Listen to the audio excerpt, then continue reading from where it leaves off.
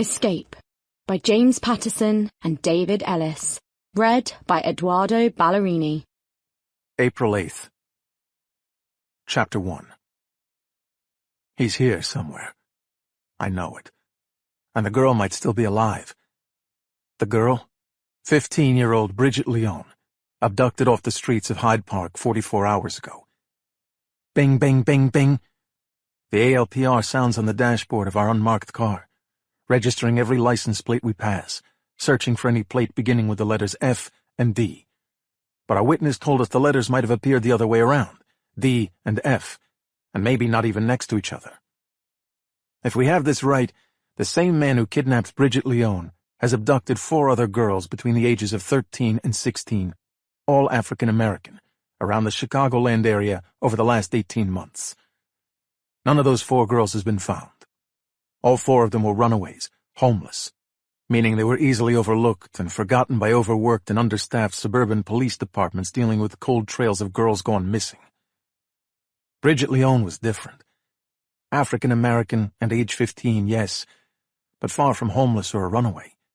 Still, her parents said she dressed way too provocatively for her age and often ran with some wild kids. Typical teenage rebellion stuff that her abductor could have misconstrued. And just before she was abducted, we eventually learned from her reluctant friends she and some classmates had been smoking weed in an alley only a few blocks from the elite magnet high school she'd attended. When Bridget disappeared, her father, a real estate developer worth millions, called his good pal Tristan Driscoll, the Chicago police superintendent, who in turn immediately deployed the Special Operations Section to find her.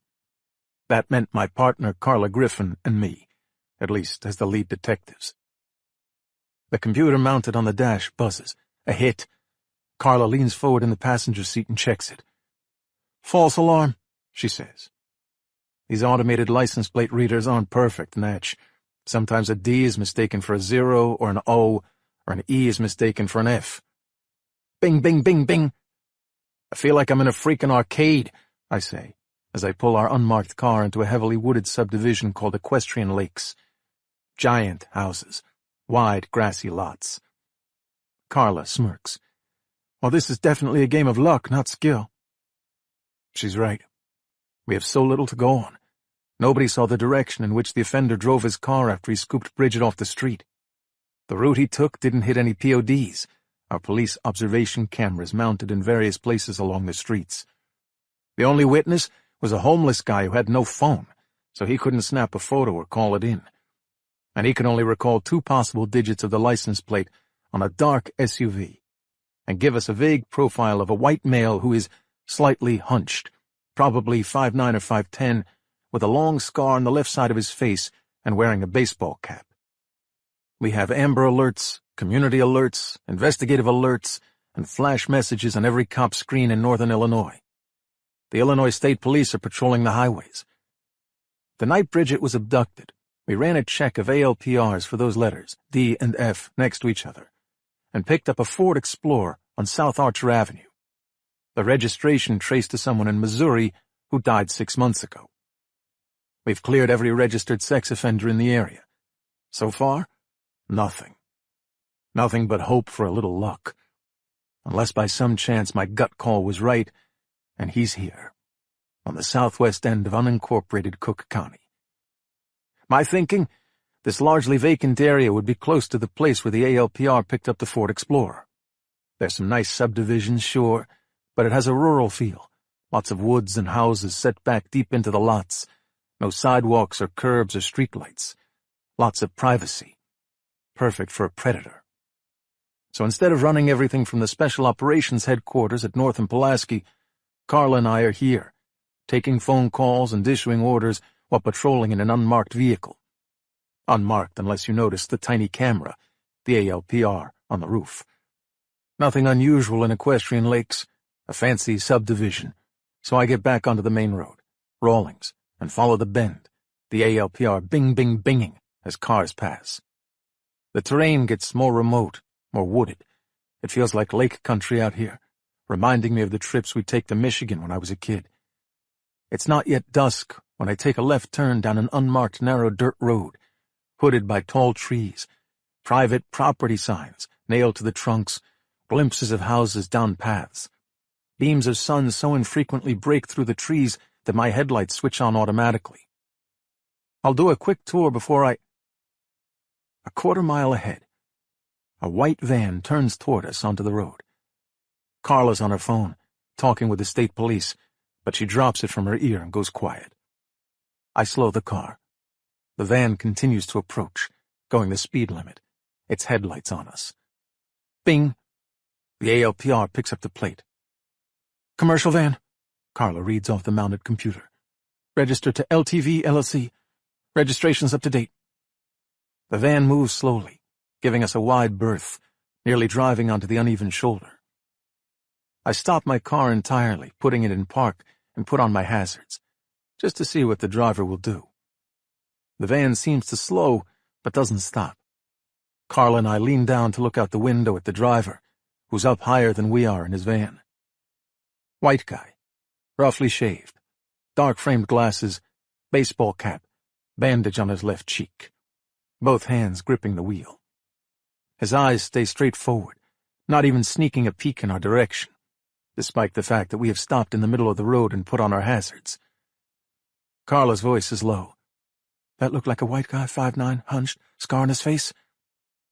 Yeah, it sure as hell does. Not a Ford Explorer, no F or D on the plates, but a guy fitting the description in a creepy van. Let's check it out.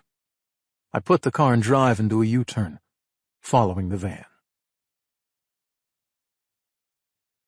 Chapter 2. The van rolls along the dirt road, slowing even further as we pull up behind it. So far it's guilty of nothing. Not speeding, no busted taillights, no apparent malfunctions that would warrant a stop. No PC, Carla says. A summary and a warning. We stop the car. Without probable cause, we have a problem in court. But we don't need probable cause to follow it for a while. It's a free country. I figure he's headed for the main road from which we just came, Rawlings.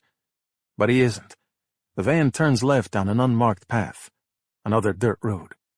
No crime in that, and he used his blinker. Still, I glance at Carla, the expression on her face probably the same as mine, gearing up. Baird Salt, she says, noting the logo visible on the side panel of the van when it turned. I follow the van onto the turnoff. It hardly qualifies as a road. It's more like a clearing through the foliage and heavy tree cover, enough for a single lane of traffic, barely. The bumps are enough to challenge our Taurus's suspension and the fillings in my teeth. The canopy of trees keeps it dark, but the piercing beams of the lowering sun manage to penetrate here and there. The van keeps moving at a normal clip down a path that wasn't meant to be noticed, much less traveled. I feel like I'm driving through a jungle, overhanging branches tapping our windshield and scraping the sides of the Taurus.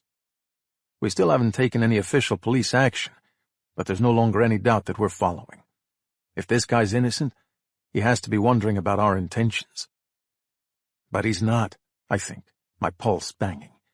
This is our guy. And he knows we know. Soch, where are you? Carla says into a radio. Another SOS team, Detectives Lanny Soch and Matt Rodriguez, are in this area doing the same thing we are. West of Archer near Hogan? We're just south of Rawlings, traveling westbound on an unmarked dirt road. We're following a white van. Driver fits the description. We need assistance. Where on Rawlings? Soch calls back. Carla cusses at the GPS, which is spinning right now, unable to connect. We're at the first turnoff west of the Equestrian Lake subdivision south side, west of Addendale, I think. On our way. I keep a distance of 2 or 3 car lengths as the van bounces along. The van begins to slow. I nudge Carla, who nods. Up ahead a clearing, sunlight blanketing the ground, no tree coverage. A road of some kind? An intersection? What's that up ahead? I ask Carla, not wanting to take my eyes off the road. Can't get GPS to pull it up yet, she answers. Then into a radio she calls to the state police chopper. Air 6, this is CPD 5210. Do you copy? Air 6 to 5210, what's your 20? These state troopers and their formality. Carla repeats our location best she can. We'll try to find you, the pilot calls back. GPS is a nightmare out here. No shit. The van slows still further, so I do too.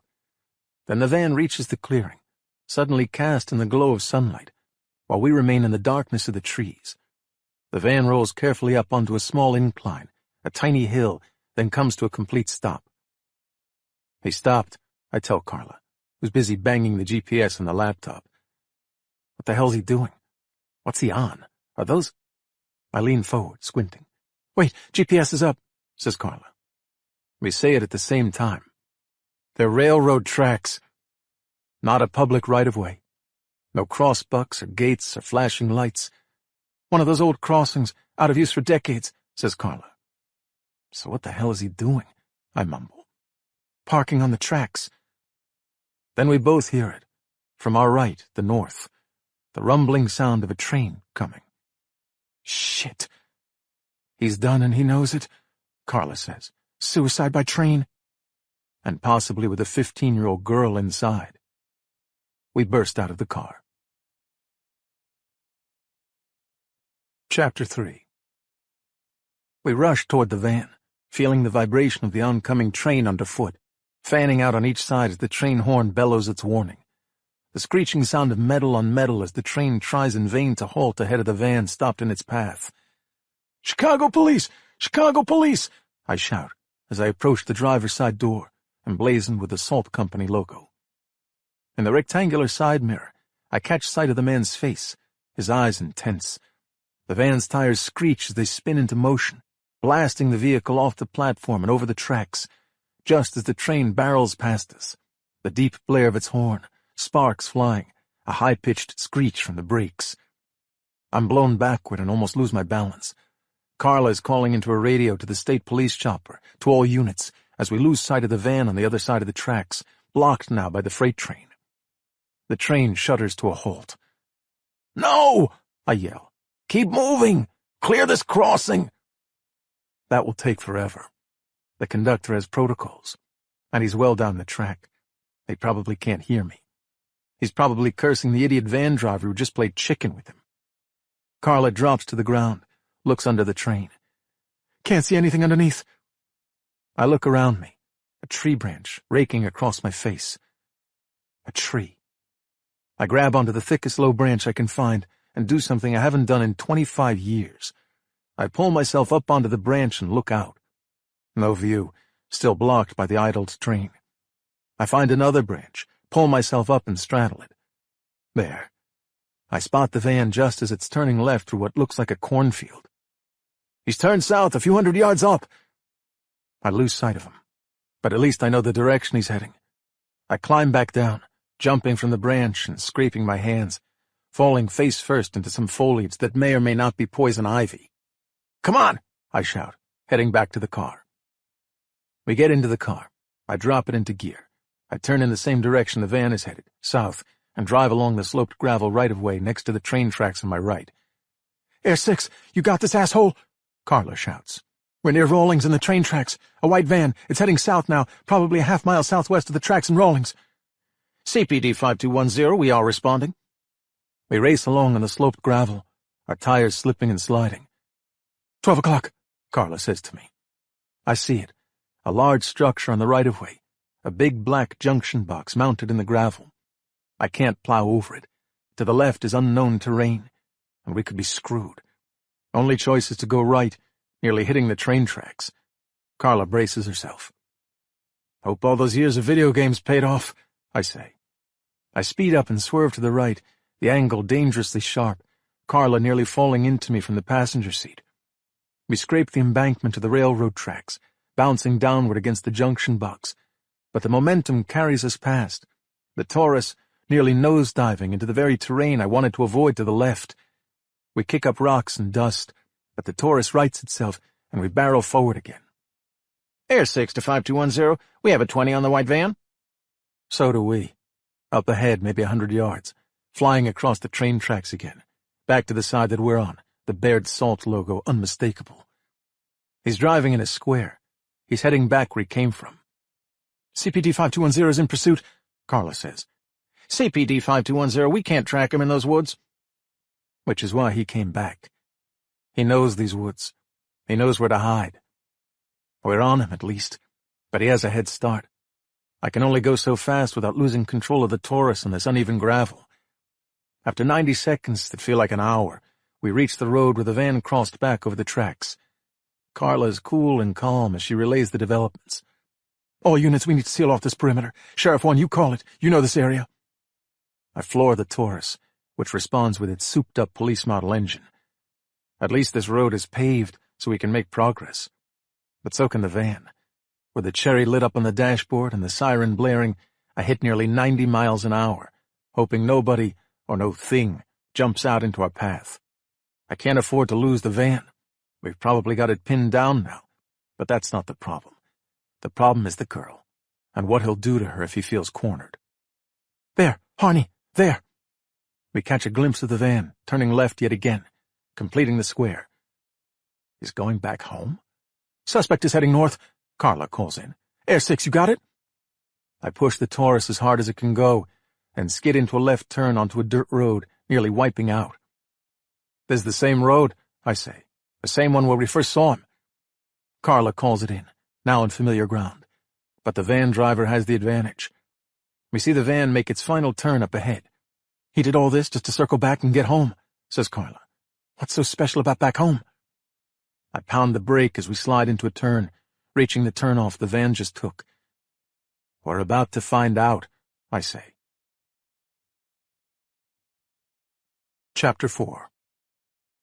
When we reach the turnoff, we see a "Do Not Enter" sign chained across the path. It makes no sense. How did the suspect get through it and reattach it? Whatever. I blast the Taurus through, the sign splitting apart before I could hit it. "Some kind of automatic gate," says Carla, checking her weapon, adjusting her vest. "Who the hell is this guy?" We follow a winding road, slowing to navigate the turns. Too slow to overtake the van. "Come on." Up ahead, the van pulls up to a house of brick and stone, the garage door opening. The van roars inside. Behind us, the sirens of law enforcement, state, county, city, come blaring from Rawlings Road. The van screeches into the garage. The man pops out. The van's back doors open. He reaches in and pulls out a girl. African-American. Tied at the hands and feet. Bridget Leone.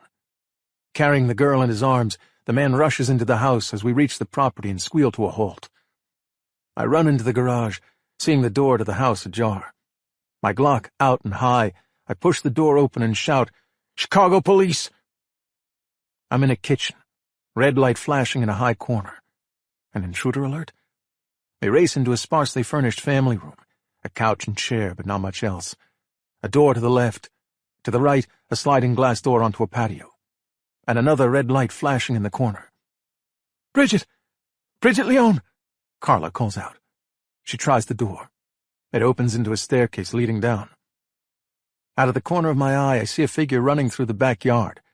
It's our offender, the ball cap and build matching the description. "Bridget!" A faint but clear, "Yes!" comes from the basement.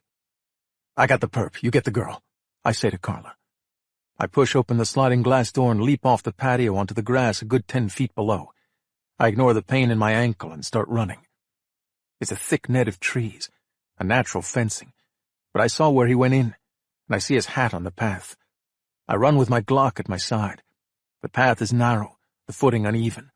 I try to watch for an ambush while running at top speed in an area this asshole knows and I don't. Advantage, asshole. But I have some wheels when I'm motivated, and I get the sense this guy does not. Then I hear him up ahead, his labored breathing, the sound of his footfalls. He comes into my view, running with all he's got, but it isn't enough. "Police!" I shout as best I can while sprinting, my chest burning, my ankle throbbing. I make a decision. Stop, aim, and fire at a tree in front of him. The wood splinters. The man cowers, slowing down. Then he stops. "Hands up and turn around!" I shout, shuffling toward him, both hands on the Glock. He raises his hands, turns around.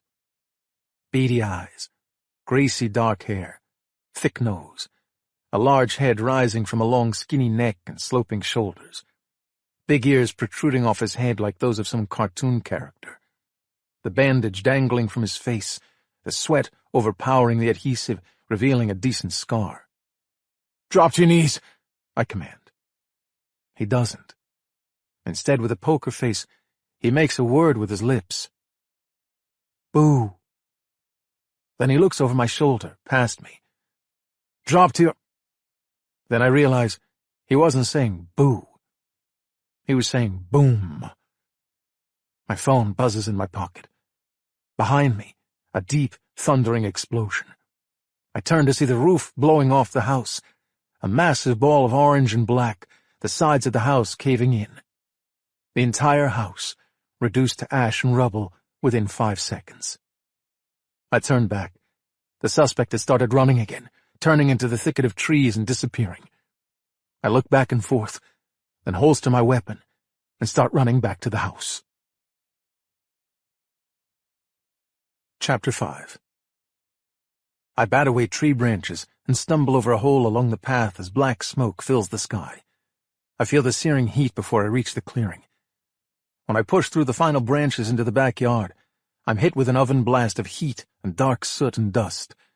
I nearly stumble over a young African-American girl lying in the grass, face down, wearing a t-shirt and shorts. Bridget? I bend down, touch her neck for a pulse. Bridget Leon? She opens her eyes, nods, looks up at me. I cover my mouth with my hand so I can breathe. Are you okay? Can you move? She manages to nod, squint at me, cough. Around the other side of the house, a state police trooper and a county sheriff's unit come running. I flag them down. Eventually they see me through the smoke.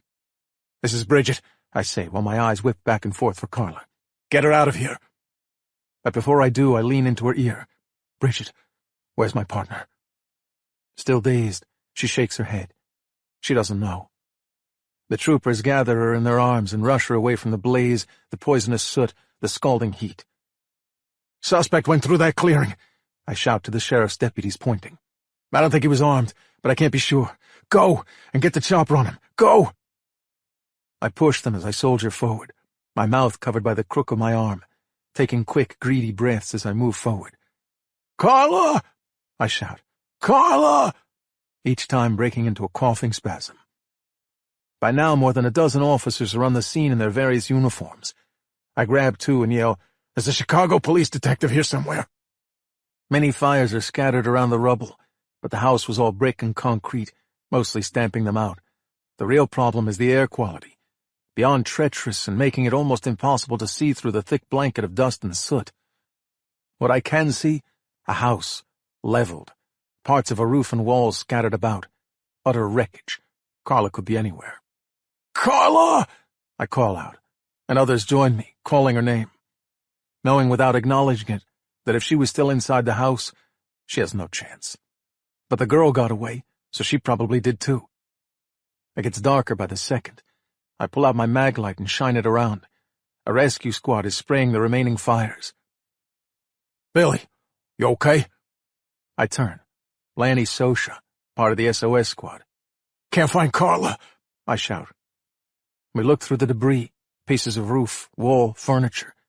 I break into another coughing spasm. Someone hands me a gas mask. Then I remember my phone, buzzing just before the explosion. I check it. The call came from Carla. I press the button to call her back and look around. Through the darkness, only a few feet to my right, a phone lights up. Over here! I rush over, slide down. Carla is lying underneath a slab of concrete that covers her body up to her shoulders. Her eyes are shut. She looks. She doesn't look. I'm here, kiddo, I'm here. Her face is painted soot black. I touch her neck and feel a faint pulse. Over here! I yell. Officer down! We need a medevac!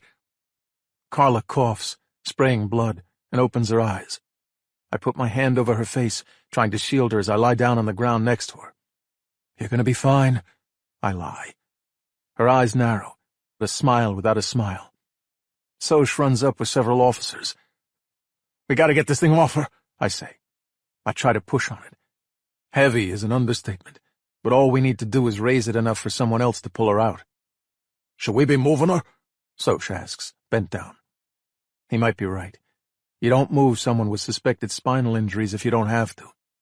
We can at least get this thing off her, I say. Everyone at once, we can do it. I bend down to Carla. Put on this mask, Carla, so you don't have to breathe this shit. I lower the mask to her face. In her weakened state, she manages to bat it away. Tell Daryl I love him, and I'm counting on him now. You tell him, I say, when you see him later. Even in her dazed, battered condition, she manages to shoot me a knowing look. Tell my baby his mama loves him. He knows that, I say, choking up. Samuel knows, but you're going to tell him yourself, goddammit. Officers scramble around us, trying to figure out how to remove this massive concrete wall off Carla's body. She winces. The girl's fine, I tell her. You saved her, Carla. She closes her eyes. Put on the mask, I say, and we'll get this thing off you. Officers have placed tire jacks on each side of the concrete slab, while the others prepare to move it. Carla wets her lips and tries to speak. Come closer. I get as close as I can, practically nose to nose on the grass, my hand wiping the soot from her face, caressing her cheek. I'm here, I manage, hardly able to speak. You saved my life, she whispers. You know that. She grimaces from the pain. Tears well up and fall sideways to the grass. The concrete slab starts to lift, the tire jacks raising it off the ground, and a dozen officers struggling to get purchase under it. You saved mine, too, I tell her, making my voice work. That's what partners do. We stick together. I take her hand in mine. We're always going to stick together. You think I'm going to let you off this easy? You and me, we're going to retire together. You and me and Daryl. We're going to sit in rocking chairs and tell war stories. With the help of the tire jacks, the officers get enough momentum, pushing the concrete up to a 90-degree angle and then toppling it over in the other direction, revealing an area of grass untouched by the soot, but covered with Carla's blood. That's better, Carla whispers, her eyes closed. Good, I say. Medevac's on its way. Hang with me, kid. Come on, hang with me. She doesn't answer. She doesn't open her eyes. Carla! I shout. Carla! I whisper. Chapter 6. Daryl Griffin sits in a chair, stoic, dazed, 3 hours after arriving in Our Lady of the Cross. His face is cast in shadow. The hallway lighting is weak, and there's no natural light, because we're in the basement. The hospital's morgue. I just got her back, he whispers. We were finally a family again. After 3 years of being divorced, he means. Daryl and Carla reconciled after Carla got clean. He moved back into the house with Carla and their boy Samuel, and Daryl's elderly mother. Carla had never looked happier than in these last few months. I sit next to him, still buzzing, still in disbelief. You're still a family, I say. You still have Samuel. Carla told me to tell you she was counting on you. Daryl leans forward, his head dropping into his rough hands, and bellows in pain. I place my hand on his back, but there's nothing more for me to do or say. He's been repeating this cycle the last few hours, crying himself to the point of exhaustion, then going cold and silent. The door to the observation room opens. Samuel, who just turned 11, steps out into the hallway and stops. He'd asked for some time alone with his mother. He was in there for 30 minutes. The only good news is that the injuries to Carla affected her from the shoulders down. Her spine was broken, and she suffered massive internal injuries. But because she was lying on her back on the stainless steel bed, covered to her neck in sheets, all Samuel could see was his mother's unblemished face and peaceful expression. Once in the hallway, he looks around as if he has no idea where he is, no idea what to do next. I walk over and put my arms around him. He doesn't hug back, doesn't move. Your mother is always your mother, I whisper. All her love, all her hopes and dreams for you, they'll always be inside you, Sam. For a heavy moment, he remains silent and still. Then he speaks, slowly, cautiously, warily, in a gravelly voice. Was she in pain? No, I say. She never felt a thing. I wish I could be sure of that. One of the paramedics told me that her spine probably snapped on impact, all feeling from the fracture down lost.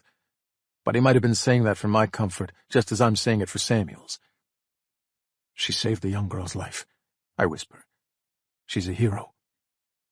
His gangly little body starts to tremble. His father comes over and takes over my position. Let's go home, he says. It's well past midnight. I wave to one of the uniforms and tell him to get the family home safely. I'll be by in the morning, I say. I hug each of them, and then because there's nothing else to do or say, I watch the two men in Carla's life limp down the hallway, shell-shocked.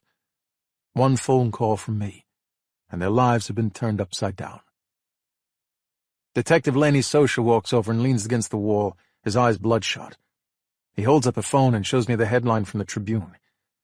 Police rescue Leone girl. You're famous, Soch says without feeling. I snap out of my trance. Daryl and Samuel are gone now. I got time of my own with Carla, too. I have a feeling I'm going to be talking to her in my prayers for a very long time. But for now, it's time to do my job. It's time to worry about the subheading beneath the headline. Abductor still at large. Let's go find this asshole, I say. Chapter 7. Soch and I take the elevator up to the 3rd floor of Our Lady, filled with cops from every jurisdiction involved in the abduction. The state police and the county sheriff, local cops and CPD. A measure of quiet falls over them as I walk down the hallway. Respect for my fallen partner. Some handshakes and backslaps out of condolence. Someone directs me to the door I'm looking for. I see Soch's partner, part of our special ops team, Detective Matt Rodriguez, standing outside Bridget's hospital room. No sexual assault, he says. No abuse of any kind. That's good. Whatever Bridget went through, whatever terror and trauma she experienced, at least it didn't get that far. She was scooped off the street, thrown into a trunk, and driven to the home where you found her.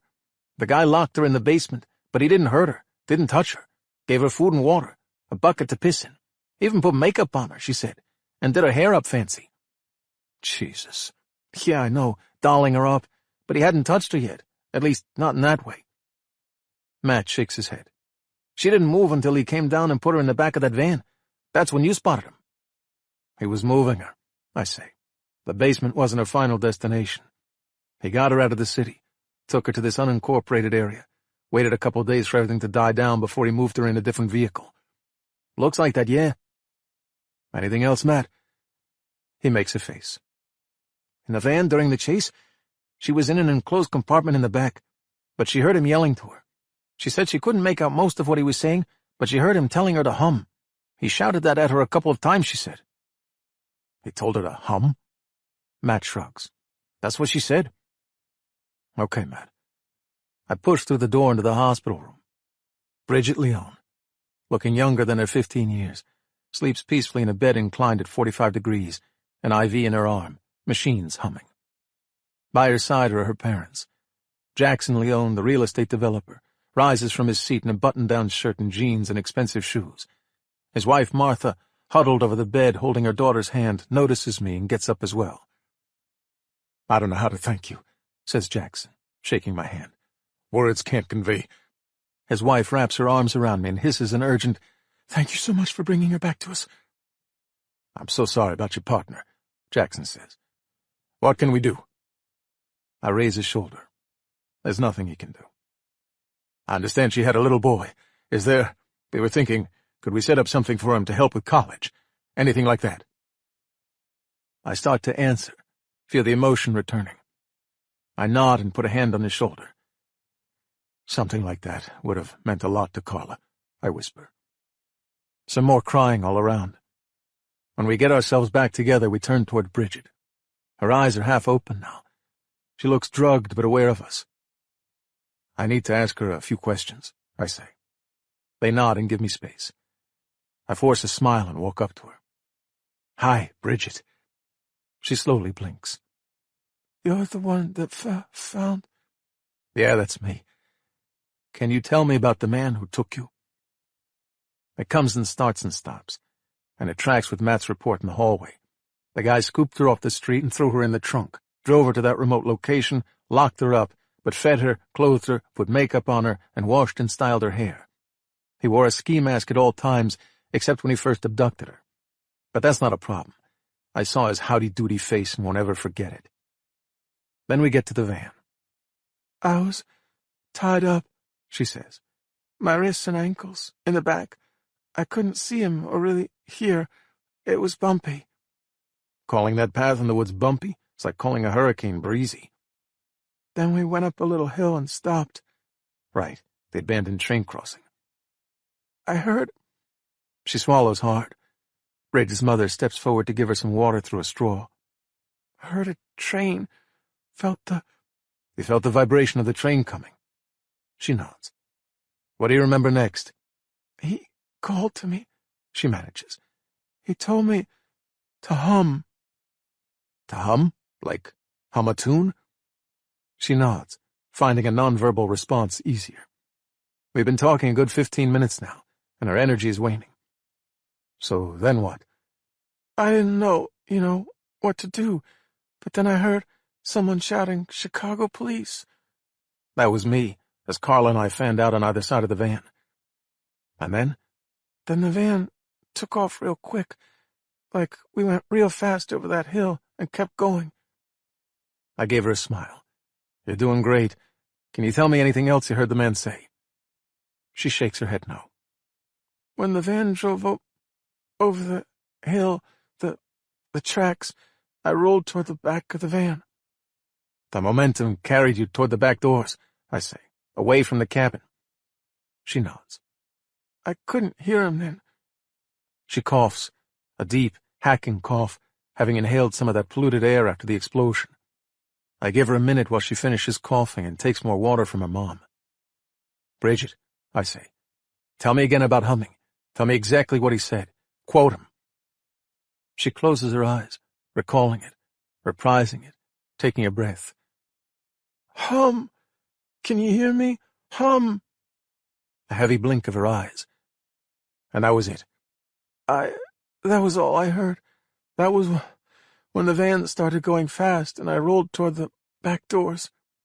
Her head drops on the pillow. I've used up her energy. I look at Bridget's parents. They don't know any more than I do. I look at Soch, now in the room as well.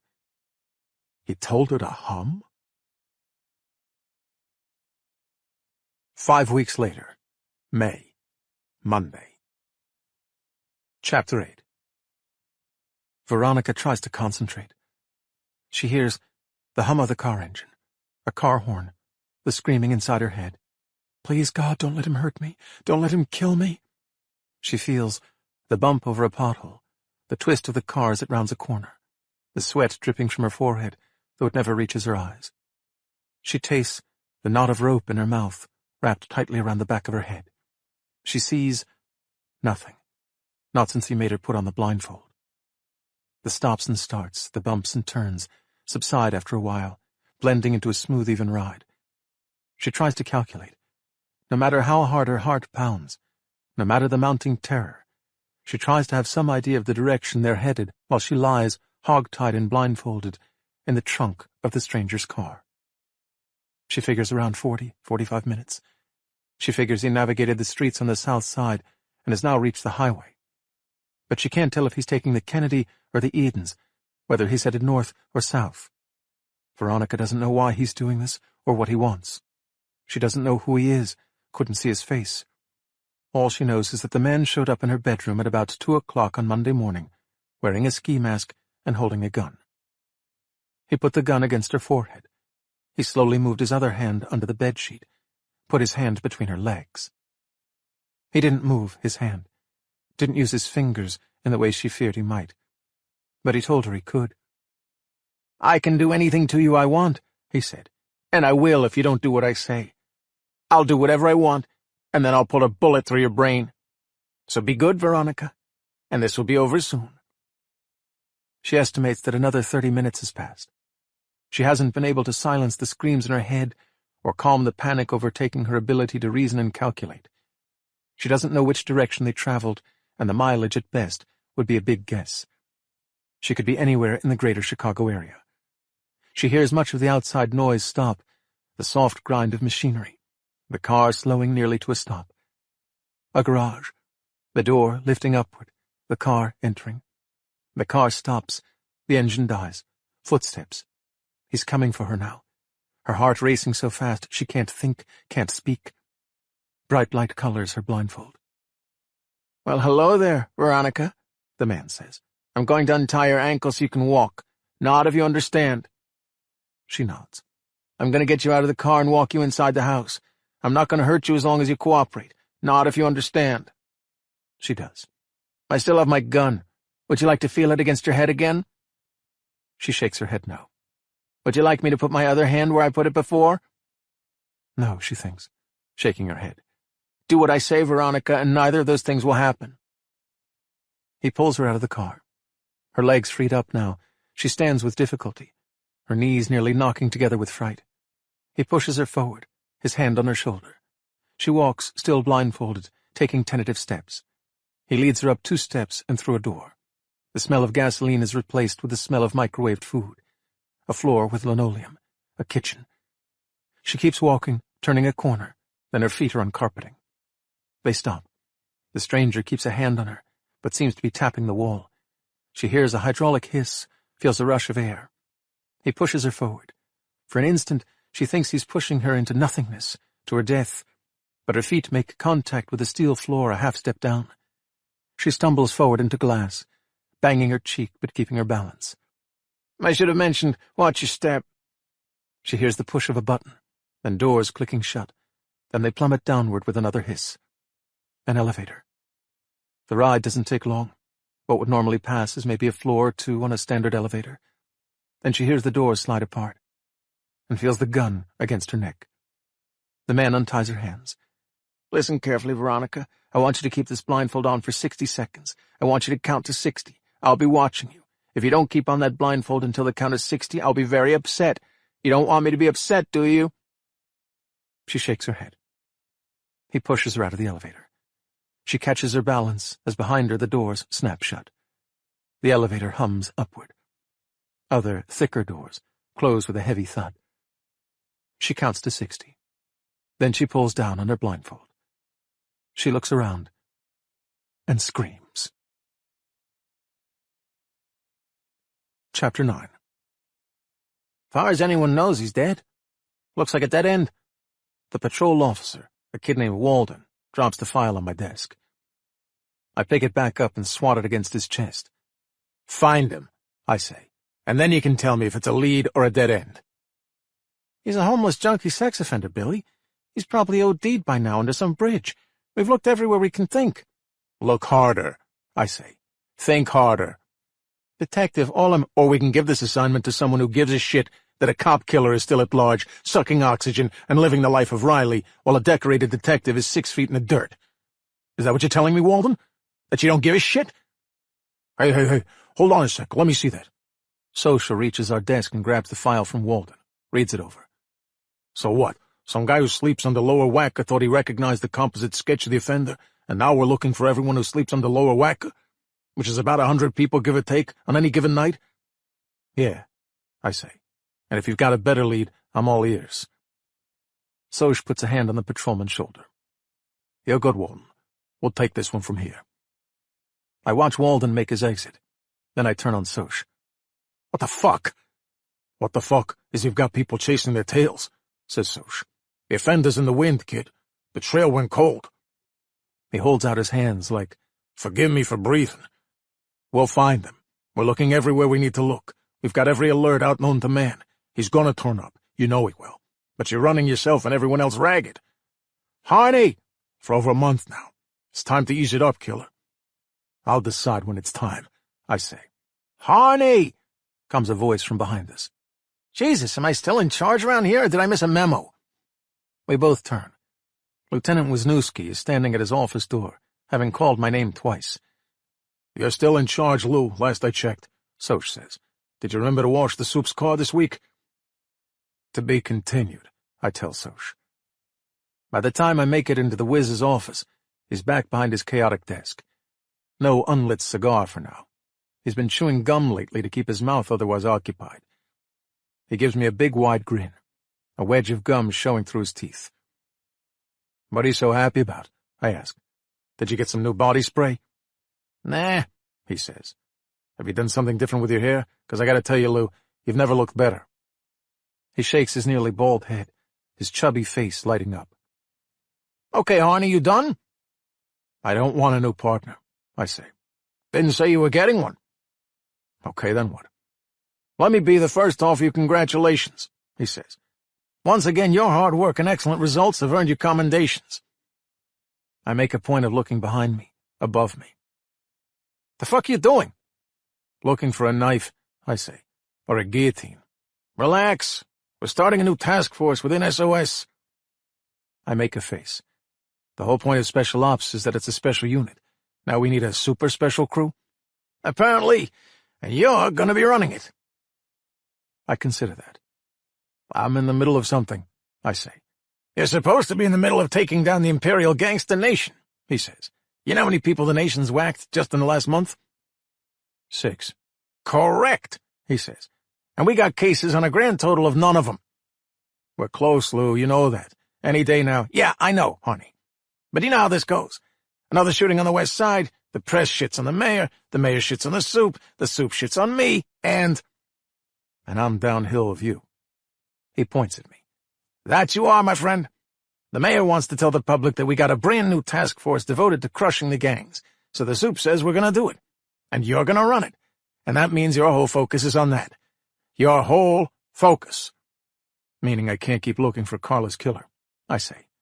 I can't do both at once. Afraid not. The message being, we don't care if someone kills one of our own. The message being, we have a massive multi-jurisdictional squad of coppers looking for that perv, and we're gonna find him. But you, Mr. Super Cop, we need on the Imperial Gangster Nation and one Jericho Hooper. I'll keep on the Nation and Jericho, I say. But I'm gonna catch the perv, too. The Wiz leans back in his chair, eyeing me, chewing like he's punishing his gum. His prominent forehead starts to glow. See, you get a lot of rope, Arnie, he says, smiling. You got a huge save with that girl Bridget, and you lost your partner. But that rope don't go forever. You're being reassigned. I'm not taking it. I just said you are. Yeah, I heard you just fine. I'll do it after I catch the pervert. You'll do it now, he calls to me, as I'm leaving his office. Chapter 10. The hell's wrong with you? Soch is throwing on his sport jacket when I return to my desk. Just got my nuts clipped. Sorry for your troubles. We're riding with Winters on a search warrant. Come with. Pass. I look to my right, to an empty desk, a clear polished wood surface. No photos of Samuel and Darryl. No leather work bag on the floor. No smart-ass remarks. I could have been the one who went for Bridget in the basement. Carla could have chased the perp. She'd be alive right now, with her young son and a rekindled relationship with her ex, with her family who needs her. I'd be the one in the dirt, the one without a spouse, without kids depending on me. That one decision, that split-second division of responsibility. Whoever gets the wrong end of it, sorry for your troubles. Billy, come ride with us, be good for you. I snap out of my fog. I didn't realize Soch was still standing there. He knows where my head is, staring over at Carla's desk. He's given me the speech a dozen times. You never know. One of those things. Hazards of the job. She knew the risks. She'd want you to keep doing the job. I'm good, I say. If I don't see you, come to the hole tonight. Sure, see you there. I head to the John and splash water on my face. I look in the mirror and wish I hadn't. I think of Samuel, a great little kid whose whole life was Carla. All I can do is check on him. He seems to be doing relatively okay, especially with his dad back in the picture. But he's going to have to grow up a lot faster than he should. All because some pervert likes to kidnap young girls and get his jollies. That fucking perv. That smirk on his face as he mouthed boom to me. And I'm supposed to stop chasing him? I punch the wall of the bathroom stall, because there's nothing else to hit, until my knuckles are bleeding. Then I take a deep breath and leave the John, having taught that stall a lesson it'll never forget. My phone rings in my pocket. The call's from a cell phone with an 812 area code. I recognize the code. The only person I know in Terre Haute could not possibly be calling me from a private number. "Harney," I say into the phone. "The fuck you doing?" It's him. The deep, scratchy voice, the down-to-business lack of a greeting. It's Pop, my father, the convicted felon, residing for the rest of his life in the federal Supermax penitentiary in Terre Haute, Indiana. "What do you mean?" I say. "Where are you calling from?" "Me? Oh, I'm sipping banana daiquiris in the Caymans. Where the fuck you think I am?" Pop and I don't have, let's say, a warm relationship. I've made it clear that I don't want to talk to him again, and he's made it clear that he doesn't give one shit what I want. He calls me once a week. I always know it's him by the caller ID from a restricted phone service operated by the BOP. At first, I just let it go to voicemail, so he'd take his allotted time and preach to me on whatever subject. And I'd listen to the voicemail, despite everything. Call it morbid curiosity, or the mystery of familial bonds. I'd listen. He called after Carla died over a month ago. For some reason I answered, probably feeling sentimental after a tragedy. I don't know. But I answered the call, and I started bawling like a child. I hated the fact that I gave him that intimacy, that connection with me again. "I mean this cell phone," I say. "What happened to the calling card?" "Never mind that. Here's something you should know by now. It's better to work for yourself than someone else." I pass by the Wiz's office. "Okay, well, thanks for those words to live by. Anything else? Should I take time to stop and smell the roses, too?" "Always that attitude. All you kids, or mostly you." "Yeah, I can't imagine why I'd have an attitude with you." The reservoir of hatred and anger starting to refill inside me. It doesn't take much. "Take the promotion," he says. "Run your own task force." I stop cold, halfway to my desk. Glance back, it was Newski's office. It was only, 15 minutes ago that the Wiz pitched me the assignment.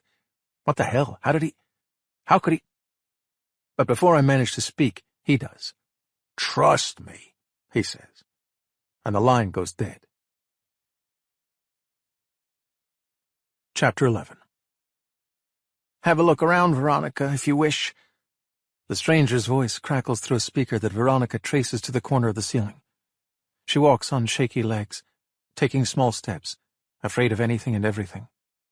The room looks like a dressing area, a full-length standing mirror, a makeup table with cosmetics, and a chair with a lavender cushion. Closet doors on one side. Looks like a small refrigerator, too, with cabinets above it. And a chain bolted to the wall, connected to a pair of handcuffs. It smells like bleach and disinfectant, like someone scrubbed this room within an inch of its life. She looks back at the spot from which she entered the room, blindfolded. It looks just like part of the wall, save for a slight parting in the woodwork that reveals two doors, now closed, that must slide apart for the elevator. That's worth remembering, she decides. But she turns away so as not to signal her thoughts, because there's a camera in the ceiling's corner next to the speaker. "You see the closets? Go ahead, you can open them." She walks over, reaches for a handle, her hand trembling. "For goodness sake, Veronica, it's just a closet. No scary monsters, I promise." No, she thinks. The only scary monster is the one talking to her right now. She opens the closet door, sees a lengthy space inside. Costumes dangling from plastic hangers, spaced out evenly. Cheerleader outfits of various sizes. Children's 11, 12, 13, adult 1, adult 2. Schoolgirl outfits, the white tops and plaid skirts and stockings, same variation of sizes. Pajama tops depicting female Disney heroines, also in the same sizes. Below them in a clear plastic box, underwear, children's panties, running the same gamut of sizes. She stifles the urge to vomit. "We'll need to find you something that fits, I realize. Keep going, Veronica. Go to the next room." All she wants to do is collapse to the floor, squeeze her eyes shut, fall asleep, and wake up back home. "Veronica!" She jumps, turns, finds a sliding wooden door to the next room. She slides it open with caution, as if something might jump out at her. A classroom, a chalkboard, erased clean, and chalk. 3 rows of chairs and desks for the students, a teacher's desk, a yardstick. A violent shudder races through her. The screams drown out everything else. She can't stop the tears. "This, quite obviously, is the classroom. Please keep going." Shaking so hard she can hardly keep her balance, her eyes clouded with tears, Veronica forces herself forward to the next room. She slides the door open. A bedroom. Murals on the walls, in purples and pinks and light greens, the stuff of fairy tales, princesses and wands and fairy dust and castles, a king-size bed with a hot pink duvet and a dozen pillows. "Oh, my God," she whispers. "And of course a full bathroom attached," the voice squawks. There's a speaker in every room, and a camera in every room. "Now listen, Veronica, you may not have noticed in the dressing room there's a small fridge and a cabinet above it. There's some fresh milk inside. And in the cabinet you'll find some bowls and plates and plastic spoons, a couple of boxes of cereal and power bars and granola bars, and a case of bottled water. There should be more than enough to sustain you for a week. But you should conserve it. Be smart." Why? She wonders. What is he going to do to her for a week? And what's he going to do after a week? What is this place? She thinks through the possibilities. None of them good. She's seen the news. She and everyone else in Chicago read all about that girl, Bridget something, who was abducted in Hyde Park a month ago. One of a series of girls kidnapped around Chicago over the last year and a half. That girl Bridget was rescued by the police, something else that was splashed all over the news. But the kidnapper got away. And the other girls, was it 4 others or 5, have never been found. Is she the next one? Did they, like her, all come here? "I can't be here," she says. "I understand you're upset. No, you don't understand. I can't be here. I can't. Veronica, I'm afraid you don't have a choice. Now be a good— I never saw your face," she manages to say, trying to keep her voice even. "If you let me go, I couldn't identify you. I wouldn't say anything." "I'm not worried about being identified, Veronica, but thank you for your concern." Her head drops into her hands. She can't hold it back any longer. Sobbing and trembling and gagging. "Please let me fall asleep and wake up at home," she prays. "Please let this be a nightmare." "You don't understand," she shouts through her hands, choking out the words through her sobs, quivering like jelly on the floor. She hears a click, the speaker shutting off, and cries harder still. She's going to die down here. She knows it, one way or the other. The speaker clicks back on. She lifts her head. "Okay, Veronica, explain this to me," the voice says. "What don't I understand? Why can't you be down there?" Chapter 12. Soch pushes me up on stage, if you can call it a stage. More like a corner of the bar with a light and a microphone and a speaker resting on top of an old crate, so whoever's holding the mic can be seen from the other side of the bar. The hole in the wall, on Rockwell, on the northwest side, has been a coppers' hangout since coppers bought it and started giving discounts to the boys and girls in blue. The open mic thing has become something I do every night I'm here, which is most nights. A few minutes of stand-up, which people seem to enjoy, or at least pretend to. But I haven't taken the stage since I lost my partner. And everyone in the joint knows that, which is why the noise quickly simmers down to utter silence as I raise the mic. We're a family, and when one of ours goes down in the line of duty, we all show up. The entire force was at Carla's funeral, in full-dress uniform, the honor guard procession, the gun salute, the whole 9 yards. People who'd never known Carla cried and hugged me, and threw in some money for an informal fund for Samuel.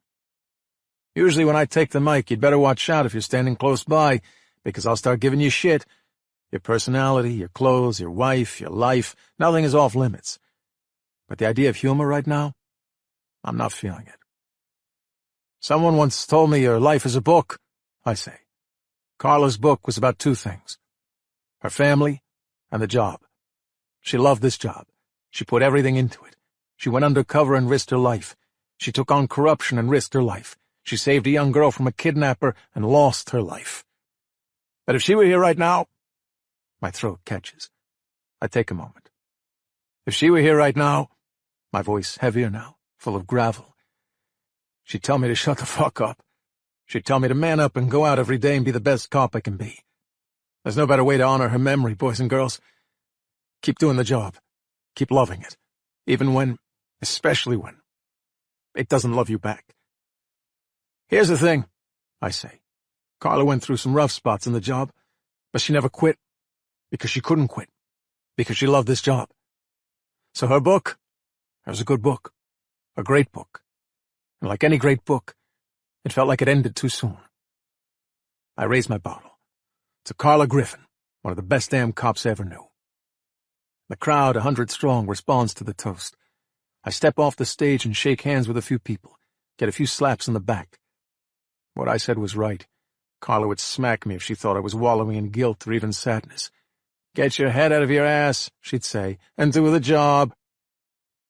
That was nice. My twin sister Patty, also a detective, fist bumps me by the bar while she sips from a Jack and Diet. The low-carb thing is part of her weight loss. Body is a temple transformation, which also includes marathon running. Her body trim and hard as a rock. "How are the Russians?" I ask. Patty caught a case of a Russian dissident, Dmitri something or other, found dead in his home. It made the news because the guy was a critic of the Putin regime, but Patty doesn't buy the international conspiracy theory. Turns out her victim had a pretty colorful life, plenty of things that could have gotten him in trouble here in the States. "Not getting much," she says, "other than compiling a freaking encyclopedia of Russian mobsters in Chicago." Wisniewski waddles past me, a cigar back in his mouth, though unlit. Winston Churchill, without the courage or smarts, but probably better political instincts. "I'll do it," I say to him as he passes. He stops, turns back, processes that, even removes his beloved cigar from his mouth. "By I'll do it, you mean you'll accept an order from a superior officer?" "I guess so." "Well, Detective Harney," he brings a hand to his heart, "never have I been so fucking honored." Chapter 13. "I'll have one more. Nurse, one more if you please." The hole has a 4 a.m. liquor license, but most of us don't stay nearly that long unless we have the next day off, or at least the morning shift off. I don't have tomorrow off, and I don't have shifts anymore. SOS doesn't work like that. But tonight's a night for drinking. I've been putting my head down and focusing on catching the pedophile who killed Carla. The last month's been a whirlwind like that, intentionally so. I haven't given myself time to think too hard about her. Now, per orders, I'm off that assignment. I'm out of excuses. So the memories of my dead partner are hitting me head on. And the last thing I feel like doing is going home, lying in bed, and remembering. Remembering how she saved my life. Remembering how hard she worked to get back on the force. Remembering how fiercely she loved that little boy. Which is why I'd really like another bourbon. And I'm getting annoyed that I have to ask more than once. "Jesus, did this place close up and nobody told me?" A woman appears from behind the staff-only door. That's the bartender, but it's the first time tonight I'm really noticing her. The White Sox jersey tied at her navel, ponytail through her ball cap, great eyes, big blue eyes, red hair and blue eyes. I might be in love. I might be drunk. Her eyes are blue, if I didn't mention. "Pardon me, miss," I say, faux polite. "Do you guys sell alcohol here?" "I heard you," she says, grabbing a glass off the bar and dumping it in the washer. "I was giving you time to reconsider." "Why would I reconsider?" "Drinking can affect your decision-making," she says, a wry poker face. "You may be right," I say. "I can't decide." She looks down, a broad smile. "Dudley Moore," she says. "Arthur." "You're too young to know Dudley Moore. Shit, I'm too young." "I'm old enough to recognize when someone's had enough to drink." I try to focus on her. Athletic and youthful, but mature, too. More poised than I'd expect of someone her age, if I knew her age, if I could see clearly. I can see clearly now the rain is gone. It's possible I've had too much to drink. "You're 86ing me," I managed to say. "I'm exercising my discretion to ensure the well-being of a patron." She slides a glass of water in front of me. "Sorry about your partner, by the way. That speech was very sweet." I focus on her best I can through the fog. "You're new here." "I've been working days," she says. "Just switched to nights for a couple weeks." "For the pleasure of hanging out with drunk cops?" "Oh, no, I get those during the day shift, too. No, it's for final exams," she says. "You're a student. You're just a kid." "Not that much of a kid, and I'm still 86ing you." I lean back, which is a bad idea, a wave of nausea passing over me. "You realize I have the power to arrest you," I say. "I'd argue justification," she says. "Defense of another." "You're saving me from myself." "Something like that." "You're a law student?" Guilty as charged. I raise a finger. I thought the first thing we were supposed to do is kill all the lawyers. Only if you want to suspend all constitutional protections and let the government take over. That was Shakespeare's point. Lawyers are the last guard against government oppression. It was a compliment. I throw my hands down on the bar. I can see I'm not going to win this argument. Or probably any argument with you. You're too smart for me. I'm just more sober. Then have a drink with me. I'm on the job. Then quit. I throw up my hands. Throw caution to the wind. She leans forward as if to confide in me. Don't take this the wrong way, she says, but that sounds like a dramatic step for someone I don't know very well. Then you leave me no choice, I say. I get off the bar stool. We must marry at once. She shields her face with her hand, starts laughing. I'd drop to a knee, but I'm not sure I'd get back up. That would be problematic, yes. I turn and head for the door, my feet heavy as anchors. Jilted and heartbroken, I say. He has only his dignity, if that. Something tells me I'm going to be embarrassed tomorrow. Tuesday. Chapter 14. The Imperial Gangster Nation, I say to the conference room. I shouldn't have to say more than that. I don't. Everyone in this room knows the Nation. Biggest street gang in Chicago. These days around 3,000 strong. Drugs, guns, prostitutes. Started on the west side, Austin neighborhood, and gradually expanded east and south, taking turf away from other gangs. They don't ask nicely. They don't negotiate peace treaties. They go in hard and take what they want. And apparently they don't care who they kill in the process. And you all know this asshole? I point to the photograph at the top of a chart pinned to a wall of corkboard. Jericho Hooper, known by the humble moniker King Jericho to his troops. Just turned 43. Jericho has a long face with gray braids tight across his head. He dresses in long flowing garb, like he's some kind of urban messiah, not a ruthless leader responsible for the deaths of over 100 people at this point. Jericho didn't get where he is by being stupid, I say. He's smart, and he's cautious, personally.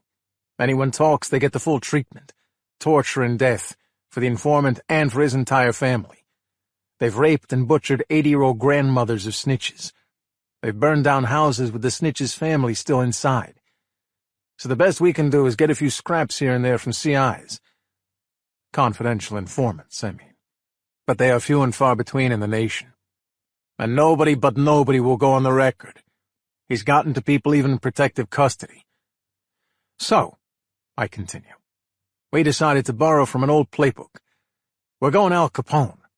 We're going after his money. I point to Marcia Flaker. Detective Flaker from Financial Crimes. Marcia gets up, puts on her reading glasses. The federal government used to estimate Jericho's net worth at 25 million, she says. But our numbers say it's probably closer to 50. Yeah, she agrees when someone whistles. He launders the cash. He does it in several ways. First, he runs cash through the businesses he owns, which have multiplied just over the last year. He owns 3 nightclubs, 1 strip club, and a string of laundromats, believe it or not. She looks at us over her glasses. Cash-dominated businesses. They all have bank accounts. He pumps cash into them every day in small increments, well under the $10,000 threshold, usually like $4 or $5 grand a day. He flips real estate with the money too, so the transactions end up totally legal. Then there's the casinos. He or someone he trusts takes large sums of cash to 2 different casinos that we know of. They cash it in for chips, gamble, win some, lose some, whatever, and then cash in their chips at the end of the night, washed clean. She walks over to the corkboard wall and the chart showing Jericho's holdings and people. She points to a photo of a young African-American man, caught on camera on the street, staring vacantly forward. This is the man who makes it happen for him, she says. His name is Mason Tracy, age 20. A child prodigy, they say. He dropped out of high school his junior year, by which time he was so advanced in mathematics that nobody in the school could teach him. They had to send him to UIC, where he was taking graduate and PhD-level courses in, she reads from her sheet, differential equations, nonlinear dynamics, and advanced algorithms. I don't even know what that means, I say. None of us does. Marcia shakes her head. Anyway, this kid grew up poor, dirt poor, living with his mother and his younger sister. His mother died 3 years ago when Mason was 17. He and his sister were orphans. "Enter Jericho Hooper," I say. Enter Jericho Hooper. He takes Mason under his wing. Even though Mason has scholarship offers coming out of the woodwork, he drops out of school and starts working for Jericho. He's a numbers savant.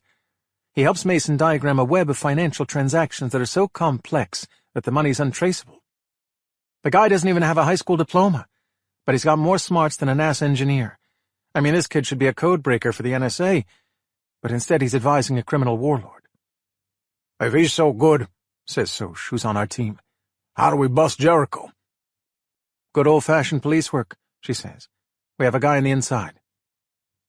The guy on the inside is Ronnie Lester, who's worked undercover for us going on 4 years inside the Nation organization.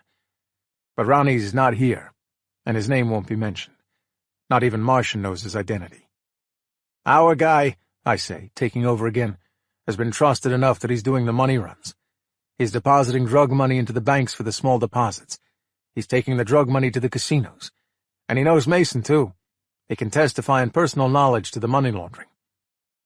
Combine that," I say, "with grand jury subpoenas we've served on the banks without notice to Jericho, and we go a very long way toward showing that the money he's depositing into those accounts didn't come from legitimate businesses." I take a moment with that. "Guys, if we get something solid on Jericho, the whole game opens up. Nobody wants to talk because of Jericho's wrath. But if we show them there's blood in the water, if we show them the king is dead, people won't be afraid anymore. We can take down this whole freaking organization, domino by domino, if we can get King Jericho." I clap my hands. So that's exactly what we're going to do. This is the first step, and we do it today. Let's go arrest some bad guys. Chapter 15. We're going to hit him at the same time, I tell the room. One crew grabs Jericho, one takes the boy Wonder, Mason Tracy. Soch will take the lead on Jericho. I nod toward Marcia.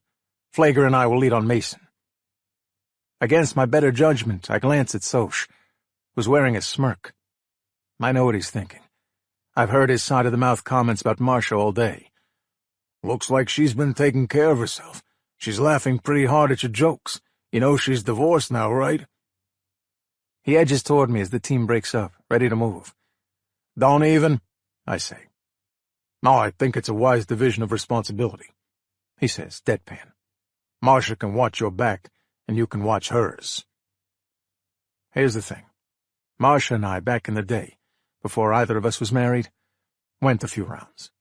Sweaty, greedy sex, but not much else. Went our separate ways when she was reassigned. Some fun, no hard feelings. We both got married, and she left the street altogether when she started having babies, deciding to put her finance degree to use and mostly sit behind a desk in financial crimes. So yeah, I'm a widower now, and she's divorced. But that's not why I'm taking her with me. I'm taking her with me to arrest Mason because Mason is the key to all this. Yeah, King Jericho's the guy we want, but he would never keep anything incriminating in his house. He's way too cautious. He doesn't even use a cell phone. His communications are old-school mafia. Whispers in his ear, nods of his head. But Mason? If we're taking down Jericho on money laundering, Mason is how we get there. He'll have the data, the records, the incriminating information. And Marcia's the financial expert. She'll know what to target in the search. Mason will be the bookkeeper to Jericho's Al Capone. The child prodigy will take down the king. But I'm not getting into it with Soch. I will only encourage him. Somewhere along the line he appointed himself as my life coach, and now he seems determined to put Marcia and me together. Go get the king, I tell Soch. Try not to fuck it up. Marcia and Matt Rodriguez ride with me, a patrol unit following. Mason Tracy lives out west in the Austin neighborhood, where Jericho used to live, and where the Imperial Gangster Nation was born. It's a decent ride from our headquarters on Pulaski. Pretty geared up to arrest a math nerd, Marcia says. You never know.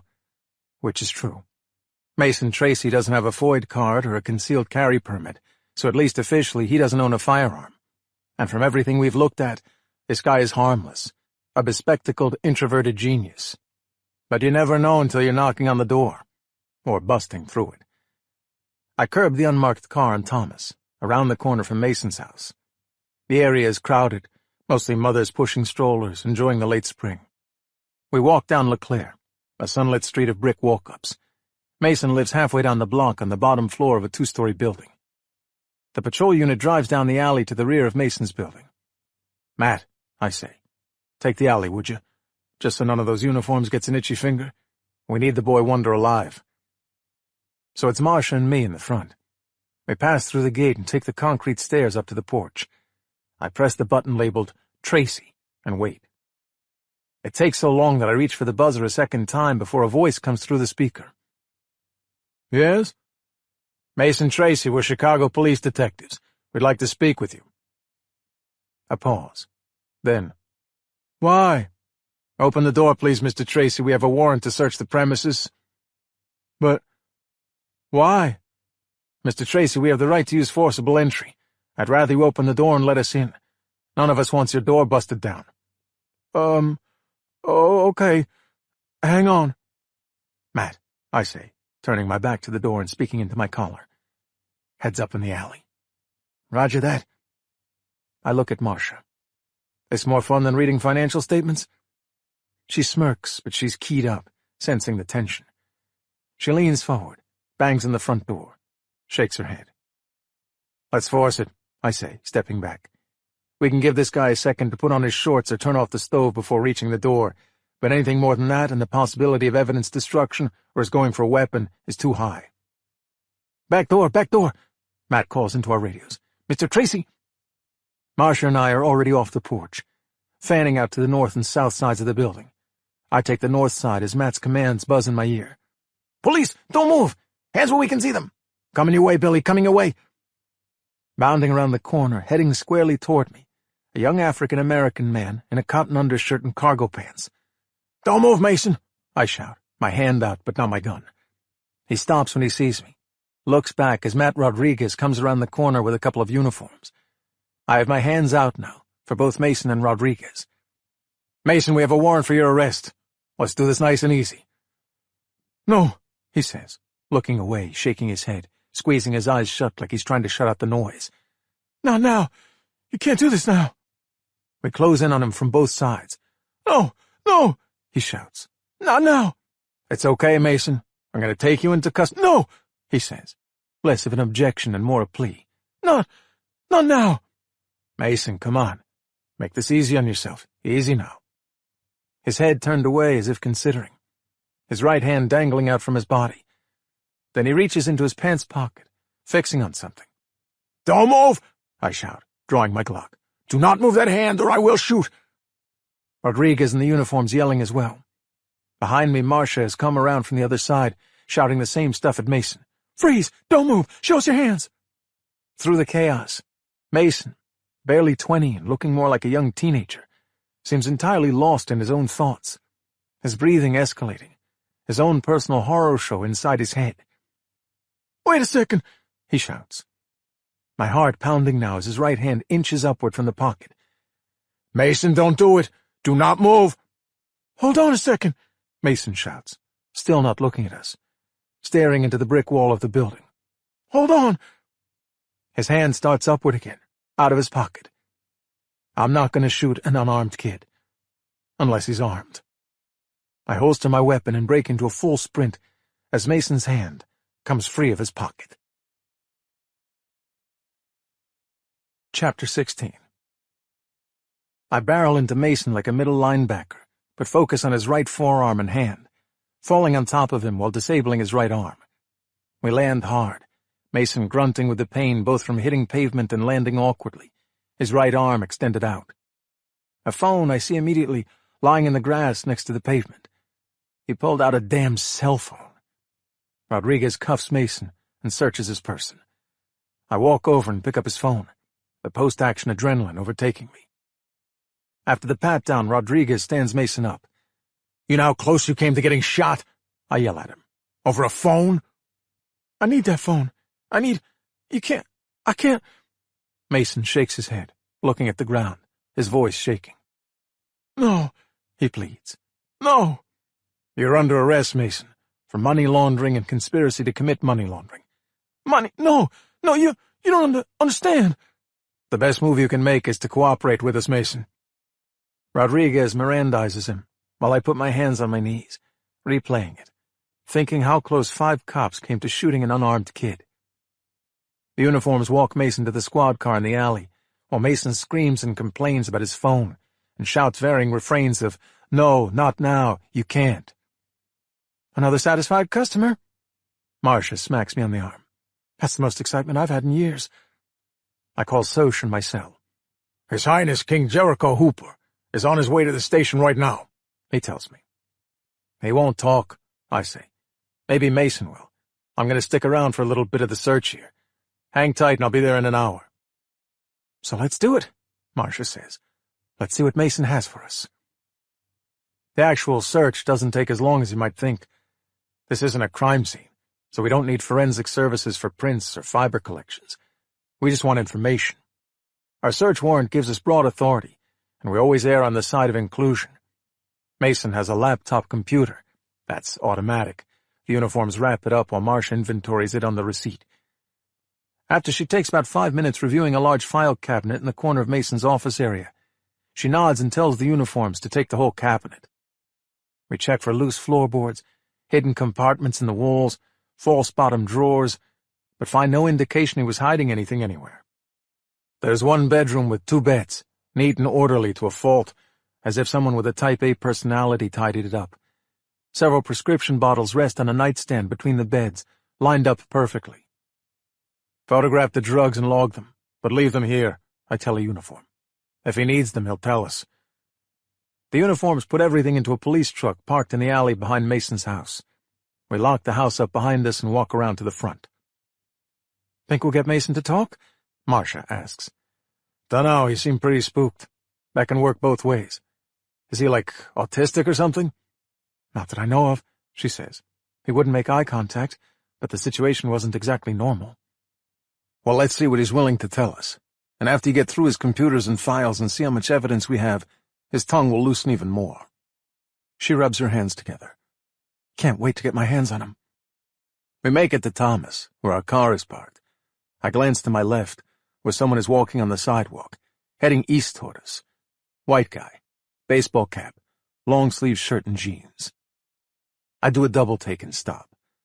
Look back again at the man. His head is down, earphones in, passing a woman pushing a stroller. No. His hair, peeking out from under his hat, is dark as ink, and his ears aren't sticking out. No scar either, so no. But the long neck, the slope to his shoulders. You can change your hair color, you can surgically cover a scar and even pin back your ears.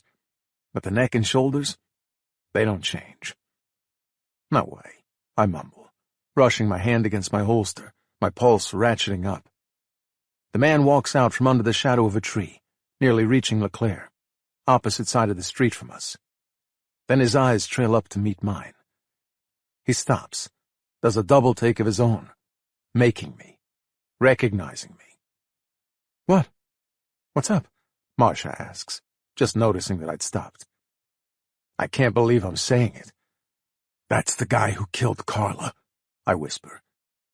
The man turns and breaks into a sprint. Chapter 17. "Get the car!" I yell to Marcia as I run after the suspect. He has over a half a block on me, but he couldn't run as fast as I could last time, and he can't now either. All units! All units!" Marcia's voice in stereo, shouting only a few yards from me, but also crackling through my radio. "Plainclothes detective in pursuit of a homicide suspect on foot, heading west on Thomas Street past LeClaire. Suspect is on foot, Caucasian, blue baseball cap." The man runs along the sidewalk on Thomas, heading west, then turns left, heading south down Leamington. Smart move, I realize as I reach the corner, because the street's one way north, making it hard for Marcia to pursue by car.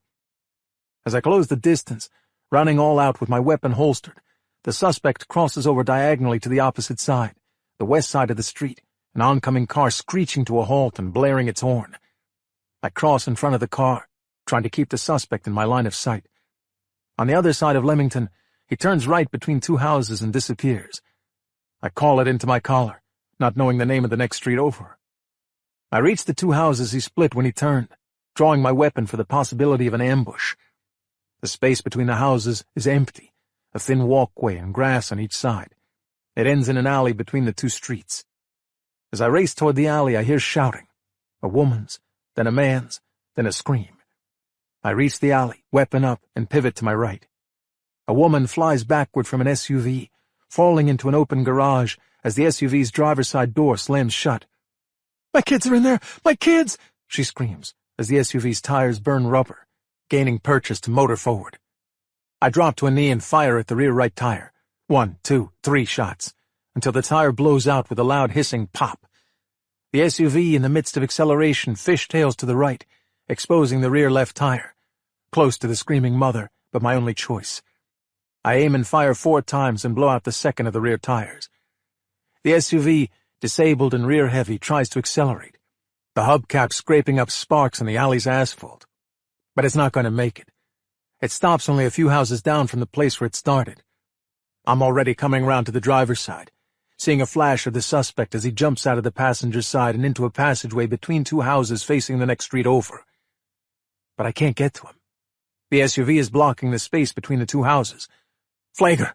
He's heading to the next street west of Leamington, halfway down the block." "Got it." As the woman rushes to the SUV and opens the rear passenger door to 2 young kids in car seats, I move past her, climb onto the hood of the SUV, and spider-walk up the front windshield and onto the roof. Below and in front of me, the suspect has stopped halfway down the passageway between the 2 houses, having reached a large wooden fence blocking his progress. There's a door, but it's locked. It's too tall to hurdle, nothing to grab onto to help him climb over. He's cornered. Careful with my weapon, I jump off the SUV's roof onto the pavement in the passageway, land in a squat, pop to my feet, aim my Glock at the suspect. "Don't move," I'm supposed to say. "Hands behind your head, slowly turn around and drop to your knees." I say none of those things to the man who killed Carla. He senses me even before he turns, shakes his head, turns around and faces me, shows me his hands, waves them like jazz hands, smirks at me. The asshole is smirking at me. Peeking up from his waistband as his shirt lifts, a revolver. "Hands behind your head, drop to your knees." But I don't say that. I don't say anything. I just look at the revolver at his waistband. After a moment, he follows my line of sight to his weapon, a weapon he could probably pull out on a count of 1, 2, 3. Then he looks back up at me again. I lower my weapon to my side and nod to the man who killed an 11-year-old's mother. "I don't have him," Marcia calls through my radio. "Do you?" "Unit 1512 responding. Unit 15-8 responding." With my left hand, I lower the volume on the radio. No more Marcia. No more responding patrols. Just me and the man who killed my partner, one of the best people I ever knew. "Here's your chance," I say. It's a fair deal, and he gets it. I can't shoot him unless he draws on me, and I really, really want to shoot him. But he gets a chance, too. If he's the better man, he puts me down and still has a chance to escape. What's the downside? He's already a cop killer, already looking at a life sentence. What's killing a second cop gonna get him that he won't already get? His hands poised out in front of him, his body coiled, his eyes intense. "Now or never," I say.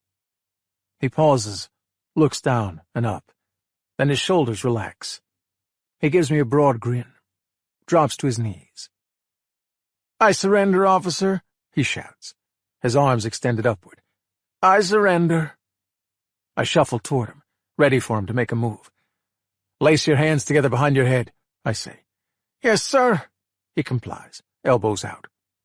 I reach him, remove the gun from his waistband, and kick him in the stomach. He doubles over, wheezing, falling face first to the pavement. I put my knee on his back and cuff him. "Get up, asshole," I say. I pull him to his feet as he begins to catch his breath again. "You're a cop killer," I say. "The prison guards are gonna love you. And you're a pedophile. So you can have a lot of friends in General Pop, too." He makes a noise, something that sounds like a low giggle. He turns his head to the side to glance back at me. We'll see, he says. Chapter 18. Interview room 3. Less than an hour later. I walk in and close the door behind me.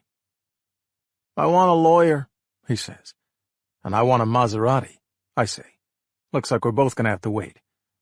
What's your name, guy? He smirks, again. I pull his wallet out of my back pocket. The wallet is a bright purple job with a white star. It looks like a wallet more appropriate for a teenage girl. Donnie Delahunt, I say. 2 busts for child indecency, but charges dropped both times. How the hell did you pull that off? I walk over to him. He's in a chair locked to a table. His beady eyes, narrow face, scumbag expression. I lean in close to him, look him over. You clean up good, I say. Dyed your hair, plastic surgery, some skin grafts on that scar.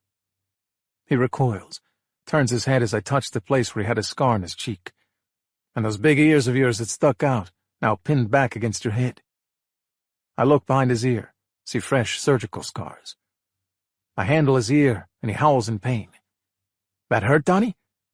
I reach around with my other hand and grip both ears and yank down hard. He screams like a wounded animal. He writhes and groans in his chair, unable to move much with the shackles on his wrists, bolted down to the table. Who did your surgery? I ask. Just curious. I was thinking of having my chin done. He eventually recovers. I want a lawyer, he snarls. Yeah, I heard you the first time. I sit down on the table. I should have shot you, you piece of shit. You killed my partner, but you pussed out. You had the chance to go one-on-one with me, and you chickened out. You're a real tough guy with the young girls, but not so much with adults who can fight back. Hey, I'm talking to you. I grab his face and turn it toward me. His face pinched between my hands, his lips pursed. He manages only, I don't gotta say nothing. That's true, Donnie, you don't gotta, I say, nose to nose with him now. But understand something. You killed one of our own. There's not a single cop out there that will give a rat's ass if I work you over in here. I'll say you fell down the stairs on the way to processing, or I'll make up some story about how you got banged up on the street when I chased you, or you resisted. We'll reshoot the booking photo. Cops will be getting in line to back up my story over yours. I watch the fear grow in his eyes. He believes me. He shouldn't. It's been known to happen, of course, but beating up suspects was never my thing. It wasn't Carla's either. And as much as I'd love to pulverize this guy, Carla wouldn't approve. But Donnie Delahunt doesn't know that. You have one chance to avoid a beatdown, I say. You need to answer me one question. He shuts his eyes, but he's thinking about it. That house where we caught you, that you blew up, was temporary, a holding station, I say. Where was the final destination? He slowly shakes his head, wincing, ready for my punch or slap. I'm getting that information one way or the other, Donnie, I say. It's just a matter of time. You have a burner phone. You probably think it can't be traced, right? But you're wrong. Every phone, even a burner, has an ID number. It's called an IMSI. I'm going to pull the cell tower records and find out where your phone's been. You think I won't figure out where you've been stowing away those girls? I will. You going to piss me off and make me wait a week to get those records? Or are you going to tell me right now and save yourself a trip to the emergency room? Chapter 19. Soch and Marcia Flager are standing outside the room when I come out. Soch gives me a high five and pulls me into a half hug. You did it, he whispers. You did your partner proud, brother. Soch is kind of a softy deep down. Carla wasn't his partner, but we did plenty of work together, and he took her loss almost as hard as I did. I mobilized all my skills as a police detective, I say. A multi-jurisdictional task force, over 24 cops chasing leads all over the state and the Midwest, trying in vain to locate this creep, and Donnie Delahunt practically walks right up to me on the street. Better to be lucky than good, Soch says. He give you anything in there? I shake my head no. I tried to spook him, but he called my bluff. Marsh, how quickly can we get our hands on Delahunt's phone records from that burner? A week, give or take? Okay, let's get on that, can't we? I clap my hands. So where are we on our friends with the Imperial Gangster Nation? Jericho Hooper's lawyered up like we figured. He's got a fancy lawyer. Elon Tenenbaum, I say. You know him? Yeah, we've worked together a bit. Anyways, says Soch, he's representing both Jericho and Mason Tracy. I was afraid of that. So Mason won't talk either. Actually, the lawyer says he wants to make a deal. A deal with Mason Tracy? Marcia says. He can walk us through this whole thing. We make a deal with Mason, Jericho's toast. This thing could be wrapped up that easily? Lead the way, I tell Soch. Chapter 20. Mason Tracy is just down the hall from the interview room, holding Donnie Delahunt. Detective Harney! Elon Tenenbaum is looking sleek as always. An alpha male in Armani attire, the baritone voice, the ego, a pink tie perfectly knotted, a striped shirt, and a $1,000 gray suit, dark hair combed back. Hey, Elon. We shake hands, and I introduce him to Marcia, who comes along with Soch. Your client's in a lot of trouble, I add. His eyebrows arch. Money laundering? What is this, Al Capone? Remind me, I say, didn't Capone spend the rest of his life in prison? Tenenbaum beams. He didn't have me for a lawyer. So what's the deal here, Elon? I look behind him. Mason Tracy is not locked down, because he's not that kind of risk. But he's handcuffed. He's looking down at the table, rocking back and forth, mumbling to himself, looking very concerned. My client wants his phone, he says. 5 minutes. I want to be 6'5" and throw a 95-mile-an-hour fastball, I say. But I'd like it for 5 years. Well, only one of those things can happen. That phone is the subject of a search warrant, I say. I can hold it for 30 days, and if we determine that it's evidence, which we will, we can hold it indefinitely. I'm aware of your rights. Tenenbaum doesn't hide his opinion of them either. And what do I get in exchange? He pleads guilty? Please, detective. He smirks. Everyone's smirking at me today. He'll give you the password to his computer, he says. We don't need the password, Marcia says. We can get in. My client says that isn't so. We'll take our chances, I say. My client... Tenenbaum lifts a shoulder. He's not a neophyte. If he says he won't be able to get into his computer, I'd believe him. I look at Marcia, think it over. Tell you what, I say. Your client wants to make a phone call on that phone of his, I'll let him, under supervision. That's ridiculous. It's not, Counselor. He doesn't have a privilege except with you. Anyone else he's calling, we have the right to listen. You let us listen, we have a deal. Tenenbaum glances back at his client, mulls it over. What if it's not a phone call? Oh. That makes more sense now that I think about it. If all he wanted to do was make a phone call, he could use a landline here at headquarters. Last I checked, I say, there's no constitutional right to an email. I didn't know we were talking about constitutional rights. I thought we were making a deal. Andy could have added, he never said it was an email. Who knows why Mason wants to use that phone? Give us the passcode to the iPhone, Marcia says. That's a good idea. Our people can hack into computers, but getting into an iPhone without the passcode when it's not yours, probably beyond our capacity. It would take a court fight, and we'd probably lose. I'd take that deal, I say. Tenenbaum says, give me 30 seconds with my client, if you could. We step outside, close the door. What's he want with his phone? I whisper to Marcia. She shrugs. Could be anything. I'm not keen on letting him. But if he gives us the passcode and we can access his iPhone, it'll be worth it. We pop back in. My client, says Tenenbaum, is not willing to give you the passcode to his phone, but he assures me that giving you his computer password is something of real value. Great, I say. So we have the assurance of someone who's been laundering drug money for a brutal gang leader. Give us a couple of days, Marcia says. If my people can't get inside his computer by then, we'll rethink your offer. Tenenbaum pauses. Unfortunately, time is of the essence. I need it now. I need it now. Now. Mason, his eyes shut, is rocking so hard it looks like he might fall out of his chair. Tenenbaum gestures to his client. So there's that. Can't help you, Elon, I say. Not unless your client gives me more than a computer passcode. I direct the line to Mason, not his lawyer. Mason stops his rocking, turns his head in my direction. Still no eye contact, but listening. He agrees to walk us through how he laundered the money, I say. I guarantee I can get an ASA to give your client immunity if he does that. No chance, says Tenenbaum. But his client, Mason, is nodding. 2-3 hours, probably all it will take for him to walk us through the basics, I say. He never serves a day in prison, and he gets his phone back before dinner. Okay, says Mason. No chance, says his lawyer. I look back and forth between them. Is that your client sitting over there you're representing, Elon? Or is it your other client down the hall, Jericho? We're done, says Tenenbaum. He waves his hands. Show's over.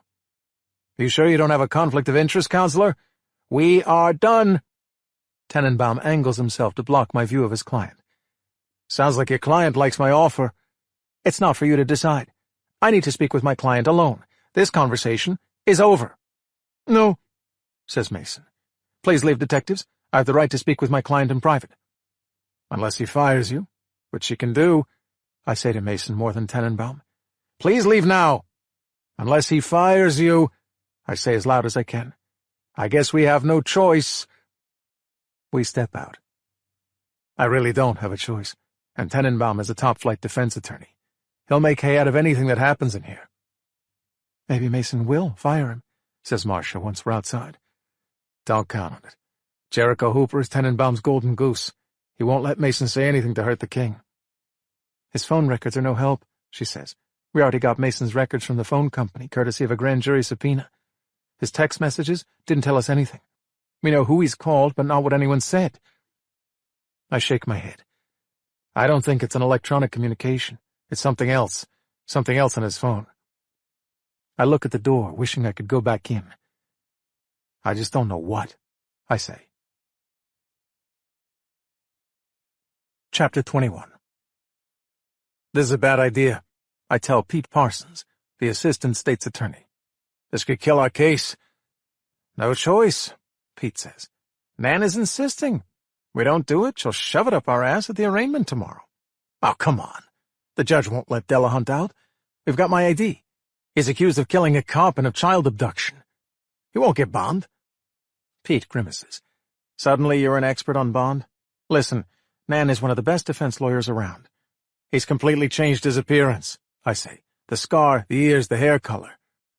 Didn't stop you from IDing him, did it, Billy? Well, he's got me on that, I guess. It won't stop Bridget either, he says. Besides, most of the time he wore a mask. She only saw his face when he scooped her off the street, right? Yeah, that's what she said. Okay, so if she can't ID him, it's not fatal. He drives a finger into my chest. But what could be fatal, at least for the arraignment, is if Nan gets up there and says she demanded a lineup and we refused it. Trust me, detective, we do not want to start this case by looking like we're hiding something. Now let's go. He opens the door. It's happening. Outside the interview room where Pete and I were debating, Delahunt's lawyer is looking at her phone. Nancy Carpenter is wearing a pinstriped blue suit and heels, blonde hair pulled back in a bun. She cross-examined me once. She was good. I had a solid case on the defendant, but she managed to isolate a few details and harped on them like they were the only things that mattered. Kept her cool the whole time, too. Ready, boys? She says without looking up. Let's do it, says Pete. And we have had conversations with the victim, gentlemen? She asks as we walk. I notified the Leon family that we had a suspect in custody, I say. And that's all? You mean, did I tell Bridget that he'd look completely different when she saw him this time? Did I tell her that your scumbag client clipped his ears back and covered up his scar and dyed his hair? No, counselor, I did not. You didn't tell Bridget? What about her family? Did you tell them? Hey, I say, and stop walking. She stops too. I wasn't playing word games with you. I don't do that. That's your job. You look for any technicality to free low-life pedophiles and cop killers. You play with words. I do not. Okay, says Pete. I step closer to Nancy Carpenter. I did not tell Bridget or her family that your client changed his appearance. This lineup is totally unfair, and you know it. It has nothing to do with truth or with justice. It's all about you trying to gain an edge.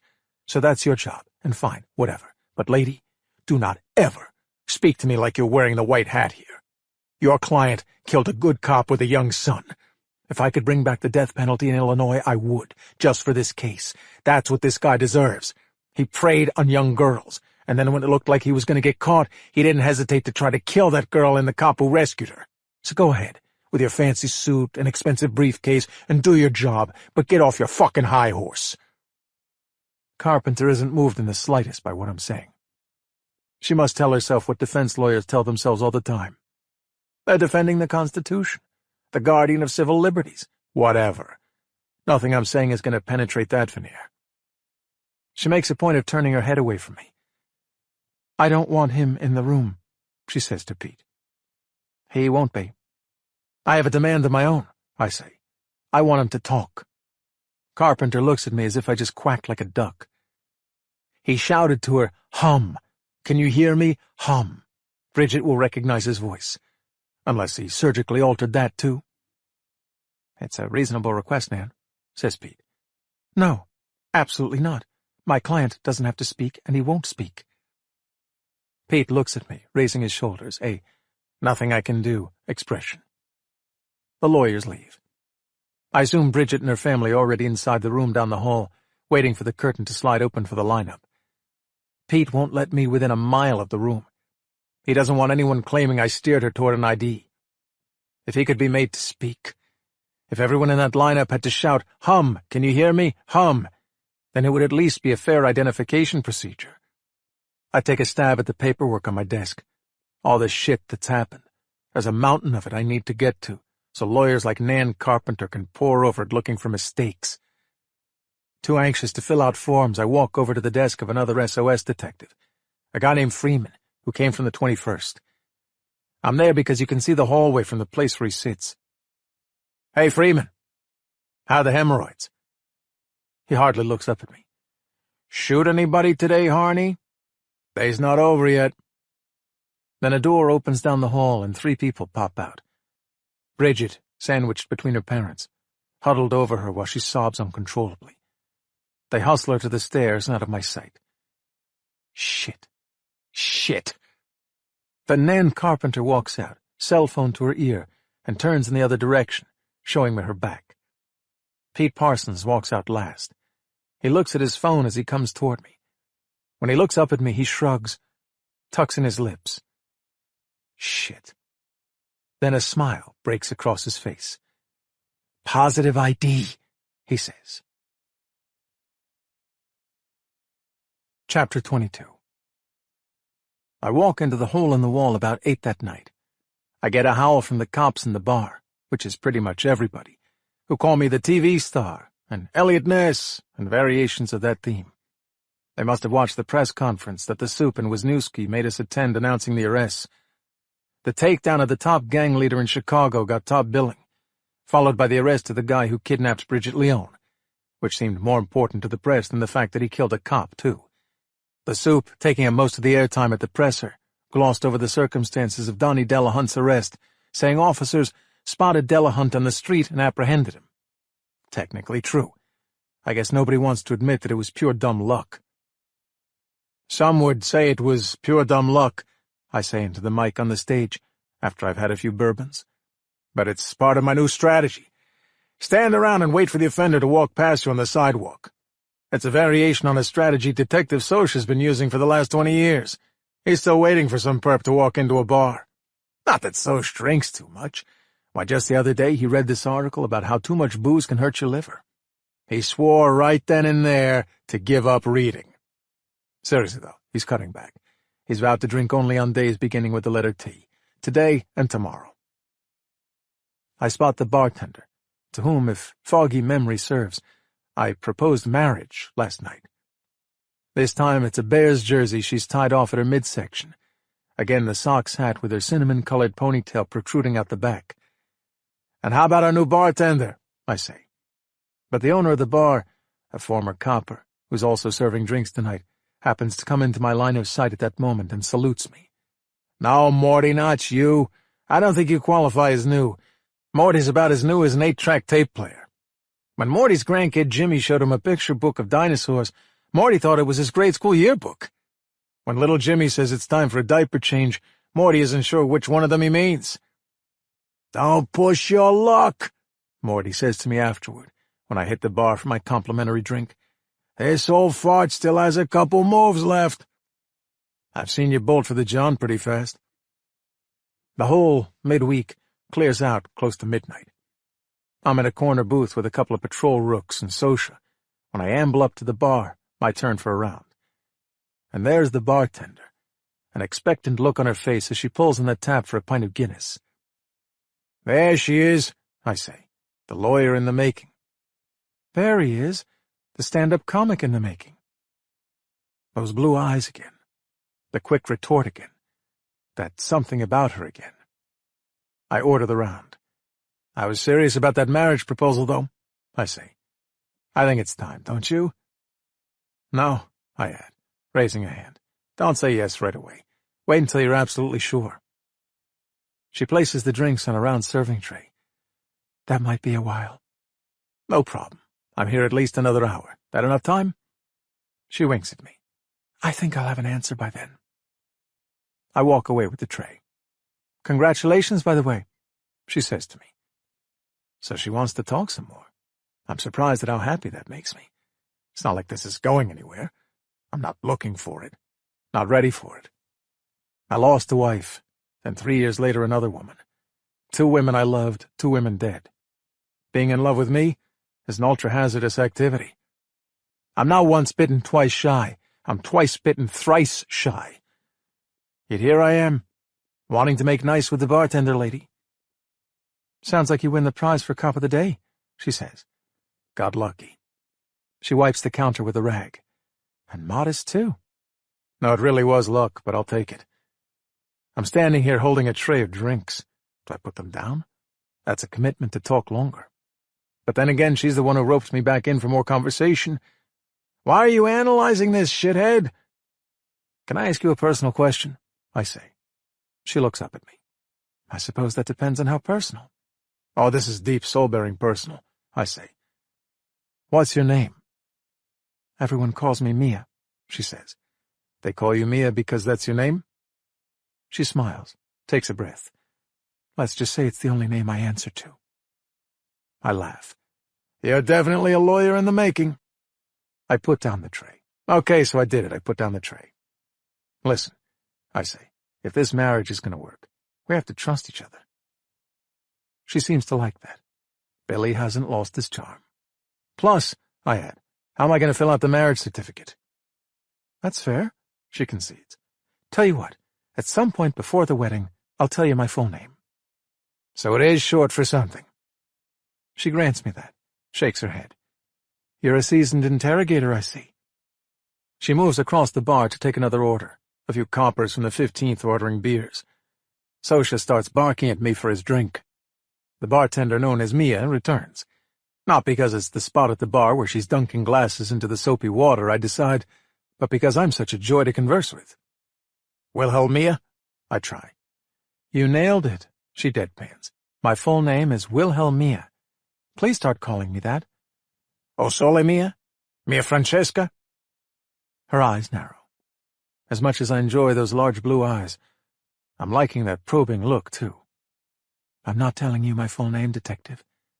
"Oh, that's just not fair." "The Fifth Amendment is fundamental to our liberties." "So I've heard." "A woman of mystery," I say. I decide to cut my losses, pick up the drinks, and head back to the booth. Sosha's never looked happier to see me. Wednesday. Chapter 23. "Mr. Tannenbaum," says Judge Bonnie Jorgensen, looking over her glasses, "do you have anything further to add?" The courtroom is standing room only, reporters and sketch artists taking up the front half of the peanut gallery. I'm in the front row, just in case I'm needed. Pete Parsons is there for the people of the state of Illinois. Elon Tannenbaum, dressed to the nines again for this well-publicized court appearance, is there for Jericho Hooper and Mason Tracy, who are standing next to Elon in shackles. "Nothing further?" he says, having given an impassioned plea for bond for his 2 clients, each of them, he repeatedly emphasized, having been charged with the non-violent crime of money laundering.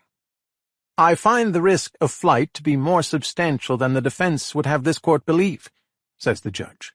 I'm going to deny bond for each defendant. Your Honor, Mr. Tenenbaum, I've made my ruling. Preliminary hearing will be scheduled for next Monday.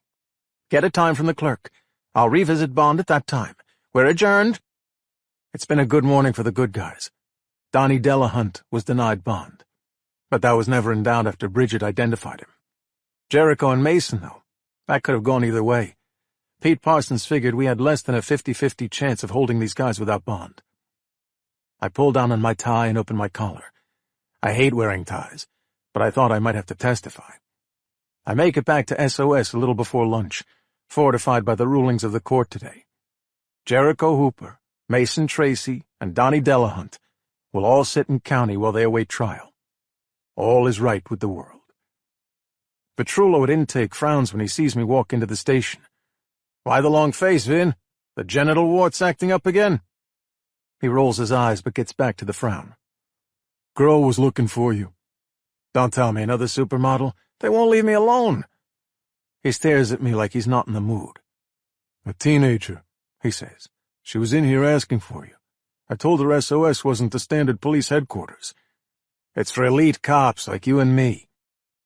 He shakes his head. Anyway, she lives on the Gold Coast, so I told her to go to the 18th, but she wanted you. She wanted the best cop Chicago has to offer? No, she wanted you. You sure know how to hurt a guy's feelings, Vin. I look around. Is she still around, you think? Vinny doesn't know. Saw her standing outside once. Dark hair, wearing jeans and some top. Some top? That'll narrow it down. I walk outside. A bus hisses at me as it stops at the intersection. The smell of tacos from Carita's, my favorite Mexican restaurant in the city, located just 2 doors down, makes my stomach growl. I could eat some Mexican. A young woman wearing jeans and, yes, some top, has her elbows on her knees, her face in her hands. I walk over, but don't get too close. Excuse me, I say. I'm Detective Billy Harney. Were you looking for me? She looks up at me like I'm a creep. Seeing her face, I realize she's not a teenager either. Sorry, my mistake. I thought you were a lawyer. I turn around at those words. Leaning against our building, her arms crossed, is a dark-haired girl in jeans. A top, too. Like every other teenager in the city, she's clutching her phone. I'll try not to take that as an insult, I say. She gestures at me. The suit and tie. I had court. You looking for me? I make the girl for 15 or 16, old enough to have a little poise and maturity. She's put on some makeup to make herself look older. Her high cheekbones and long, lean build give her the makings of a future beauty. She has good bones and money to pay for fashionable and expensive clothes. Her ripped jeans are cropped just above her ankles, as if someone took a chainsaw to them, which must be the look these days. I thought you'd be older, too, she says, pushing off the building and squinting up at me. I'm old enough. Why did you want to talk to me? Are you okay? Do you have a crime to report? I'm fine, she says in that insolent duh way, like I'm an idiot for even asking. Okay, well, did something happen? Nothing's happened yet. I take a breath. I'm not in the mood for 20 questions. This meeting was her idea, not mine, but I remind myself I'm talking to a teenager, and a wealthy one to boot, if Petrullo's reference to the Gold Coast, the city's swankiest neighborhood, was accurate, meaning lots of attitude. You think something's going to happen? I try. She nods, suddenly gets quiet, as if rethinking this whole thing. You came all the way here to tell me, I say. Why don't you tell me? She looks away when she speaks. A gust of wind blows a strand of her hair in her face. Do you know Henry Arcola? She sneaks a peek at me.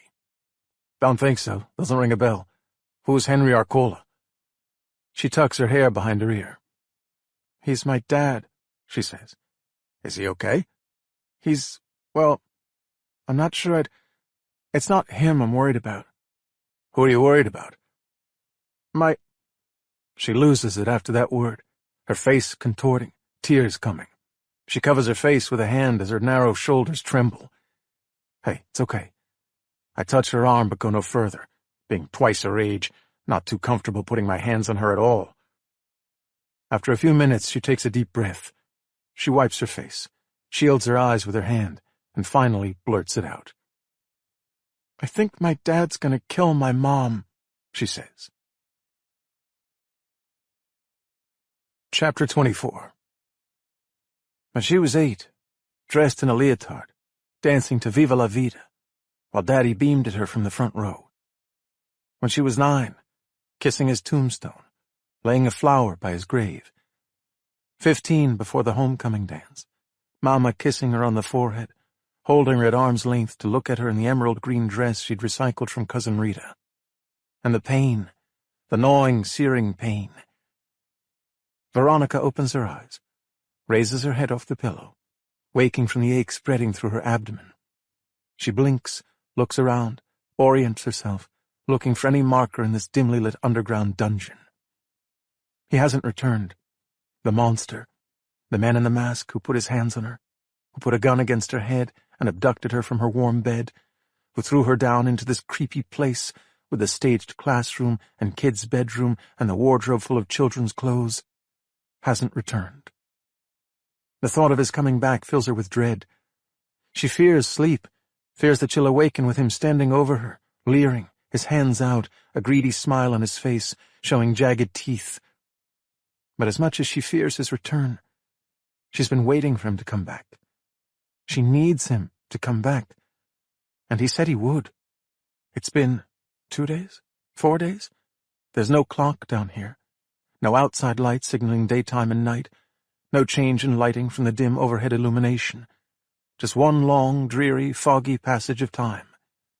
Her mouth dry as sand, the faint onset of a headache coming. She always knows when they're starting, when the needles are beginning to scratch, warming up their spiky tips before plunging into the nerve endings inside her head. She looked all over this creepy place, pulled open every door. He left her bottles of water, a jug of milk, 2 boxes of Cheerios, power bars, and granola. But he didn't leave her any ibuprofen or acetaminophen, much less anything stronger. No salt, and the water, not nearly enough of it. She's already blown through 3/4 of the supply. She drops her feet to the floor and tries to push herself up. Already the fatigue is setting in. She stands up, moves on shaky legs toward the small refrigerator, opens a bottle of water and gulps it greedily, unable to moderate. Only 4 bottles left. The monster said she had a week's supply, but it's nearly gone, and the demanding thirst, the craving for water, is only getting worse. She struggles her way into the bathroom, fights the urge to vomit. Vomiting is the absolute last thing she should do, the worst thing for someone already dehydrated. She pulls up her pajama top, pulls down her underwear, the same clothes she was wearing when she was put here, and pees. She can hardly push herself up off the toilet. She washes her hands, looks at herself in the mirror. Deep circles like bruises beneath her eyes, hair standing everywhere. She feels as tired as she looks. "You've got to keep it together," she says to herself. But she doesn't have much longer. She can already feel it setting in. She hears a popping sound overhead, a soft crackle. Her head twists up toward the speaker in the corner. She holds her breath, listens. He's back. He's here. She tries to speak, tries to tell him what she needs to tell him, but the fear chokes her throat. Her heart pounds so hard she can hardly stand. Then, "Veronica?" She startles from the voice, nearly loses her balance. "How are you holding up?" he says. How's she holding up? The question is so ridiculous that under any other circumstance she would laugh. The man's voice is different. Different from the way she remembers it, at least. Before he was confident, cocky, condescending. Now the voice is a whisper into a microphone. Why whisper? She can't see him. She's never seen him, not his face. Did you bring— No, I did not, the voice whispers. I need you to hold out a little longer. I can't. You must, Veronica. Hang in there. I need a few more days. I can't. I need more water. And You have to make do with what you have. Drink water out of the sink if you must. You'll be fine. Woozy, feeling vertigo with her head turned upward, Veronica drops to the floor to preempt a violent fall. "But I need my patience, Veronica. I need some time. You have to give me time." Her head drops to the tile floor. Her eyes flutter to a close. "I don't have time," she says, a whisper, just like the voice from the speaker. Chapter 25. So now apparently this girl who came to SOS to see me is going to tell me why her father wants to kill her mother. I could kick this to the 18th where the girl lives, like Vinny said. Maybe I will. This isn't my jurisdiction. But there's something about this kid, presenting herself as cocky and confident, but choking up the moment she mentioned her mother. And I admit, I'm curious why she came to me of all people. And hey, my grumpy old man's stomach needs some food, so there's no harm in hearing this girl out over some tacos. We've ordered at Carita's. A red plastic container of fried salty tortilla chips resting in wax paper, already stained with grease. Large bowls of salsa, green and red, mild and wicked hot. The smell of the sizzling chorizo on the grill. My mom always said that 99% of the secret to appeasing your kids is either sleep or food. This girl, the daughter of Henry Arcola, whoever that's supposed to be, drops a straw inside her can of Coke and takes a long sip. It seems to perk her up. While we wait for the food, she checks her phone, the default move for a teenager. "Oh my God, Greta is such a psych job." "Why don't we start with your name?" I say. "You're Henry Arcola's daughter." "You don't know him?" She reaches for a tortilla chip, glances at me. "Never heard of him," I say. Second time she's asked, second time I've answered. Does she not believe me? "I'm Logan," she says. "Okay, Logan. And you're how old?" She says, 14. Like it's obvious. You're only 14? "But I'm wise beyond my years." Apparently so. "Careful with that sauce," I say. "It'll put hair on your—" Well, it's hotter than it looks. She raises her eyebrows. "I've had salsa before." She dunks a chip into the red salsa, tosses it into her mouth, her face blushing as she tries not to let on that it's a lot spicier than she expected. She skips the Coke and goes for the tall glass of ice water. Takes a long sip. "Anyway, Logan, tell me what's going on." She grabs another chip, goes for the milder green sauce this time. "I saw your name in the news," she said. "You caught the guy who took Bridget Leone." I nod. "We got lucky. He was a bad guy." She watches me like she's waiting for me to elaborate, but I won't. "And you, totally broke open this big scandal in the police department. You took down a bunch of bad cops. You were sort of famous." I'm not sure if it's fame or infamy. Depends on who you ask, but she's done her research. "Feels like a long time ago," I say. "Anyway, Logan, tell me about your father." "I already talked to the FBI," she says. "The FBI? About your father?" "Yeah, is that, a problem?" I shrug. "Not with me, it isn't. I'm not sure the FBI would handle—" "I told the agent everything I'm going to tell you," she interrupts. "And I gave her a copy of my audio files." Her audio files? "Okay," I say, though I'm not sure why she's telling me all this. She sounds like the protagonist in one of those cheesy movies, warning the villain, "If my people don't hear from me by midnight, that letter gets mailed to every news station in the city." Come to think of it, thus far Logan hasn't told me much of anything. It feels more like she's been interviewing me, testing me, and warning me. Chapter 26. "Tell me about your father," I say to Logan Arcola. She tucks a strand of hair behind her ear. "I mean, he has this, hedge fund. He manages people's money. He's made, I don't really know how much money, but a lot, obviously. People say he's a billionaire." She shrugs. "He doesn't really tell me. Why should I know? I'm just the daughter." "So—" "But he's always out there giving out money, to causes, charities, stuff like that. He's got his name on his school on the west side. He, endowed, I think that's what they call it, some chair at UIC, whatever that means. But stuff like that. He likes the cameras. He likes reading about himself and putting up pictures of himself with famous people. The whole, high society thing. Marlene pretty much likes that stuff too, but not lately." "Marlene is your mother?" Duh, apparently, from the rise of her eyebrows. If I'd ever called my mother by her first name, She would have knocked me sideways. So Henry and Marlene are pretty much just like companions, right?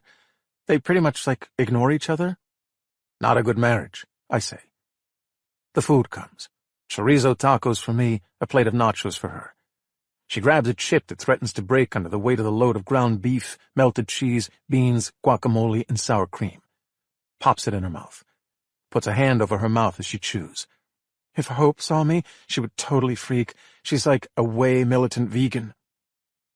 I let her eat a while. I grew up with Brendan and Aiden, two older brothers who considered mealtime a contact sport.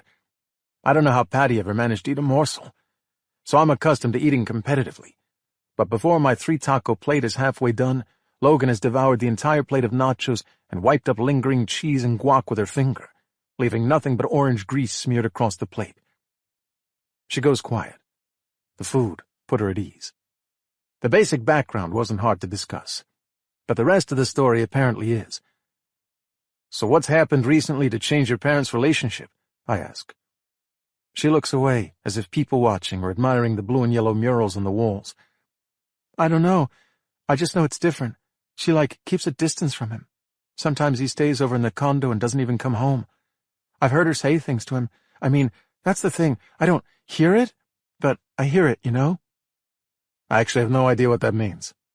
She gives me one of her eye bulges, like she can't believe how dense I am. I hear her saying things to him, real harsh, right?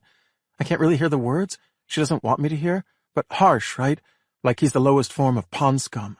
Not like they're arguing, but like he's a horrible person. Well, harsh words between spouses. So, okay. She looks up at me. I did hear her say one thing. I think maybe she didn't know I was in my room, or maybe she was so mad she didn't care. I lean forward. What does she say, Logan? She looks away, closes her eyes, remembering.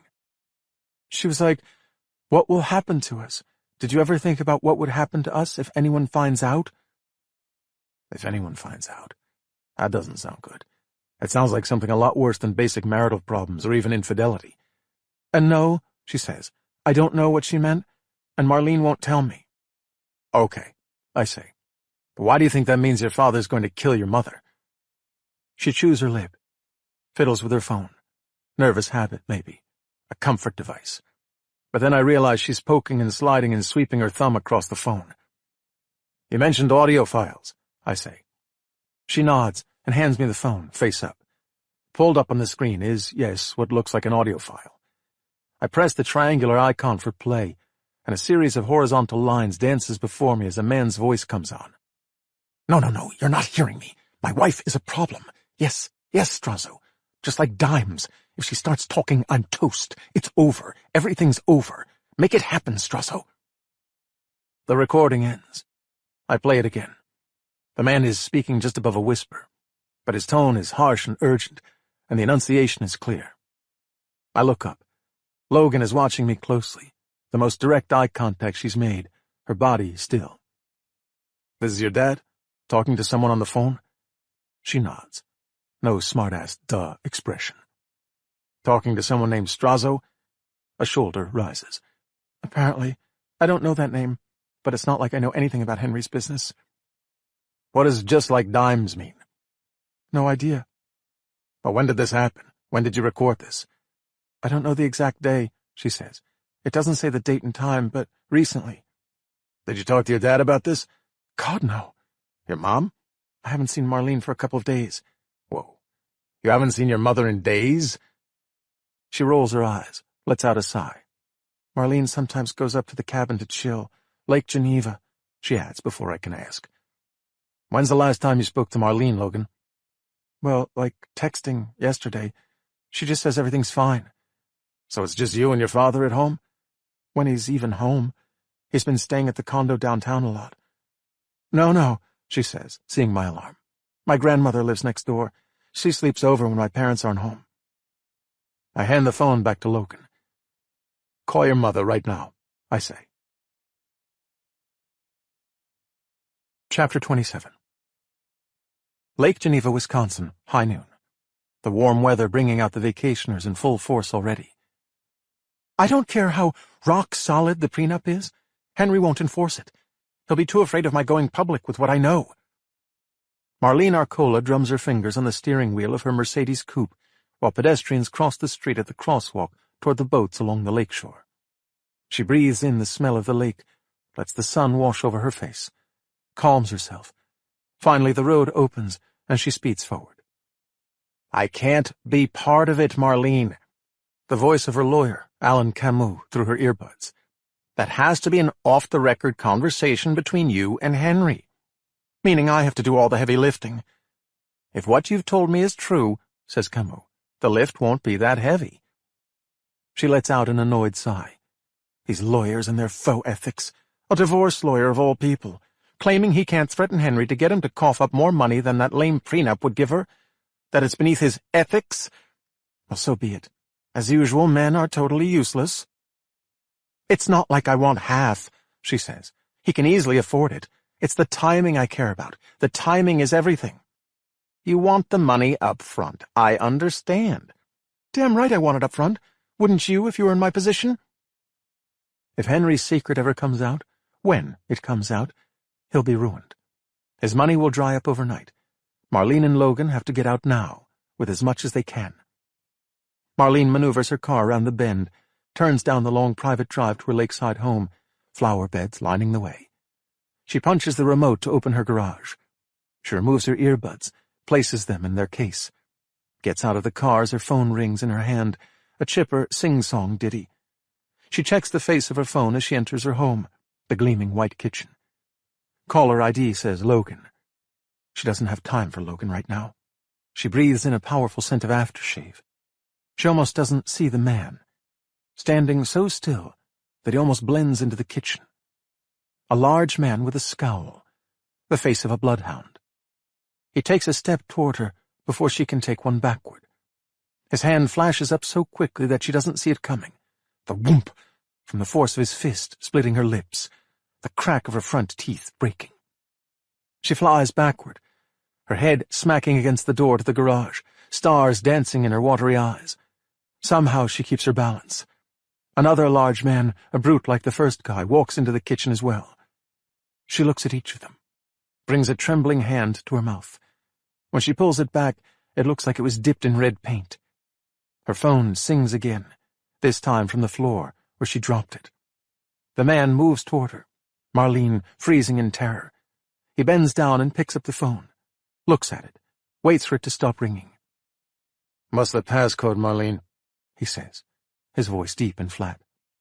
She shakes her head.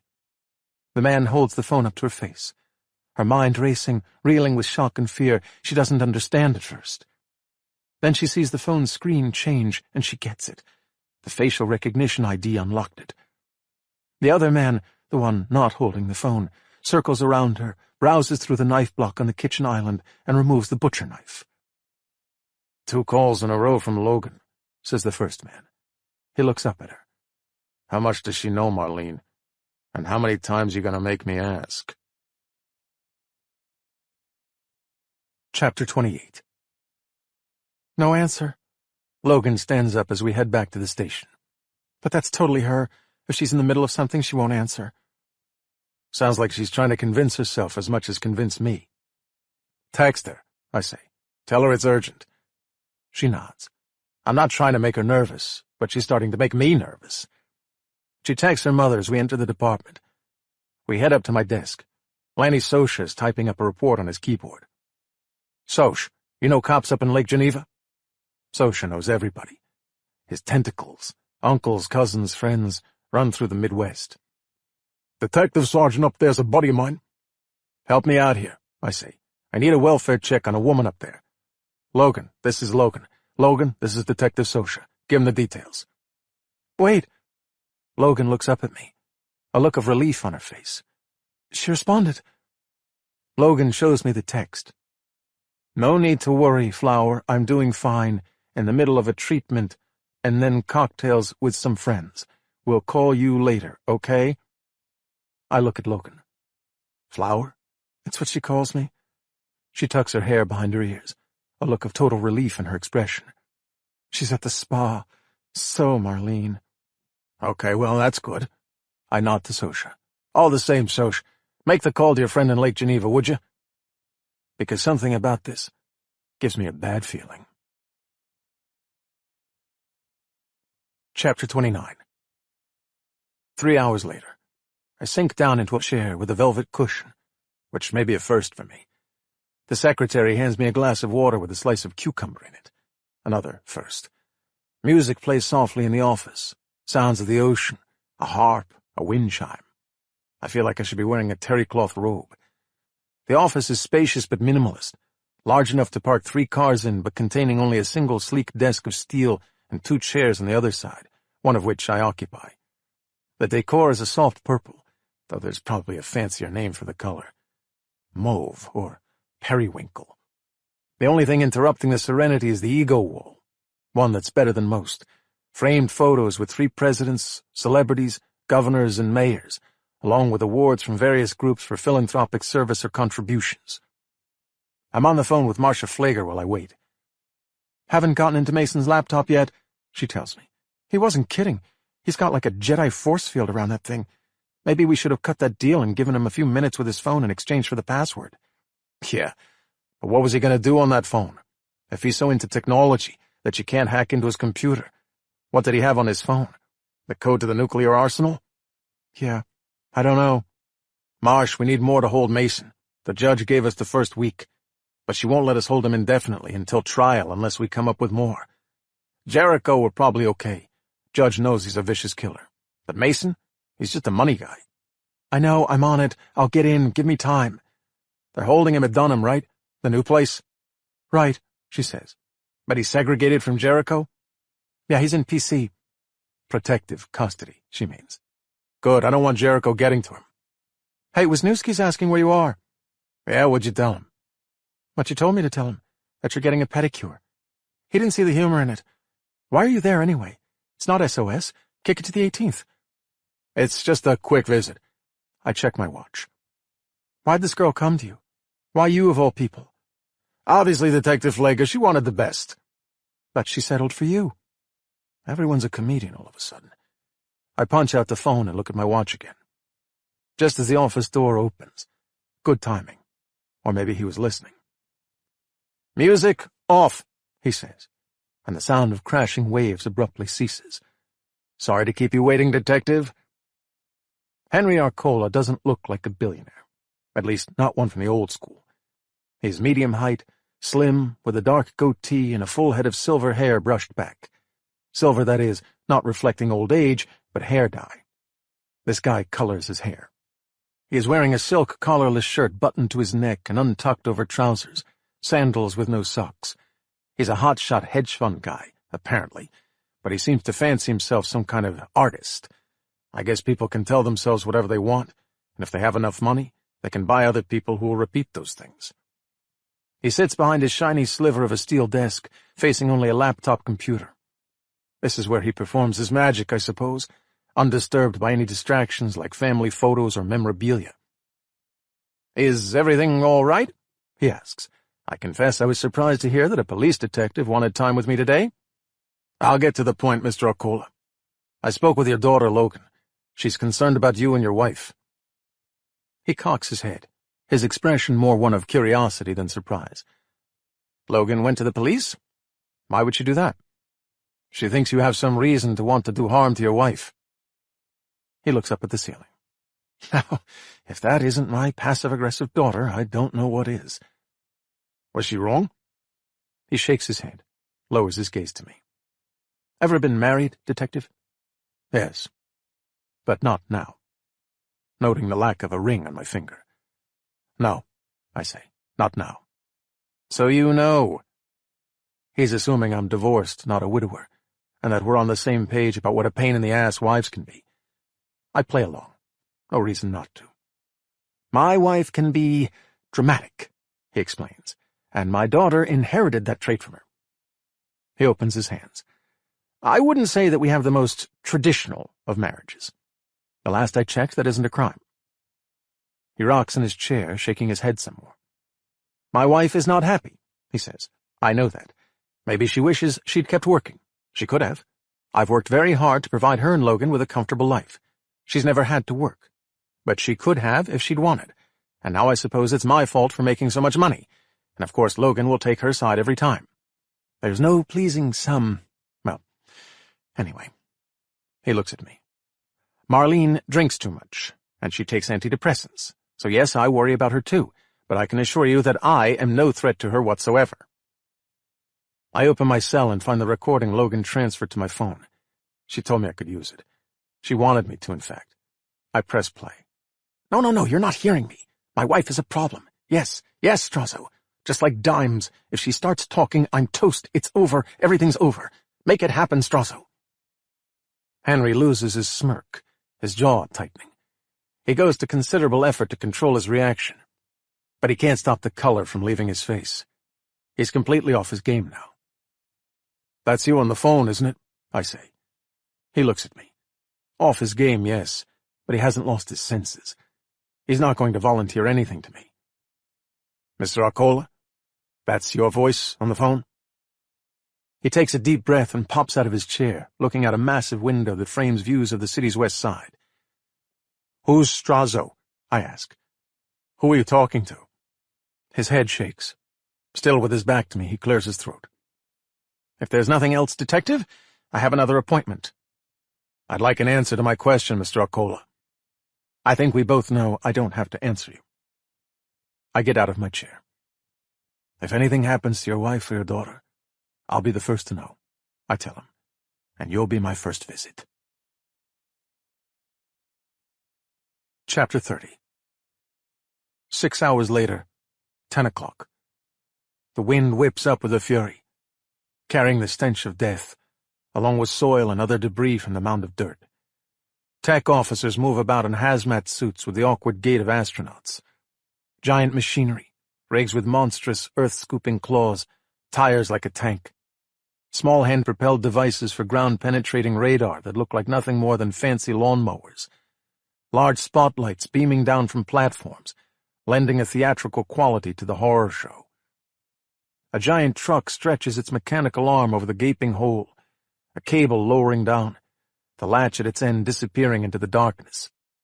Techies in their hazmat suits climb up ladders placed into the hole, having secured the latch to the bed they've placed under the cadaver. We wait in respectful silence, as if it were a ritual, while the pulley on the rig's arm rotates, slowly retracting the cable from the burial site with a steady whirring hum. The body appears, cocooned in some kind of tarp, a bed beneath it, rising from the massive hole. The arm of the rig pivots and deposits the body gently on the ground nearby, one of the techies taking it to cushion the landing, as if for the comfort of the deceased, though in reality the preservation of her remains, of the evidence, is the reason. I stand behind a rope as another gust of wind, another temper tantrum from Mother Nature, whips against my face, carrying the putrid odor of decomposing flesh.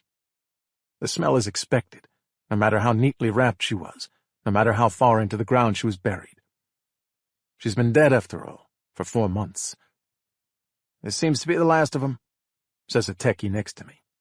The last of 4 girls, all buried behind a hill less than 100 yards from the house where we caught up to Donnie Delahunt, on the southwest side of unincorporated Cook County. Less than a football field from the house he blew up, where Carla died. We'll need DNA to identify them, but there's no real doubt. These are the 4 girls who went missing in the Chicagoland area over the last 18 months before Bridget Leone became the 5th.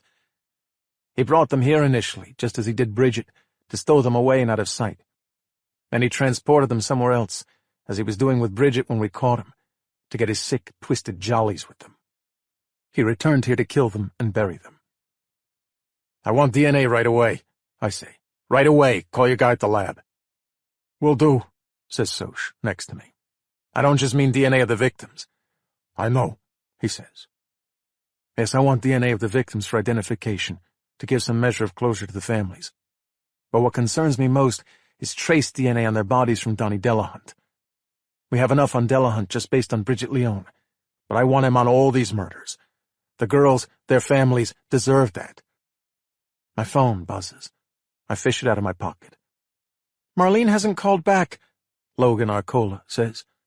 I think something's happened. Thursday. Chapter 31. It's nearly 1 in the morning before I get there. I show my credentials to get past the blockade and park half a block away, the street littered with patrol cars from 2 different jurisdictions, the local Lake Geneva cops in their Navy uniforms, the county sheriff's deputies dressed in olive. I throw my star around my neck and approach the house. Can't make out much of it this time of night, but it's clearly a grand spread, a mansion on the shoreline of Lake Geneva. "Harney? Sergeant Murray, with the Detectives Bureau?" We shake hands, and I thank him for the call. He's younger than I'd imagined, probably mid-40s, broad-shouldered with a thin beard, dressed in uniform. "Thinking homicide?"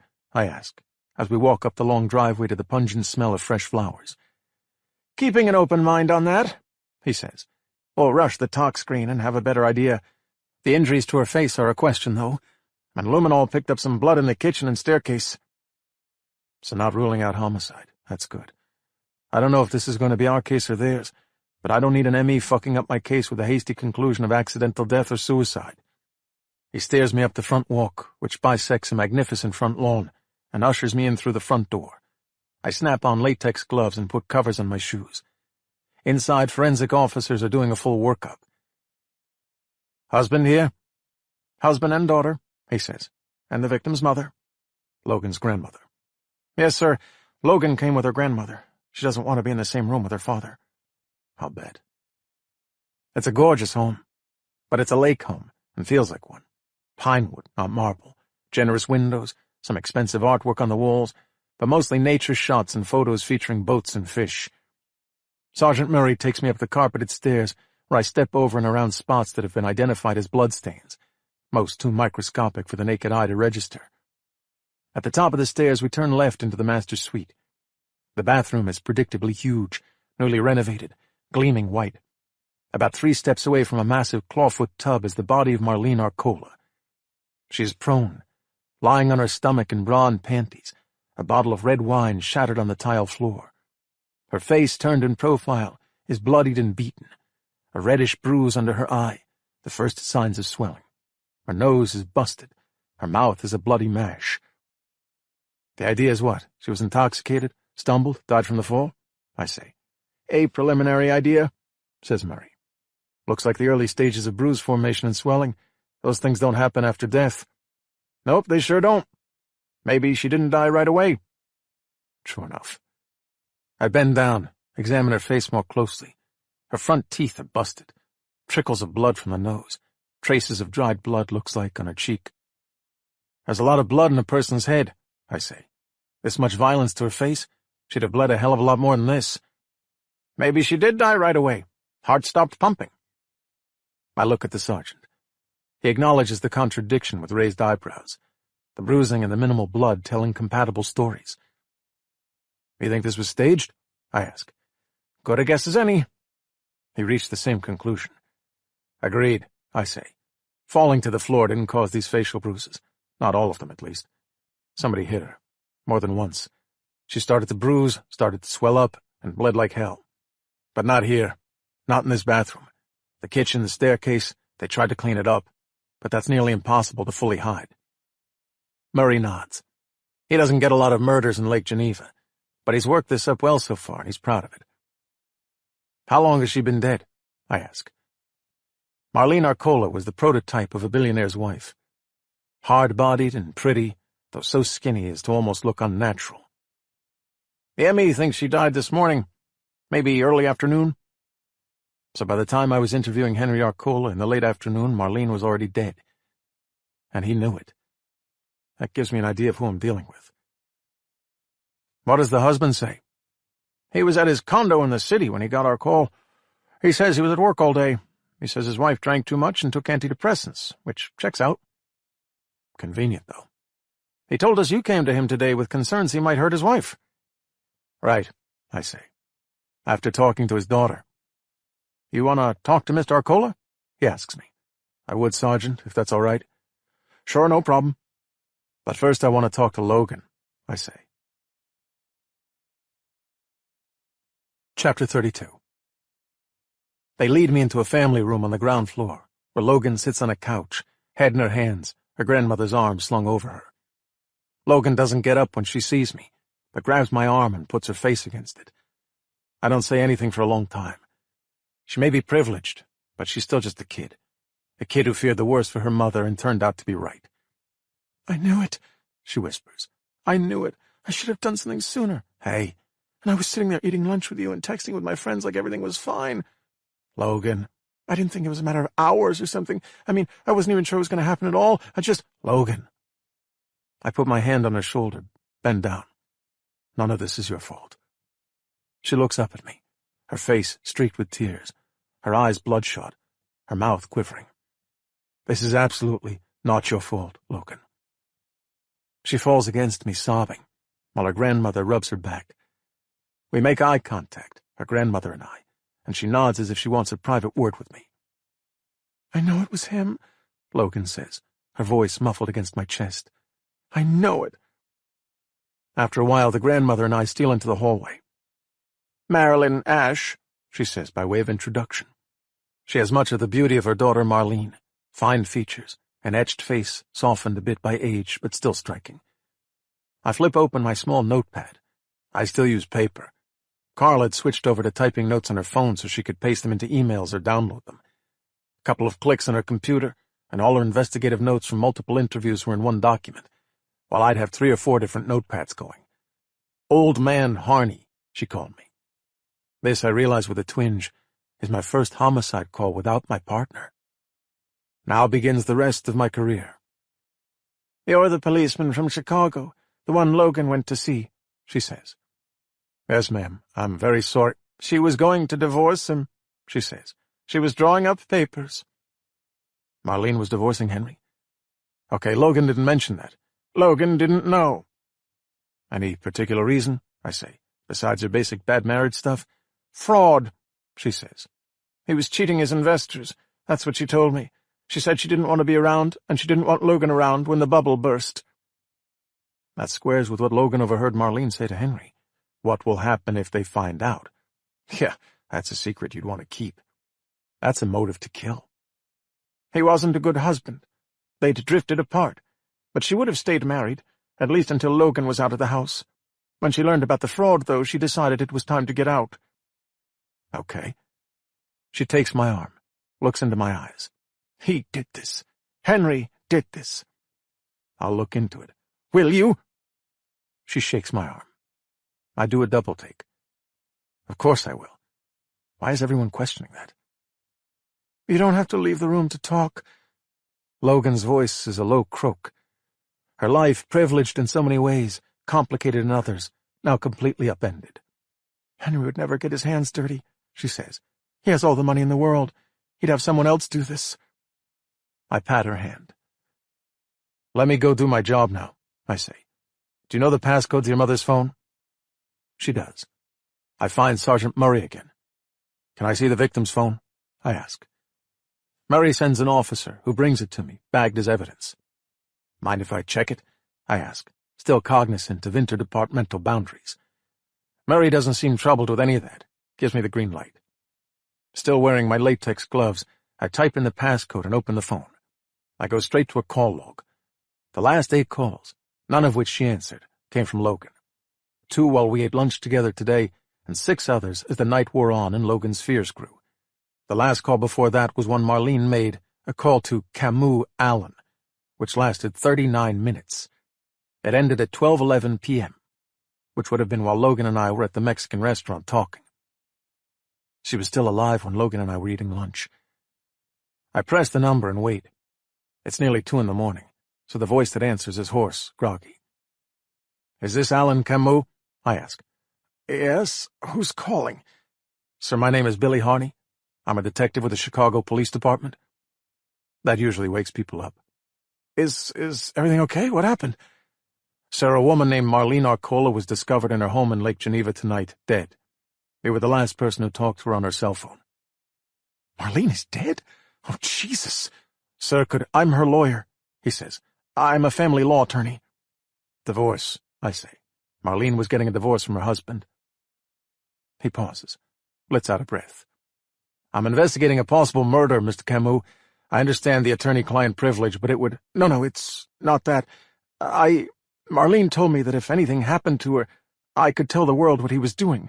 I mean, people say stuff like that sometimes, but I didn't— Jesus, she didn't think it would actually happen. Same basic thing Logan said. People don't actually want to believe that someone they've lived with is capable of murder. Sounds like you have authorization from her to tell me what you know, I say. His throat clears. The man is definitely wide awake now. Henry was defrauding his investors, he says. He was running a Ponzi scheme. Just like Marlene's mother said. Marlene told you that? Marlene showed me that. She downloaded a spreadsheet off his computer. I could bring it to you. Any chance she emailed you a copy? I ask. Any chance I can see it now? He pauses. As a matter of fact, she did, he says. I'll email it right over. Chapter 33. I'd need to know more, Marcia Flager says to me an hour later over the phone. But if this financial statement is accurate, then Henry Arcola was running a blatant Ponzi scheme. He was paying dividends to existing clients with seed money from new clients, and pocketing most of the principal. He was keeping the thing afloat on fumes and siphoning off tens of millions of dollars at a time. We're talking Bernie Madoff? Yeah, a smaller scale, but exactly like that. I need all his records, though, Billy. This is one spreadsheet from last week. Got it. Go back to sleep. No, I'm awake now, thanks very much, Detective. I punch out the phone and head into what they call the parlor room, lushly carpeted and filled with expensive antique furniture. For moments when they want to forget about that whole lake atmosphere, apparently. Henry Arcola sits alone in the room, dressed in a button-down shirt and jeans, elbows on his knees, feet drumming the carpet. He looks up at me like he's bored, made more so by my showing up. You again, he says. Yep, me again. Sorry to interrupt your grieving. He rolls his eyes. A small smirk makes an appearance on his face. This is the part where you tell me that people grieve in different ways, I add. He adjusts himself, sits back in the chair, crosses a leg. I don't have to justify myself to you, and I don't have to say anything to you. He flicks his fingers at me, like I'm a gnat in his face. Why don't you run along now, Detective, and leave things to the first-rate professionals in Lake Geneva? Like he's daring me. You have nothing on me, and you know it. He puts his head back and closes his eyes. I think I do, I say. Not as much as the FBI, SEC, and the U.S. Attorney's Office, but a fair amount. He opens his eyes, loses his smirk, but tries to hold it together. It's a thing for him, I could tell earlier today. The poker face, never letting them see you sweat. It doesn't usually last, especially when you start playing federal alphabet soup. What in the world, he says, forcing a chuckle, could the FBI or the SEC or the U.S. Attorney possibly have on me? I shrug. I'm just a city cop, Mr. Arcola. I don't deal with financial crimes. His eyes narrow. That not letting them see you sweat thing is getting tougher. The Bureau, though, they have a whole department. And shit, that's all the SEC does. They're pretty excited about you. How many investors have you ripped off in your Ponzi scheme? He forces a smile, like he's receiving a shot in the arm and refuses to wince. He could lawyer up at any minute, he knows that. So I might as well cover my bases and Mirandize him, just in case some judge would say he's technically in custody right now, which under the law, he probably is. I know my rights, he says after I give him his warnings. Marlene knew about your scheme, I say. She knew, and you knew she knew. He watches me, thinking, while trying to read me. What you didn't know, I add, is that she downloaded documents, and told lots of people about it. Bullshit. He blurts it out with a laugh, more hopeful than certain. That's not how she'd play it. How would she play it, Henry? Threaten you as leverage in a divorce? She keeps your secret, you give her a nice payoff. Yeah, I can tell from his expression that's exactly what he thinks. And he's right. The thing is, Henry, she'd want insurance, I say. She gave financial documents to her divorce lawyer, just in case. And her mother, too. Jackpot. He hadn't figured she was that far along in her planning. He thought he killed her before she had a chance to do anything. But it makes perfect sense, and he knows it. He wipes at his face and pops off the couch. I reach for my weapon, startled by the movement, but he walks toward the window, runs his hands over his slick silver hair. If there's another side to the story, I say, now's the time. I need some time to think, he says.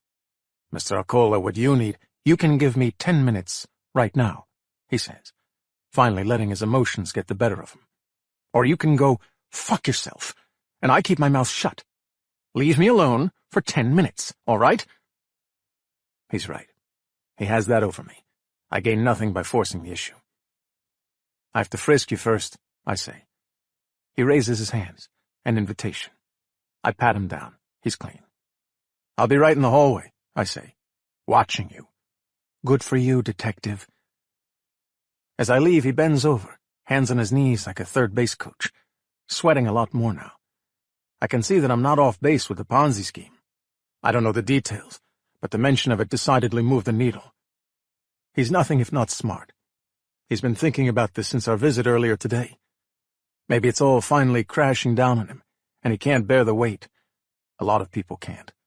I once interrogated a defense lawyer on a homicide.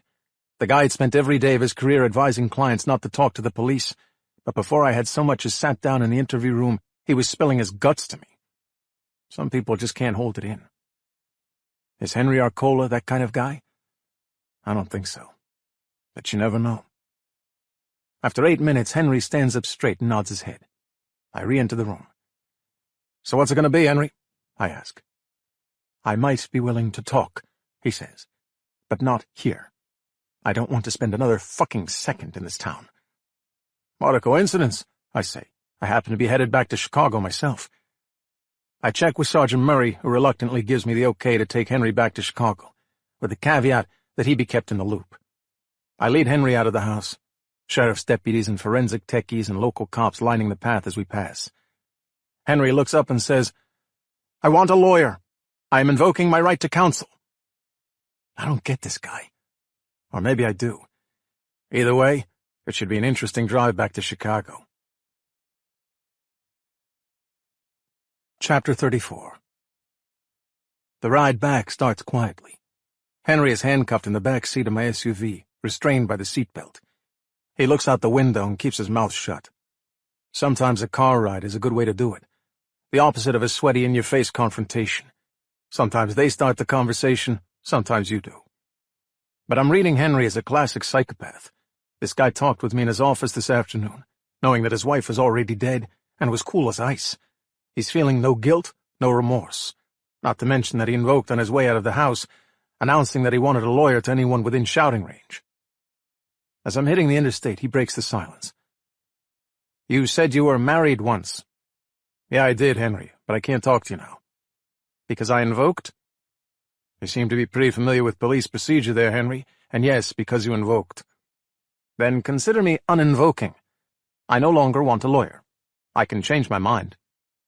That he can. But why? Yes, I say. I was married once. Divorced? That's what he assumed when we talked in his office earlier. That seems like the better play here than telling him the truth, that my wife, Valerie, died 5 years ago. Yeah, I say. I'd rather not think about it. Did she leave you, or did you leave her? He asks. I'd say it was mutual. Winging it, but a safe play. That means she left, he says. But you're too proud to admit it. I chuckle. Whatever you say. Did she fuck around on you? Was that it? Was she opening her legs for other men while you were toiling away at work to put food on the table? Nothing like that, I say. I only ask because I had a one-nighter once with a cop's wife. Yeah? I look in the rearview mirror. The first hint of a personal reveal. A guy like Henry, that's all that matters to him. All roads in a conversation lead back to him. Every comment to segue back to Henry Arcola. I met her at a bar, he says. She was hot. Sexy. On the prowl. I mean, she came on to me. I took her back to my condo, and we fucked all night. Some of the shit I did to her you couldn't do to a circus animal. I tied her up, I smacked her around. She was ravenous. She couldn't get enough. She said she couldn't get off with her husband. So when he was working the overnight beat, she'd go out, meet some stranger, and fuck him senseless. What the hell is with this guy? Well, you never know where these conversations. She was a lawyer, he says.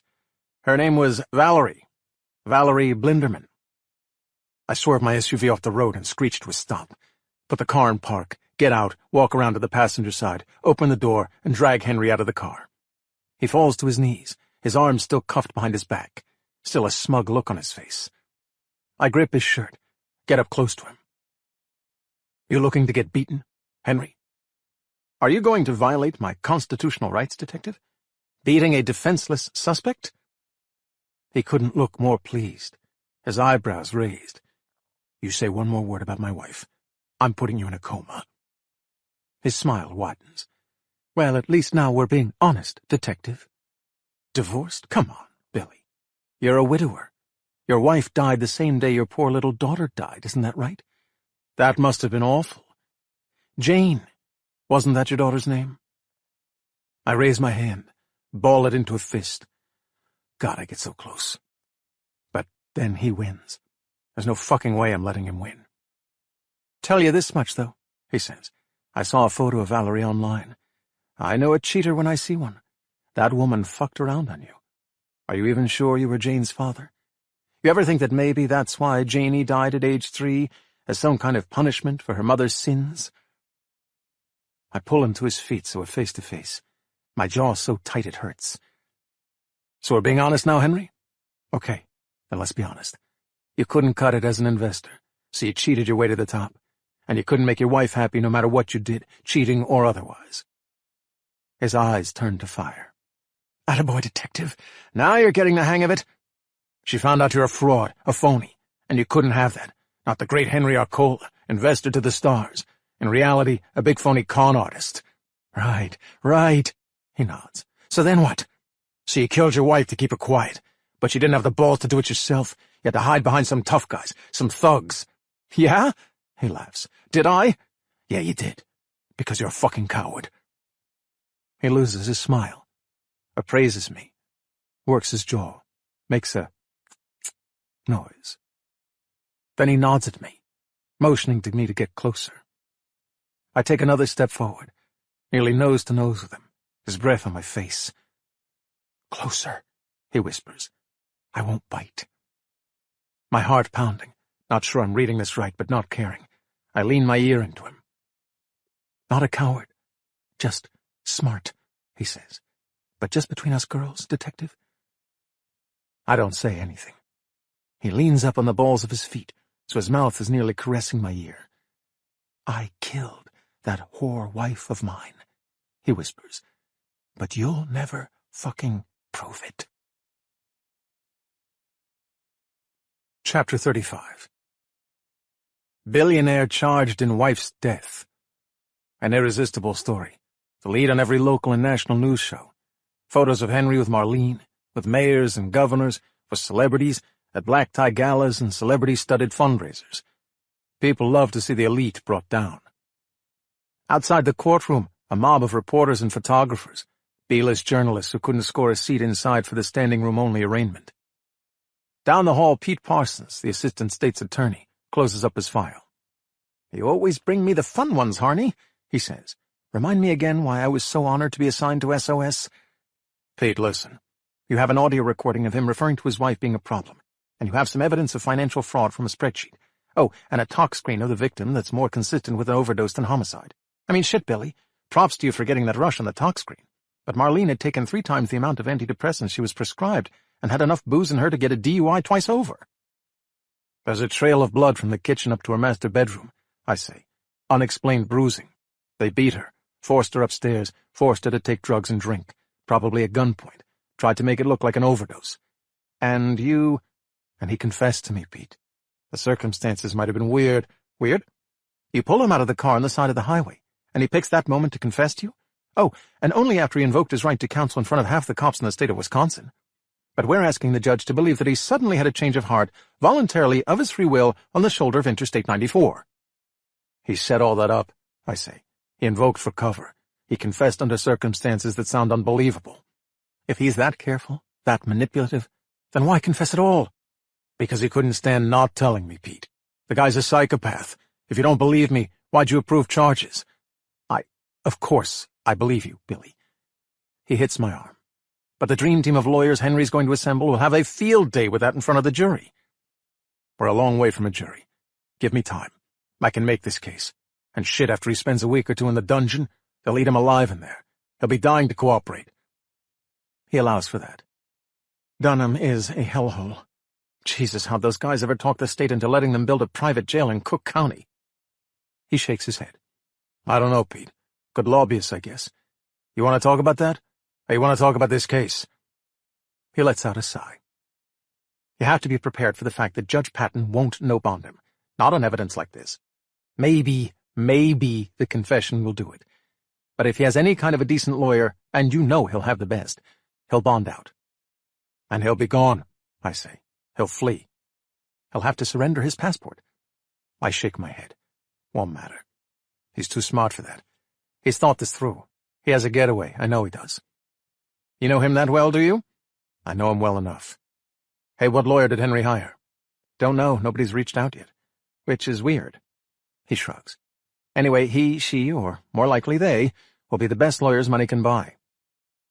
We head to the courtroom, approaching the herd of media waiting outside. We gotta hold him, I say to Pete. He gets bond, we'll never see him again.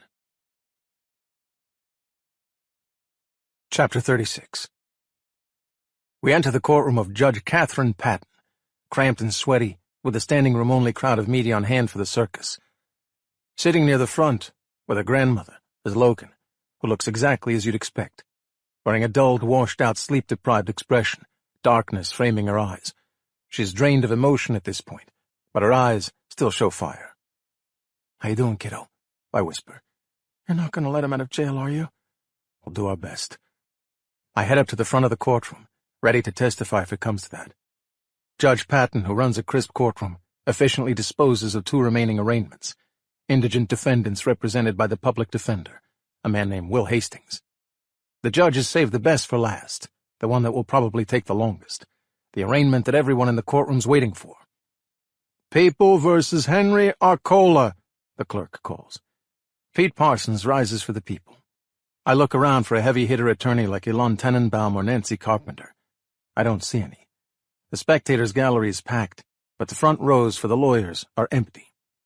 Henry Arcola is led from the holding cell and approaches the bench in shackles. Good afternoon, Your Honor. Pete Parsons for the people. Will Hastings for Defendant Arcola. Wait. Henry is using Will Hastings? A guy worth billions is using the public defender? Mr. Arcola, says Judge Patton, looking down over her glasses, is not represented by private counsel? Judge, says Will Hastings, he's in the process of retaining counsel but has not yet done so. I see. Judge Patton tucks a strand of gray hair behind her ear. We waive reading of the charges, Your Honor, and my client pleads not guilty. All right, says the judge. Does the state wish to be heard on bond? Pate goes through a spiel. The charge of first-degree murder of his wife. A recitation of the evidence, in only pro forma fashion for the time being. A confession to Detective Billy Harney. A statement recorded by his daughter. A pending divorce. The victim in possession of incriminating information that, if made public, would have caused embarrassment. Pete stops short of detailing that incriminating information. The Ponzi scheme. His only hope is that Henry won't want it out yet, either. And he'll lie down on bond rather than risk a fight that will force Pete to talk about it publicly. Then Pete turns to the risk of Henry's flight. High, he argues, given Henry's vast resources, his ownership of a private jet, and houses on 3 continents. Given the crime and the risk of flight, the people request a no-bond hold. The judge nods. Mr. Hastings? Judge, Mr. Arcola informs me that other than waiving reading and the not guilty plea, I am not authorized to take any further actions on his behalf. I am not authorized even to argue against a no-bond hold. Judge Patton does a double-take. Mr. Arcola, is that true? Henry, looking the worse for wear, still wearing the same clothes from last night, clears his throat and stands at attention. Yes, Your Honor. The state wants to lock you up pending trial, Mr. Arcola. You have the right to challenge that. I submit that you probably should. I will, Your Honor, he says, when I get my lawyer. The judge leans forward. Mr. Arcola, given the seriousness of the charge, I would typically deny bond unless the defendant could challenge the strength of the evidence or assure me that he's not a flight risk. But you have to say something. I will, he nods, when I get my lawyer. But not now. Not now, Your Honor. The judge leans back. She looks as surprised as I am. "Very well," she says. "Defendant will be held without bond and remanded to Dunham Detention Center. Bond will be revisited 1 week from today." The sheriff's deputy takes Henry by the arm and leads him out of the courtroom. We all rise as the judge steps down from the bench and disappears out the back door of the courtroom. And that's it. 5 minutes, no arguments, and Henry Arcola is denied bond. He'll be locked up in pretrial detention in one of the worst jails in the state. Pete turns and looks at me, pleased but shocked. I shrug. I have no freaking idea either. What the hell just happened? Chapter 37. When I get off the elevator, my sister Patty is coming out of a different elevator. I'm still not used to her new look, even after a year. She was never in her life overweight, but since she's running every day and cutting carbs, her body has turned into a rock, the skin on her face so taut it looks like it was carved from a mountain. She has some of that unnatural bodybuilder look to her. I'm not sure it's an upgrade, but nobody asked me. I'm her twin brother, not her mother, and it seems to make her happy. She looks at me with a question. When I see her up close, the lines by her eyes are more apparent. We're aging, and she's tired. We hit our stride together and head out toward the parking lot across the street. "The billionaire," I say. "That guy Arcola on TV? That was your caller?" "Yep. You?" "Had to testify in a prelim," she says. "Your Russian dissident case? Gorbachev or something?" She laughs. "Baranov, and I wish I was far enough for a prelim in that case." "No good leads?" "I'm thinking of going with your strategy. I'm going to stand on the sidewalk and hope the perp walks up to me." Always the jokes.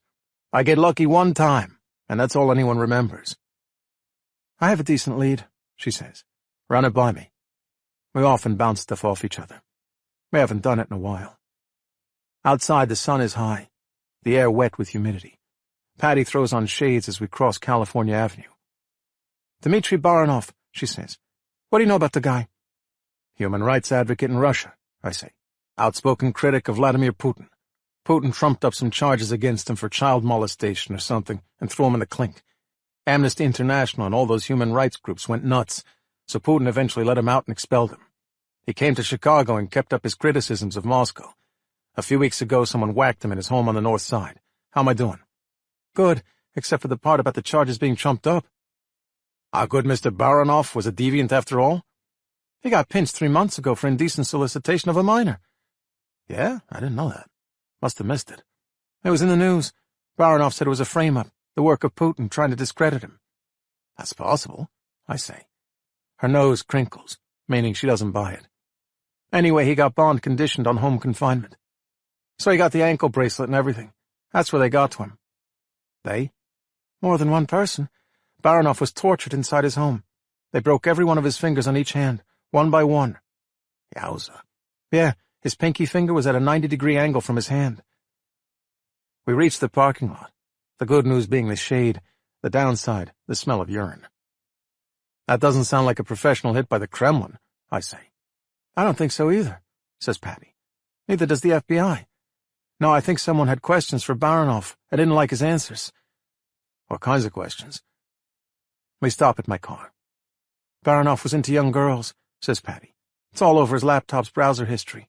And we know he paid for underage prostitutes on Craigslist." I'm feeling less and less sorry about the death of Mr. Baranov. "Right, but who gained from his death?" she asks. "I'm thinking, depending on how deep he was into that sick, perverted underground world, he might have had a card he could play with the state's attorney to get leniency on the indecent solicitation charge." "A name he could give up," I say, "or information of some kind. So that was the torture part before they killed him. They were trying to find out if he told the cops anything." Patty nods. "That's the only string I have right now, so I'm pulling on it." "Bring a raincoat," I say, "and a vomit bag." The seamy, disgusting world of human trafficking. I've had more than my fair share of contact with it. They should bring back the death penalty just for those monsters who prey on children. "Was Baranov trying to cut a plea deal on the indecency charge?" I ask. "Was he willing to give names? It'd be a start." "Wasn't my caller," she says. "But no, apparently he lawyered up right away with big-time private counsel. She shut him down. I reached out to her after Baranov was whacked, and she told me, in her polite lawyerly 1,000 words or less legalese, that I should go fuck myself." Sounds about right. Who was the lawyer? A real shark, says Patty. Name was Nancy Carpenter. Nancy? I stop in my tracks. Nancy Carpenter? Same lawyer Donnie Delahunt hired. Lawyers usually have more than one client, Patty deadpans when I explain my reaction. Besides, Baronoff was an international celebrity, a hero to a lot of people. Published that memoir that was on the bestseller list. I wouldn't expect him to hire some knuckle-dragger. True, I say. She's probably right. It's probably just a coincidence. Chapter 38. Nothing, Marcia Flager says to me. This massive house, and there's nothing here. We're inside Henry Arcola's enormous home in the Gold Coast, executing the warrants we obtained this morning to search both his residence and company. Henry lives in 2 brownstones put together, over 6,000 square feet. He opted for minimalist decor in his downtown office, but not here, where he is surrounded by opulence, polished marble, chandeliers in every room, a kitchen you could land a plane in, furniture so expensive you'd be afraid to sit on it, museum-quality artwork. He cleaned everything out? I ask, walking with Flaker. Looks that way. He had a head start on us. Don't remind me. When I paid Henry a visit yesterday, I was trying to warn him off harming his wife, but by then she was already dead, and Henry knew that once she was discovered, he'd be the first suspect. So he had time yesterday to clean house, literally, and remove anything incriminating. I gave him that head start. Our only hope is his home office, she says. First place we searched. But we've had a problem. What's the problem? I'll show you. Tucked in the corner of the downstairs, Henry's home office is all dark oak.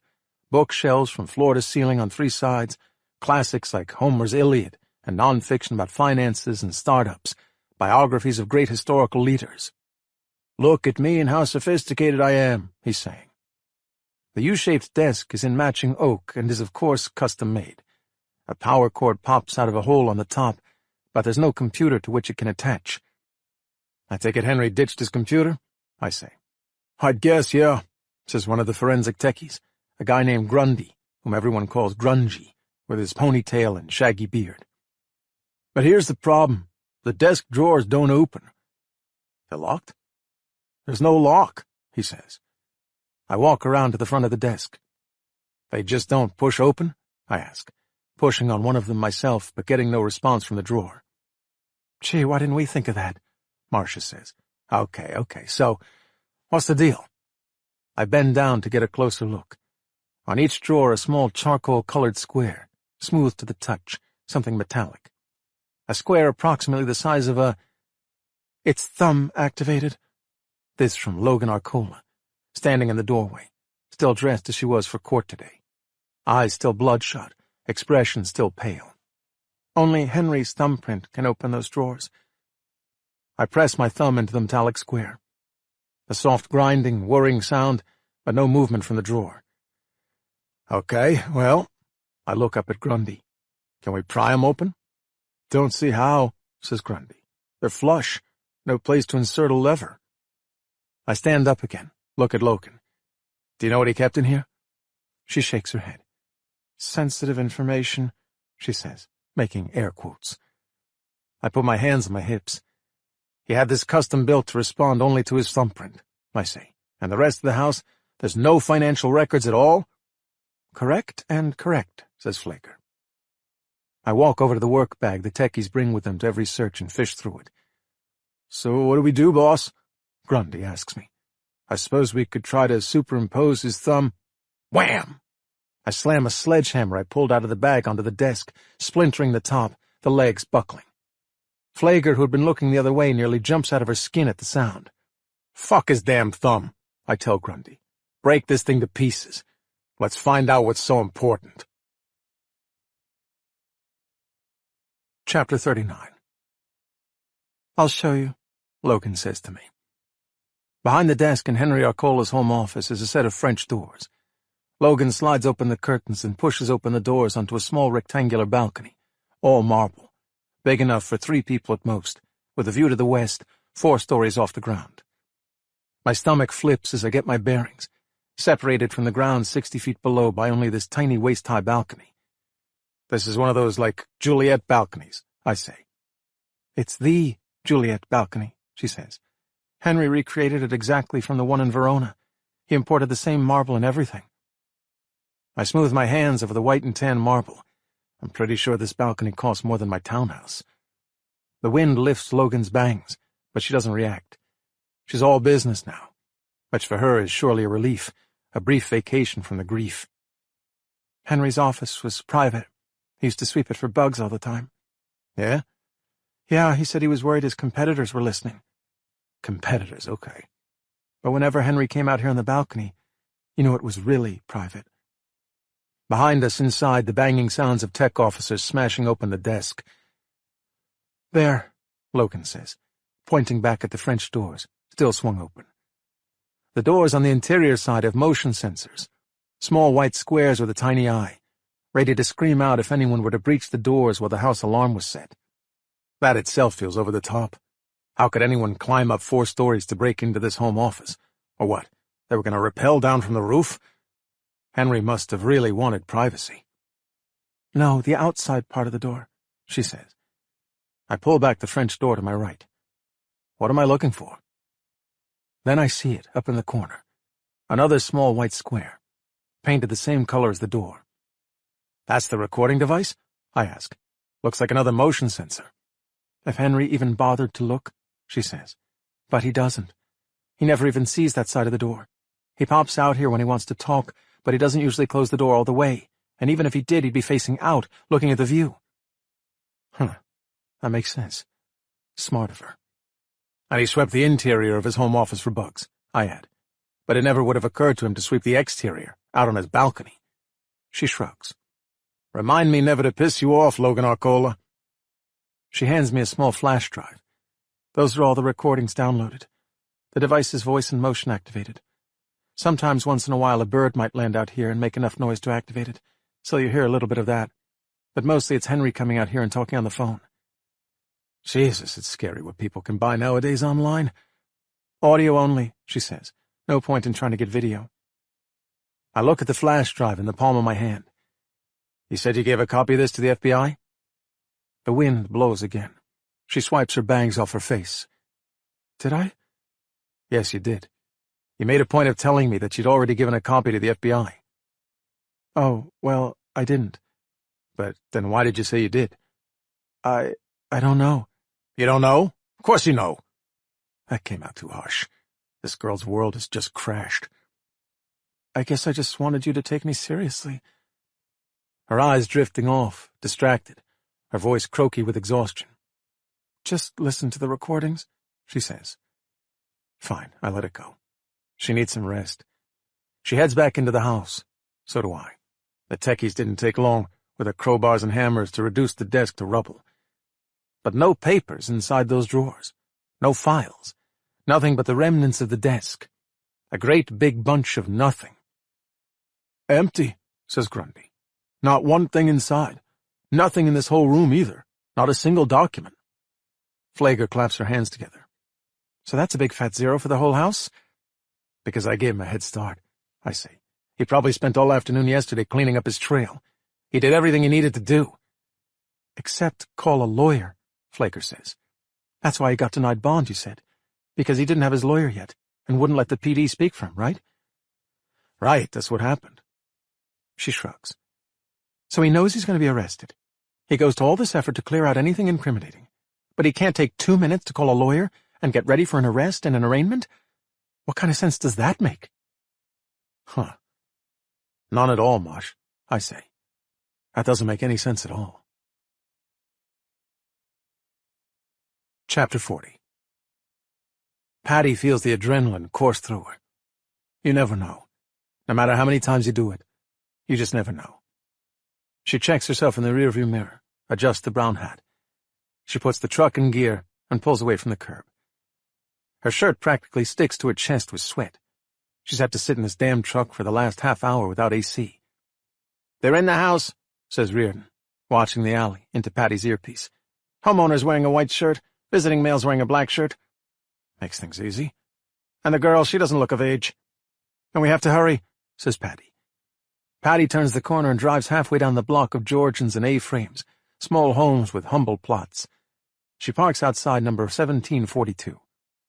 She hops out of the truck and goes to the rear of the vehicle, unlatches the double doors. Inside is a single package, and 4 tactical officers, ready for her call. She picks up the package and winks at the 4 officers. "How come you got to drive?" asks her partner, Mickey Stanton, vested and geared up, sweating up a storm. "We're baking back here. Another few minutes we'd be a fucking casserole." "You want to dress up in this stupid outfit next time, Mick? Be my guest." "I'd pay green money to see that," one of the other TAC officers says. "What's the color of the day?" Patty asks. "Yellow?" "Right." "Then go on my yellow," Patty says. She walks the package up to the front porch, glances through the picture window. Nice furniture, TV on the news, but nobody in that room. She rings the doorbell. Nobody answers. She rings it again. She steps back off the porch, sees a man peeking through the picture window at her. He sizes her up, sees the package in her hand, the stupid all-brown uniform. The man is white, on the young side, a bad complexion with hair greased back off a generous forehead. No neck or chin, busted nose, black button-down shirt hanging over a gut. Not the homeowner, then. The one who brought the girl. And not a guy you bring home to meet the parents. He motions to her to leave the package on the porch. She signs her name in the air, points at the package. Signature required. She hears them calling to each other inside the house. A moment later, the door cracks open. Same man, the pock-marked greaseball. He takes his time appraising her. A hard body and a little brown uniform. Doesn't even try to be subtle about checking her out. Scumbag that he is. "Need you to sign for it." She hands him a clipboard. Always easier if his hands are occupied. Slows his reaction time, makes it harder for him to access any weapon he might have. But he doesn't take the clipboard. He doesn't say anything to her. He looks over her head, past her, toward the street. "I need you to sign for this package, sir." Sound bored, she thinks. Sound annoyed. You hate your job and you have an attitude. Don't sound too eager. The man doesn't move. Patty's spidey sense tingles. "Sir," she says, "you need to sign this. Hello?" They both hear it from the street, the rear doors of the truck popping open with a bang. TAC officers spilling to the street. The man grabs the front door and slams it closed. Only Patty manages to wedge in her foot, catching the full force of the door against her left running shoe. She elbows the door, but it opens again easily, without resistance. The man has backpedaled from the door, a gun now in his hand. Patty dives to the right as bullets sail overhead, others splintering the doorframe. She lands hard on the porch, pops up, draws her weapon from her rear holster as Stanton and the other TAC officers rush toward her. "Breach her up! Breach her up!" Patty shouts for the rear entry team. "Suspect is armed!" She gets to her feet, enters the doorway in a crouch, shuffles to the hallway, head low and gun high, sees 2 things, a battering ram breaching the back door and the man turning halfway down the hallway into a bedroom. She reaches the bedroom, bracing for more gunfire. A man, the homeowner in the white shirt, pants at his ankles, hands in the air, scared as shit. The underage girl, skirt off, shirt unbuttoned, crouched in the corner. The man in the black shirt doing a header through the bedroom window, smashing through the glass, his feet catching on the windowsill but ultimately clearing. Followed by a single shot of gunfire. "Perimeter west!" she shouts. She shuffles to the window, ready to shoot, and sees the man trying to get back on his feet. Trying, but stumbling back to his hands and knees, panting. The gun in the grass a few feet away. Something, dripping from the man's chest. Blood. By now the inner perimeter is closed in, 2 detectives with guns drawn, shouting their IDs along with Patty. The man collapses to the grass, rolling over on his back, a massive blood stain by his left shoulder. One of the perimeter officers secures the man's weapon in the grass. The other cuffs the man's hands, now resting on his navel, and calls for an ambulance. Her adrenaline decelerating now, Patty uses her weapon to clear out the remaining shards of glass from the window pane.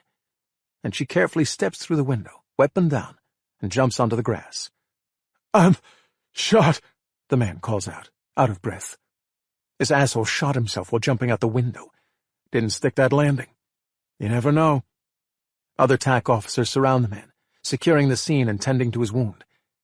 Patty leans back against the house, the aftershock settling in, her pulse throttling, her limbs quivering.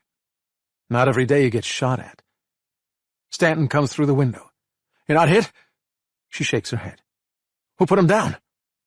He put himself down, she says. Landed on his gun. No shit. No shit. The fuck happened?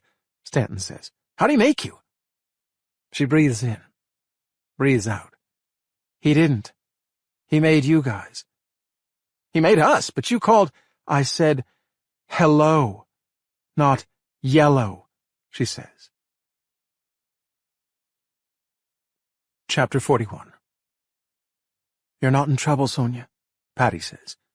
You're the victim in all this, but I need your help.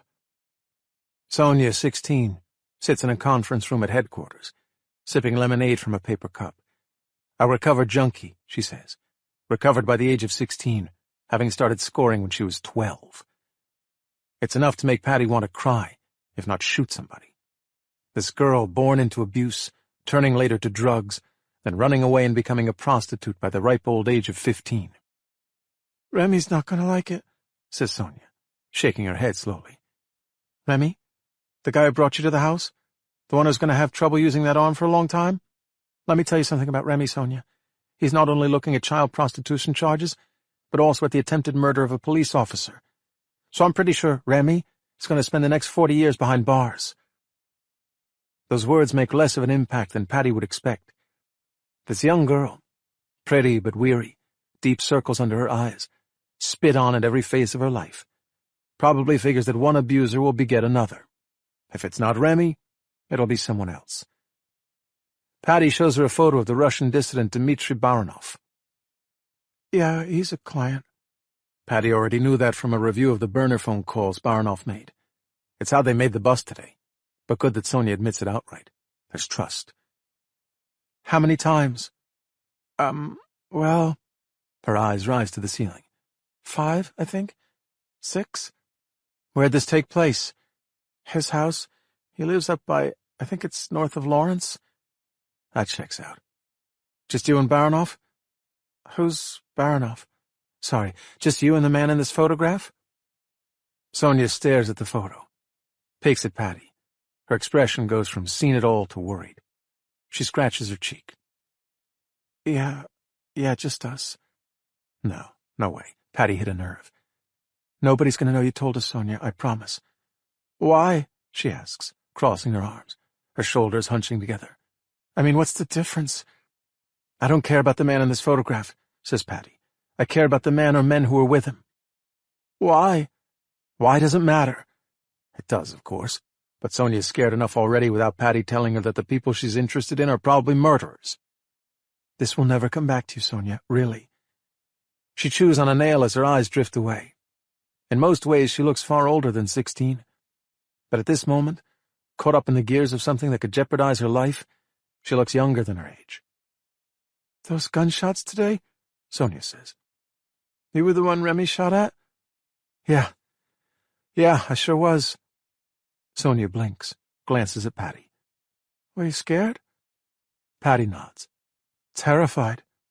You didn't seem like it. You were all business. I had to be. At that moment. But trust me, I about peed my pants. Sonia looks into Patty's eyes, holds her stare before dropping her head and running her fingers through her hair.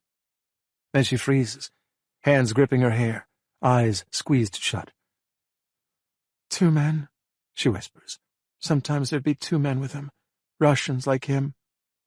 Tell me about them. Sonia drops her hands on the table, drums her fingers. They were scary. They had... Patty reaches across the table and takes Sonia's hand. What did they have, honey? She takes a breath. Weapons, guns, and brass knuckles and knives. You saw them? Did I see them? She lets out a chuckle. You could say that. Tell me, Son. They'd threaten me with them. They'd put the guns in my mouth. They'd move them in and out like I was, giving... I understand. They'd play Russian roulette with me. They said they'd killed a bunch of people and they could kill me too. With that, she bursts into tears. Patty comes around and puts her arm around Sonia's shoulder. It's okay, honey. I'm going to get you help. I'm going to find these men and put them away, without you ever having to testify. You'll never have to see them again.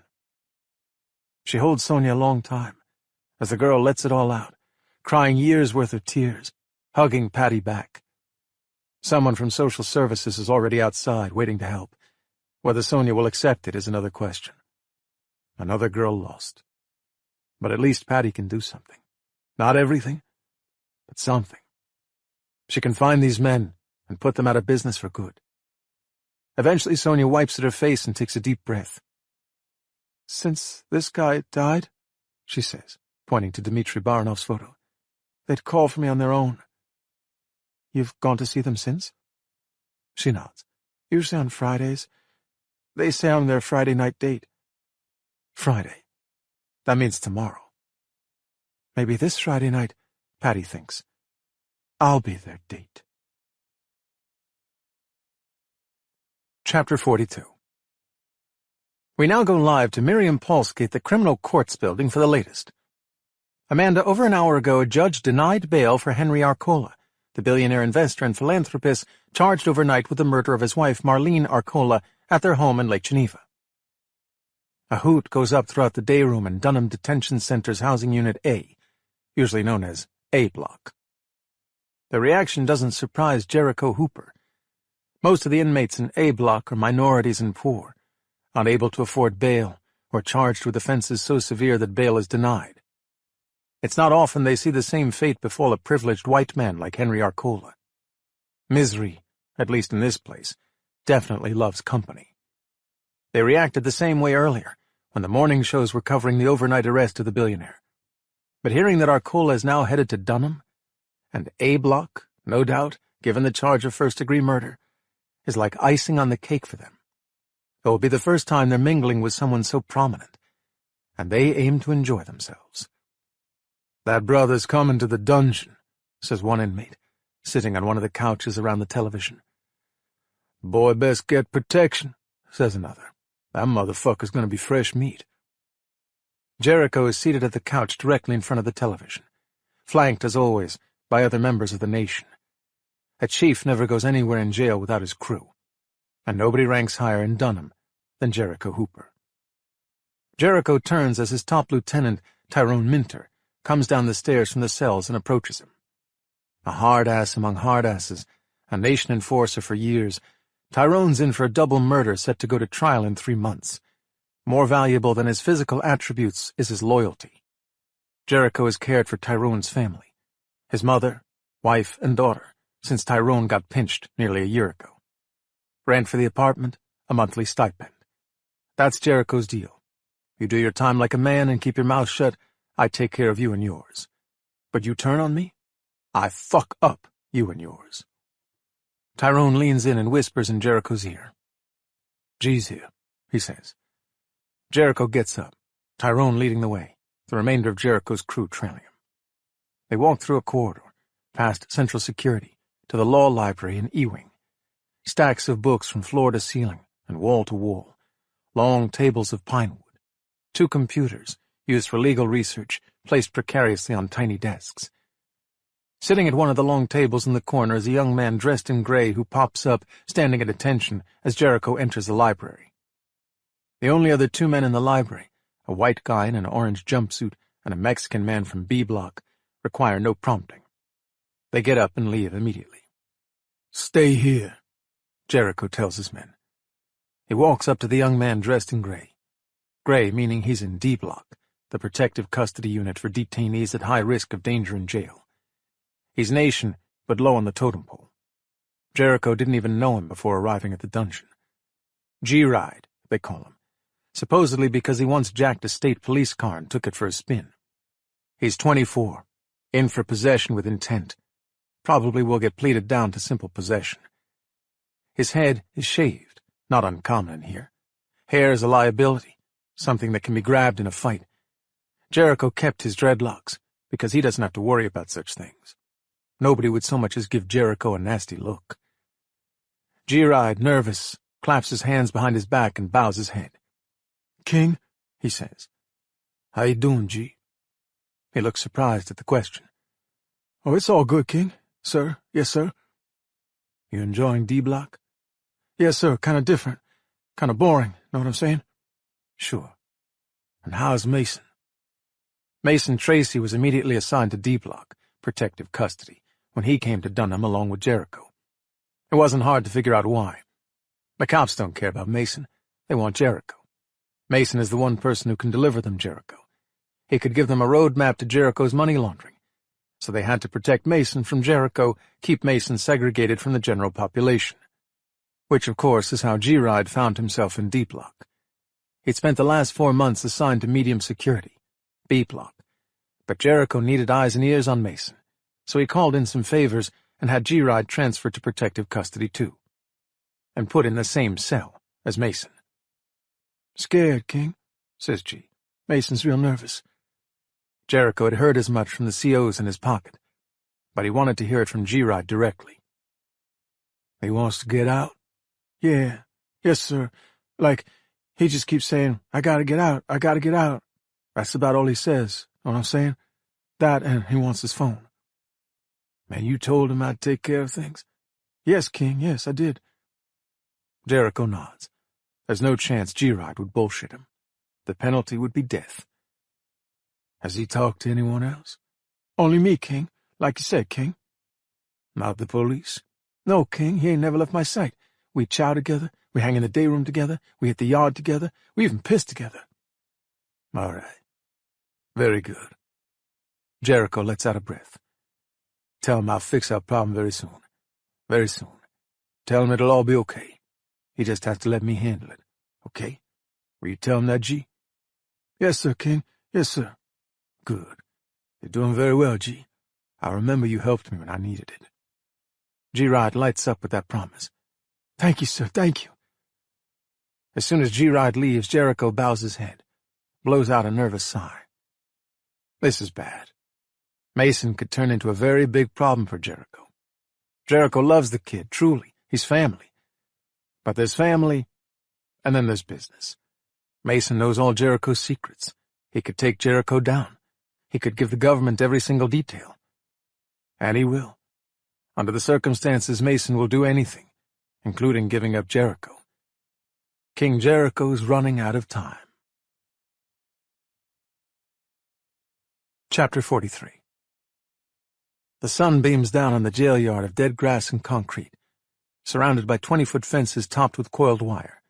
It's 300 detainees in their orange jumpsuits. A Block's 1 hour outside for the day. Some lift weights. Some kick around a soccer ball or a hacky sack. Most just hang out and jaw within their groups. The typical divisions of men, first by race and then by gang affiliation. The blacks on the west side of the yard, divided into multiple gangs, but primarily the Insane Posse, the K Street Hustlers, the Cermak Kings, and of course the big one, the Imperial Gangster Nation. On the east side of the yard, the Latinos, divided into Los Depredadores Latinos, the Almighty Kings, the Maniac Disciples, and their spin-offs. The blacks and Latinos generally have a truce in A Block. You stay out of our way, we stay out of yours. You don't sell dope to our people, we don't sell to yours. Don't start nothing with us, we won't start nothing with you. The same goes with the interracial gangs. The Posse, the Hustlers, the Kings, and the Nation have generally agreed to work together, rivalries only occasionally coming to the surface. None of these truces is durable or perfect. Fights break out. Inmates get beatings. Some get cut. But nobody's died in the last 8 months, and there hasn't been a full-on war for over a year. Things got tense when Jericho Hooper, the king himself, arrived a couple of days ago. Nobody was sure what his arrival would do to the fragile peace treaties. But Jericho made it clear that he wanted peace inside the dungeon. Whatever deal had been worked out among the black gangs, he said, would be fine with him for the time being. The band of white detainees in A Block is smaller, most of them belonging to some version of a white power gang, generally locating in the middle of the yard, outnumbered. Then there's the new guy, the one they saw on TV this morning, the billionaire, Henry Arcola, looking meek and overmatched in a jumpsuit 2 sizes too big for him. He's standing even a bit apart from the other white detainees, looking like he could use a friend. He probably could. It will be rough for him in here. Corrections Officer Corey Hepner patrols the yard, one of a handful of COs out here, not counting the snipers in the 2 towers at each end of the yard. "How we doing, Luis?" he calls out to one of the Latino detainees, trying to spin a soccer ball on his finger. "Gonna be late for roll call tonight?" "You fucked me, Essie," he complains. Right. Always the same story. It's never the inmate's fault. It's always the asshole CO. But Corey Hepner has come to like his job, which he's held since Dunham opened 2 years ago. It works. At age 34, living in Oak Forest with his wife and 3 sons, he needs the steady paycheck and the pension. And he needs Jericho Hooper. On the books, Corey is clean. Off the books, he is not. Corey is a violent man, and he has unique sexual interests that involve violence and do not involve his wife. How Jericho Hooper learned that about him, he'll never know. Well, that's not entirely true.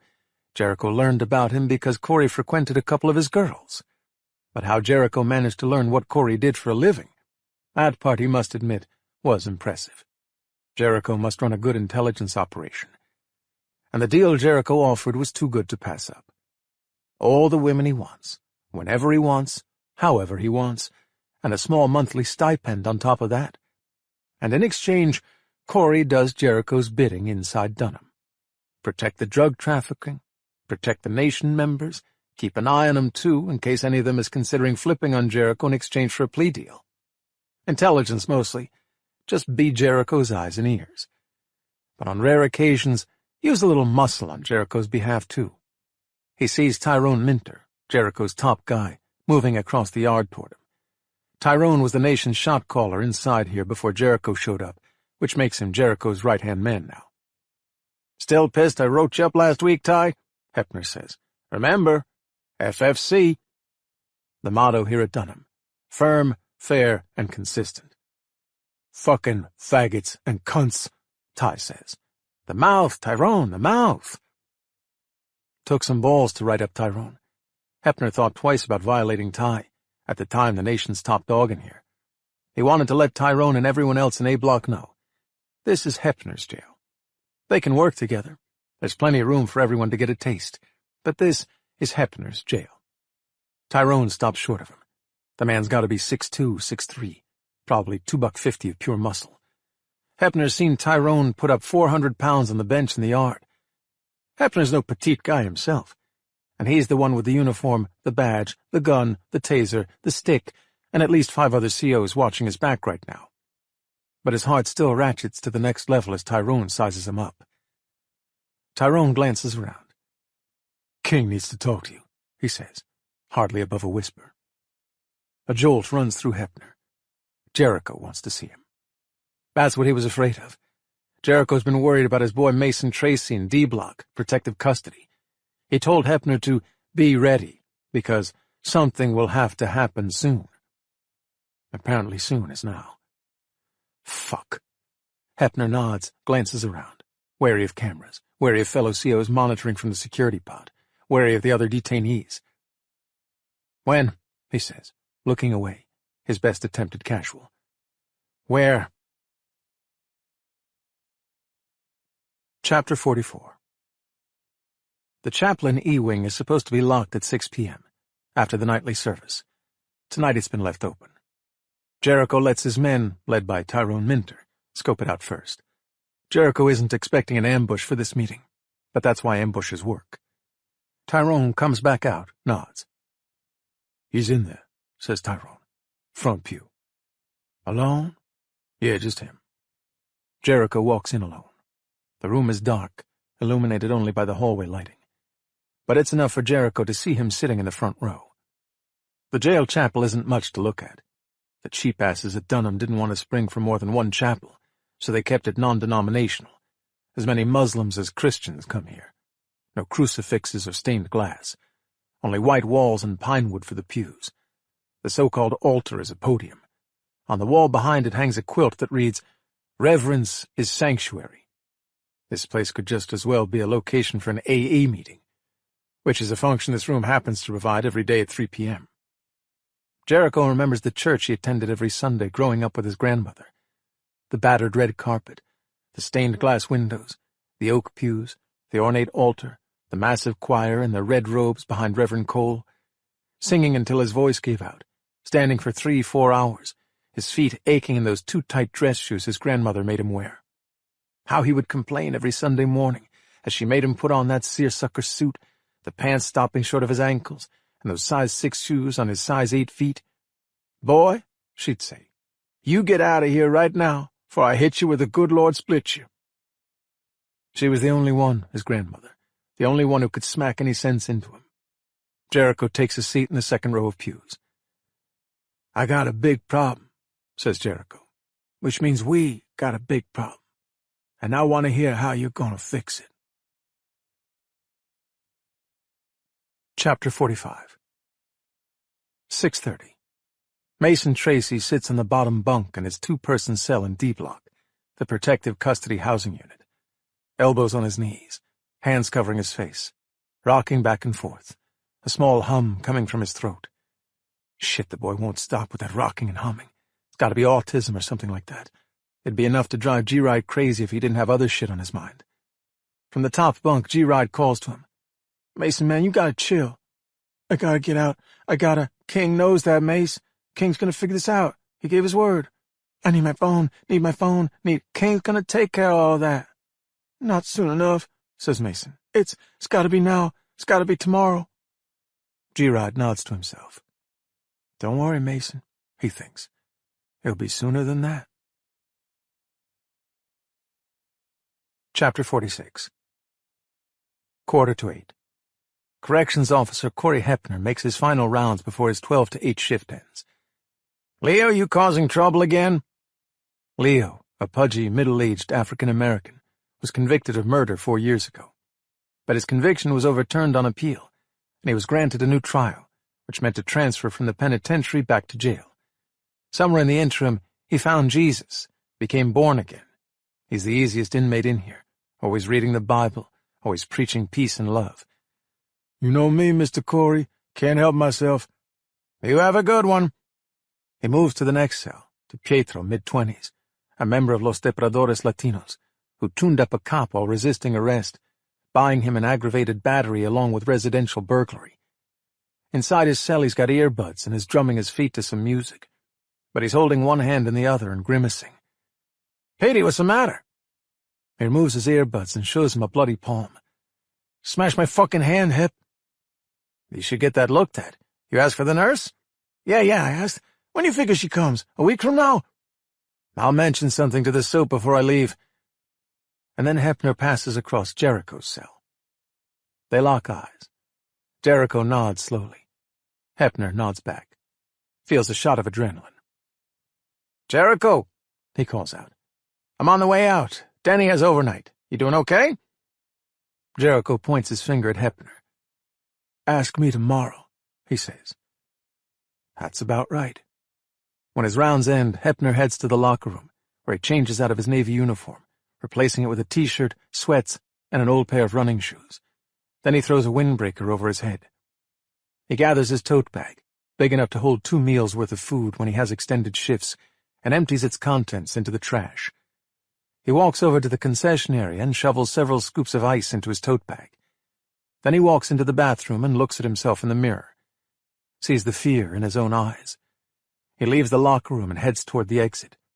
He swipes his card at the exit and nods to the CO manning the post, waves a good night at him. He pushes through the door and feels the warm evening air on his face.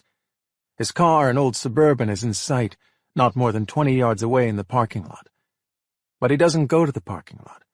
Instead, he turns and walks around the side of the jail, to the exit by D Block.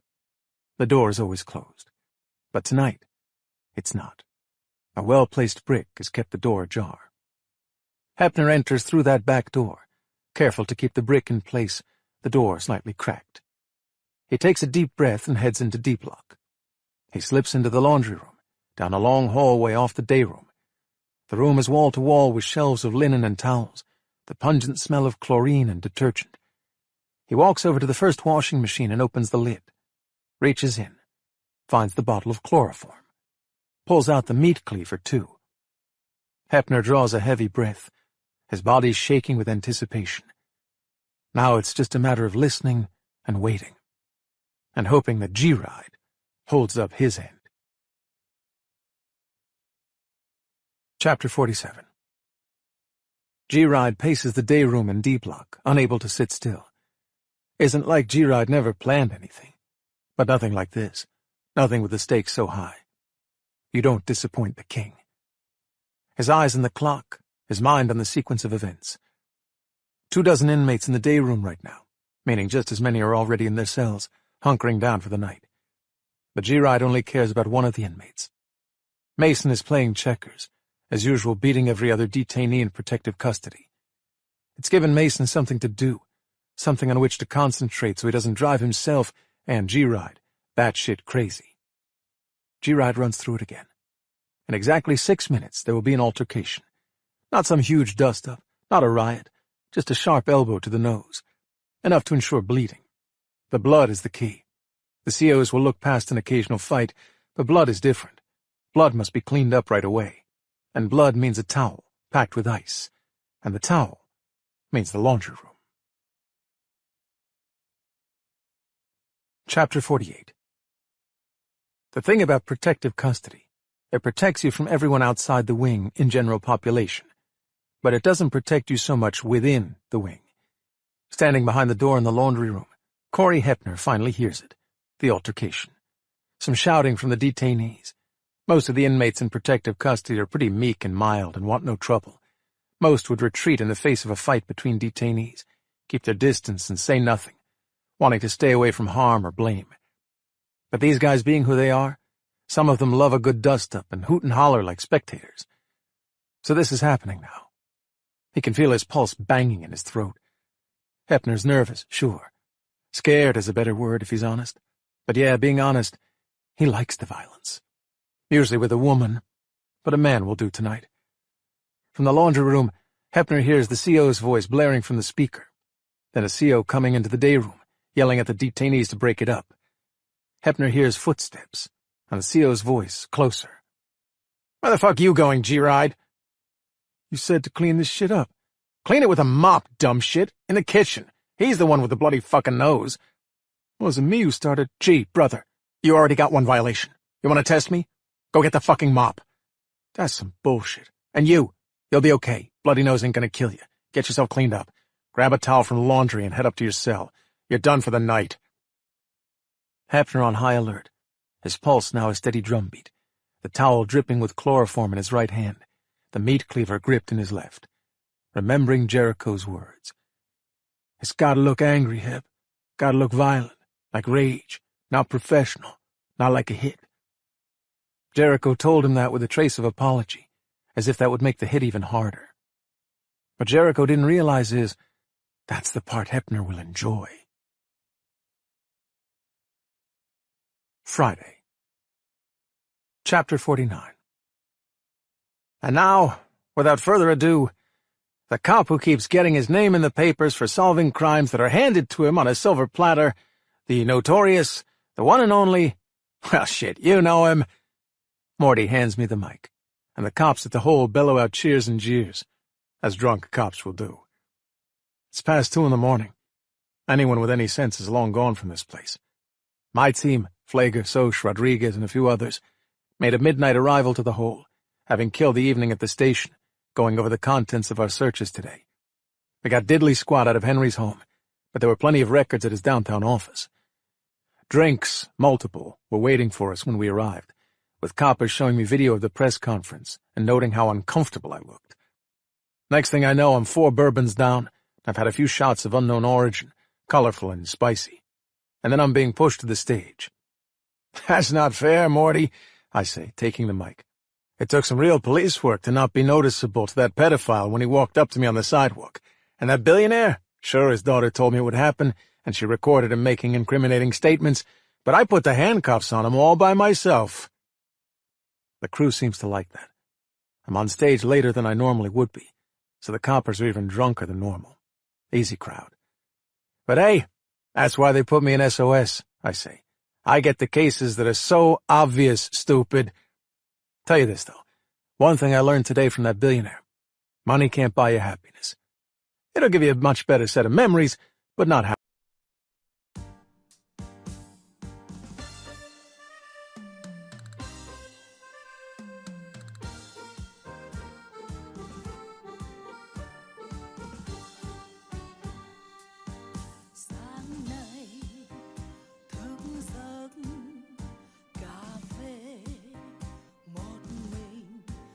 đàn chim ríu rít hòa vang sân đình, dòng sông lặng lẽ cho em soi hình, em hong đời mình trong ánh bình minh.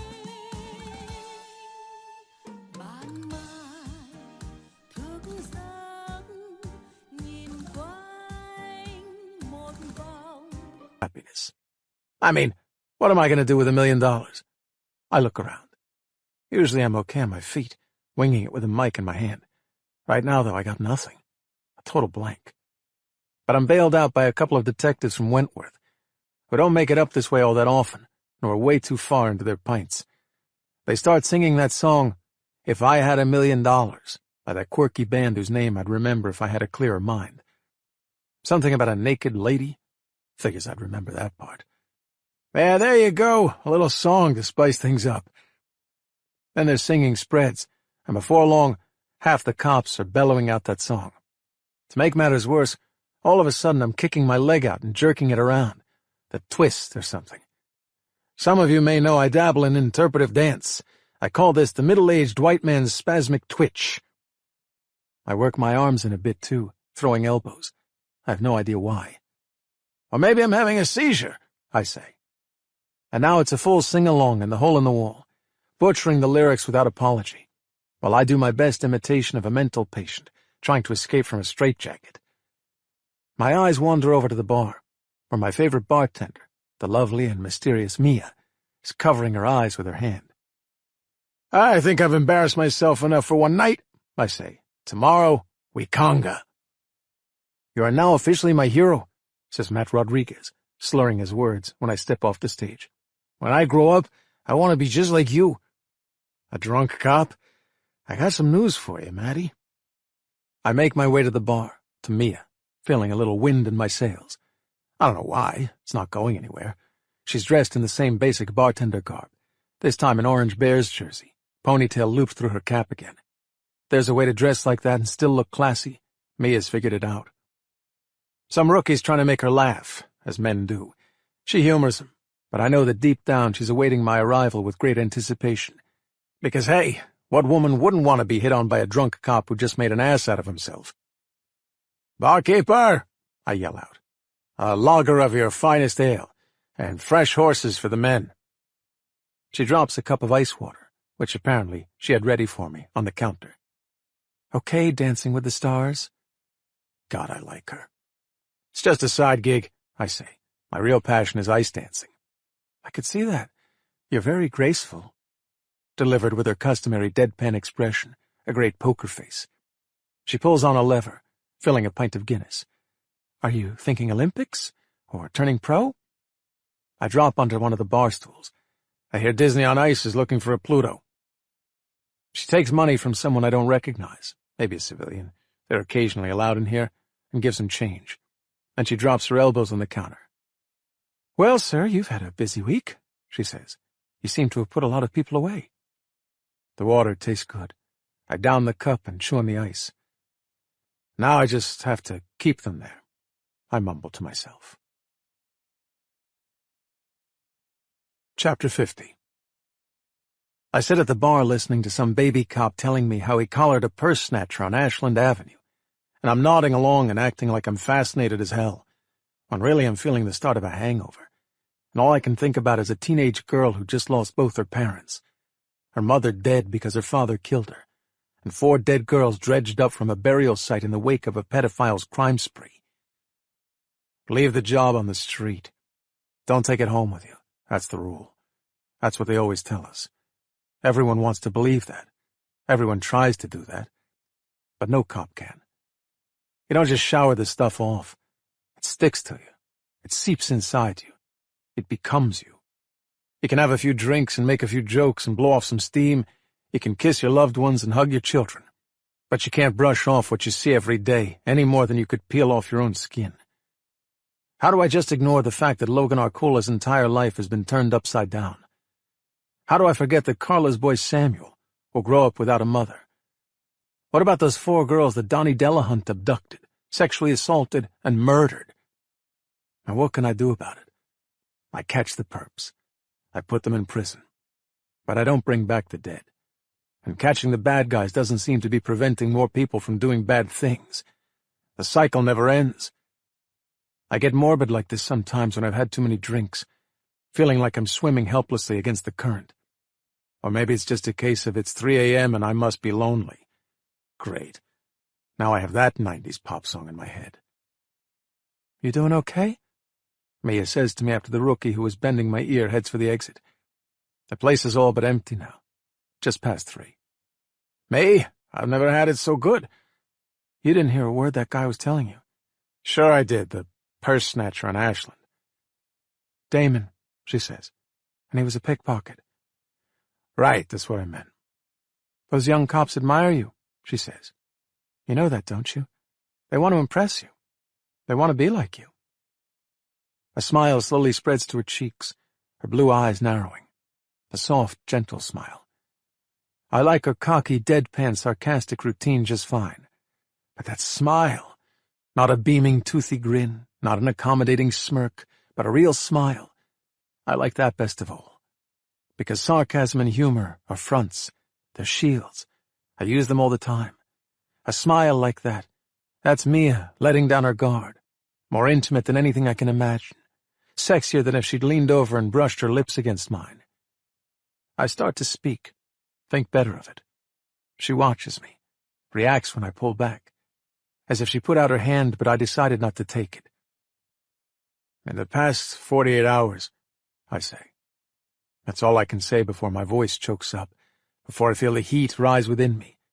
I break eye contact and tap my fingers on the bar as if for luck. "In the past 48 hours, she says, you found a dead woman in a bathroom in Wisconsin, and you dug up 4 young girls who were buried behind the house where your partner died." I nod. Tears well up in my eyes. "And you aren't human if it doesn't affect you," she adds. "All the jokes in the world can't make it go away." No, I decide. This is a bad idea. Run away, Mia. Don't get your hands too close to the cage. I'm just tired. I wipe at my eyes and take a deep breath. Just tired, that's all. I should probably go. She holds her look on me a beat longer, not buying my act, but not having a say in the matter. "You're probably right," she says. "You should—" "He kidnapped those girls off the street," I blurt out. "He bound them and gagged them and took them to some location and raped them repeatedly. Girls who'd barely reached puberty, for Christ's sake." I throw up my hands. "How does somebody do that?" She shakes her head, having no better answer than anyone else. "How does somebody do that?" I repeat, this time as a whisper, losing steam, dropping my head. "He's sick," she says. "Probably something in his childhood. Or maybe he's a modern-day Humbert." I raise my head. "Who justifies his actions by believing it's some kind of twisted romance initiated by the young." "What did you say?" She stops, draws back. "What? What? Did you say Humbert?" "Well, yeah, Humbert. You know—" "I don't know. What do you mean?" "Humbert," she says. "From Lolita. The man who slept with Lolita." "And his name was Humbert?" "That was the character's name. Humbert, she says. It was a pseudonym he used, I think. But—" "Why?" "Hum. Can you hear me? Hum." The words Bridget Leone heard while she was in the back of the van Donnie Delahunt drove during the chase, before the vehicle took off over the tracks and she was hurtled back toward the rear doors. "Hum. Can you hear me? Hum." I pop off the bar stool so fast they almost fall. "I don't understand," says Mia. I didn't either. But I do now. It never made sense why Donnie Delahunt would have told Bridget to hum. But he wasn't talking to Bridget at all. He was on his phone. Donnie Delahunt had a partner. Chapter 51. I make it to the station at 8:30, exhausted and energized at the same time. Exhausted because I couldn't sleep, even after hitting my pillow close to 4 in the morning. Energized because of what I figured out while talking to Mia. When I walk into the detective's room, the buzz evaporates in an instant. 18, maybe 20 pairs of eyes fall on me. "Morning," I say, looking around. 2 more detectives walk in from the coffee room and stare at me. What, did I forget to wear pants or something? "Is this an intervention?" I ask. I promise I'll stop drinking bourbon. I'll stick to vodka. Matt Rodriguez, standing at his desk, plays with his phone. Next thing I know, music is playing from his phone. An acoustic guitar is strumming. Some piano, a catchy beat. I recognize it, just as the lyrics begin. If I had $1 million. Oh, shit. Rodriguez nods, and then nearly in sync, they all jut out their elbows, kick out their left legs, and start twitching and twisting to the song. I have sinned often in life, but I figured my penance would await me in the afterlife, not this morning. Some of the uniforms come from downstairs and join in, too. Everyone wants a piece of this. Elbows out like they were in some vaudeville routine. Legs kicked out like they were having an uncontrollable seizure. If I didn't know better, I'd think I was watching a senior citizen's jazzercise class. To their credit, most of them keep a straight face. I'm armed, but so are they, so my only option is to take it like a man. Eventually, Rodriguez shows me mercy, cutting off the song at the point where the singer says he'd buy his woman a fur coat, but not a real fur coat. That's cruel. The place erupts in applause. I bow. I'll be here all week, I say. Forget all week. Marcia Flaker walks up to me. You're forever now. She hands me a phone. A YouTube video of me last night at the Hole, up on stage. The elbows, the leg twitch. The title under the YouTube video? The Billy Goat. You're viral, Flaker tells me. Over 10,000 views this morning. I look up at her. You gotta be fucking kidding me. She looks at her phone and starts reading the information below the video. Chicago Super Cop Billy Harney. Oh, Jesus, enough already. I look toward Socha's desk for help. He's waving me over. I'll do anything to change the subject. Who took fucking video of me last night? I ask him. I'm gonna pistol whip him. Like I know, wasn't me. He hands me a file. I promised I'd get back the DNA on those victims at the burial site right away. I had to call in some favors, but here you go. I take the folder. What's the punchline? It's the 4 girls we thought, the 4 who went missing, he says, and Delahunt's DNA was found inside their vaginal cavities. Good. But, says Soch. But there was someone else's DNA found too, I say.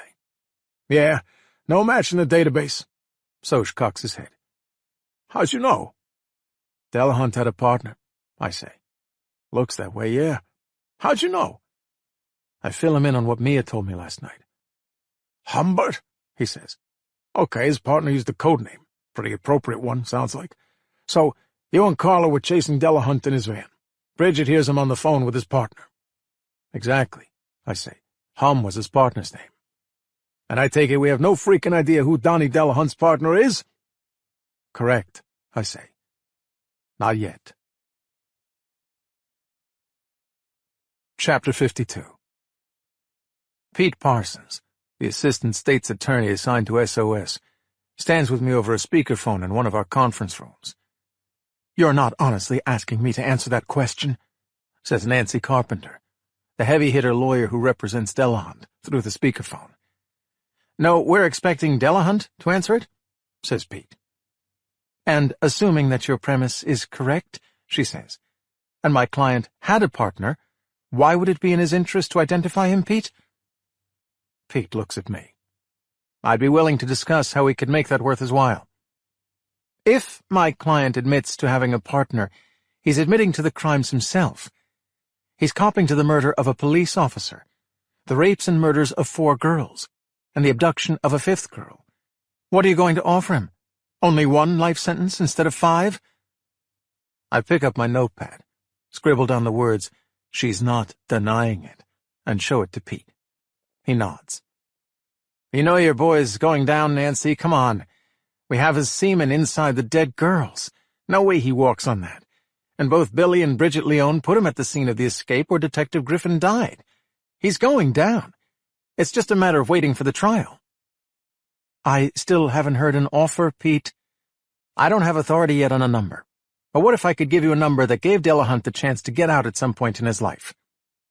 A number such as... I don't know, we're just spitballing, but maybe 50? At 85%, that's 42 years and change. He's out when he's 70. I push down on the mute button on the speakerphone. 50 years for killing Carla and 4 young girls. You want this information or not? Pete says. Anything more than that is the same thing as a life sentence he's going to get anyway. Pete, I have a call that I have to take. They say it's urgent. Would you mind holding 1 second? We'll hold, sure. Some classical music comes on the line while we hold. It could be more than one other person, Pete says. It could be a pedophile ring. I nod. I thought about that too. There could be a girl out there right now in their clutches. The music stops. Pete? Yeah, I'm here, Nan. Lanny Sosha pops into the room, looking alarmed. Did you hear? He asks. I just got a call from Dunham, Nancy says. Donnie Delahunt is dead. I pound the table.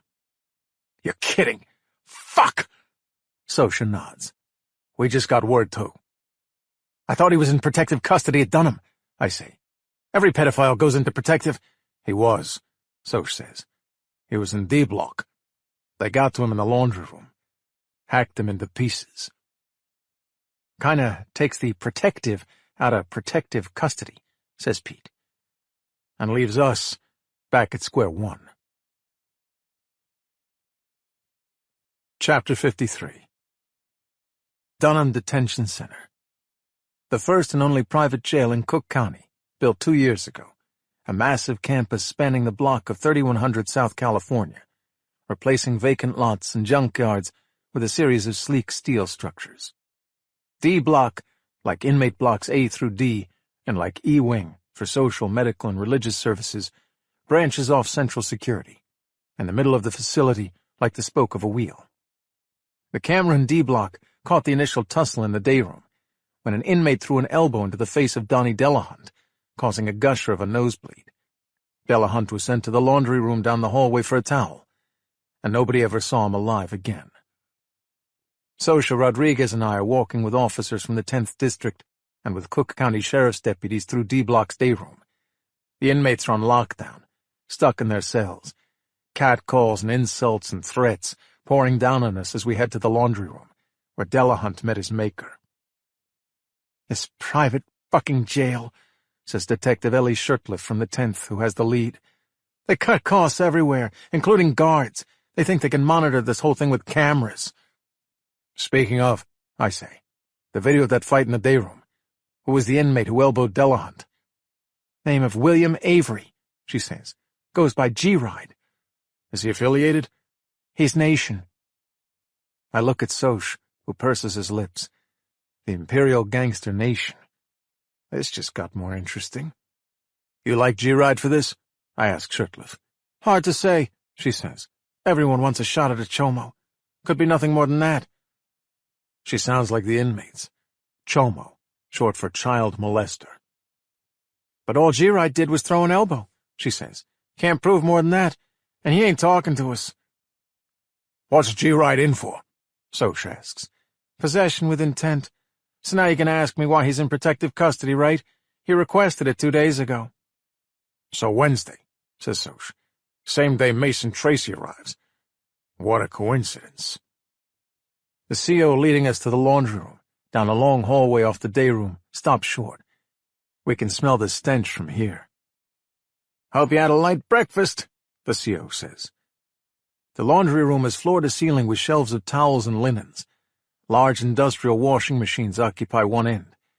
But this place looks more like a slaughterhouse than a laundry room. Whoever did this to Donnie Delahunt took his time and enjoyed himself. We're still looking for some of the body parts, Shirtliff says. Blood everywhere, and spatters on the floor and ceiling and walls and many of the towels, and thick dried pools on the floor. The carcass, Delahunt's torso, lies like a hunk of beef in the center of the room. His legs have been cut off at mid-thigh. His left arm is missing from the elbow down. His right arm is largely intact, though half of his hand and most of his fingers are missing. And what the offender didn't hack off, he sliced and diced in the midsection, probably 30-40 swipes with whatever axe or butcher knife he used. Delahunt's severed head rests on top of a washing machine, his vacant eyes staring at us. Soch leans into me. If someone wanted to take him out for professional reasons, there's easier ways. A shiv in the shower would do the trick. This looks like hate. I nod. Unless it's a cover. Shirtliff takes me out in the hallway to talk. Forensics aren't going to get us anywhere. Anyone can access this room. We probably have the prints of half the D-block population in here. She points down to the exit.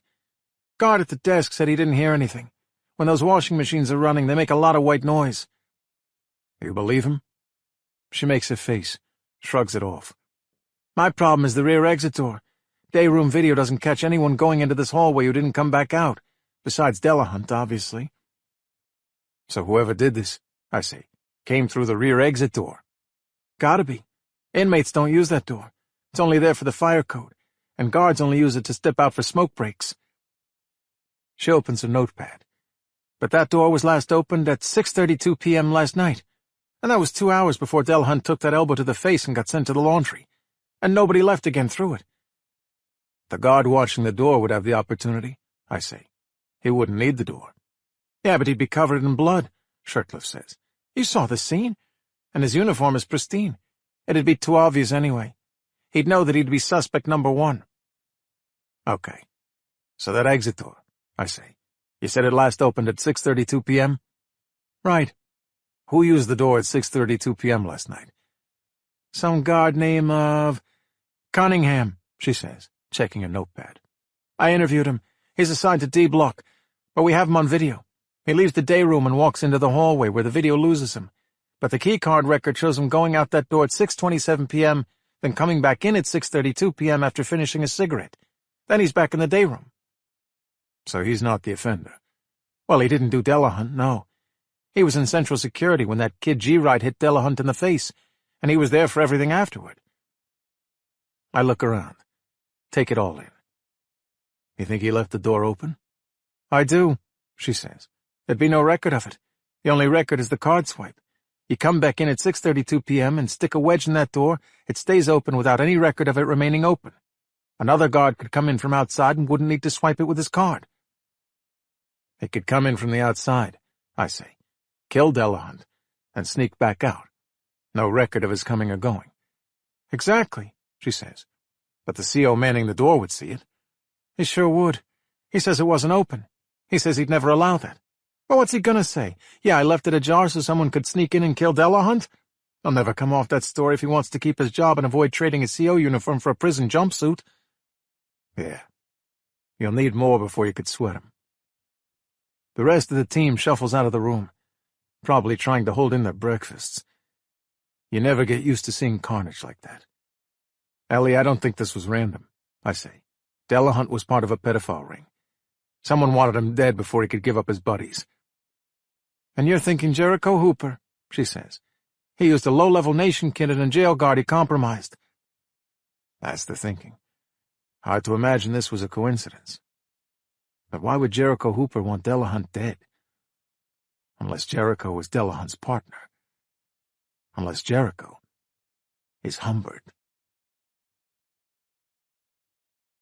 Chapter 54. I want Mason Tracy fully protected. I thump a finger into the warden's chest. He so much as chips a nail. It's on you. Do whatever it takes. Put him in a fucking suite at the Ritz-Carlton if you have to. Nothing happens to Mason Tracy. I understand. The last thing the warden wants is another murder in his jail. He'll be lucky to keep his job as it is. The CO escorts us from D Block down another hall toward the admin facilities. Coming toward us, also under escort, is Nancy Carpenter, Delahunt's lawyer.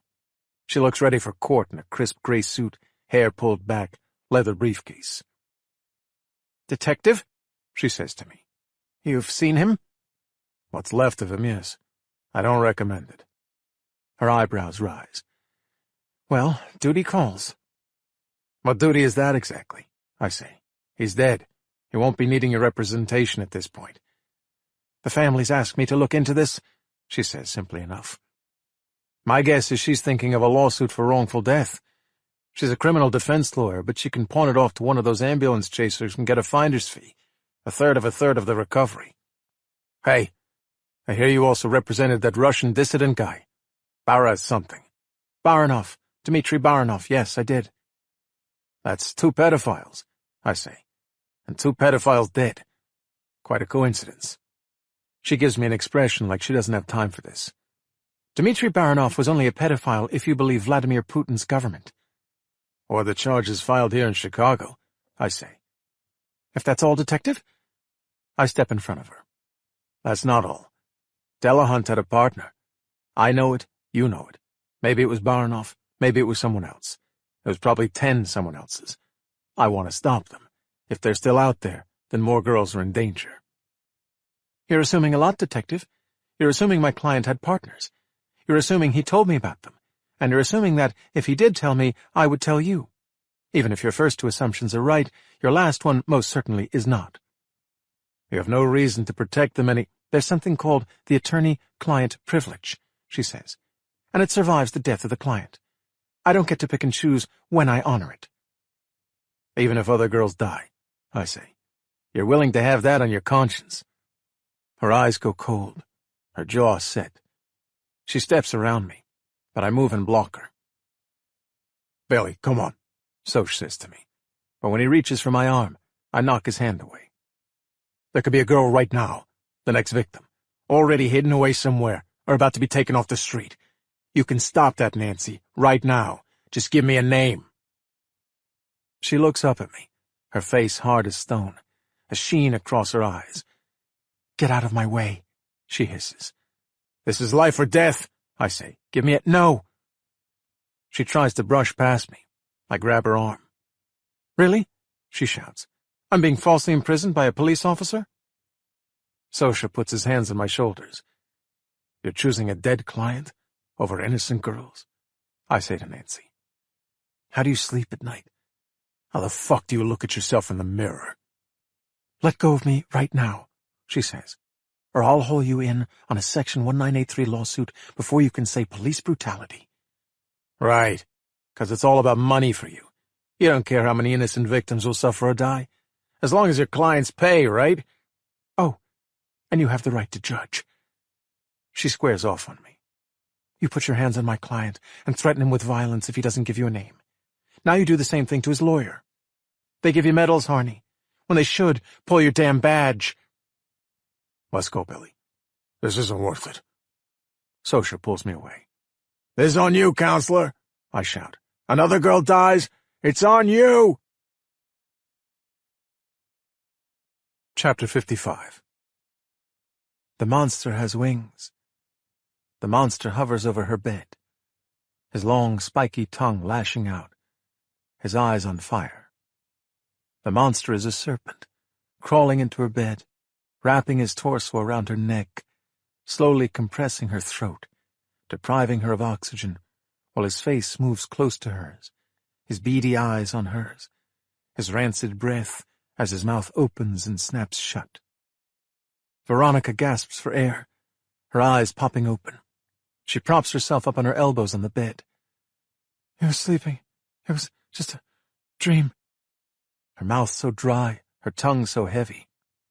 It's as if she has a speech impediment. Water. She needs water. A while ago, last night, earlier this morning. She has no sense of time down here. No idea of the rising or falling of the sun in this time warp of a dungeon. A while ago she filled up the empty bottles with water from the faucet. The man who spoke to her through the intercom, however long ago that was right. Unlimited water is one thing she does have down here. It feels darker now. Darker and hotter. Water. She needs... She tries to sit up. The needle pricks inside her head so piercing she hears herself moan. She struggles to remain upright. She finds a water bottle on the floor, tries to unscrew the top. Takes her a few tries. She begins to sob. Why won't you open? Why won't you? She gets it unscrewed, pours water into her mouth, much of it dripping down her cheek and dousing her shirt. There, better, a little better. Where are you? She shouts up at the ceiling. Why won't you come back? Don't leave me down here. Please don't leave me down here to die. How long has she been down here? 5 days? A week? She has no idea. When sleep overtakes her, she never knows whether she slept for 15 minutes or 8 hours. And the fatigue, the overwhelming exhaustion, keeps her in a fog even when she's awake. The whole thing, one long nightmare. She forces herself to her feet, trudges along like she's dragging barbells behind her. the shooting pain in her head, the searing ache in her abdomen.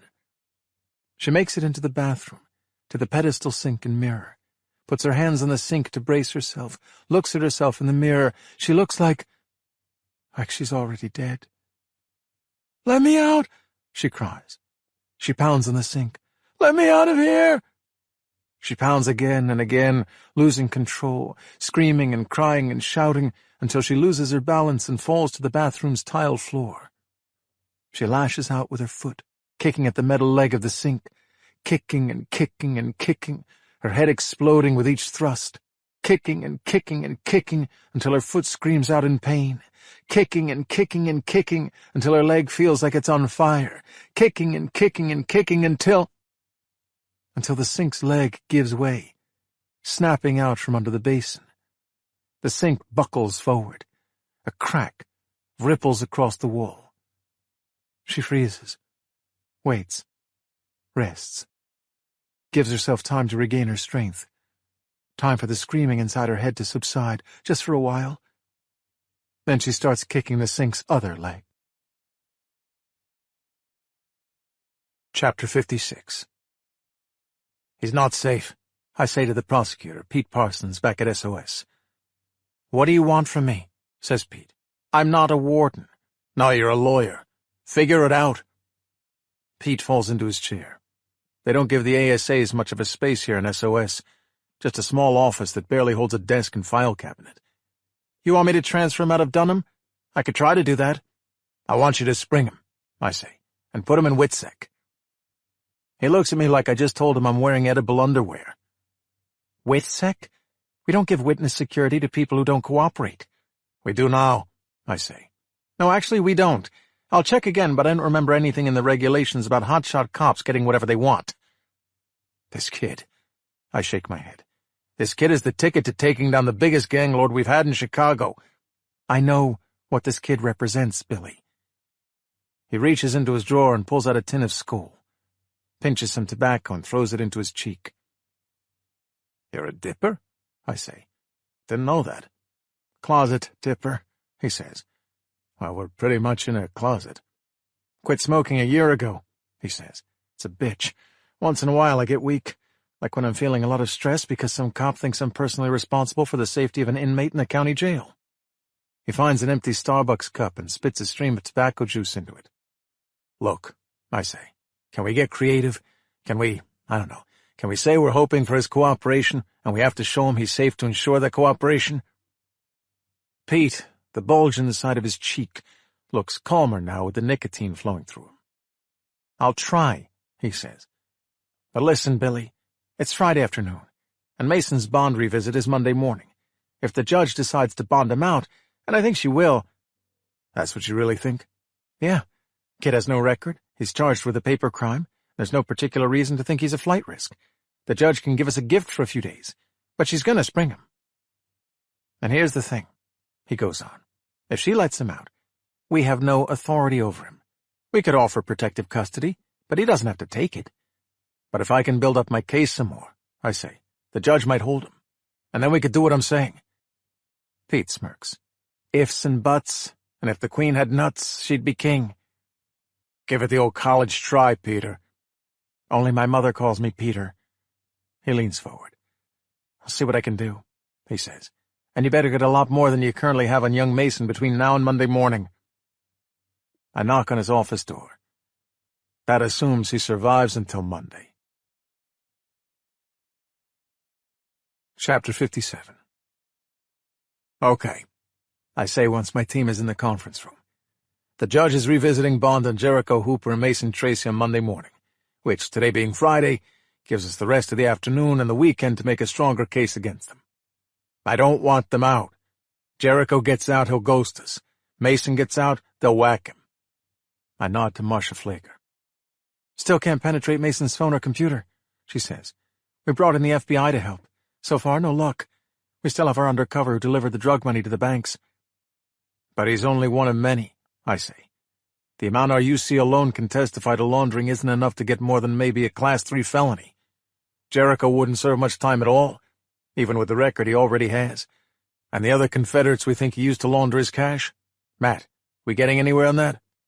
Not so far, Rodriguez says. We pulled in 6 of them. Everyone is lawyered up. They're still afraid of Jericho. Right. So the key to this is Mason, or at least Mason's computer. We get into that computer, we lock down millions and millions in ill-gotten gains. We lock up Jericho for 20 years. I understand, says Marcia. We're working on it. Do more than work on it. Get it done, I say, before Monday. I rub the back of my head. Marsh? Anyone? From everything we know about Jericho, any reason to believe he's a pedophile? Pedophile? Not that I know of. Why? The murder of Delahunt, I say. If that was just a child molester getting whacked, it's nothing new. But I'm thinking maybe he was silenced. And if so, who wanted him silenced? We know the guy who started this whole thing. The kid they called G-Money or something? G-Ride, Rodriguez says. Right. G-Ride's the guy who threw the elbow in Delahunt's face in the day room and got him sent down the hall to the laundry room for a towel. And G-Ride is Imperial Gangster Nation. You think Jericho called the hit? Says Soch. Because he's part of the pedophile ring with Delahunt, and he doesn't want Delahunt flapping his gums? I shrug. Good a guess as any. Emphasis on guess, Marcia says. I haven't seen anything in Jericho's background that says he likes young girls. I look at her. Think it over. Or boys, I add. Chapter 58. Everyone has the will to win, but few have the will to prepare to win. Words from Jericho's mentor, Christian Lamore, the founder of the insane gangster mafia. Listen before speaking. Plan before acting. Let all those motherfuckers strut and boast and act like assholes. But you? Show as little as possible. Say no more than you must. Your silence will keep them wondering. It will amplify your words when you choose to speak. It was 4 days after Jericho lost his grandmother when he met Christian. Age 11, lost and hurting. He found himself on the wrong side of the street. Didn't follow his grandmother's advice to keep his head up and eyes open. And before long he was surrounded by 6 men in the middle of 69th Street. They didn't even ask for his money. He probably would have handed it over. They wanted to beat him first. They did for a while. With their fists, with their feet, one of them with a baseball bat. Until everyone stopped at once and backed away from Jericho like he was contagious. Jericho, curled up in the fetal position, blood dripping from his mouth, his world spinning. His eyes finally fixed on the man, the reason they stopped beating him.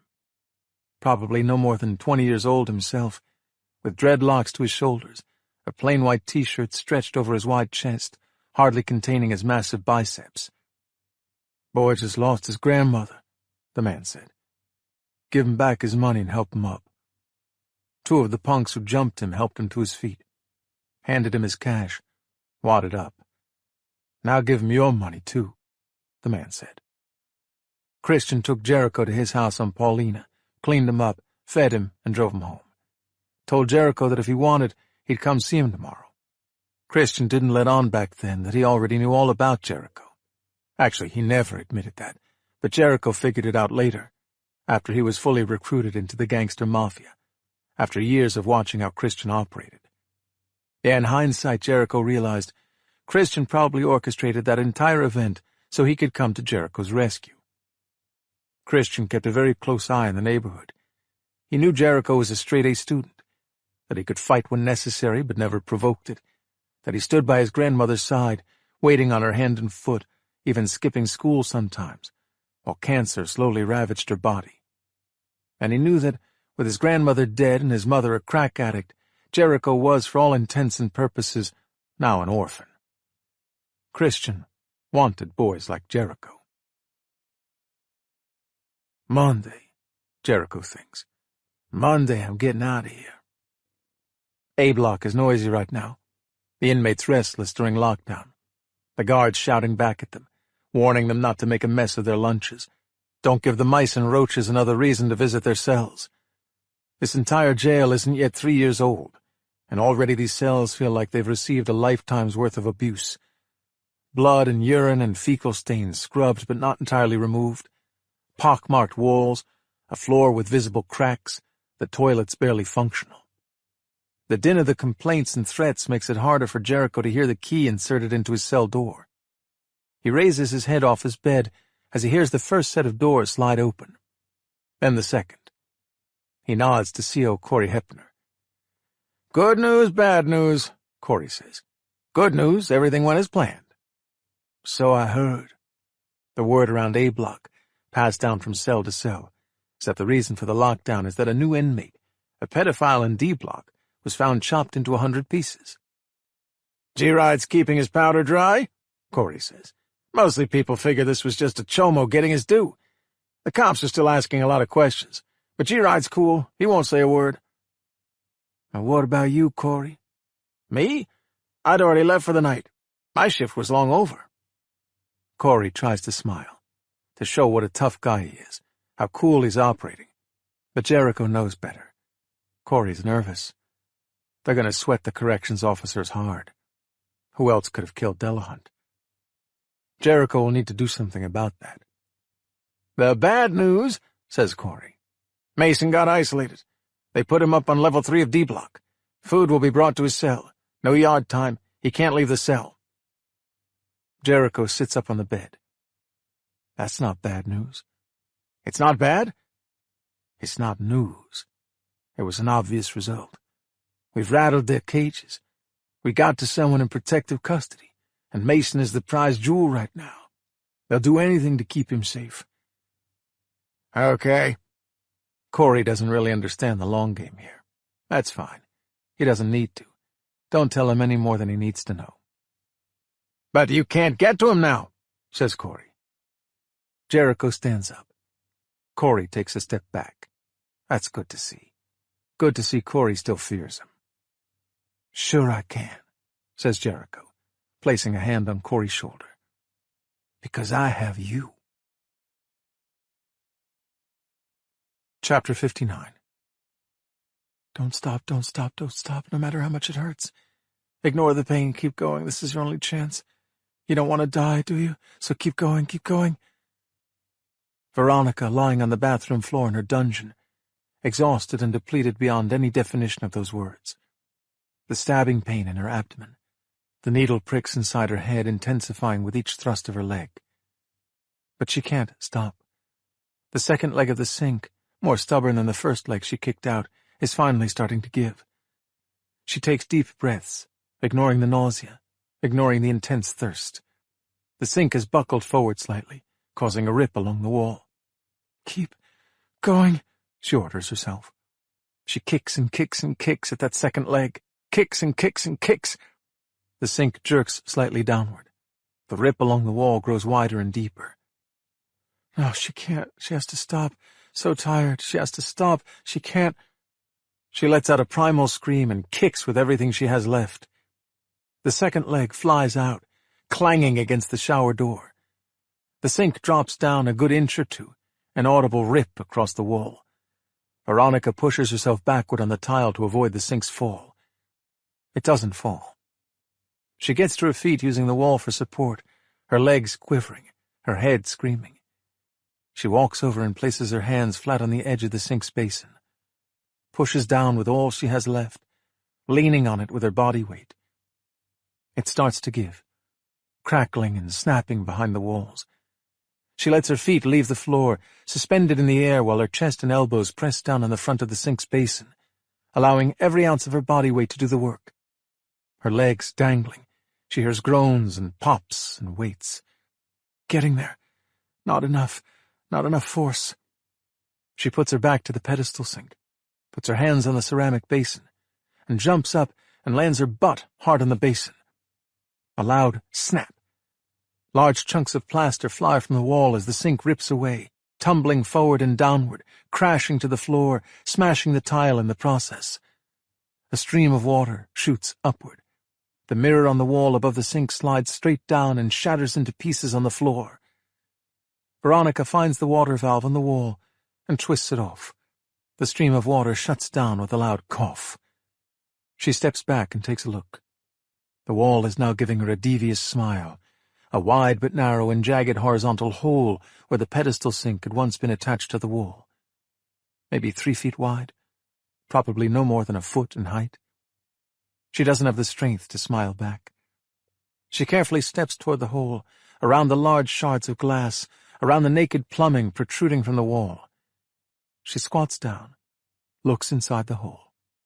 The plaster wall runs something like 4 or 5 inches in thickness. Beyond that she can't see. There's nothing but blackness. "Hello?" she yells. "Hello?" She hears nothing in return. She slides her hand through the hole and extends her arm as far as she can. She feels nothing but cold air. "Hello? Hello? Can anyone hear me? Please, I need help." No response.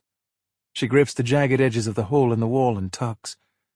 The wall is too thick, it won't give, at least not with the amount of strength she has remaining.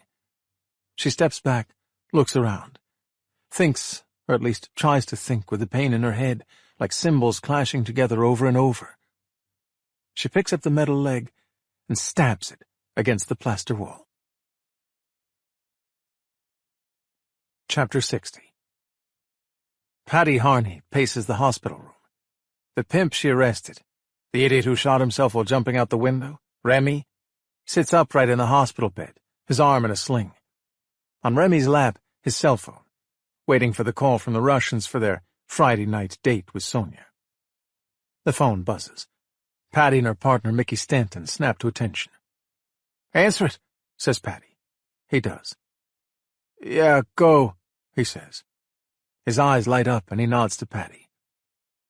"Okay, we can do that. Where? Okay. Yeah, I guess. Oh, okay, let me know." He punches out his phone. "It was them." "You sure?" Paddy asks.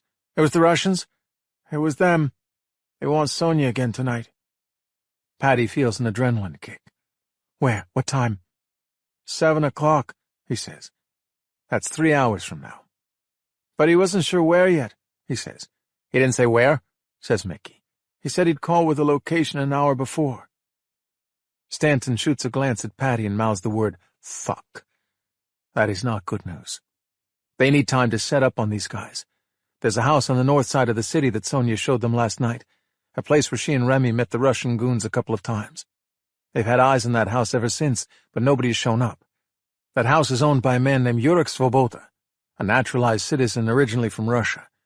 Svoboda has a FOID card in Illinois and owns 4 different handguns, along with a concealed carry permit, and he has an out-of-state license for an AK-47 assault rifle. But they haven't seen hide nor hair of Yurek Svoboda since they found that house last night. Pat even got a bolo, a be-on-the-lookout order, on his credit cards, but he hasn't used them so far. So they don't know where Yurek Svoboda or his pedophile friend are at this moment, and they're not going to have a location until a mere hour in advance. 1 hour's notice.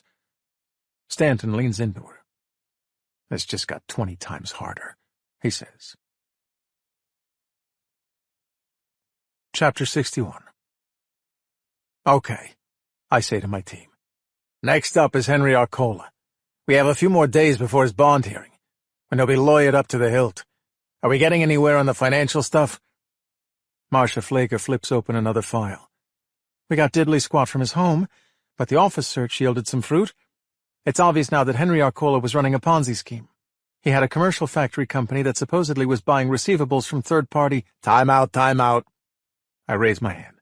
"Marsh, do me a favor. Dumb that down so Sosha can understand it." Sosh makes a face. "Oh, but you're a captain of industry, right?" Flager sits back in her chair. "You're Company A. You sell widgets to Company B for $1 million. But the industry standard is Company B doesn't pay you for 60 days. That's an account receivable for $1 million. Only Company A, it needs liquidity. It doesn't want to wait 60 days for the $1 million, right?" "Right, they want the money up front. As much as possible, at least," she says. "So that's where a commercial factor comes in. Basically, it's a private financing company. It says, I'll give you a bunch of that money up front, like, say, $800,000, and you transfer to me the account receivable. And when that debt gets paid to me in 60 days, I'll give you the rest of the $1 million, the other $200,000, minus a fee for my services." "Like interest?" "Yeah, interest, a fee, whatever. So Henry Arcola, not only does he run a hedge fund, he also has one of these commercial factor companies. It's called Logan Financing." Logan. He named the company after his daughter, or his daughter after the company. He doesn't tell his investors that it's his company, of course. He just tells them he's got a sure-thing investment. So he invests his client's money in Logan Financing. So what's the problem? The problem is that Logan Financing is a sham. It's not buying debt. It's not doing business with vendors. It's not doing anything. It's a shell. Henry's sending his client's money into a black hole. More specifically, into his own pocket. How does he pay back the investors? Soch asks. Well, that's what a Ponzi scheme is. Henry gets you to invest $1 million in his hedge fund, right? He puts it all in Logan Financing. He pockets, say, $700,000 and keeps $300,000 to spit back to some of the earlier investors and call it a dividend. The earlier investors like that dividend. It's a great return on investment, so they keep the principal invested with Henry. And they tell their friends about Henry. As long as Henry keeps getting new investors, his scheme will work. He'll get new money, pocket most of it, and kick some of it back to the older investors. Sounds like a house of cards. It is. That's what a Ponzi scheme is. It works until you run out of new money to placate the older investors. It works until either you stop getting new investors or the current investors decide they want their principal back. So that's what happened? I ask. Henry ran out of investors? Well, actually, no, says Marcia. He was still going strong. But 6 days ago, last Saturday, $20 million disappeared from his account, and that more or less bankrupted his funds. Soch winks at me. $20 million suddenly disappears from that account? Sounds to me like he was worried about his wife Marlene giving him up. Sounds to me like he was planning a getaway. And that sounds to me like a flight risk, we say together. I turn to Marsh. That'll be great for the bond revisit, I say. Judge hears that old Henry was stashing away most of his money. The risk of flight will be too high. She'll never let him out. Are you 100% certain? That the money disappeared? She says. I'm 100% certain. But that's not what bothers me. What bothers you? I ask. Marcia leans back, looks up at the ceiling. I have no idea where that $20 million went, she says. Chapter 62. Harney! Lieutenant Wisniewski calls out, waving me to his office. When I walk in, I see an African-American woman sitting across from him. She looks as hard-ass as she means to, with her hair buzzed on the sides, shit-kicker boots, and a tight shirt revealing chiseled arms. Detective Harney? Detective Regina Turner. Hey, Gina, I say. Hey, Billy. She doesn't smile. I've actually never seen her smile. Not that I know her all that well. I saw her at Carla's funeral, when nobody was smiling. But I've only worked with Gina Turner once, when she was a rookie. We were part of a stack that took rear entry on a drug bust. She disarmed a drug dealer with a judo kick to the stomach that put him in an ambulance. Never even drew her gun. I made a mental note never to get on her wrong side. She knew Carla from undercover. Carla worked one of the Latino gangs, while Gina, like a lot of young African-American cops, got assigned as UC in one of the black street gangs. Carla flat out said that Gina was the best cop she ever knew. As you know, says the whiz, Detective Turner was just assigned to SOS. And as Detective Turner now knows, Detective Harney has requested that you join his, elite squad. Yeah, I say. I want you on my team, if you want. I have a choice? Of course. Gina nods, not as a yes, but considering. I don't know Gina well, but I do know her file. She grew up in the Henry Horner homes, a housing project best known for violence and gangs. She lost one of her brothers to a drug overdose and the other to the gangster Disciples, where he served as an enforcer until he was convicted of murder and sent away for 60 years. But Gina kept on the straight and narrow, graduated from high school, and put herself through NIU. Her record as a cop is stellar. But what really caught my eye, beyond my experience with her on that drug bust, and besides Carla's glowing opinion of her, is that 2 years ago she jumped into the Cal-Sag Channel to save a little boy who had fallen in. That's heroic enough. But come to find out, Gina performed the rescue without ever having learned how to swim. Mostly we focus on the West Side street gangs, I say. We also have that case with the billionaire who killed his wife. But primarily the street gangs, says the whiz. Lieutenant Wisniewski wanted me to focus only on the gangs, but we collared the billionaire, and that made our superintendent very happy, so I got kept on that case. It's a sensitive thing for Lou, so I don't bring it up that often. I'm still sitting here, says the whiz. So what do you say, Gina? I ask. It comes with a car and driver, expense account, and free membership to the East Bank Club. That actually makes her smile. A little. Okay, it comes with none of those things, but the hours are long and irregular, and the pay sucks. I'll do it if you stop talking, she says. So I don't say anything. I put out my hand. One thing, she says. Why me? Am I just for optics? You check 3 boxes? A black female who's gay? I didn't know you were gay, I say. But you did know I was a black woman. Yeah, that much I figured out. She's still waiting for an answer. Jean, I want you on my team because I trusted Carla.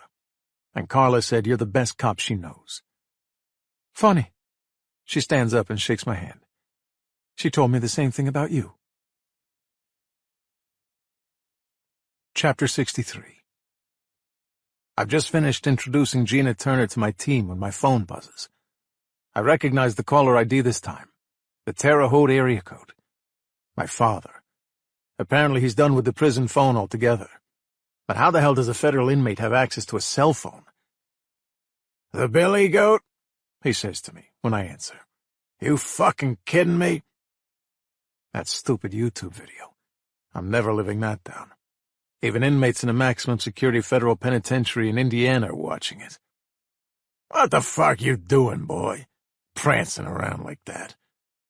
What am I doing? I'll tell you what I'm doing. I'm getting lectured on behavior by a guy serving a life sentence for corruption and murder. That's what I'm doing. Maybe so, but I never acted like a jerk in public. That's true, Pop. You kept your misconduct private. I'll try to remember the difference. You got eyes on you, kid. You don't want to fuck up right now. I duck into an empty interview room for a little privacy. What do you know about eyes on me? And how'd you know I was getting promoted to run this task force before even I knew? I know things, that's all. I still got friends. Something your generation never learned. Friendships that last through everything. Okay, hooray for you. Are we done? You caught a big fish, son. You gotta keep him in the net. Jericho Hooper, I say. He could mean Henry Arcola, too. Who am I talking about? Yeah, Jericho. You got a good case in the money laundering? Not bad, I say. Tell me. Tell you? I'm not gonna tell you. You're not a cop anymore, Pop. And you'll forgive me if I don't exactly have a lot of trust. Tell me, boy. I'm trying to help. I sigh. I don't know what it is with this guy. Wasn't a year ago I told him I never wanted to speak to him again, that he was no longer my father. But he kept calling, and I kept listening to his voicemails, and then I started answering his calls. I guess it's as simple as blood. He's my father. He gets me to do things. We got someone close to Jericho who helped him launder the proceeds, I say. A gangbanger? No way. Nobody flips on Jericho. I don't say anything. I've said enough. Oh, you got a UC in there? You got a cop close to Jericho? Yeah, that might be enough. But how much could one guy launder by himself? Not much. So you got a problem, see? Because you got to show the money was illegally obtained in the first place. Your UC can testify to the amount he laundered, but I bet it ain't that much. I already know that by itself. So that's going to be a low-level felony. I know that, Pop. I didn't just fall off the truck. I put the phone at my side. We're talking over each other. My father, unsurprisingly, is quite the expert on laundering money. He managed to hide bribes and extortion payments from the eyes of the federal government for most of his career. We got his bookkeeper, too, I had, the phone back at my ear. The arrest of Mason Tracy is public knowledge. I'm not giving anything away. He could testify to all the proceeds, millions upon millions. Yeah, that's this kid Mason, right? So he did already know.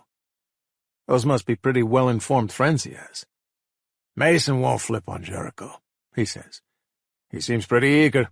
Never. That ain't gonna happen, son. What Jericho will do, he'll have his lawyer represent Mason, too, and make sure he keeps his trap shut. Yep, that's exactly what Jericho did. Ilan Tenenbaum has stood between Mason and me every step of the way. Let me give you some advice, he says. Hey, Pop, you aren't Hannibal Lecter, and I sure as shit ain't Clarice Starling. This isn't happening. I'm still your Pop, though. Always with that ace up his sleeve. I gotta go, he says. You want my advice or not? Okay, I'll bite, I say. What should I do? Oldest line in the book. Follow the money. We're trying, I say. Jericho tied all his money up and then try harder, Pop says, before cutting off. Chapter 64. 6 o'clock. Patty isn't in the hospital room anymore. She's gathered a team at headquarters. The two Russians promised Remy the pimp that they'd call at 6 to tell him where to deliver Sonia. A patrol officer is sitting in the hospital waiting for that call, which he will relay to Patty at headquarters. Patty's cell rings at 6:06 p.m. "Harney," she says into the phone. She listens, closes her eyes. "You gotta be kidding me. Okay, stay there in case they call back and change the location." She puts down her phone. God, if they didn't have bad luck in this investigation, they wouldn't have any luck at all. All eyes in the room are on her. Her lieutenant, Andy Moss, her partner, Mickey Stanton, and 3 other detectives. Patrol officers ready to provide inner and outer perimeter. SWAT, geared up with their full-auto SMGs, led by Commander Richard Lincoln. And HDU, the Hazardous Devices Unit, led by Sergeant Janet Clancy, if the bomb squad is necessary. Patty thought it might be. Now she knows for sure. "Templeton, Arroyo, Reynolds," Patty says to 3 of the detectives. "Our subjects are at the Wainwright Hotel, room 1614. The reaction in the room is expected. Fuck, Jesus Christ, shit. "It's one of those hotels on the Gold Coast, a little north of the Mag Mile," she tells the 3 detectives. "Go!" The 3 detectives leave the room. "Frickin' hotel," says Mickey Stanton. "I was afraid of that." Patty glances at Rick Lincoln, the SWAT commander. She knows what he's thinking. A hotel room breach 16 stories up is a SWAT team's worst nightmare. "Sonia says these guys get off by putting their guns in her face," says Patty. "So we should assume they'll be heavily armed. Urich alone has an AK plus 4 handguns. His partner? Who knows?" Lieutenant Moss runs his hand over his face. "Best thing we can do," he says, "is get them coming in or going out. Sounds like they're already checked in. So what about getting them on the way out?" Moss is a good lieutenant, a good boss, decisive, respectful, no bullshit. But he doesn't have tactical training, so he defers to the experts. "We can't take them in the hallway in the 16th floor, says Lincoln from SWAT. "We can't elude civilians, other people on that floor. And without any idea when they're coming out, we'd have to basically set up shop there. We'd expose ourselves." "When Sonia doesn't show tonight, they're going to be paranoid," says Patty. "Why do you say that?" Moss asks. "Because they're paranoid generally. Why are they meeting at some hotel? Why not their home? These guys are staying on the move. When Sonia blows them off, they'll wonder if they've been made. So then, whenever it is they leave, they'll be on high alert.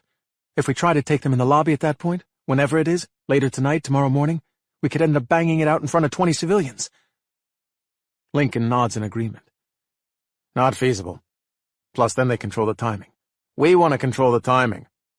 "We take them in the room," says Patty. Lincoln takes a deep breath. "That's the least shitty among shitty options, yes." Patty looks at Clancy from HDU. "I'm thinking a double explosive breach," she says. "What's your second point of entry?" Lincoln asks. "The room door and what else? The balcony's 16 stories up." "We can't breach the next door wall," says Janet Clancy from HDU. Patty gives a half smile. "But we can port it," Patty says. "Oh, Jesus, Patty," says Moss. "Are you sure?" Chapter 65. Surprise, speed, violence of action. Patty checks her watch. 10 minutes to 7. She'd like to do this before 7, before the Russians are expecting someone at the door, before they start looking through the peephole impatiently. Inside room 1612 of the Wainwright Hotel, Patty puts her ear against the wall. She can hear them next door in 1614, talking to each other in what sounds like Russian, or certainly an Eastern European language. They're laughing. They're probably drinking, too. As far as she can tell, she hears only 2 voices, 2 men speaking. They've had zero intel on this room. They know only this. Room 1614 is a corner suite, basically 2 separate rooms converted into one, with 2 king beds. They know the room's layout, fortunately an open-plan design with no interior walls. They know that the man who checked in paid in cash and did not identify himself as Yurek Svoboda, though the hotel clerk ID'd him from the picture the detective showed him. That's what they know. What they do not know: how many people are in that hotel room. The hotel clerk gave out only one room key and didn't pay attention to who was traveling with Svoboda. Patty only hears two voices, but you never know. Sergeant Janet Clancy from Hazardous Devices carries over a large duffel bag. "Who's providing lethal cover?" she whispers. "I am," says Patty. She could have delegated it, but she wants first eyes in that room. She wants to issue the commands. "You've got tactical training? Good for you, girl." Clancy sets the bag down and removes 3 large black bladders made of PVC, all of them filled with water. One in the shape of a circle, one a square, the last a thin rectangle. "You want round, square, or narrow?" Clancy asks Patty. "Didn't realize I'd have a choice," says Patty. "Last time I did this, we attached a dead cord to an IV bag of water and taped it to the wall, then covered the whole thing with a lead pipe." The last time she did this. The only time, in fact, outside of tactical training. Clancy smiles. "I used a soda bottle once, but hey, technology. These babies hold the charge and about 3 gallons of water. One-stop shopping now." She nods at Patty. "The SWAT boys usually like the square. It's a bigger port, easier to rest your weapon, more range." "How big?" 2 feet wide, 2 feet high. Not enough to crawl through. Well, for a tiny thing like you it might be. But you'll like the range of motion." "Okay, let's go with the square bladder." She checks her weapon, a Rock River fully automatic submachine gun. It has an 11-inch barrel with EOTech red dot sights. She fell in love with this baby when she did a refresher on tactical training a year ago. The red dot remains internal and doesn't project onto the target. Meanwhile, Clancy gets to work on the bladder, a shaped charge that focuses its energy into a square-shaped blast trajectory that will put a 2-foot by 2-foot hole in the wall, giving Patty a gun port from which she can aim her weapon into the room and see what's happening. They use water for the non-compressible fluid to minimize fragmentation, so the only thing that will blast into the room is a heavy splash of water, nothing lethal. The second point of entry will be the hotel room door. But those things are nightmares, usually made of steel, thanks to fire codes. SWAT will be able to breach it by taking out the deadbolt, then ramming it, but that takes time. How much time is unclear. Surprise, speed, violence of action. The credo of tactical training. Create conditions so intense that the targets don't have a chance to react. The surprise is the easy part, the simultaneous breach. The speed is the bitch here. The nightmare for attack team because of the difficulty posed by the front door and the lack of a second full point of entry. The gun port is the best they can do for a second point. Immediate eyes in the room with an automatic weapon for lethal cover as SWAT comes through the front door. She plays out her training in her head, envisioning the simultaneous explosions, time to blow the deadbolt, with any luck, and the wall port, which she'll man with her weapon while SWAT breaches the door and bangs the room. The flashbang will knock those Russians sideways, temporarily blinding them, shutting down their hearing, and fucking with their inner ear and balance, all for a good 10 to 20 seconds. If this goes right, before these guys know the difference between up and down, they'll both be in custody. But you never know. God, she wishes they'd had time to set up on that room and get some intel. But they don't, so it's time to go to work. "We good, Janet?" Patty whispers. Clancy gives a thumbs up. The breech bladder attached to the wall between the studs. She walks over behind the blanket, the tall officer holding the ballistic blanket in case of blowback, and picks up the cap, ready to detonate with the push of her thumb. "Commander?" Patty whispers to Lincoln from SWAT. "We have the C4 on the door. My stack is ready on my command." Patty nods, the in-the-shit adrenaline pumping, focusing on her training. Checks her Rock River SMG one more time. Gets in line behind the blanket and Clancy, the detonator. Takes a breath. Says a prayer. "Call it, Commander," Patty says. Lincoln nods, speaks to the room and into his earpiece. "Breaching in 3, 2, 1. Breach her up." A muted explosion, a blowback of dust shooting into the room. Patty waits until the count of 2 for the dust to clear, not as much as she'd like, and drops into position, slipping the weapon through the makeshift hole in the wall, the gun port, resting the barrel of the submachine gun on the base, a bit of insulation in her way as she looks into room 1614. The carpet wet from the blast. One of the Russians on the ground, but crawling toward the far end of the suite. "Chicago police! Don't move!" she shouts. Can't see the second man. SWAT banging at the door, a problem, a delay for some reason. Shouting in Russian, another bang at the door, and a wail, a small wail, growing louder. Oh no! Her eyes whip to the far left by the balcony. The wail of a baby, crying. Chapter 66. Patty yanks her weapon from the port, tosses it, and goes headfirst through the square port, banging and writhing through the tight space. "Baby, there's a baby! Don't bang it! Don't bang! Do not! Flashbang!" she calls, even as she realizes that she lost her earpiece while scraping through the hole, and nobody can hear her. She falls to the wet carpet of room 1614. She gets to her feet and rushes toward the crib, one of those portable jobs. The hotel room door bursts open. Patty scoops up the baby without breaking stride, like she's fielding a ground ball, tucks the child against her vest, smothers her in her arms, and races toward the sliding glass door to the balcony, pulled open to let in the warm breeze. She crashes through the screen, twisting so she hits it back first to protect the infant. She flies against the balcony's barrier with her back and smacks her head, but manages to stumble to her left. A deafening blast and searing light fill the hotel room as Patty falls backward to the balcony's concrete floor, the baby on her chest, the sliding glass door softening a deafening blast into a really loud one. Patty opens her eyes and lifts her head to check the baby, her hands covering the infant's ears, the child writhing face down on Patty's bulletproof vest, making a noise between a moan and a sob. Patty rolls to her right, her back to the room, shielding the baby. She holds out the baby to size her up, this tiny little cherub in a red onesie, no more than 3 or 4 months old, with beautiful eyelashes and chubby cheeks, eyes intact and clear, though too shocked, too dazed to even cry yet. "Boo!" Patty says, making a funny face to check the baby's hearing. The baby coughs back at her. 10 seconds have probably passed since the flashbang. Any second now. Shots fired inside the room. SWAT officers shouting. Patty places the baby down on the balcony's concrete, checking that the railing is low enough, the bars narrow enough to prevent the infant from rolling through.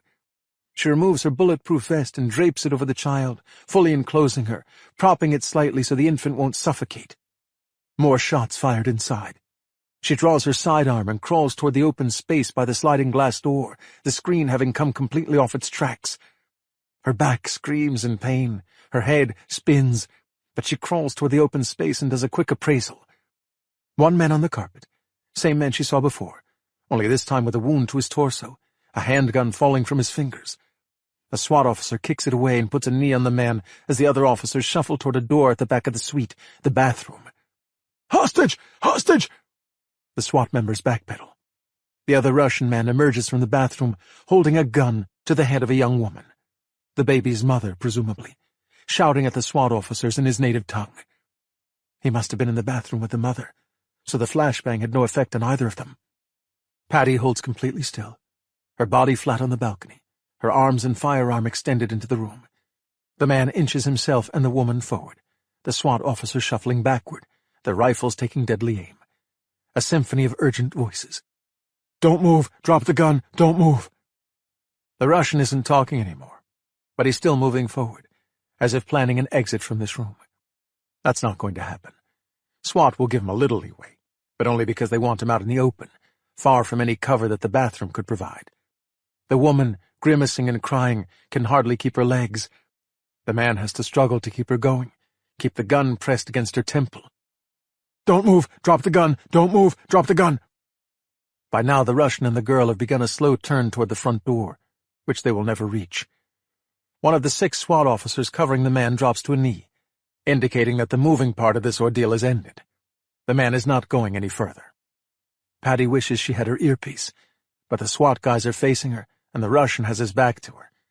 She takes one hand off her weapon and waves it. Their face shields are down, but 2 of them nod at her. She readies her aim.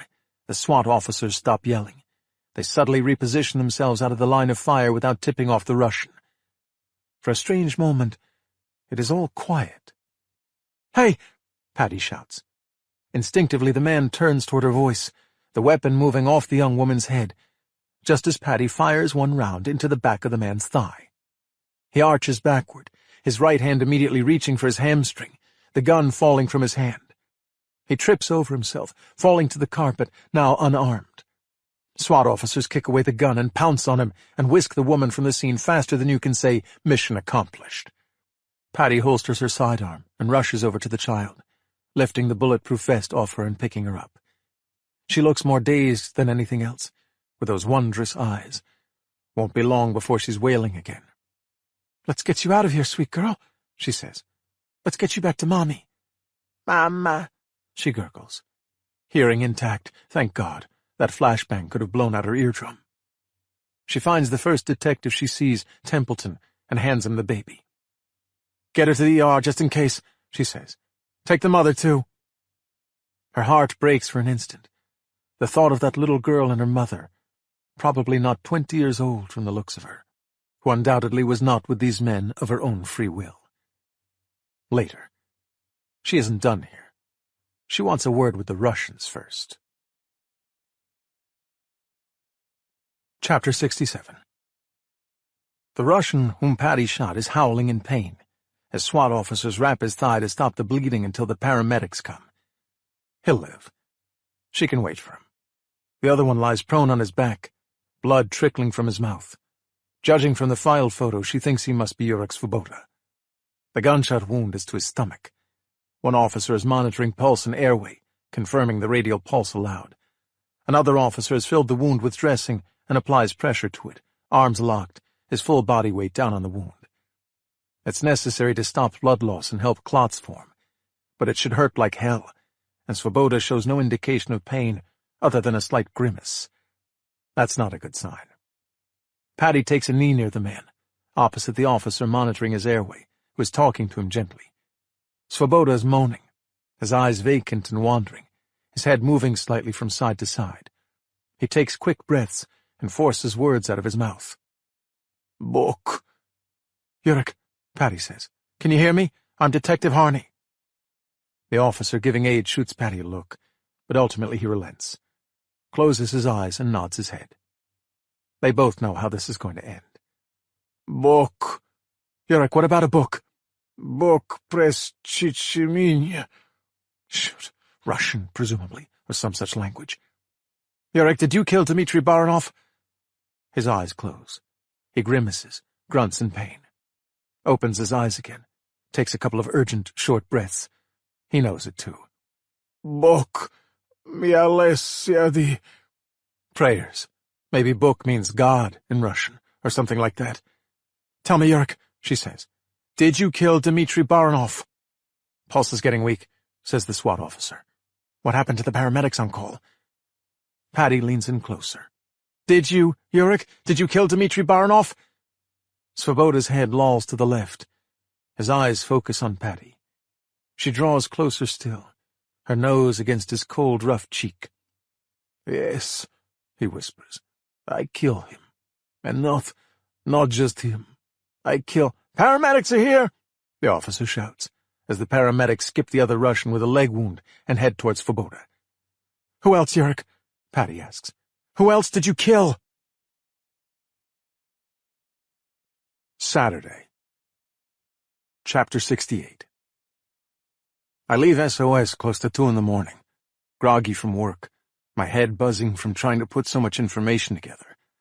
The city in the first hours of Saturday has that uniquely urban kind of tranquility, a stillness punctuated by the occasional burst of sound from late-night revelers stumbling home from bars and nightclubs, a random siren, the backfiring of a car that could be a gunshot. I head to the hole in the wall, as if on autopilot, but I can't deny that I'm thinking of her. Not everything makes sense. Not everything adds up logically.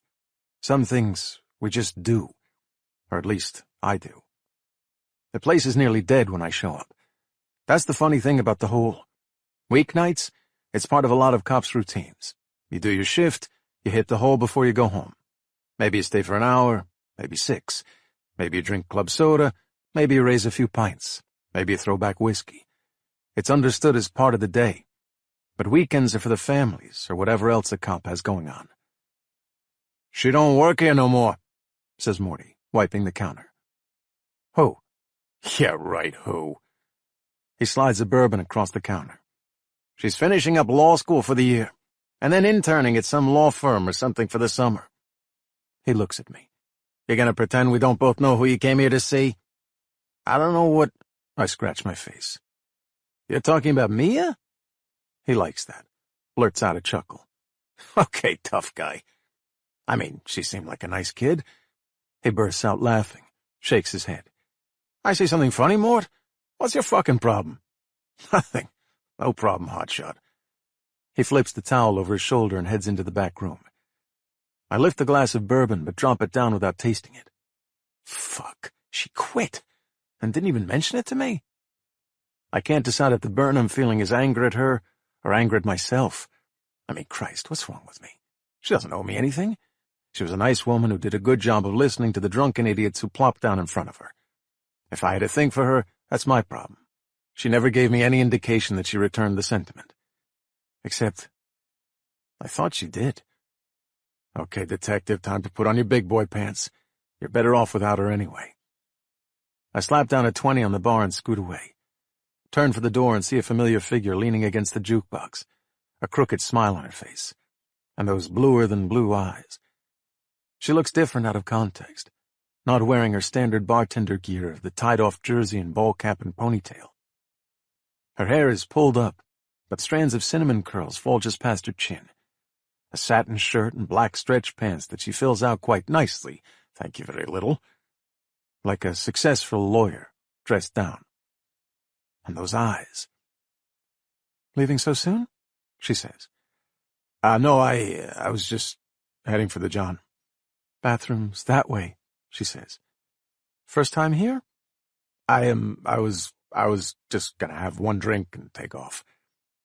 "Looks like you didn't touch that drink." I take a breath and surrender. She crosses her arms. "Why is it that a man who faces down the most hardened criminals without flinching is unable to come out and say what's on his mind?" I raise a hand, like I couldn't possibly imagine what she means.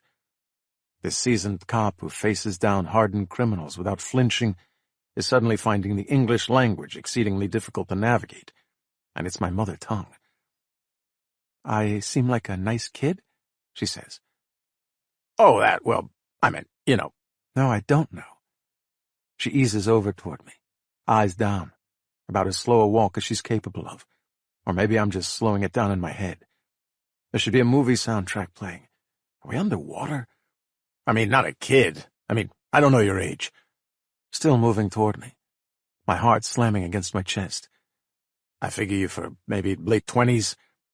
Her smile growing wider, but a playful smile, her eyes still cast down. I'm breaking out in a fucking sweat over here. Then she's up close and personal. So close I can smell her perfume. A flower I can't identify. But if I could, I would buy 1,000,000 of them and swim in them. I would dive into them head first. Her chin lifts, those eyes in full bloom. At once light as the sky and deep as the ocean, like God invented a new color of blue just for her. Her lips so close I can feel her breath. "Do I seem like a nice kid now?" she whispers. That's not the phrase that leaps to mind, no.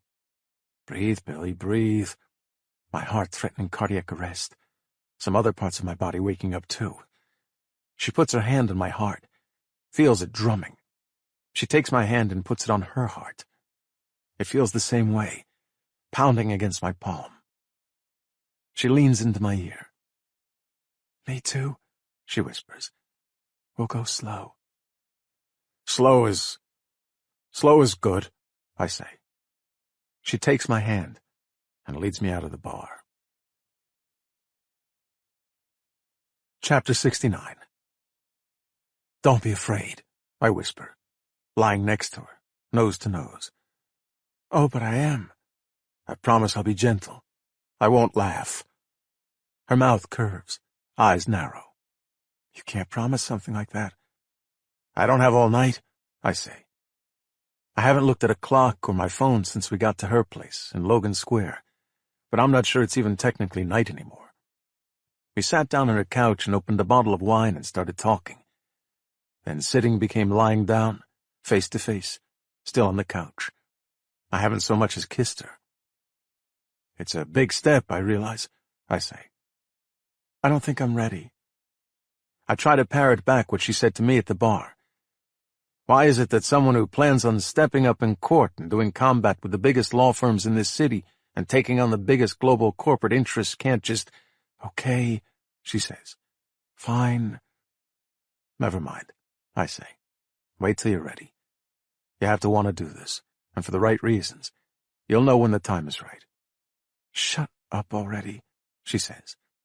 But you have to close your eyes, and keep them closed until I tell you to open them. Do you accept those terms? I do. I close my eyes and wait. And wait. At this rate, I might be eligible for Social Security before Michelangelo, she says. I hold it in because I promised.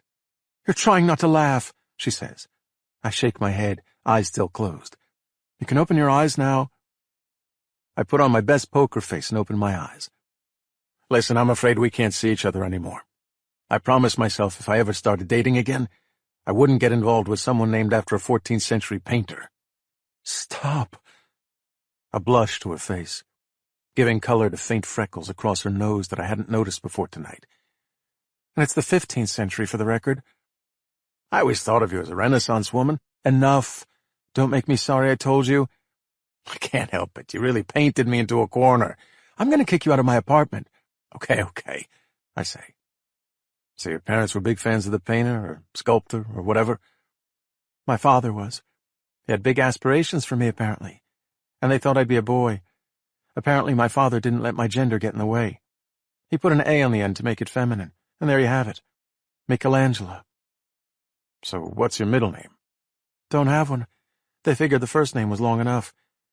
Half my teachers thought my name was Michelle Angela. I didn't correct them. So why Mia for a nickname?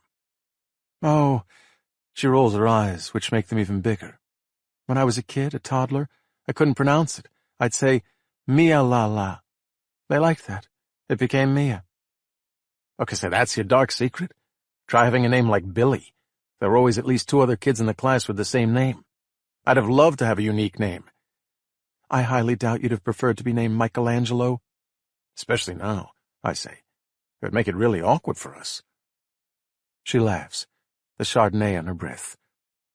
Okay, Detective Harney, your turn for a secret. I was afraid you were going to ask. Okay, here goes. I've never told anyone this.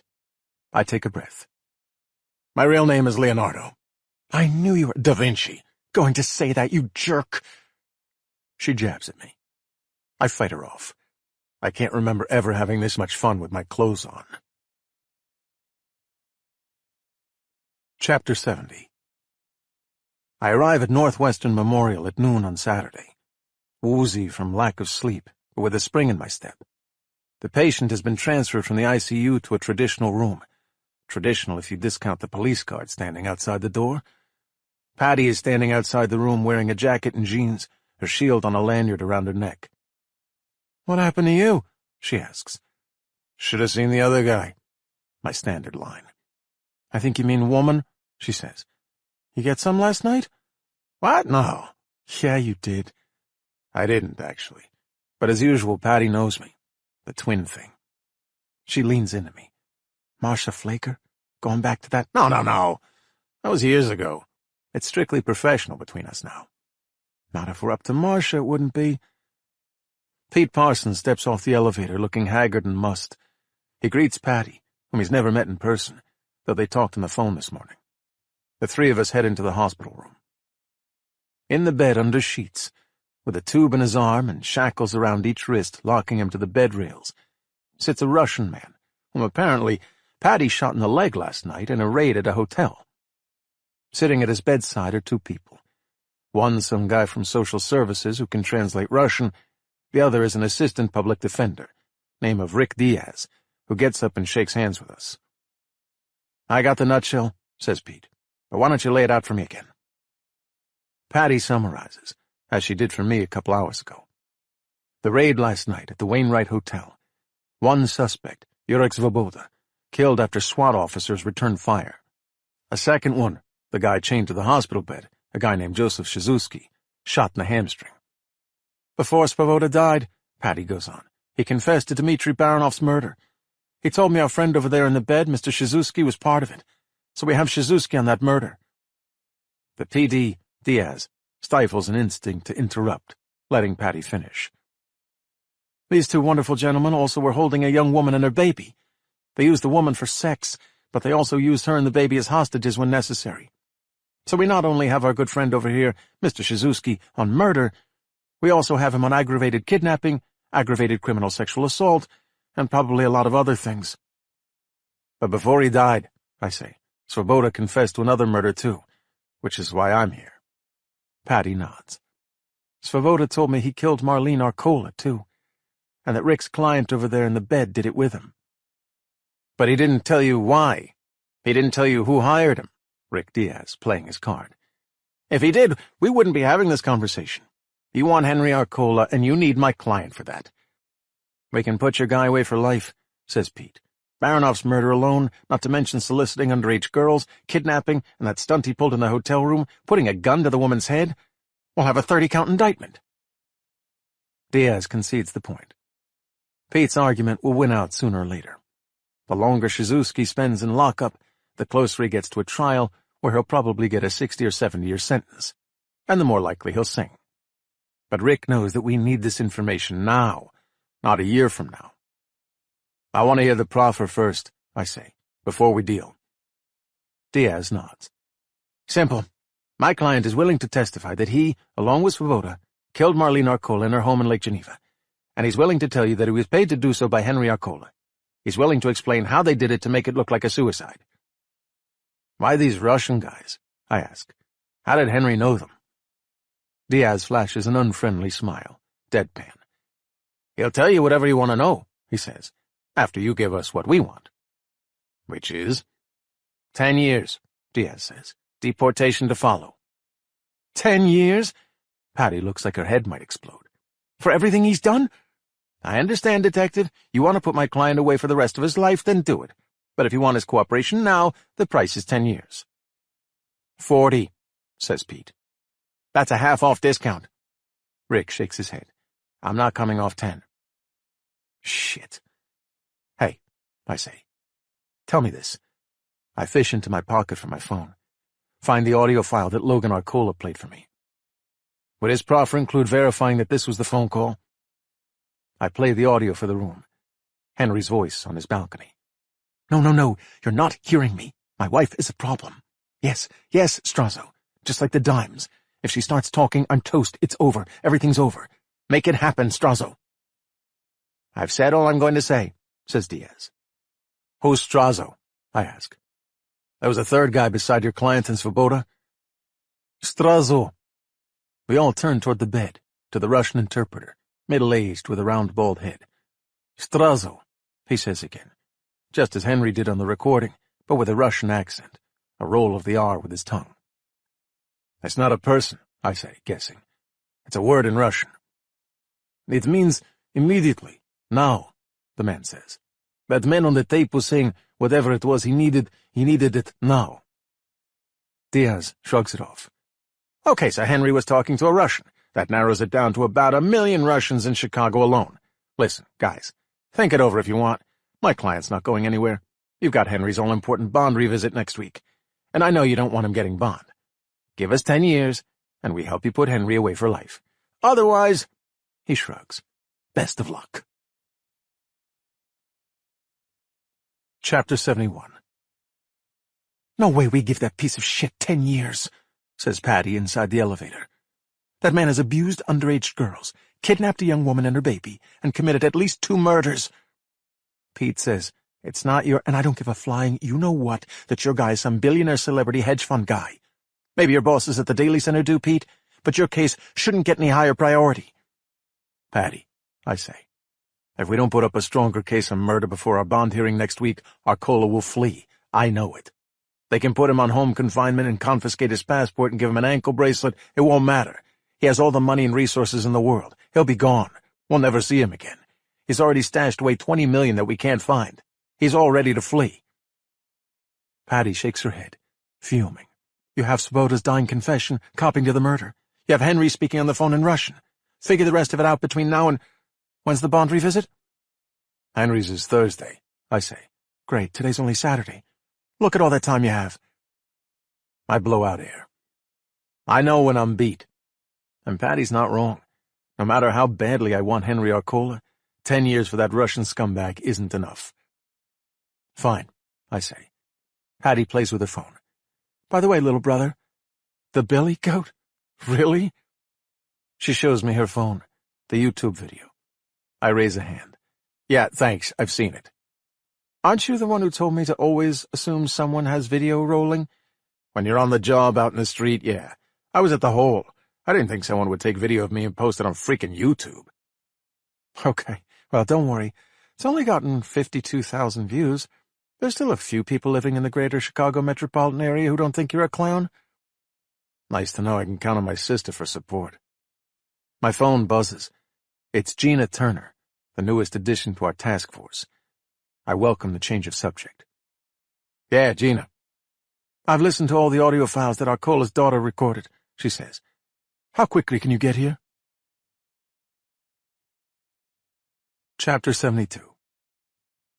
So let's hear it, I say to Gina Turner when I return to headquarters. She's in front of a laptop, scrolling through the audio files. Soch and Rodriguez and Flager are all here too, dressed down for the weekend. I'm liking my team, putting in the extra hours without complaint. And Rodriguez, Flager, and Gina have families, so it's a real sacrifice.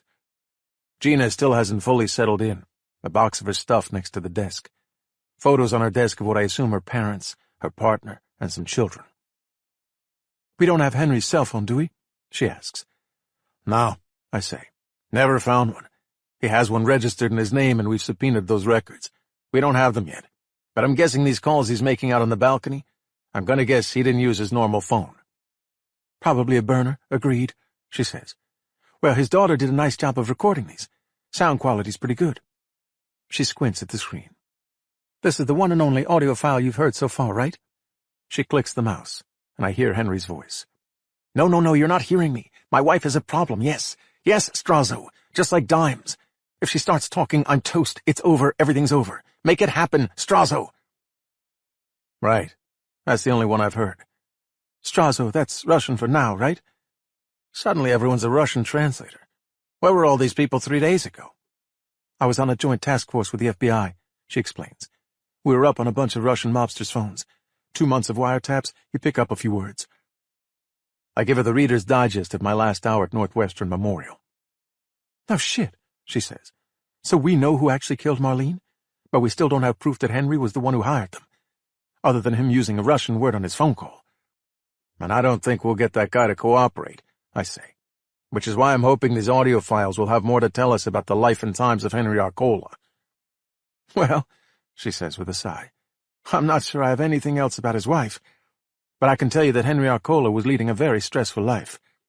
Tell me. Well, so the challenge here is to create some kind of a timeline, she says. There's no date or timestamp on these files. They could have been recorded 3 days ago or 3 months ago. But that one we just listened to, if Marlene was killed last Wednesday, and Henry's telling them to take care of her now, we can probably safely assume that this phone call was made 1 or 2 days before she was killed. So last Monday or Tuesday, I say. Ballpark, yeah. And that recording was audio file number 15. Now listen to the calls that were recorded before that one. Calls 11 through 14. Here's number 11. She hits play, and once again we listen to the voice of Henry Arcola on his balcony. Hey, asshole, it's me again. You better call me back. I know it was you, and I know you've been getting my messages. You think I'm someone you can fuck with? I am not. I am not. Henry doesn't sound too happy there. He's practically hissing. Same thing, says Gina, with call number 12. She clicks it on. You think I'm fucking around? Do you have any idea what I can do to you? Call me back and make this right, you low-life freak piece of shit. Okay, yeah, he's stressed. Here's the next one, number 13, says Gina. This isn't him leaving a message.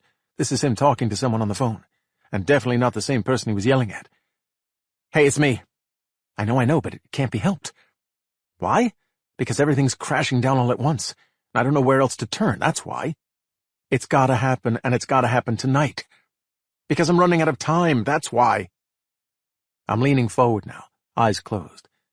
Everything is crashing down on him, I say. He's panicking. So here's number 14, says Gina. Okay, I can talk now. Go ahead. So we're good? Mission accomplished? Why, what's the... She what? Say again? Addison what? Are you serious? Are you fucking kidding me? I mean, what, there's not enough shit coming down on me? I have to deal with this now, too? Christ, I haven't had any morning fucking coffee and I gotta deal with this. Okay, just hold on a minute. Just give me a minute and let me think this through. A long pause. The sound of a chirping bird. The sound of a garbage truck dumping a garbage can into its jaws. I catch Gina's eyes, and she nods. I checked with Streets and Sand, she says. Arcola's neighborhood gets garbage removal on Mondays, usually Monday mornings. So this was a Monday morning, probably last Monday, 5 days ago, I say as Henry starts speaking again, after taking his moment to think things over. Well, listen, we have no choice. You're just gonna have to go back and get it. You got a better idea? You think I like this any more than you do? But we don't have a choice. It's not like we can let her die. My head shoots up. Gina's looking at me. Now I understand why she wanted me to rush back to SOS. It's not like we can let her die, I say. He's not talking about his wife. She's still alive at this point, and he'd want her dead anyway. Agreed, says Gina. This can't be about Marlene. This is another woman. Or girl. Jesus, this guy had a lot going on. He mentioned the name on that recording. Addison? Yeah, and I already checked, she says. We have no reported missing persons with first or last name of Addison. Play it again, I say. Gina replays it. I close my eyes. He says we can't let her die. He can't let her die because she's of value to him, says Gina. Or more to the point, she's of value to someone else. And you figure the someone else is the person he was yelling at in the earlier recordings? Gina nods. That's the best I can figure. Somebody screwed Henry over in some way. Henry called him at least twice, at least the 2 times he was on the balcony, but the guy didn't call him back. So Henry had to do something else to get that person's attention. I think so, yeah, says Gina. You heard Henry's voice. He sounded desperate. Everything was crashing down on him. So desperate people resort to desperate measures, I say, like kidnapping. Gina points at me. We're on the same page. It sounds to me like Mr. Henry Arcola took a hostage, she says. Chapter 73. Veronica opens her eyes, raises her head off the floor. She is soaking wet. She takes a moment to get her bearings. The bathroom sink toppled to the tiled floor, leaving the sink piping exposed. The resulting hole torn out of the wall, the horizontal evil smile. The water on the floor from when she busted the piping, before she managed to shut off the water. She gets up into a seated position, feeling a rush of vertigo. It's happening. She can feel it. She's crashing. Next to her, one of the metal legs that once propped up the sink before she kicked it out from under the basin. She picks it up, gets to her feet, fighting nausea, dizziness, loss of balance, staggering like she's drunk toward the wall. She finds the area of the wall where she started chipping away and picks up where she left off, slamming the metal leg against the wall like a cop busting through a door. But she only has a skinny piece of metal, not a police battering ram. And this isn't some flimsy door, but, from what she can see, a plaster wall around 6 inches thick. "I'm not dying," she says aloud. "I'm not dying. Not today." She slams it again and again. The plaster chips away. It isn't pretty, it isn't fast, but she's making progress. The dizziness forcing her to vomit more than once in the shower. But progress. The cramps in her abdomen forcing her at times to double over. But progress. The pain shooting through her head so piercing that she has to squeeze her eyes shut. But progress. Her mother singing to her when she was a girl. You gotta be hard, you gotta be tough, you gotta be stronger. You gotta be cool, you gotta be calm, you gotta stay together.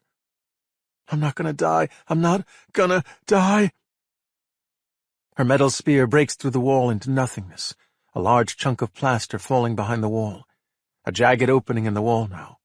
Not big enough, but close. She screams and attacks the portion of the wall below it as if it were the enemy, and she had no choice but to kill it.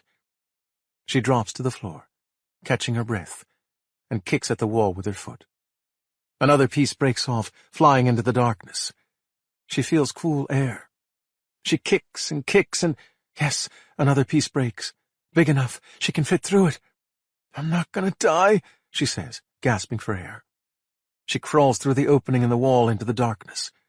The space inside is cool and dark as pitch. Veronica gets to her feet, realizing the space is tall enough to allow her to stand. Once she takes a step away from the hole through which she crawled, once she's removed from the faint illumination of the bathroom, she can't see a thing. Not her hand in front of her face. "Hello?" she yells. Her voice carries a faint echo. The air is cool. She looks around her, feels around in the dark. With her left hand on the plaster wall, she reaches her right hand out at arm's length, feeling nothing. She rubs her foot against the floor. It's paved, cement. She steps forward like a blind woman, exactly like a blind woman, her left hand on the plaster wall, her right hand forward, inching forward into the cool darkness, her thirst so intense, and she left the water behind in the bathroom. But she's not going back now. One step after another through the cool open space, calling out but hearing nothing save her own words echoed back. Whatever comes, it's better than going back to that dungeon. She's not going back. She's not dying. Her head screaming out in pain, her legs giving out, but she keeps going. You gotta be hard, you gotta be tough, you gotta be stronger. Hello? She manages, but she's losing strength. She knows it. She ignores the pain in her abdomen, the needles pricking the nerves in her brain, because she's not going to die. Not today. She's not... There. Her outstretched hand hits a wall, smooth. She knocks on it. Sounds hollow. There must be something here, a door or something. She runs her hands along the wall. She hits something hard, iron or metal. She feels it, an iron bar, vertical. Then another parallel to it, and horizontal. Rungs, a ladder to where? To somewhere better than here. Instinctively she looks up, despite being unable to see. She loses her balance, reaching for the ladder but missing it, collapsing to the ground. She tries to push herself up, but she has nothing left, no energy whatsoever. She has to get up that ladder. It's her ticket, her only chance, but she needs to rest first. She doesn't know if her eyes are open or shut, just that she's drifting away. Sunday. Chapter 74. "Detectives Harney, Flager, and Turner," I say, holding up the passes we received at intake. The attorney-client consultation pod at Dunham Detention Center reminds me of a public bathroom, minus the urinals, with stalls that serve as conference rooms for inmates and their lawyers. An armed correction officer sits in a booth behind bulletproof glass with controls that open and close the doors to the meeting rooms. Every 10 minutes, or more often if the CO sees fit, the CO announces that the doors will open, and the CO can see into each room to make sure no hanky-panky is taking place. But otherwise the meeting rooms are private. The CO can't see in and can't hear what's being said. That change came after civil liberties groups sued, complaining that the government was trying to eavesdrop on conversations intended to be confidential. They use this area for us, too, when we want to talk to inmates. 5 minutes after we arrive, Henry Arcola enters the room in shackles, wearing his jumpsuit. It's way too big for him, I notice immediately, making him look even smaller than he already does. I wonder if that was intentional, to diminish him from the outset. He looks like a kid wearing his father's suit. "Isn't this a nice surprise to brighten my Sunday?" he says. The CO puts him down in the seat across from us and shackles him to the table. Still no lawyer, I note. "Henry, we've made some good progress in the financial fraud case," I say. "The Ponzi scheme you ran with Logan Financing. We'll be indicting you on those charges, too. And of course the feds won't be far behind us." He looks at each of us. "I've seen you," he says to Marcia Flaker. "But I haven't seen you." "Detective Gina Turner," she says. "Ah, okay." His eyes narrow. He waves a finger between Gina and me. "Are you two, Shut up, Henry. He sits back in his chair and winks at me. But I bet you want to, don't you, Billy? He nods at Gina. Ever been with a white guy? Gina slowly smiles, baiting him, or maybe her way of telling him he can't get under her skin. You couldn't handle it, fella. Trust me. No? What would you do to me? Tell me, please. Why don't we stop talking about her, I say, and start talking about Yurek Svoboda and Joseph Shazuski. The Russians you hired to kill your wife? He blinks and looks away. The trace of a smirk disappears. They gave you up, Henry. But here's the good news. You have a chance to avoid life in prison. It won't be easy, but there's still a chance. Oh? Still looking away, trying for the cool customer thing. You need to help us, I say. I hit play on my phone. Hey, asshole, it's me again. You better call me back. I know it was you, and I know you've been getting my messages. You think I'm someone you can fuck with? I am not. I am not. Explain that, I say. Who are you calling, and what did they do to piss you off? He closes his eyes, shakes his head. I play another file, skipping ahead. Hey, it's me. I know, but it can't be helped. Why? Because everything's crashing down all at once, and I don't know where else to turn, that's why. It's gotta happen, and it's gotta happen tonight. Because I'm running out of time, that's why. Who are you talking to? And what does this mean? I ask. Henry raises a shackled hand, scratching the growth of stubble on his face. Shakes his head again. You're sitting there right now trying to remember which calls did I make from that balcony and which didn't I, says Gina. That's exactly what he's doing, I say. I hit play one more time. Well, listen, we have no choice. You're just going to have to go back and get it. You got a better idea? You think I like this any more than you do? But we don't have a choice. It's not like we can let her die.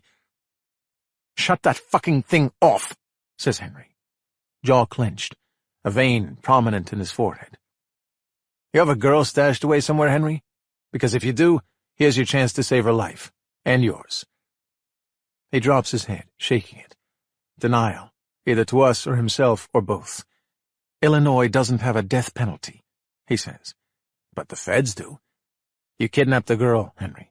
That's a federal offense. She dies, the feds will seek capital punishment. You know they will. But you get ahead of this, help us find her, you avoid the needle. And we can work out a sentence that doesn't keep you in prison the rest of your life. Henry starts rocking back and forth, humming some tune under his breath. I know what you're thinking, says Marcia. I'm quite sure you don't. Henry looks up at her. Sure I do. You're thinking you're going to make bail this week and flee the country, right? With that $20 million you siphoned from Logan Financing? You think Judge Patton will spring you after we tell you you've got 20 mil stashed away? A burst of laughter from Henry. Either this guy's starting to lose it, or he's as stone cold as they come. Where's the girl, Henry? I say. Who is she? He wags a finger at me and grins. Her name is Addison something? His eyes bug, a broad smile across his face. Tell me, Henry. Help me save her, and I'll help you. Henry clucks his tongue. He leans forward, shaking his fists. Oh, detective, I can just feel how much you want those answers. It almost hurts, doesn't it? I want to save a girl's life, I say. He leans forward farther still, cups a hand around his mouth and whispers. You know, Billy, that no matter how many girls you save, your daughter's never coming back. I take a breath and ignore the rise in my blood pressure. Henry, I've got it now. Henry points at Gina. You're gay, right? Yeah, you sure as hell are. He wags his finger. Oh, God, please come over here and give me a lap dance. No way Gina's going to let this guy get a rise out of her. If it's any consolation, she says, I'm sure there'll be some brothers in A-Block happy to get one from you. Oh, is that your thing? He leans forward, elbows on the table, hands on his cheeks. You want to hear about the showers? Let's go, I say. Henry slams his hands on the table. Well, folks, I haven't had this much fun since our ride in the police car, Billy. That was pretty fun, wasn't it? We leave, having struck out completely. "Hurry back," Henry calls out. "I'll be out of here this week." Chapter 75. God, I wish we had Henry's burner phone, I say. "Probably at the bottom of Lake Michigan," says Gina Turner. Gina, Marcia Flager, and I returned from Dunham and head for the documents room at SOS, where we're keeping all the stuff we took from Henry Arcola's office and home. We've been focusing on Henry's finances. We weren't looking for any evidence of a missing girl. Now we are. "I'm not even through all this stuff the first time around," Marcia says, "much less looking through these documents again to find some reference to a missing girl." "Hey, Gina," I say, "you have the audio files on your phone, right? Do me a favor and play them for us on speaker. Maybe just listening to them while we're going through the docs. Maybe it will jog something." Gina digs them up on her phone, puts her phone on speaker, and sets it on the table. Henry's voice comes over the speaker. Random statements from his end of conversations on his balcony, many of which we haven't been able to place in any helpful context. That's bullshit and he knows it, but whatever. If I knew, don't you think I'd tell you? Marcia, flipping through a stack of documents, says, "So we're looking for anything about a missing girl, or any reason why Henry might have been really pissed off at something someone did to him. Something that made him kidnap the girl in the first place." "Pretty much, yeah," I say. Henry's words from his balcony still playing, one recording after another. "That's not how it works. I'm not changing the fucking rules for one guy." "I'm counting on you. You get that? Don't make me sorry. Yes, I'm outside now. I can... You're coming in loud and clear, so go ahead. But stop using that name. You're on a cell phone." My eyes rise from the documents I'm reviewing as Henry continues. "Listen, you have to go back." "Right, exactly. Remove all trace, okay?" "Stop," I say. "Play that last file back from the beginning." Gina reaches over and grabs her phone. "This is audio file number 6, she says. "Not sure where it goes on the timeline." She starts it over. "Yes, I'm outside now. I can... You're coming in loud and clear, so go ahead. But stop using that name. You're on a cell phone." A long pause, presumably while Henry listens to the other person on the phone. "Listen, you have to go back." "Right, exactly. Remove all trace, okay? It's your best bet anyway. Okay, and keep me posted." Fuck. Gina stops it. "That's it. I don't know what he means by go back, or remove all trace. It would help if I knew when this call happened. For all we knew, it could have been 2 months ago." I close my eyes, think it over, and bolt out of my chair. "It wasn't 2 months ago," I say. "It was 6 weeks ago, April 8th.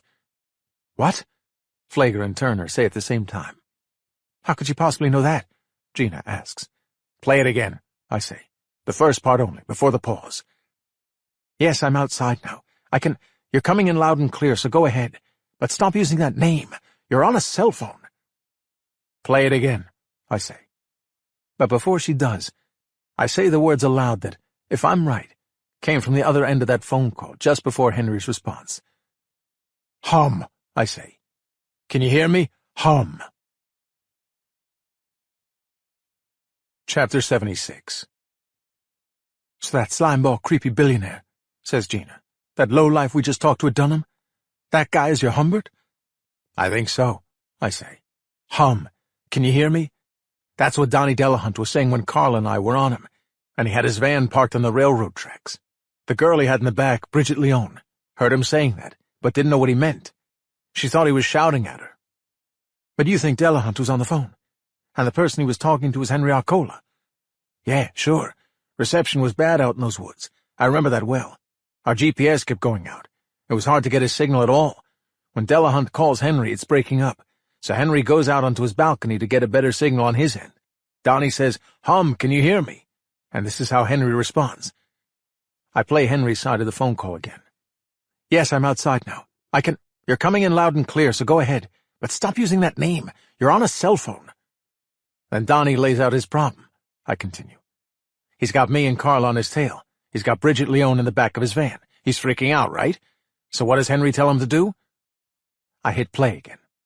"Listen, you have to go back." "Right, exactly. Remove all trace, okay? It's your best bet anyway. Okay, and keep me posted." Fuck. He was telling Donnie to return to the hideout, dump the girl, and detonate the place. which is exactly what Donnie did. Wow. Gina sits back in her chair. The plot thickens. I point at Marcia. Hey, when are we getting Delahunt's burner phone records? Tomorrow's Monday, she says. Could be then. We have to get those, I say. We can look at that call on April 8th and identify Henry's burner phone, at least his IMSI number. International Mobile Subscriber Identity, that is. Every cell phone, even a burner, has an IMSI. You might not be able to trace it to a named person, but you can still tell what calls it made and received, and where it made and received them, by the pings on the cell towers. Smartphones are always searching for the closest cell tower, and every ping of a cell tower generates a time-stamped record. The wireless phone company keeps those records. With a search warrant, we can go back and obtain the CSLI, Cell Site Location Information, for any phone. Every time that phone pinged its nearest tower for any reason at all, to make a phone call, send a text message, access the internet, or simply refresh, we'll know where and when it happened, down to the date, hour, minute, and second. We can basically retrace Delahunt's steps, but we need those CSLI records. And 10 gets you 20, says Marsh. That if Henry was Humbert, and Delahunt was the guy who abducted all those girls like Bridget Leone, then Delahunt probably abducted this latest girl too, says Gina. Addison, or whatever her name is. That's exactly right. If Delahunt was the guy who scooped those young girls for his own pleasure, and that of Henry Arcola, and who knows who else, and if Henry needed another girl abducted, why not use Delahunt for that too? Marsh, we gotta light a fire under the phone company, I say. We issued a subpoena when? Last Tuesday or Wednesday? Wednesday morning, she says. So it's only been 3 business days. They usually take over a week, but I'll call them right now. Not sure who'll answer on a Sunday. We'll never get them on a Sunday, I agree. But tomorrow, Marsh. This isn't just one of thousands of law enforcement requests they get every week. This is an active search for a missing girl. Got it. I'll get them tomorrow, Billy. Whatever it takes.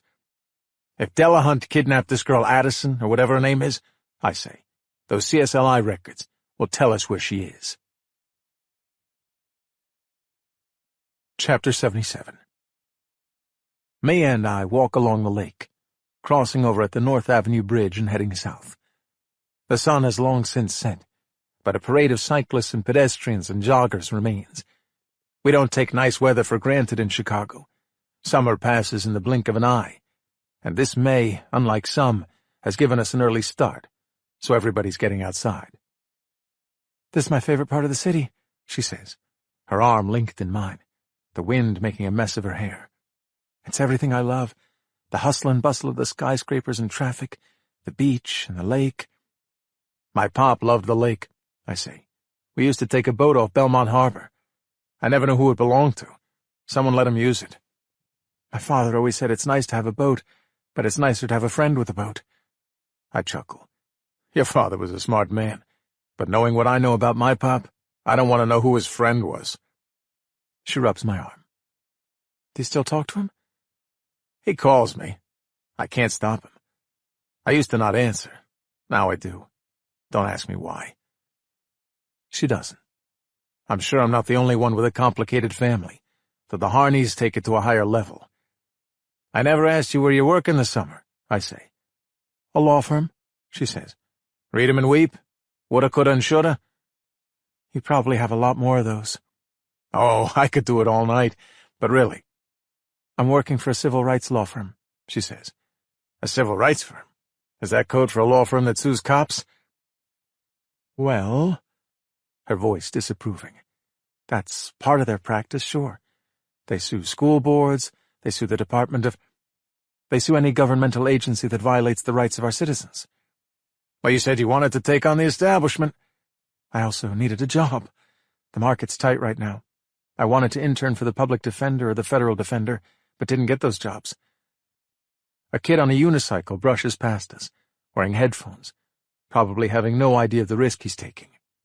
That's the difference between kids and adults. I look back at some of the shit I did as a kid and can't believe I made it to age 35. Mia squeezes my arm. You're quiet. Oh, no, just a lot on my mind. We think we have a missing girl, but we don't have shit for a lead until we get some cell site data tomorrow for a burner phone, to say nothing of the fact that tomorrow, Monday morning, There's the bond hearing for the big gang leader and his genius accountant. I thought bond was denied. It was, but when you're denied bond, you get a revisit within a week. Jericho, the leader, I think we stand a chance of holding him. But I'm worried about the kid, Mason. Our ASA thinks the judge will spring him. Right now we have him practically quarantined inside the jail. But if he gets out, it'll be open season on him. Jericho will take him out. Mason's the key to our case. Let's sit. She takes my hand. We allow a group of cyclists to pass. Then we walk up the steps to the promenade. Cars behind us, whistling past on Lakeshore Drive. The lake right before us, kicking up waves as bikers and joggers go by. I like holding hands with Mia. One of these days I'm going to kiss her, too. It's almost odd that we haven't done so. We are giving new meaning to slow. I wonder if that's only for my benefit, or if she's cautious, too. I thought maybe the reason you got so quiet is that I mentioned the public defender, she says. I know your wife used to work there. Yeah, she did. Valerie was a true believer. Mia swipes hair out of her face. It's an impossible task to fight this wind if you have hair like hers. You like women who challenge you, she says. I guess so. I hadn't thought about it in those terms. I've loved 2 women in my life. When I married Valerie, I thought my search was over.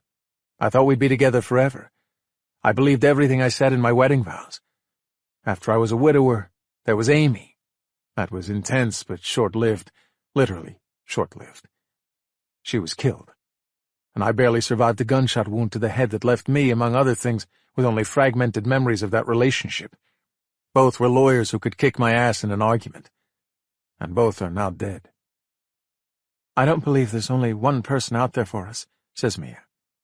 You don't believe in soulmates? I do, she says, but I don't think you're just born soulmates. I believe a lot of people can be your soulmate.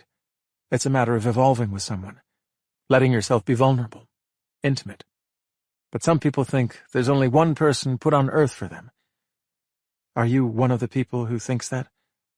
I've never really thought about it. She looks at me, smiles softly. Getting pretty heavy on you for a second date, huh? She nudges me. Hey, how about those White Sox? I smile, but I sense that I swung and missed on her first pitch. She wasn't just asking a random question. She was coming at it indirectly, but she got there all the same.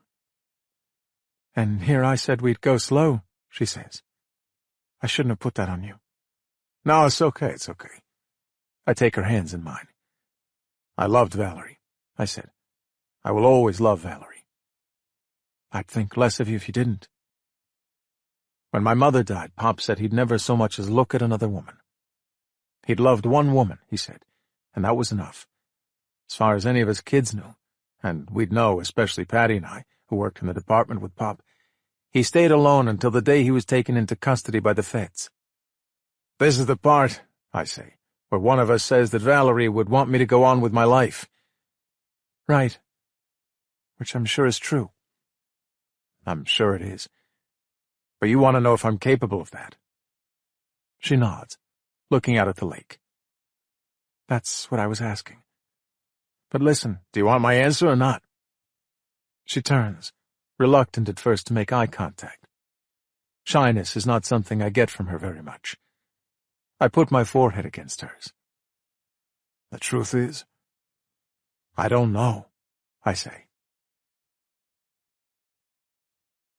Monday. Chapter 78. Monday morning. The day we learn whether Mason Tracy and Jericho Hooper stay locked up or get sprung on bond. The day we learn whether Mason Tracy lives or dies, our case along with him. People versus Jericho Hooper. Jericho, dreadlocked and wearing his jumpsuit, stands with his lawyer, Elon Tenenbaum, while Pete Parsons starts his argument to continue the no-bond hold on Jericho. Pete emphasizes the evidence we have, more than enough for probable cause, but glosses over the fact that since we arrested Jericho, we haven't improved our case. We still can't penetrate Mason's phone or computer, and no matter how many nation underlings we bring in, they won't say anything against Jericho, even when he's jailed and indicted. Why don't you focus on risk of flight, Mr. Parsons? The judge says. Judge, the defendant is the undisputed leader of the most violent street gang in this city. We estimate his resources to be in the millions. He has the people and the resources to flee." "He's not going to flee, Judge," says Tenenbaum. "That's crazy. He's going to fight these charges. At most, right now, the state might have a Class 3 felony charge on money laundering, a paper crime." "I assume, Mr. Tenenbaum, that the state is trying to build a much larger case than that?" "And we are confident they will not. Mr. Hooper is going to flee from a minor criminal charge. It's outrageous. Mr. Parsons can disparage my client all he wants, but the fact remains that my client is involved in a number of legitimate ventures and has significant ties to the community." "Judge," says Parsons, "Class 3 felony or not, with Mr. Hooper's criminal record, he's looking at significant time if convicted." "Which, as things stand now," says Tenenbaum, "he won't be. Frankly, Your Honor, it's a disgrace that my client was even charged. The state has been fishing around, trying to find some charge that will stick against my client, whom they brand as some big-time gang leader. The last I checked, Your Honor, in America, we don't find people guilty by infamy or suspicion." "Judge," says Parsons, "this paper crime, money laundering, is the instrument of drug dealers. Jericho Hooper is responsible for poisoning thousands of people a day with drugs." Okay, enough of the speeches." The judge sits back in her seat. "Your Honor," says Pete, "we are concerned that the defendant will take action to retaliate and prevent people from testifying against him, not the least of whom is Mason Tracy, his co-defendant." "But if you're right that Mr. Hooper is the leader of the most vicious street gang in the city," says the judge, "then couldn't he do that from jail anyway?" "It would at least make it harder," says Pete. "This man has a violent record, and we are concerned he will be responsible for more violence in our community if he is released." The judge puts up her hand. She's heard enough. She takes off her glasses and rubs her eyes. She doesn't look happy. Whatever she's about to do, she's doing it while holding her nose. "The no-bond hold is continued," she says. "Mr. Hooper will remain remanded to Dunham Detention Center." Exhale. Jericho whispers something to his lawyer. "Wow, I thought we'd lost her," says Soch, seated next to me. "Your Honor," says Jericho, "can I say something?" The judge, startled, looks at Jericho. "Mr. Hooper, you're represented by counsel." "I know that, Your Honor. That's what I want to talk about." The judge looks at Elon Tenenbaum. "Mr. Tenenbaum, help me out here."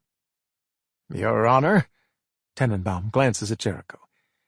"Your Honor, my client has just told me that he no longer wants my representation." "What the fuck?" Soch whispers. "He no longer—" "Mr. Hooper?" says the judge. "Is that correct?" "That's right, Your Honor.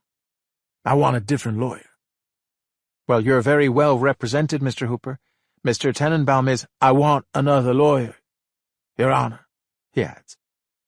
"Judge, I suppose— well, under the circumstances," says Tenenbaum, "I guess I would seek leave to withdraw as counsel." "I think the two of you might want to take a moment to confer," says the judge. "I don't need to confer, Your Honor. I want a different lawyer." "I need to admonish you, Mr. Hooper." The judge runs through the rigmarole, advising him of the perils of self-representation, while Soch and I look at each other. "I understand, Your Honor," says Jericho, when she's finished. "I'm getting another lawyer. I'll have one very soon." The judge pauses, then shakes her head. "Very well, Mr. Hooper. If you don't have a lawyer by the time you return for the next status, I'll admonish you again about self-representation. In the meantime, Mr. Tenenbaum, you are granted leave to withdraw as counsel." "I don't understand," I whisper to Soch. "The fuck is Jericho doing?" "Call the next case," says the judge. Chapter 79. People versus Mason Tracy. Mason is brought out of the holding pen, shackled, eyes down, as they usually are. He may have the mind of a computer, but he always wears that seemingly dazed, clueless look. Autism? Asperger's? Pete, emboldened, goes through his spiel again. The judge doesn't give him very much rope before jumping in. "Mr. Parsons, am I correct that you haven't uncovered any additional evidence against Mr. Tracy on the charge of money laundering?" "Your Honor, as we mentioned, we've been unable to access either his computer or his iPhone, and the defendant has not assisted us," "Which he's under no obligation to do, counsel. So I take it the answer to my question is no, you have no additional evidence? Parsons pauses. As of this moment, no, Your Honor. And I'm correct that Mr. Tracy has no criminal record whatsoever? That's correct, Judge. We are very much concerned about risk of flight, though. You are? Why? He doesn't even have a passport. Judge, we think the defendant will run. His co-defendant is the head of the Imperial Gangster Nation. We think Mason Tracy will either run or be killed. Be killed? The judge looks at Mason's lawyer, Ilan Tenenbaum, then back at Pete. You're saying that you want to lock him up for his own protection? In part, yes, Your Honor. Well, that's very nice, counsel, and you're free to offer Mr. Tracy witness protection, I suppose, but we don't lock people up for their own safety. She turns back to Tenenbaum. Counsel, are you aware of this concern on Mr. Parsons' part? First I've heard of it, Your Honor, Tenenbaum says. We find it ludicrous. Mason Tracy will not flee, and he does not fear for his life, though I must say we do appreciate the prosecution's sudden interest in the well-being of my client. The judge nods. This defendant has no criminal record. He is charged with a nonviolent crime, and I've heard no convincing evidence that he's a flight risk. I'm setting bond at $100,000. The defendant will remain in the state of Illinois, will refrain from drugs and alcohol, and will submit to the supervision of pretrial services. He has no firearms, correct? Correct, Your Honor. Keep it that way, counsel. No firearms. Any prescription drugs? No, Your Honor. Wait, is that right? No prescription drugs? Didn't we see some at his house? Mr. Tracy, have you understood the conditions I've imposed? Tenenbaum nudges Mason, who raises his head. Yes. Very well. Best of luck, Mr. Tracy. Parsons glances back at me. He called this. Guy's just going to walk out of here and into the arms of Jericho, or whoever Jericho is waiting for him, says Soch. He's right. Mason Tracy is a dead man. Chapter 80. Ilan Tenenbaum drives Mason Tracy home from jail. You want some food, Mace? He says. You must be— No. Mason's knees bounce up and down, but at least he's out now. He's not helpless anymore. He glances over at Tenenbaum. Are they following? Looks like one a few cars back, yeah, says Tenenbaum. Unmarked car. Can you make them stop? Not really, not unless they're harassing you. They'll say they're protecting you, not surveilling you. Protecting me? He looks down at the floorboard. He sees Tenenbaum looking over at him. You okay, Mace? Mason doesn't answer. He's pretty damn far from okay. Take me home. 20 minutes later, Tenenbaum pulls up along the curb by Mason's house on LeClaire. Mason already has the car door open before the vehicle is fully stopped. Tenenbaum calls out, Call me if— Mason slams the door before Tenenbaum can finish the sentence. He runs to the back of his house, finds the spare key hidden in a crevice beneath the porch, and heads inside, feeling a rush of familiarity and comfort. Though he can't shake the feeling of being violated by the way the police rummaged through things during their search. The kitchen has been rearranged. Some cabinets are still open, some drawers not fully closed. They tried to put everything back, but they didn't get it right. It's not right. The plates aren't in the third cabinet, and the glasses don't go there, and the knives are supposed to be— No time for that. Not now. He heads to the refrigerator and opens the freezer, finds the package covered with aluminum foil. He opens the fridge and finds the bottle of prednisolone and the steroid shot. A shiver runs through him. He closes the fridge and leaves the kitchen. Through the front window, he sees a Chicago police cruiser parked outside his house, facing north, on a street that's one-way south. They aren't hiding. The front room has been tossed by the cops, too. Cushions thrown haphazardly back onto the couch, books taken off the bookshelf and put back the wrong way, everything out of order. He heads into the bedroom, which those cops probably also destroyed. A man is sitting on his bed. Mason knows him. His name is Reggie Blake, but everyone calls him Shorty. An enforcer for the Imperial Gangster Nation. Hey, Mason, says Shorty. Don't look so happy to see me. Chapter 81. 20 minutes later, Mason Tracy steps out of his house and retrieves the mail overflowing from the mailbox. He is dressed in a Bears jersey, dark blue sweatpants, and an orange baseball cap. "Look at Mr. Color Coordinated," says Officer Sams in the driver's seat of the cruiser. "Probably couldn't wait to take a shower where he wasn't looking over his shoulder," says his partner, Officer Deering. "and put on some clean clothes." "Look at that guy," Sam says. "Never looks up. Some kind of Rain Man shit." Deering laughs. "He's some genius, right? He can, do the theory of relativity or some shit in his head, but he probably walks into walls in his house." Sams grabs his radio. "Hutch, you still awake back there?" "So far." Officer Hutchinson and her partner Dickerson have the alley. "That's why they pay us the big bucks, Connie. Be advised he's changed into a Bears jersey, orange hat, blue sweats." "At least it's not a Cubs jersey," she says. Deering leans back in his seat. "Explain to me again why we fired Madden. The guy wins a World Series, and 3 years later he's gone." 4 years, says Sams. 3. Whatever. He does all that psychological guru shit. That stuff wears out after a while. And what, you based that on your extensive experience as a major leaguer? No, Thea didn't give him enough starting pitching. For the third time in a week they debate the point, as the midday sun drenches the street. A rusted Chevy with souped-up tires turns off Thomas Street, to the north, and starts heading toward them. "Hey, shouldn't be playing third base. Put a guy like him in the out—" Check it out, says Sams. The Chevy slows as it approaches the police cruiser. The automated license plate reader in the cruiser beeps, registering the plate. Sams watches the Chevy carefully. It pulls over to the curb only 3 or 4 houses to the north of the cruiser. "Owned by a Jarrell Quadri," says Officer Deering. He pushes a button. "He's got a sheet. He's nation." And he has 3 of his friends with him in the Chevy.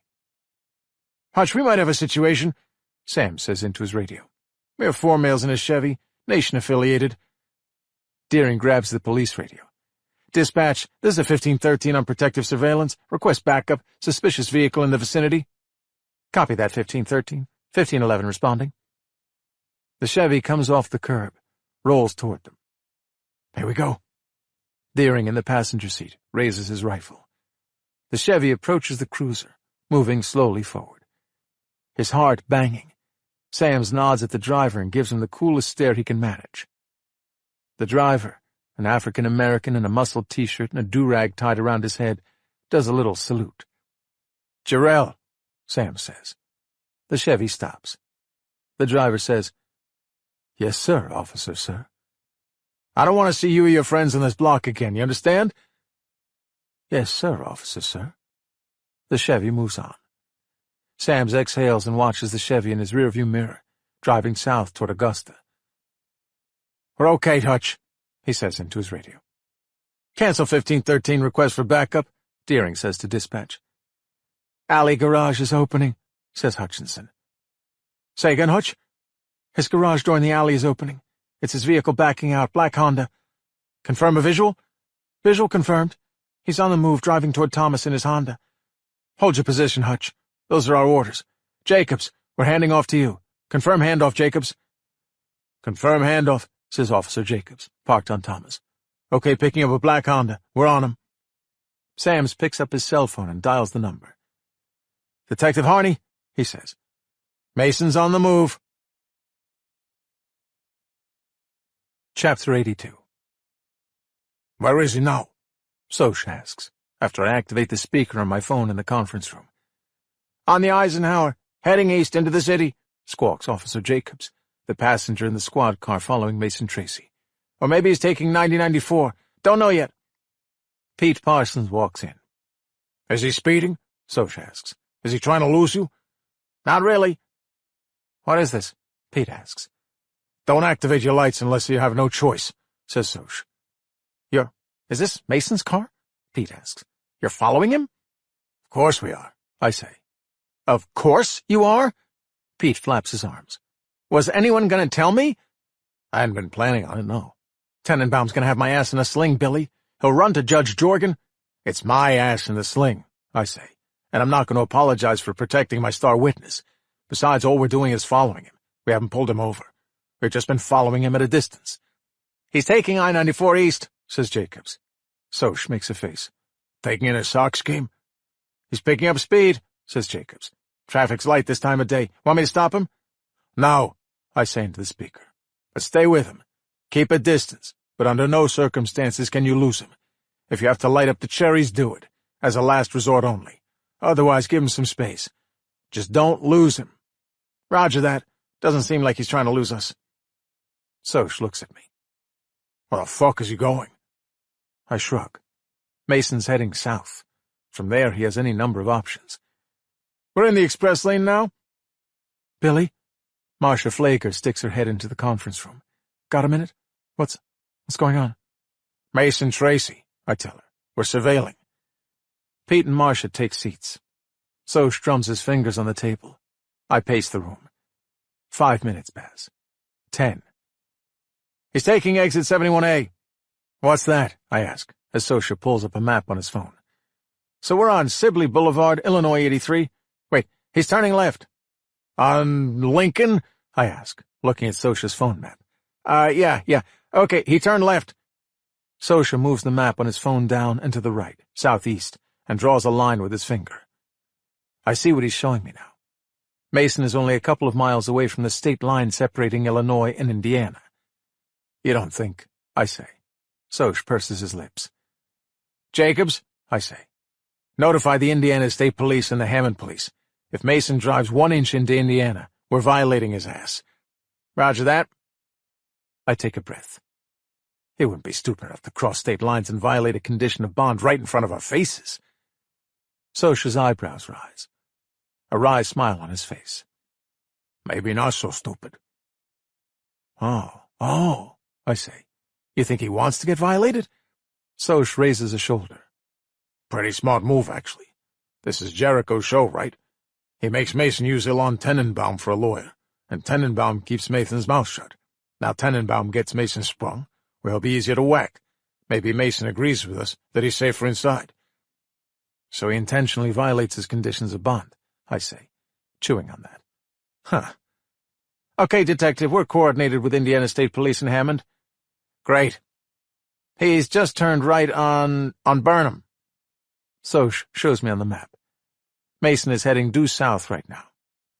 He'll be turning left soon, says Soch. He's in the left turn lane. He's going to turn left on River Oaks Drive. Soch points to it on the map, scrolls his finger.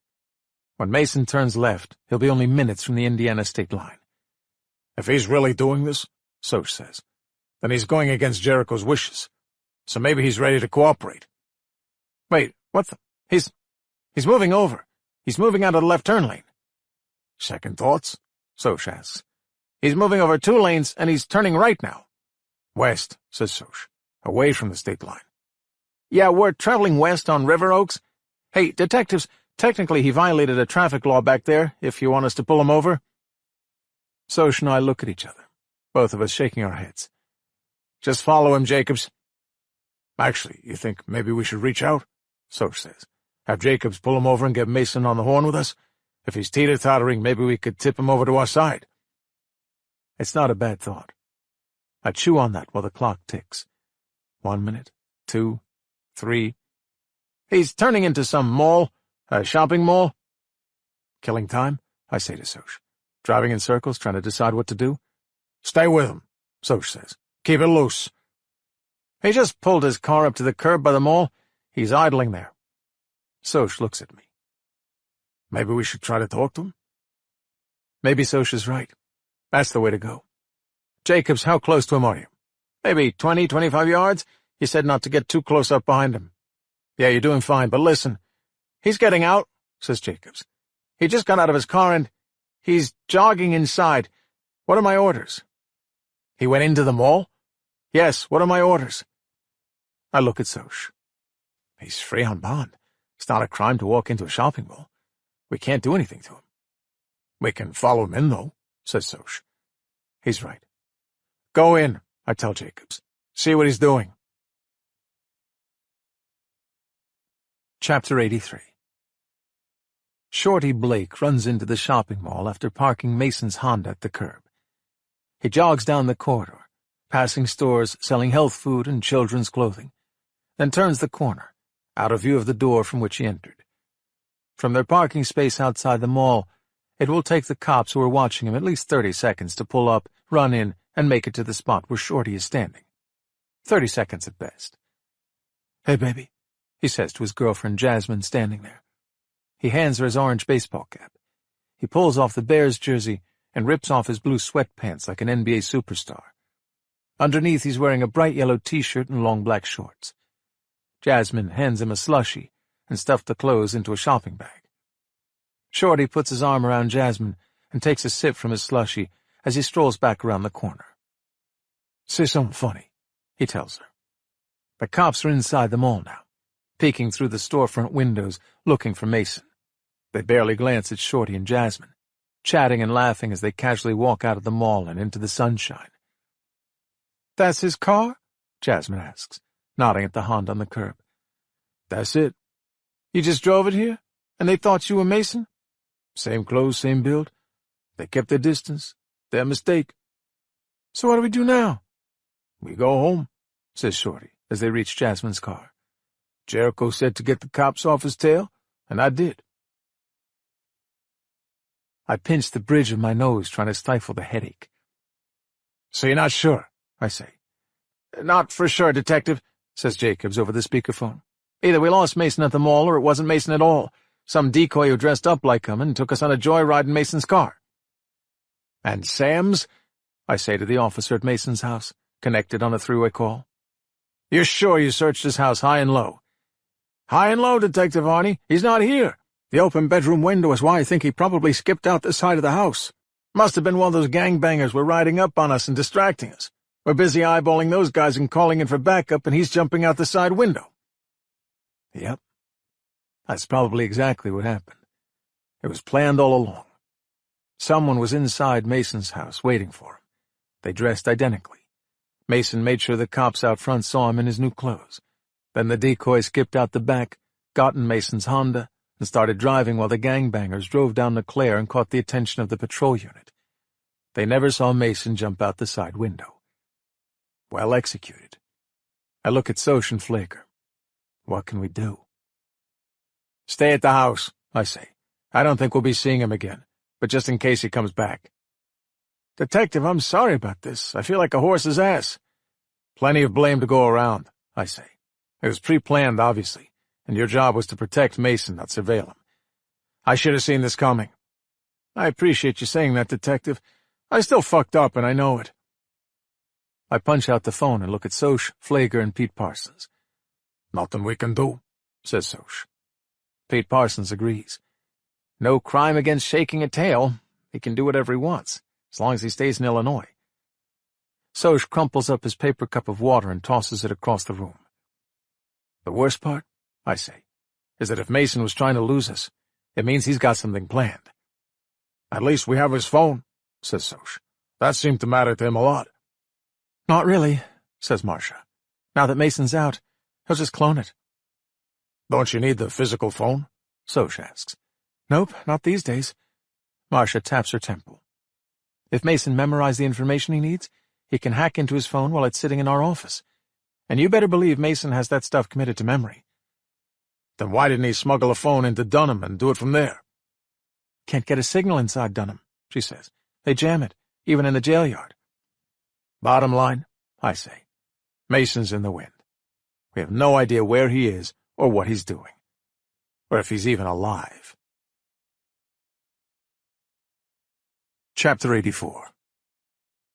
Well, it worked, but not without a cost. For one thing, Mason hurt his knee when he slipped out the bedroom window on the side of his house. He rushed it too much.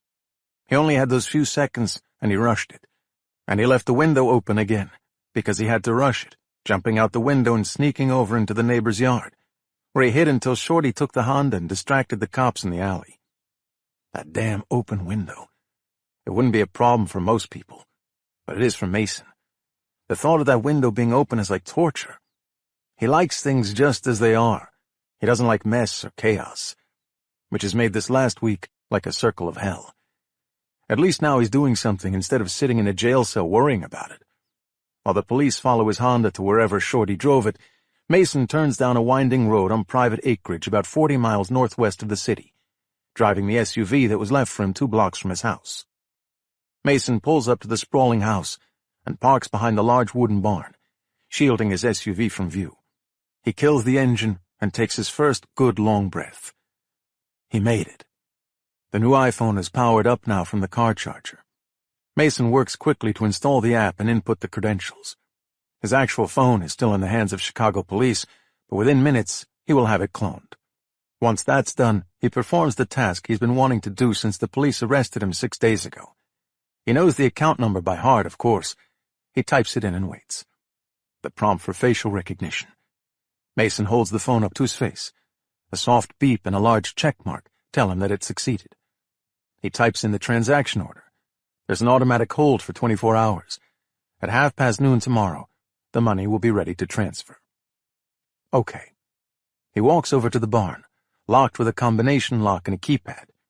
He knows the combination and unlocks it. He knows the code to the keypad and types it in. He slides the barn door to one side, revealing a massive open space. He activates the flashlight on his phone and shines it into the space. Inside is a flatbed Volvo truck, royal blue, a massive 8-wheeler. On the wall, hanging from a rack, are handguns. 6 of them. Mason doesn't know handguns. He's never held one. But he takes one and stuffs it into his jeans. So now, only 5 guns hang from the rack. On a freestanding set of shelves are several items. First, a large paper shopping bag.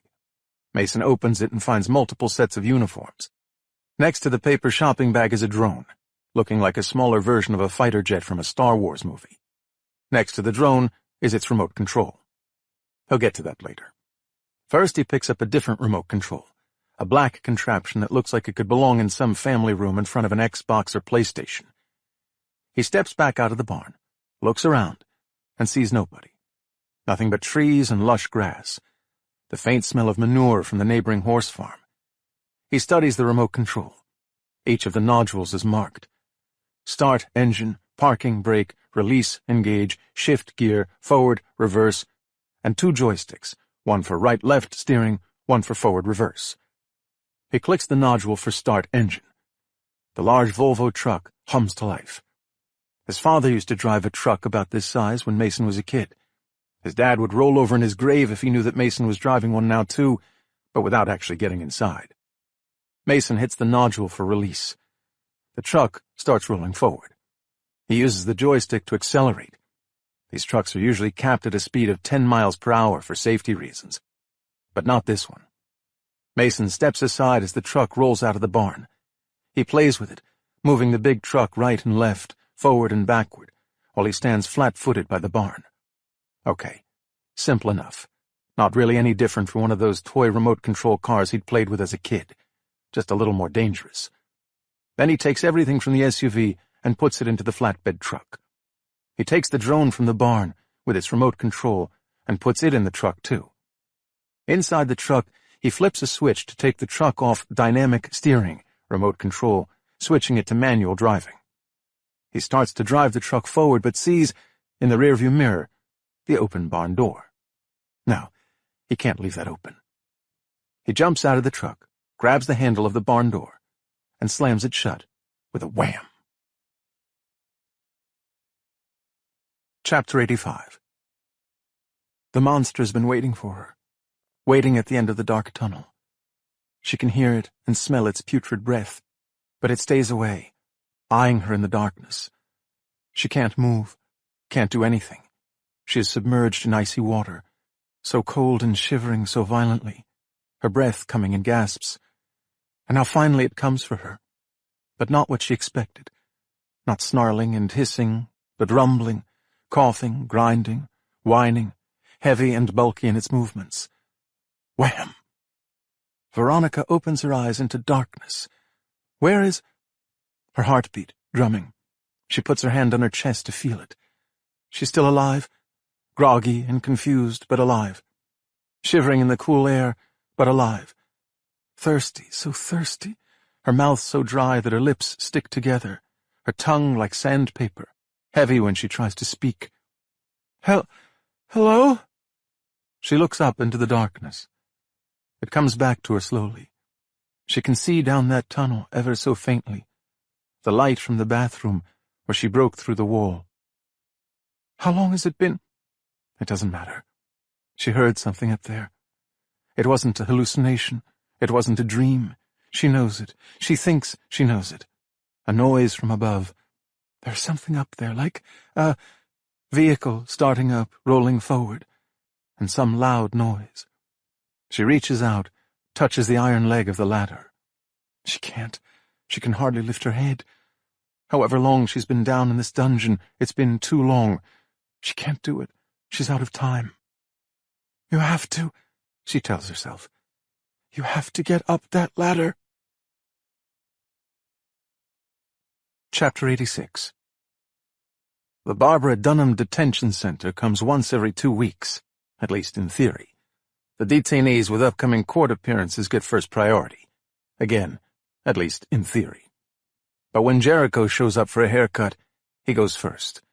The COs don't have to adhere to the street gang hierarchy, but they usually do anyway. They probably think it helps maintain order, keep the peace. Jericho walks into the room in shackles. The barber's chair is stacked with 3 cushions, because the barber doesn't have his customary chair he can pump up and down. "Haven't seen you before," says the barber, an old black guy named Ozzy. "What do you need, son? Not sure what I can do with dreadlocks." Jericho takes his seat atop the cushions. The barber hands him a mirror. First time Jericho's seen his reflection in a week. He feels like he's looking at an older man. "Cut them off," says Jericho. "Cut off the dreads?" "Cut them off and shave my head," he says. "What's the occasion?" "I'm meeting my new lawyer tomorrow." Jericho hands him the mirror. "Tomorrow's prime time." Chapter 87. "You understand," says Pete Parsons into the speakerphone, "that we're talking about an active investigation for a missing person?" "I understand that now, yes," says the bureaucrat from the phone company. "That wasn't the original request from your Detective Flaker. We'll reclassify it as urgent, but it has to get in line behind others marked urgent. We have to go in order. We get hundreds of urgent requests for historical CSLI records every week." If these phone companies could charge by the request, get a nice payout instead of a mere subpoena fee, you better believe they'd churn them out with the highest capitalist efficiency. "This is life and death," I say. "All missing person cases are. We have reason to believe this woman suffered life-threatening injuries." A sigh on the other end. "Look, I'll try to get them to you by tonight, okay?" "Every minute counts," I say. I punch out the phone and look around the documents room, which holds all Henry Arcola's files. Soch and Gina are still combing through them, looking for information on a missing girl who may or may not be named Addison. "Nice day," I say. "We lose Mason and get nothing from the phone company." I glance at the clock. It's past 4 in the afternoon. We don't get those CSLIs soon, it'll be too late to triangulate, pin down the area, and search it before nightfall. Gina pulls a document out of a file. "You know Henry served in the Air Force?" "Henry? In the military? No way." "Well, this may not be so hard to believe." She holds up a patch, like one you'd stitch onto a shirt or jacket, blue and yellow, with an image of a globe, a key, and some horse-shaped head like one you'd see on a chessboard. Some sort of coat of arms. Curving around the bottom, the words, Air Intelligence Agency. Intelligence, I say. Spy shit. Now that I can see Henry doing. His whole career, making all that money, has been basically a con game, a mind fuck. "A guy like that would know how to operate a safe house, too, where he stowed away the girls," says Gina. "Not to mention covertly running a sex trafficking operation." Henry Arcola gets more interesting by the minute. "I was just looking it up online," she says. "The Air Intelligence Agency is the intelligence arm of the Air Force. It's got a new name now, but basically it does intelligence, surveillance, and recon. Planes, satellites, drones." "Drones. Planes. Sounds like Henry. He owns a Cessna we impounded. I could see him having all sorts of gadgets, rich people toys. Looks like they did some on-the-ground intelligence operations, too. Up-close spycraft. Yeah, Gina says. I could see him being a spook. Good training for his future career, swindling people with a smile." Marcia should know all this, I say. Speaking of, where is she? And where's Rodriguez, for that matter? Rodriguez found something in Henry's records about a safe deposit box at some bank called Marine Commercial or something, says Soch. I shake my head. Never heard of it. Henry didn't bank there. Not that we ever saw. No, he didn't. Which is why it's so interesting he'd have a safe deposit box stowed away in some random bank. Something nobody knew about. That could be good, I say. Matt left a couple hours ago to get a warrant from Judge Palmero. He called the bank and told them to stay open. He should be back any minute with whatever's inside that box. Yeah, great. I could use some good news. And what about Flager? Marcia's on Henry's computer. Not sure what she's doing. I'll tell you what I'm doing, Marcia says, popping into the room. Remember how upset Henry was on those audio files? Calling somebody and threatening them? How could I forget? I say. I was trying to figure out what made him so upset, says Marcia. And I think I just did. Chapter 88. Gina, Soch, and I follow Marcia to her desk, where a young woman with large glasses and a buzz cut sits. Everyone, this is Sadie from Forensics. We all say hello and grab chairs. I got to thinking, Marcia says, if Henry's all pissed off about somebody doing something to him, what's that likely to be? For a guy like Henry, I was thinking it was something financial. So I realized we'd been searching his records and his transaction history, but I never had a computer expert actually look for malicious penetrations. Okay, I say. I'll pretend I know what that means just to keep this conversation going.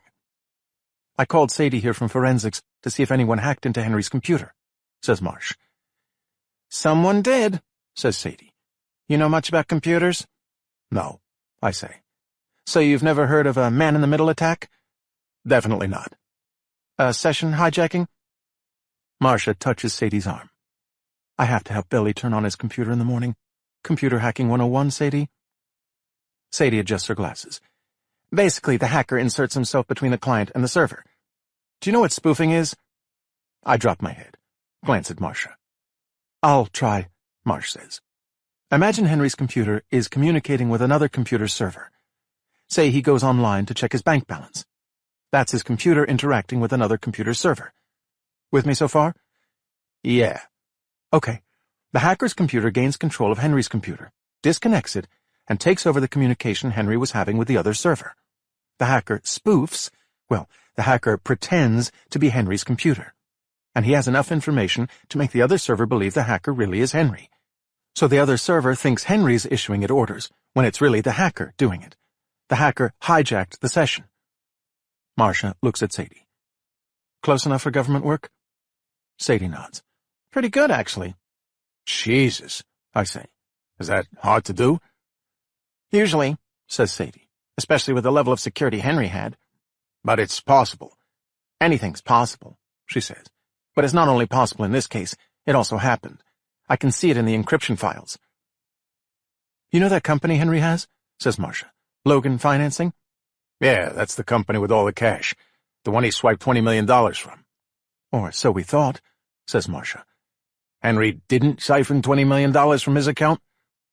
I think what she's saying, Gina says, jumping in, is that the hacker stole it. Marcia nods. The hacker stole the $20 million, pretending to be Henry. I sit back. Wow. I should have seen that. I knew about the $20 million transfer, and I knew Henry was freaking out about something. I didn't put the two things together. I thought Henry siphoned off that money for his getaway. Oh, I'm sure that was the plan, says Marsh. But someone beat him to it. Who? I ask. Where'd the money go? That's the thing, says Sadie. I can't tell. The hacker transferred it to a dummy account, an account that doesn't exist. The bank let that happen? The bank thought it was Henry's account. You want me to explain how? No. I put my hand up. Please, no. Suffice it to say, Marcia says, summarizing, the money went poof. The hacker stole it. Sadie thinks we could eventually trace it forensically, but not any time soon. And when did this happen? Saturday night, says Marcia, looking to Sadie for confirmation. Not this last Saturday, but 2 Saturdays ago, 9 days ago, Saturday, May 15th.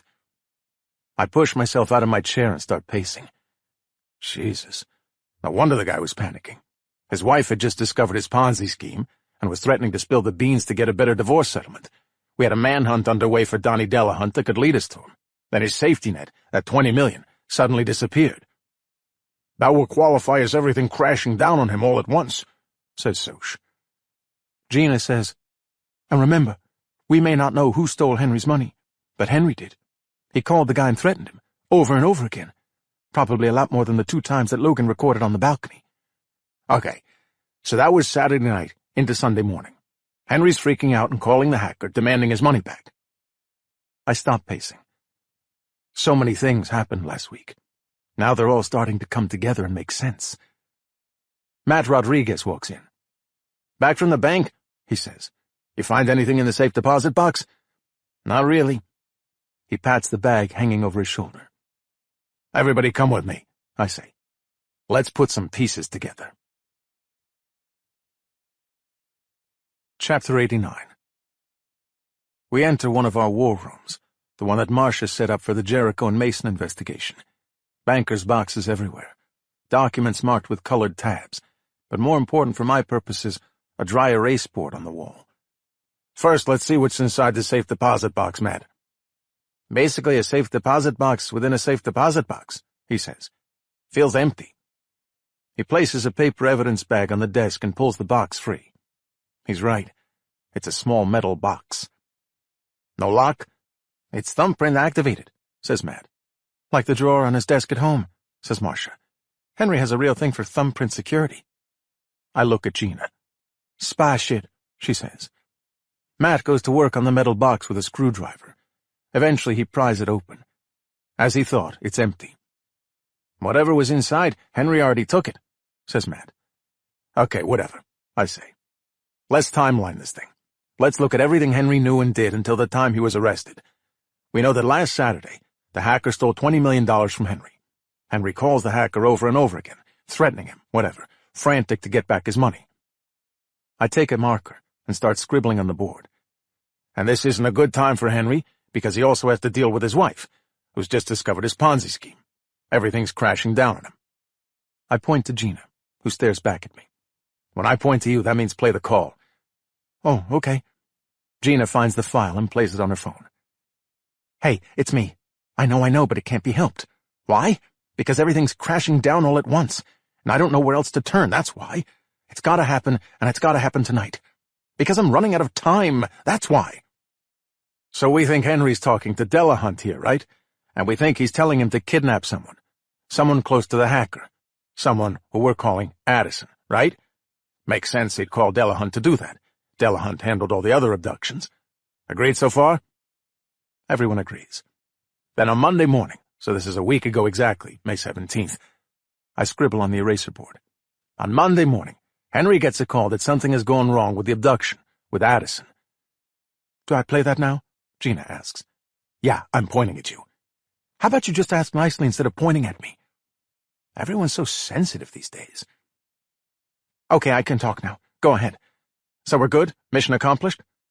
Why? What's the... She what? Say again? Addison what? Are you serious? Are you fucking kidding me? I mean, what, there's not enough shit coming down on me? I have to deal with this now, too? Christ, I haven't had my morning fucking coffee and I gotta deal with this? Okay, just hold on a minute. Just give me a minute and let me think this through. So that's last Monday morning. Something's gone wrong with the kidnapping. Something wrong with this woman we're calling Addison. And Gina, if you please, pretty please, with sugar on top, here is what Henry tells Delahunt to do. Well, listen, we have no choice. You're just gonna have to go back and get it. You got a better idea? You think I like this any more than you do? But we don't have a choice.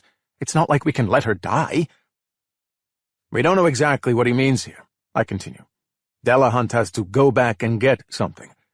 Like an inhaler or something, says Gina. Like Addison had asthma or something. Some medical problem. She'll die unless Delahunt goes back and gets whatever she needs. Right, yeah, probably something like that.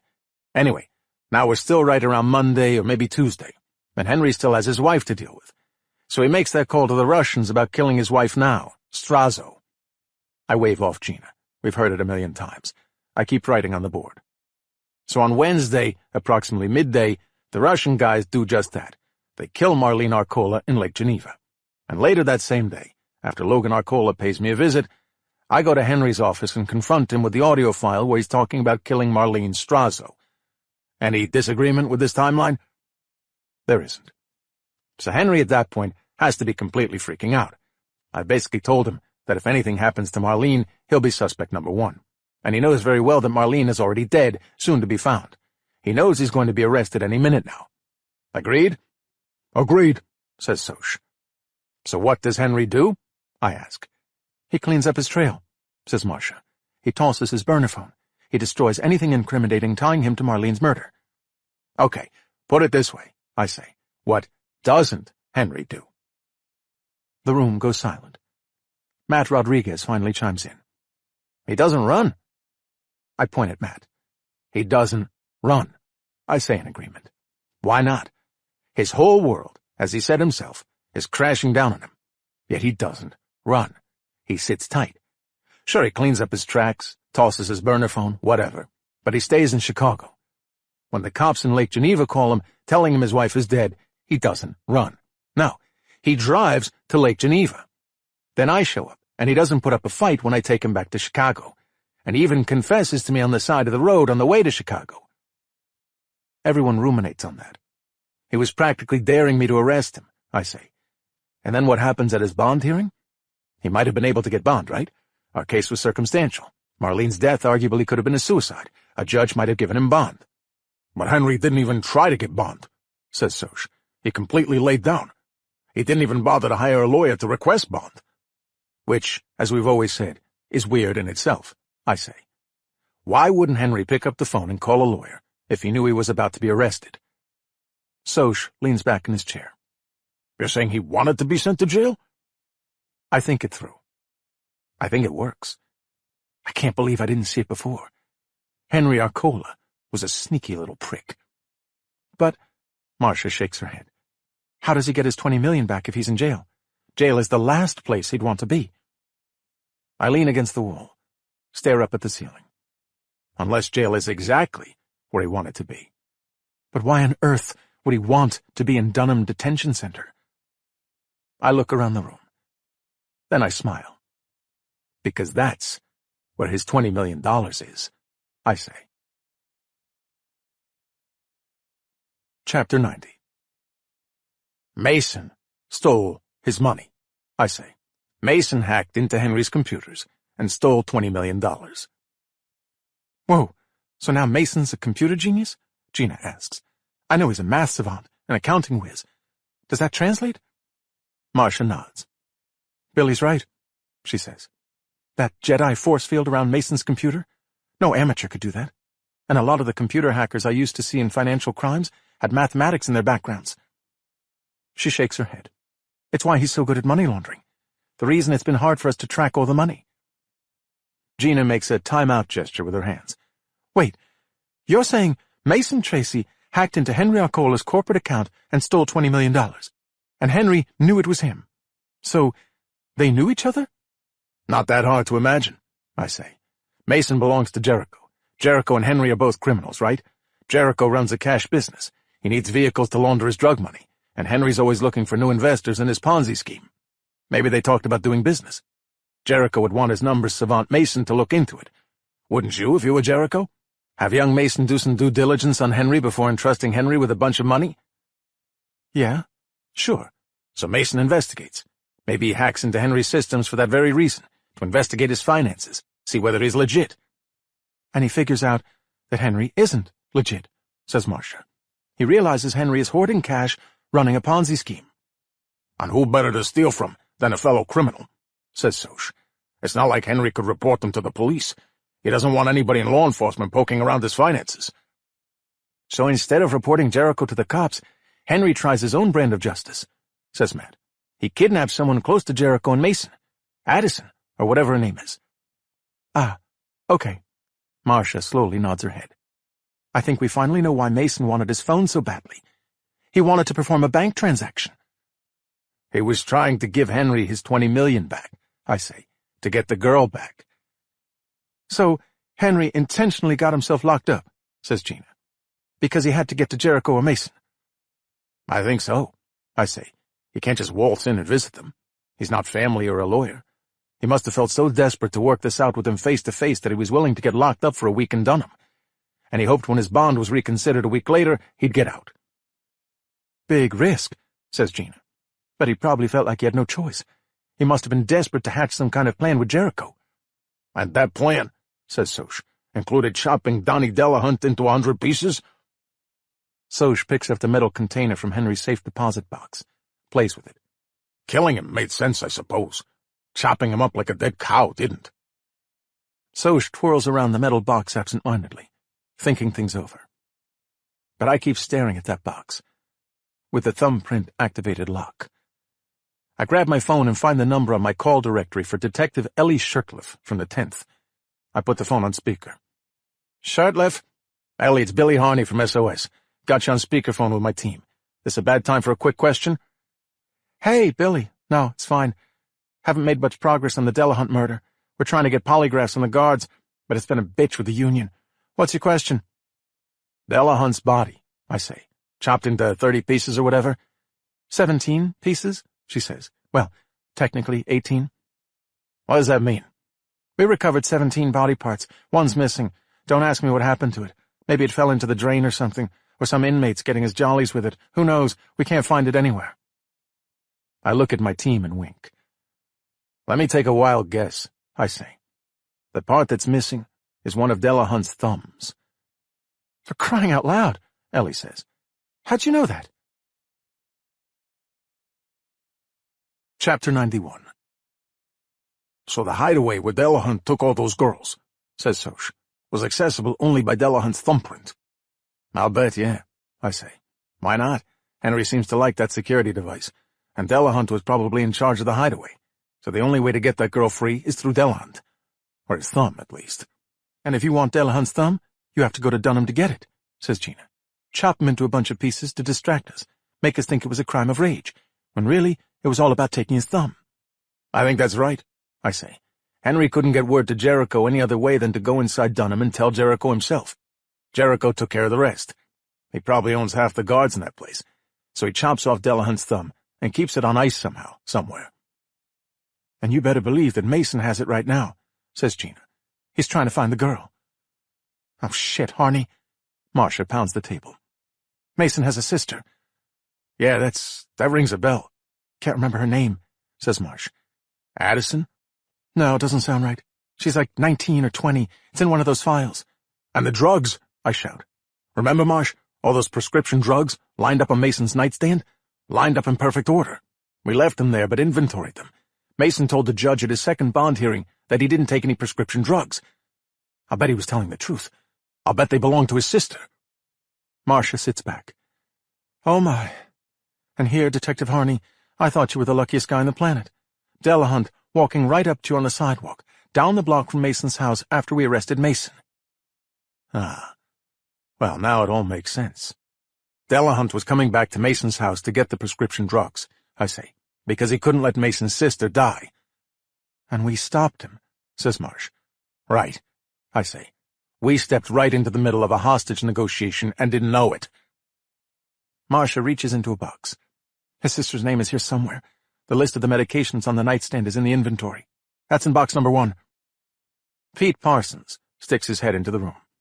The CSLI records just arrived, he says. Flager, I forwarded them to your email. Great.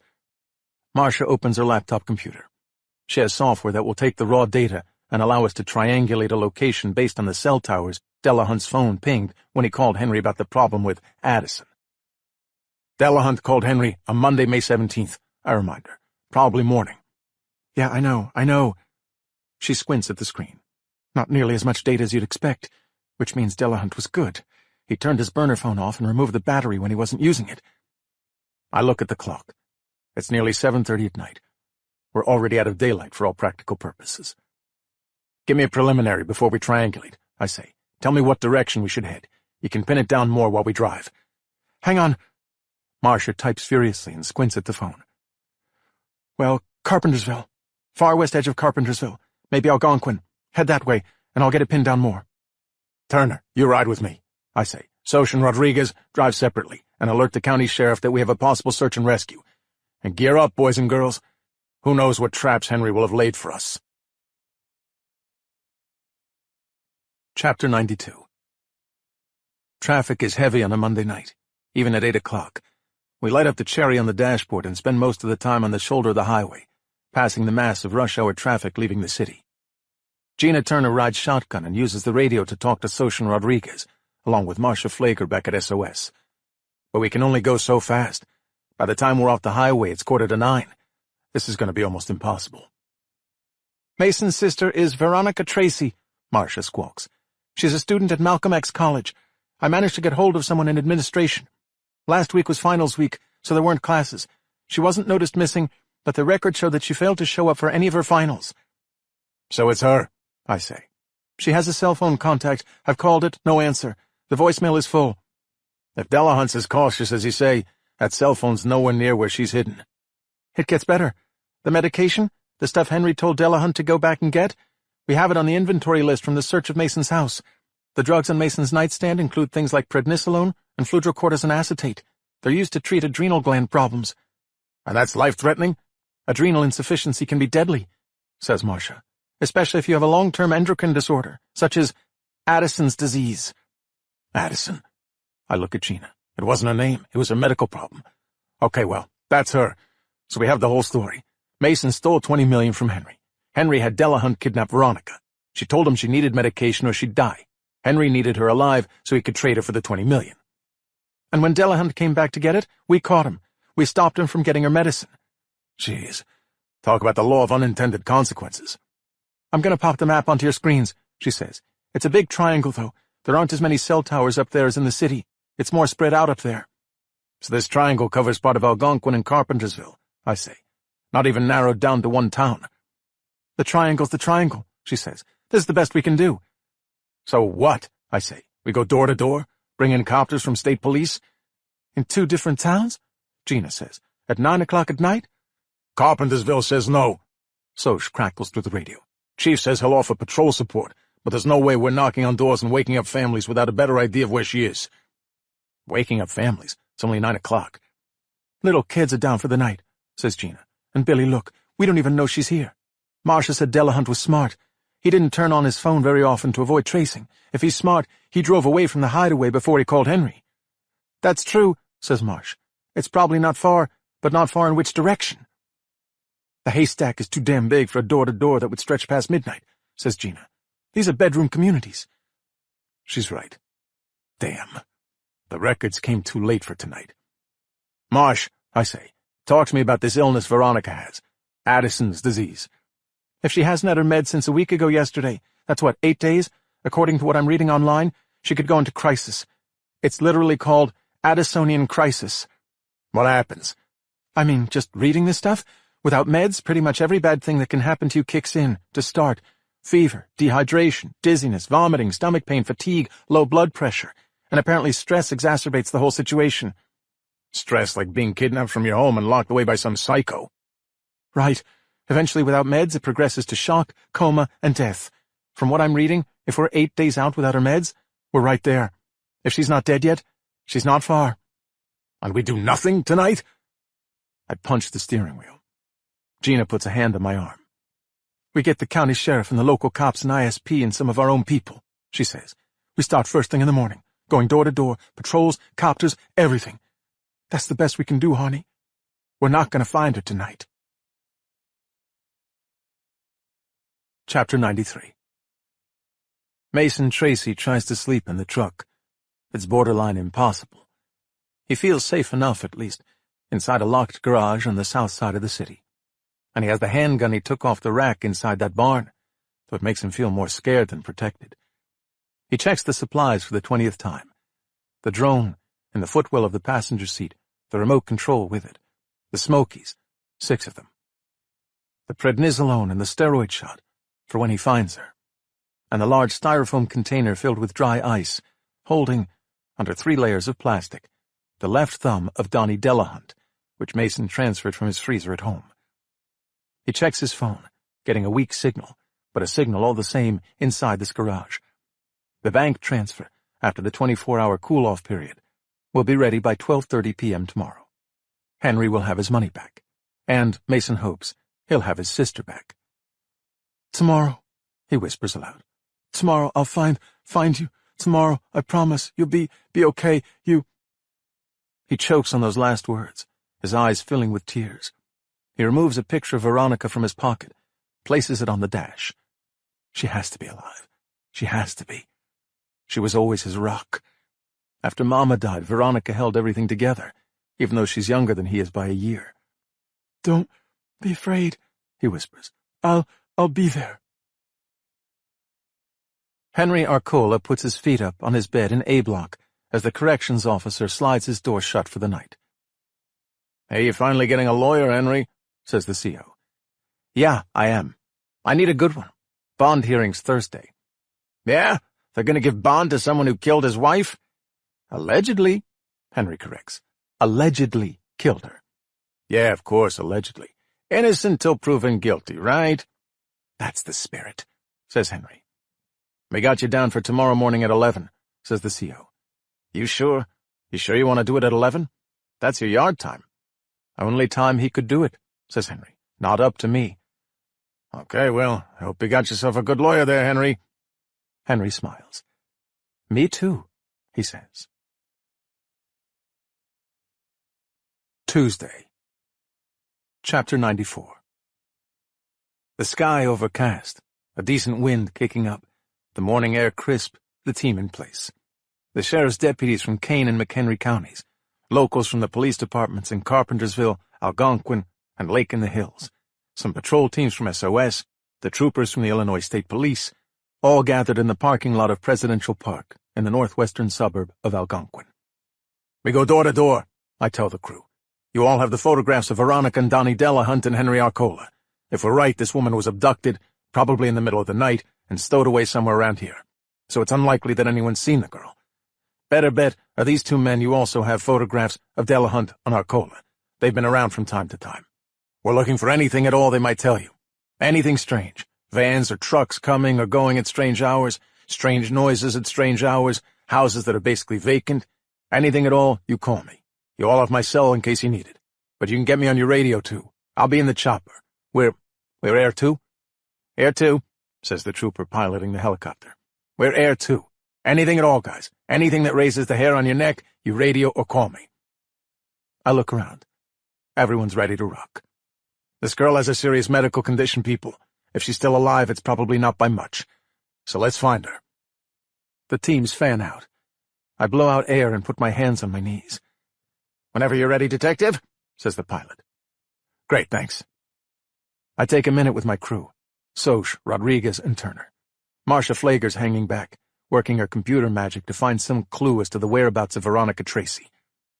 Decent chance she isn't around here at all, I say. Worth a shot, says Soch. You think Mason's been up here? Gina asks. He's looking for her, too. Do you think he knows where she is? I shrug. We have a bolo in all the hospitals, right? Yeah, she says. I issued it personally. Veronica shows up at any hospital, we get a phone call. Well, this much I know. Henry won't reveal her location until he has his money back. Mason's been out of Dunham since yesterday morning, Gina says. That's enough time to transfer the money back to Henry. Not to an account we're watching, but somewhere, some Swiss bank account or something. Yeah, maybe, I say. But I doubt it. Why do you doubt it? Because if Henry's already given up Veronica's location, he's already given up his leverage, I say. What stops Jericho from killing him inside Dunham? I'm sure Jericho wants to. Henry just fucked with Jericho, and Jericho is not someone to fuck with.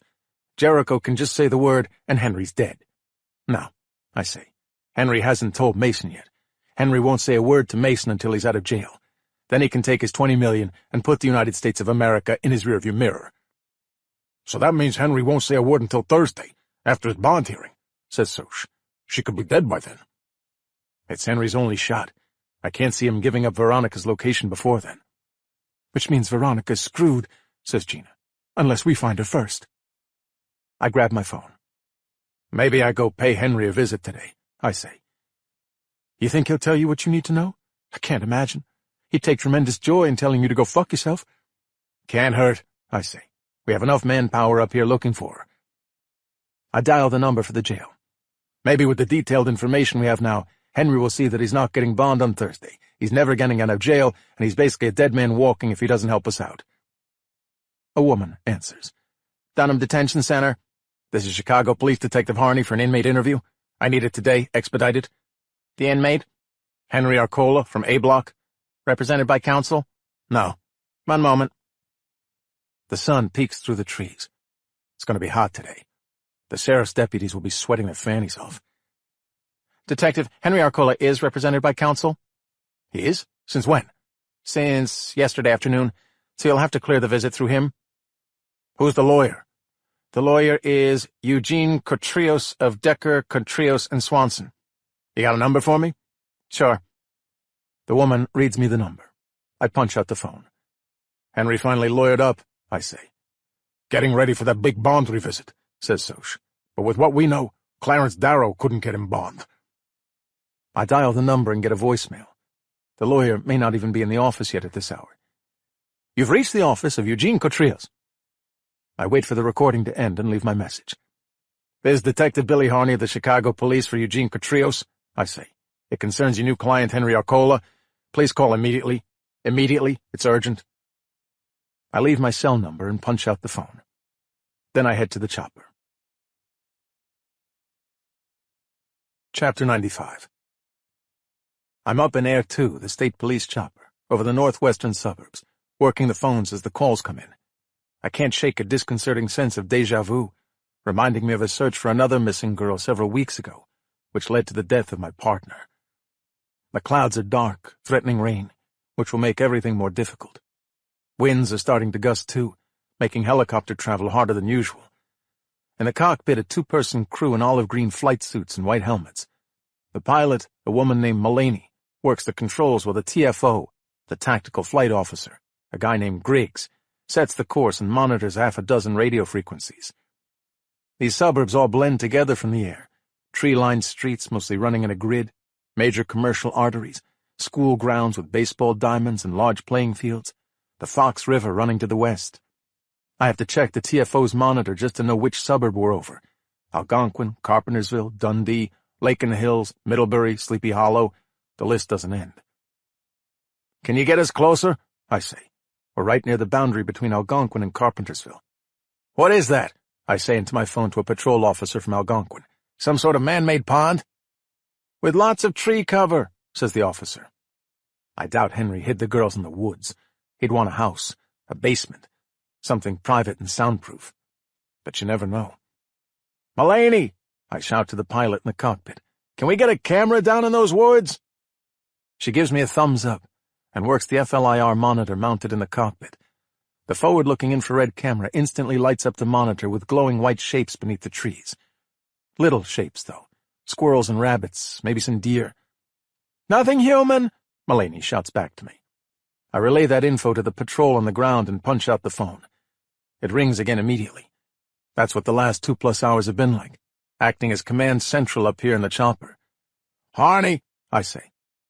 Mr. Harney, Gene Cotrios. Gene, you called me this morning? I was in court. Oh, right, Eugene Cotrios. You're Henry Arcola's lawyer, I hear. I'm afraid you heard wrong, Detective. I'm not representing Henry Arcola. I'd be happy to, given what I've heard. Clients with a lot of problems and a lot of money of the best kind. He chuckles at his own line. Dunham told me you were listed as his lawyer as of yesterday. Eugene Cotrios of something Cotrios and something. Decker, Cotrios, and Swanson. That's me. With my hands free, I'm using earbuds for the call, I do an internet search for Eugene Cotrios on my phone. It pulls up the name of his law firm. I click on Eugene's name on his firm's website. It pulls up a bio, claiming a specialty in criminal defense, along with a photo of a white guy, probably late 50s, heavy-set and balding. Not a slick operator like your Ilan Tenenbaums of the world. More of a street brawler. This guy looks like Lanny Sosha in 15 years. But I'm not representing Henry Arcola, he says. Is there another defense lawyer with that name? Not that I know of, he says. Chicago's legal community isn't as big as you might think. If someone else in town had my name, I'd know it. Okay, maybe they transposed your name from another client, some typo. Maybe. Huh, that's weird. Is it more than weird? I start to dial Dunham, but my phone's already ringing again. This time, with a call from a patrol in Carpentersville. Chapter 96. The man, a tall African-American with gray hair and a goatee of the same color, pulls his car up to the gate of Dunham Detention Center. "Counsel here for an inmate visit," he says. The guard takes his driver's license and bar identification card, checks his name on a clipboard, and waves him through. "Park anywhere in that lot, sir." The visitor parking lot is segregated for security reasons from the remainder of the jail. The visitor entry itself is separated entirely from the jail. The man takes a moment inside the car and thinks. He will walk into an entrance marked Administration Visitor Entrance. There's usually only one staff member at this entrance behind a window, sometimes two. No different from the ticket counter at a movie theater, except the glass is bulletproof. The staff will ask for his driver's license and bar identification card. They will check his name against the visitor list. When he is approved, they will give him a visitor's pass and a lanyard he should wear at all times around his neck. They will tell him to surrender his cell phone. He did not bring one. They will tell him to pass through a secure door, down a hallway, past secured keycard entry doors for the men's and women's staff locker rooms and exits. They will tell him to walk until he reaches another secured door for detainee visitations. He will hold up his lanyard to the camera. A corrections officer will buzz him through. His briefcase will go through a metal detector. So will he. If he doesn't pass through cleanly, even after he has removed all metal from his pockets, they will wand him. The wand will alert on his watch. The corrections officer will not ask him to remove it. Smartwatches are not allowed inside the visitation area, but standard wristwatches like his are not considered threats or contraband under Dunham regulations. Then he will be directed into the visitation area, where he will be sent to the stall where his client will be seated, locked to the table. He will ask that the shackles be removed. Under Dunham regulations, that request is to be honored, unless the COs believe that removing the shackles is a security threat. The man gets out of the car, straightens his suit jacket, shoots his cuffs, and removes his briefcase from the back seat. He then walks through the parking lot to the visitor entrance to the administration building. He walks in and approaches the counter. A man stands behind the bulletproof glass. "Are you counsel?" the guard asks. "Yes, counsel for an inmate visit." "Name, please?" The man slides his driver's license and bar identification card through the window. "Eugene Catrios," the man says. Chapter 97. Henry Arcola sits quietly in stall number 2 of the detainee visitation room, shackled to a metal ring on the table. The door, controlled by the booth, is open. All Henry can see is the booth, where the officer in charge of the visitation room, CO Corey Hepner, sits behind bulletproof glass, manning the controls. "All right, Mr. Catrios, I'm going to need to wand you." That's the voice of the other CO in the room, Lou Espinosa. Dunham's regulations require a ratio of no fewer than 1 CO for every 3 inmates in the visitation room. There are only 2 detainees in here right now, so Espinosa is the only CO on the floor, with Corey Hepner in the booth. "Okay, you're good?" Espinosa says. "This your first time here?" "Yes." "So let's do some ground rules. You're entitled to privacy with your client. The doors in each stall open and close automatically. The guard up there in the booth, Officer Hepner, he controls everything. He will close the door once you're inside. Every 10 minutes we'll announce the door's opening, and he'll open it. That's for your safety, so we can check on you. Anything makes you nervous, just yell, 'Open,' really loud, and we'll open it, okay?" "Yes." "Okay, great. You've got 2 inmates you're visiting. They're both here. Which one do you want to see first?" It's not uncommon for a lawyer to group all his clients into a single visitation, to save him multiple trips. Dunham typically accommodates those requests. "Henry Arcola, please." "He's currently shackled, counsel. Would you like us to remove the shackles? It's your choice." "Yes, please. We reserve the right to shackle him again for inmate or attorney safety." "I understand." CO Lou Espinosa walks into the cell and winks at Henry. "Bringing in the big guns, eh, Henry?" "You tell me," Henry says. "First time I'm meeting him. He called my family and requested a meeting. I hear he's good." Espinosa removes the shackles. "If his suit is any indication, the guy's good. Behave now, Henry." He wags a finger at him. The man who walks in looks nothing like Eugene Catrios of Decker, Catrios & Swanson, whom Henry looked up on the library internet. Catrios is a dumpy, balding white guy. This man is a tall, well-dressed black guy. "You're Mr. Catrios?" Henry asks. The CO closes the door behind him, leaving them alone. The man sets down his briefcase, reaches into his pocket, and removes a pair of rubber gloves. Chapter 98. "Tell them we're searching for a missing girl," and we'd appreciate their cooperation," I tell the officer on the phone as the helicopter banks west. "Tell them you'll get a warrant if necessary." I have another call, no surprise, so I end that call and take the new one. It's Marcia, calling from SOS. "Billy," she says, "the thing you and Gina said about Henry being in the Air Force? The intelligence wing?" "The Air Intelligence Agency." "Right. Well, I dug through his emails and found a message from an old colleague of his, writing about a reunion a year ago. His name is Lucky Anderson. They were in the agency together. I have him on the phone right now. Mr. Anderson?" "Yes, ma'am?" A bit of a southern drawl. "Mr. Anderson, tell Detective Harney what you told me." "Well, listen," says Anderson. "I never had a big problem with Arcola or anything. I wouldn't say we were friends, but still, I'm not trying to, you understand, testify against him or make trouble or anything. I don't need any trouble with him." "Not a guy you want to be on the wrong side of?" I say. "That's a good way of putting it, yeah." Marcia says, "Tell Detective Harney what you told me about what you guys did in the agency." "I mean, we covered a lot of territory. It was recon and intelligence gathering. For example, before an infiltration, we'd get an idea of the aerial capabilities of the enemy. We'd scout targets." "Lucky, tell him about the exfiltrations, if you would." "Okay, yeah, we'd deploy where exfils were required. We'd scout the area, look for points of vulnerability, escape routes, asset recruitment, and we'd usually provide aerial support during the exfils themselves. Henry was particularly good with the asset recruitment.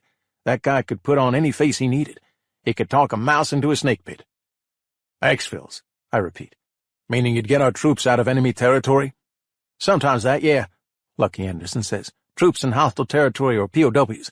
Other times, and you understand I can't go into specifics, but other times they'd be peacetime exfils.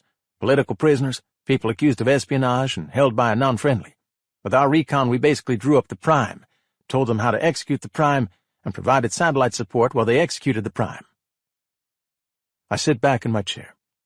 For just a moment, it feels like the helicopter has stopped moving. Or maybe like the ground has just shifted beneath us. "Am I hearing this right?" I say. "Are you telling me that you guys used to help people escape from prisons?"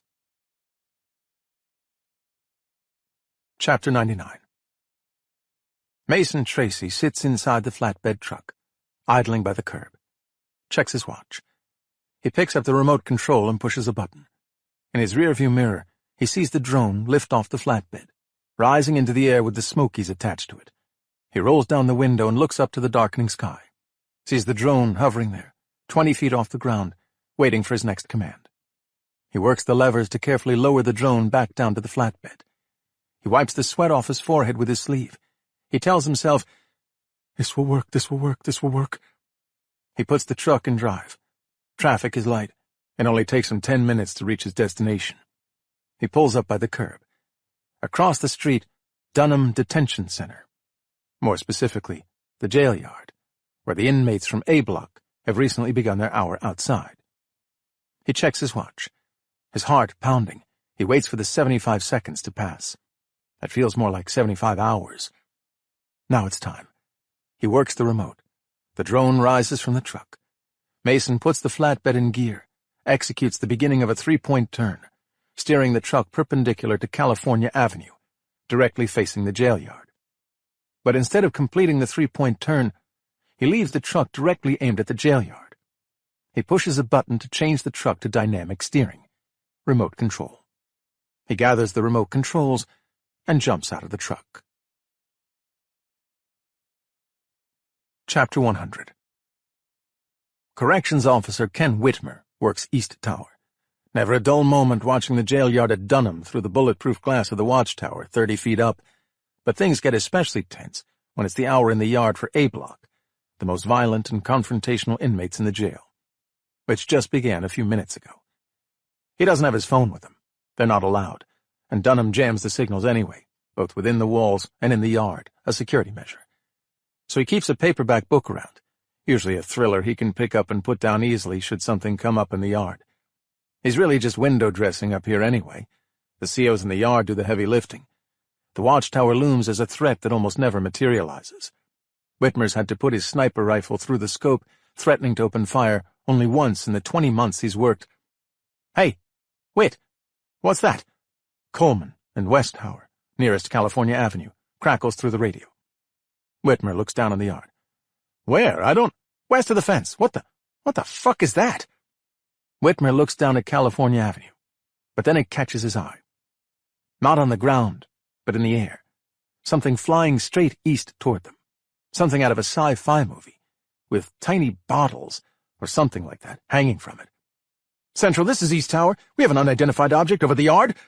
The drone buzzes past West Tower, over the electrified coils, causing an uproar from the inmates below. It's a drone! Some kind of drone! Shoot that thing down! Whitmer calls out. East Tower taking mark! Whitmer slides open the window and ports his rifle, aiming at the drone. But before he can line it up, the drone practically drops out of the air, nose-diving onto the grass of the jail yard, only a few yards past the fence line, like a pole vaulter wanting only to clear the top before letting gravity take its course. The drone shatters into pieces on impact, but erupts into smoke of various colors, purple and orange and red and blue and yellow and green. Whitmer aims his rifle downward, but the yard begins to fill with the rainbow cloud, entire height and length of the electrified western fence disappearing in the multicolored smoke. Code Black! Code Black! Whitmer calls into his radio. Most of the inmates run away from the smoke toward the detention center, the COs in the yard scrambling to shepherd them back inside. From his vantage point 30 feet up, something catches Whitmer's eye to the west, toward California Avenue. He does a double-take. A large blue flatbed truck is driven over the sidewalk and onto the grass, barreling straight toward the jail yard. Central, this is East Tower, Whitmer calls into his radio. We are Code Black. Do you copy? Possible jailbreak in progress in the yard. We are Code Black. They're going to breach the fence. Chapter 101. Henry sits at the table in the attorney-client visitation stall with his lawyer, a man who identified himself to Dunham as Eugene Cotrios, but who is in fact Nathaniel Trainer. Night Train, as he is apparently known within the Imperial Gangster Nation. They didn't need the full 10 minutes, the window of time before the first mandatory check into the stall, to get ready. It only took them about 5. 5 minutes at most, for Henry to strip off his jumpsuit, put on the CO uniform the Trainer smuggled in his briefcase, and put his jumpsuit back on over the CO uniform. And a fraction of that time for Nathaniel Trainer to put on rubber gloves, take off his wristwatch, and remove a small patch taped inside the band. They end up with a few minutes to spare before the next step. Henry watches the clock and waits for it. There. The siren bellows out, "Whoop, whoop, whoop, whoop," shooting waves of red light that Henry can see even within the stall. The clock reads 11:13 and 40 seconds. That gives him 5 minutes. Henry nods to Nathaniel Trainer, who scoops up the patch and cups it within the palm of his rubber-gloved hand. Then the voice through the speaker. Code Black! Code Black! Jail yard! Proceed to emergency lockdown protocols and report to Central Security. Code Black! Code Black! Jail yard! Proceed to emergency lockdown protocols and report to Central Security. What? They got under the fence? The voice of the other CO, Espinosa.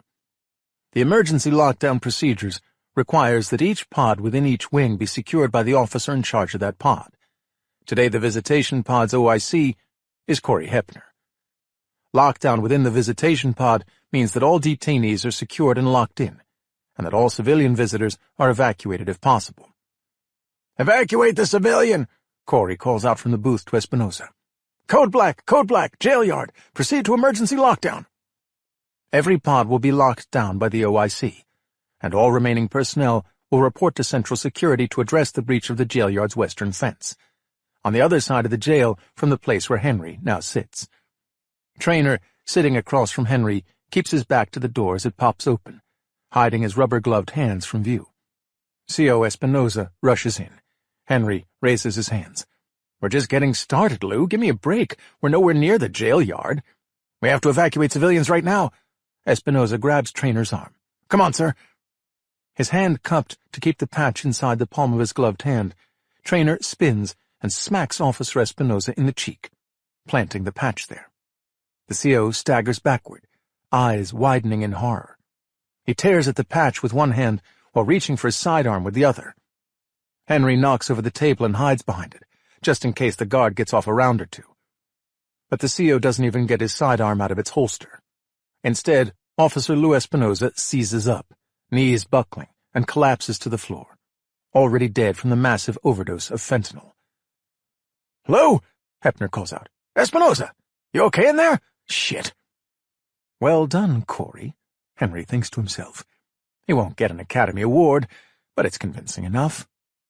Technically, Corey's not supposed to leave the booth. He's supposed to radio in for support. But as Corey himself said last night, anyone could understand my rushing to the aid of a fellow CO who just collapsed, especially when all available personnel are racing to Central to respond to the breach. The cameras are watching, Corey told him. I'll be playing to the cameras. He's having a heart attack, Henry shouts, doing his part.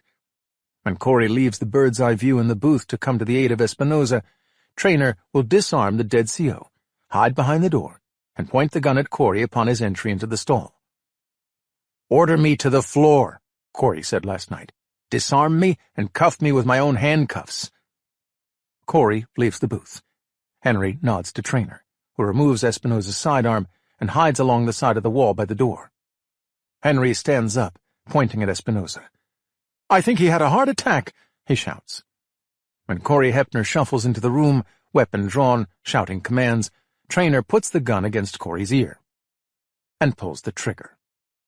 Loud, yes, but with the siren and general chaos, and the gun muzzled into Corey's ear, probably nothing that would draw the attention of the front desk, 2 secured doors and a hallway away. His brains splattered against the wall, Corey collapses, face planting on the floor, falling only inches from Espinosa, a pool of blood quickly forming under his face. Watching the clock, Henry reaches for the zipper at the neck of his jumpsuit and unzips to his navel, then climbs out of it, leaving his CO uniform intact. Traynor drops the gun, carefully strips off the rubber gloves, and dumps them too. Henry removes Espinosa's utility belt and puts it around his waist. He hands the keys to Traynor. Unlock Jericho, he says. Get him dressed, fast. Traynor runs to stall number 4, where Jericho is shackled, awaiting his visit with the same attorney as Henry. After Traynor has left, Henry picks up Espinosa's gun and holsters it. Henry gets the key card from Corey and swipes his way into the booth. From there, he finds the riot gear. He puts on the Kevlar vest and helmet with the face shield that will obscure his face. He grabs an AR-15 assault rifle. He takes a second set for Jericho and leaves the booth. While Jericho strips off his jumpsuit and puts on his CO uniform, Henry flips down his face shield and grabs Traynor by the arm. He swipes his way through the door and rush-walks Traynor down the hallway. The staff officer at the visitor entrance opens the secured door. "Evacuate the civilian and lock down your pod," Henry shouts, anonymous behind his face shield, reciting verbatim the script that Corey fed him last night. "I'll lock down visitation." The officer complies, rushing Traynor out to the parking lot. Henry swipes the door and re-enters visitation, where Jericho has his CO uniform on and is grabbing the riot gear. Henry looks at the clock. 90 seconds remaining before lockdown becomes automatic, before every door locks no matter what. Jericho has his shirt and pants on. "I need the guard's belt and holster," he says. "No time. Put on the vest and helmet." Jericho throws on the vest, puts on the helmet, and locks down the face shield. He picks up the AR-15, too. 70 seconds. Henry swipes through the door one last time. "Central, visitation is locked down," he calls into Corey's radio, then clicks it back onto his waist. "Copy that." They rush down the hall to the door marked Staff Locker Room and exit, above the word Men. Henry swipes through the door. "All clear? All clear?" Henry calls out, as Corey told him to do. No answer. As Corey predicted, nobody in the locker room during a late morning hour such as this. They jog through the locker room to the exit door. Henry swipes the card, and they're out. The wind whipping up, the sky dark and ominous, as he and Jericho enter the staff parking lot. Chapter 102. "Head to Dunham Detention Center," I shout to the pilot. "South side of Chicago. 31st in California." "Roger that. Fasten your seatbelt, Harney. We'll be flying into a headwind." The helicopter angles and turns south, picking up speed, nearly knocking me out of my chair, my stomach doing somersaults. I dialed the number for Dunham again. The phone rings. No answer. I call Soch. "They aren't answering the phone," he tells me. "Gina's calling over and over again." "Tell her to keep calling, and Soch, call the 18th, and tell them to get patrol cars over there if they haven't already." Shit. My phone rings. As promised, Marcia calls me back, 5 minutes after we spoke. "Nobody's answering at Dunham," I say, holding on to my seat with my free hand. "Because they're in lockdown," she says. It's happening. I called over to the 18th. They said they've already received calls for assistance. You have any details? You know the jail yards right there on California Avenue? Right. They drove a damn truck through the fence and took it down. Knocked out the electricity. And there's a bunch of smoke, too. I don't know if it's a fire or what, but nobody can see anything. They're trying to round up the inmates and do a head count. So inmates were in the yard? But I already know the answer. A block was in the yard, she says. Was Henry in the yard? A man's voice. Takes me a moment to remember. We had Henry's Air Force colleague on the phone with us, last name Anderson. Too early to have that kind of information, says Marcia. I doubt he was, says Lucky Anderson. He's probably clear on the other side of the jail. Tell me, I say. Do you know where the medical facilities are in the jail? Not offhand, no. Henry would want to be far away from that breach. It's the principles of prime. You keep saying that word, I say as the ground below me flies by in a blur. It's an acronym. P is for pinpoint the vulnerable exit. The least guarded, the least secure. That's usually going to be where there are the fewest inmates, someplace near an exit, like the medical, like the visitation room, I say. Yeah, it could be, yeah. That would work just fine. The R is for recruiting assets inside. A guard would be the best asset. Jericho probably owns half the guards inside Dunham. Or a doctor, he says, or some vendor who brings supplies. Or a lawyer, I say. Someone posing as a lawyer to get inside the visitation room. Eugene Catrios. Fuck. The I and the M in prime are for introducing and misdirecting a crisis, says Anderson. Cause a big problem on the opposite end of the prison as a distraction. An inmate riot is the most common. Or a truck barreling through the yard fence. Exactly. All prisons, or in this case jails, are different, but their protocols for this kind of thing are pretty much the same. Issue some kind of lockdown or stay-in-place order for the non-threatened portions of the facility, then direct all available guards and resources toward the breach. Henry would know that. He probably studied the layout and jail regulations. Damn it. I look around for something to punch. Henry had a guy posing as a lawyer who helped him. Probably had a guard or two inside as well. They breached the jail yard fence and sent everyone scrambling in that direction. I look out the window, then look away, immediately hit with nausea. We must be going 100 miles an hour in the air. You might as well tell me what the E stands for, I say. Stands for escape, stupid. And I'll bet that's what he did, Anderson says. That's what we used to call the manual, the escape book. And I'll bet you that's just what he did. I'll bet Henry walked right out the side door. Chapter 103. Henry and Jericho run through the staff parking lot on the side of the building, fenced in for security. The lot is not monitored by a guard. Entry and exit by car occurs through a gate controlled by a keycard. The sound of sirens fills the air as the county sheriff's deputies at the campus up the block respond to Dunham's call for assistance. But the sheriffs will be driving down California, and that's where the action is, where the fence was breached. Henry and Jericho are on the opposite side of the building, where nobody's looking. They toss their helmets and rifles, strip off their vests, and climb the fence, jumping over to the other side and running south from the campus of Dunham Detention Center toward a vacant lot. "Where's the van?" Henry asks. "You said you'd have a—" "Behind the shed," Jericho says, out of breath as he runs, gesturing up ahead to a broken-down, faded shack in the middle of the abandoned lot. Sure enough, parked behind it, a panel van, where Mason Tracy sits behind the wheel. Jericho slides open the side panel and jumps in. Henry pauses, takes a look at the shack, and walks inside. He comes out a moment later, Jericho waving him inside the van. He jumps in and slides the door closed behind him. "Go the speed limit, son," says Jericho, putting his hand on Mason's shoulder. He pulls clothes out of a bag and tosses them to Henry. Jericho rummages through another bag, finding a shirt. Mason puts the van in gear. "Change out of your clothes," Jericho tells Henry. "Hurry!" Henry has another idea. He pulls his sidearm from his holster and shoots Jericho in the head, his brains splattering the other side of the interior panel. Mason nearly jumps out of his seat, spinning around and crying out, the steering wheel spinning free, the van wandering in a slow circle in the vacant lot. Henry aims the gun at Mason, who recoils. "Grab hold of the steering wheel and drive," he shouts. "You want to see your sister alive again?" "You killed him? You—" "Drive, Mason!" Mason grabs hold of the wheel, rights the van, hits the brake, and stops it. "You killed my—" Henry jams the gun against Mason's head. Get my money back. I did. Mason is all blubbering tears now, a freaky puddle. Prove it to me. Prove it to me. Mason hands him his phone. There's a 24. Henry works Mason's phone, a new one, not password protected. He finds the app and opens it. What are you telling me? There's a 24-hour safety hold on the transfer? There it is. Henry sees it now. A transfer of $20 million from Mason's Swiss bank account to Henry's. Transfer of USD 20 million to the following account. The words beneath them, status, pending validation, 12:31 p.m. CDT. So yes, there's a 24-hour hold on the transfer. Not surprising for a transfer of that amount, to make sure no irreversible mistakes are made. Those Swiss are secretive and cautious, too.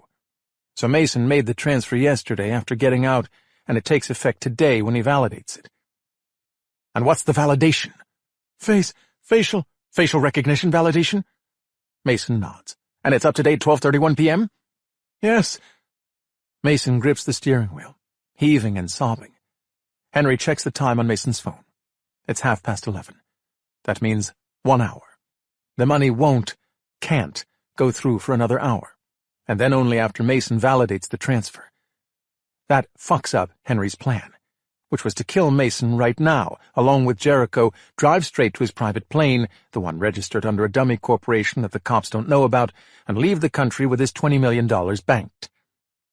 Mason, he must admit, played that well. He knew the timing of this jailbreak.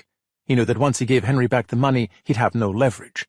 He bought himself a 1-hour window to get his sister back before releasing the money. So now Henry's stuck with Mason for 1 more hour. I wanna see her before I validate. Fuck! Henry shouts, then snaps out of it. This wasn't the plan, but plans change. He has no choice. They have to go up and get the girl, which will probably take an entire hour anyway. He'll get Mason up there, reunite him with his sister, and get his money. Then he'll kill them. Drive the car, says Henry. Mason, put the car in gear. I'll take you to her. The kid's a complete puddle of tears, shivering and blubbering. Fuck, I'll do it. He grabs Mason's shirt and yanks him over. Mason moves over to the passenger seat. Henry climbs into the driver's seat, puts the van in gear, and drives out of the empty lot. He pulls out onto the street as 3 police squad cars fly past him, sirens blaring, responding to the jailbreak at Dunham Detention Center. Chapter 104. By the time we reach Dunham Detention Center in Air 2, our helicopter is joined by a CPD helicopter in the sky over the south side of Chicago. On the ground, police squad cars and SWAT trucks are everywhere, roadblocks being set up for a perimeter. Over the jail itself, the remnants of colorful smoke dissipate over the yard, where a truck is parked on top of the fence it flattened during the breach. The yard is empty now, most of the inmates shepherded back inside the jail. But nearly 100 were in the yard when the truck breached the fence. "It's goddamn pandemonium here," says Detective Ellie Shirtliff from the 18th, one of the detectives responding to the jailbreak in her district. "We got 6 escapees from the yard, and you're telling me I might have 2 more from admin? Jericho Hooper and the billionaire guy Arcola?" "Call it an educated guess, Ellie. Can you check? I can't get anyone on the line." "Hang on." Henry, the billionaire. That was all fluff. The image he cultivated while he juggled and spent tens of millions of dollars that belonged to other people. And now he's down to his last 20 million. Currently held by Jericho and his boy wonder Mason. "Take us to the northeast side," I shout to the cockpit. It's the administration wing, on the other side of the jail from the yard. In moments we're hovering over the administration wing of Dunham, including the separate visitor entrance, which I've used several times. The visitor parking lot, next to it separated by a fence, the staff parking lot. Besides all the cars, I see something by the fence in the staff parking lot. I use my binoculars to make sure. 2 Kevlar vests, 2 helmets, 2 assault rifles. "Billy!" Ellie Shirtliff startles me, back on the phone. "You were right. Jericho and Henry Arcola were in visitation. It was called into Central Security as locked down and secure, but it's not. The inmates are gone, and 2 corrections officers are dead." "They jumped the fence in the staff parking lot," I say, "to that huge vacant lot next door." The chopper noses forward, only 20 feet off the ground. To the immediate east of the fence is an abandoned lot, nothing but a run-down shack in the middle that looks like it would collapse under a strong wind. Some sort of old fast-food drive-through shack, the kind that used to thrive on the south side when I was a kid. "Can you land us in the lot?" I call to the cockpit. The chopper sets down carefully in the abandoned lot. I hop out of the helicopter, my weapon drawn, running low to avoid the chopper blades. I approach the shed slowly, weapon up. At least there are holes in this shed, so the sunlight filters in, and I'm not walking into darkness. "Chicago police!" I shout on entry. A rat scurries across the floor. The place is otherwise empty, every appliance, countertop, or piece of metal stripped away years ago. On the floor, with a rock on top to hold it in place, a piece of paper with handwriting. "Hi, Billy. Are you having fun yet?" "So now I got 2 more escapees," says Ellie. I holster my weapon. "No," I say. "These 2 are mine." Chapter 105. Henry pulls off the highway halfway to the destination and parks the panel van behind a restaurant. "Sit tight," he says to Mason, who's gone quiet, his head in his hands. "Don't forget you need me." He knows Mason won't forget. The kid's done this much, gone this far, all for his sister. He won't mess it up now. Henry gets out, goes around to the side, and slides open the panel door. He notices for the first time on the floor the sealed plastic, actually 3 layers of it, holding Donnie Delahunt's severed thumb. It's been on ice, but Mason's been thawing it, knowing he'll need it soon to get into the basement to see Veronica. Next to it is the bag Mason brought from the barn. Henry pulls out a blue uniform and throws it up to Mason. "Put this on," he says, "just in case." Henry does the same, changing out of his CO uniform and putting on the police uniform. But most important, he takes the belt from the CO uniform and puts it around his waist, including the holster and sidearm. Henry drags Jericho's dead body out of the van and leaves him behind a dumpster. When he gets back in the car, fresh tears have fallen on Mason's face. "You're just gonna leave him?" Henry doesn't have time for sentimentality. "Change into that uniform, Mason." Henry puts the van in gear, reverses, and drives out of the restaurant lot, minding the speed limit. "Look, kid, think of it as self-defense. A big crime boss like Jericho? He'd never forgive me. I could hide on some island without an extradition treaty and be safe from U.S. prosecutors, but I'd never be safe from Jericho. I'd always be looking over my shoulder. But you I have no problem with. You and I can give each other what we want and go our separate ways." This is probably too much for an introverted genius, autistic, or whatever he is kid. It's one thing to have him operate the drones and the remote-controlled truck. A kid like Mason probably sat inside with a joystick in his lap most of his childhood. But seeing someone get shot in the head? That was probably too much for him. "Give me the burner phone," says Henry. "You remembered to bring me a burner, right?" Without a word, without looking in his direction, sobbing quietly, Mason reaches into his bag and hands him the burner. "You should thank me, Mason. Jericho was just using you for your brain. He couldn't have been half as successful without you. You're probably the best money launderer in the country, and you came cheap. What, he paid your rent, put a few bucks in your pocket, and you're supposed to be grateful? I'll bet he didn't give you millions, did he?" He looks over at Mason, deflated and weepy. "Did he, Mason?" Henry drives toward the ramp back onto the highway. Who knows what kind of bullshit Jericho fed Mason? What did he tell them? They were partners or something? Did Mason look up to the guy like a father figure? Probably. Who knows? Jericho played Mason like a fiddle, no doubt. Well, it doesn't matter. Jericho's dead, and Mason isn't far behind. But Henry needs the money first. So instead of finishing off Mason and being on his way out of the country, Henry has to drive Mason to Veronica. Still, it nags at him. If Jericho didn't care about Mason, if Mason was just some talented employee but nothing more, Jericho could have just killed Mason in jail, kept the $20 million, watched the criminal case against him fall apart, and let Veronica die. So why didn't he do that? Why didn't Jericho just kill Mason at Dunham? Oh. Wait. "Mason," he says, "don't tell me Jericho was your father." Mason bursts into fresh tears, sobbing and wailing into his hands. "Oh, Jesus, and Veronica, too? She's Jericho's—" Mason doesn't respond, but now it all makes sense. Henry always wondered why Jericho was so amenable to giving back the $20 million for some girl. He was never sure kidnapping Veronica would work. Turns out he hadn't just kidnapped Mason's sister, he'd also kidnapped Jericho's daughter. All things considered, this is not a bad development. It makes the stakes even higher for Mason. With his father gone, he'll want to save his sister all the more. They get back on the highway toward the northwest suburbs. Mason remains mute, rocking back and forth and quietly sobbing. Henry tries to stay focused, driving the speed limit, staying in the middle lane, with one thought running through his mind. Even having to make adjustments, Henry has been ready for every contingency but one. What happens if Veronica's already dead?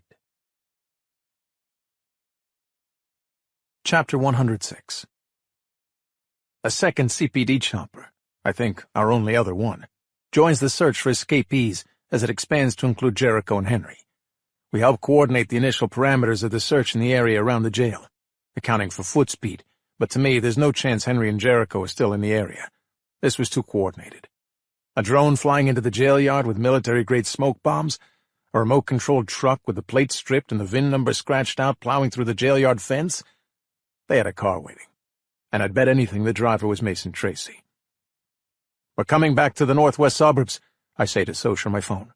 "They're long gone, and I'll bet they're on their way up to get Veronica." "But these suburbs are endless," says Soch. "We have no idea what kind of vehicle they're in.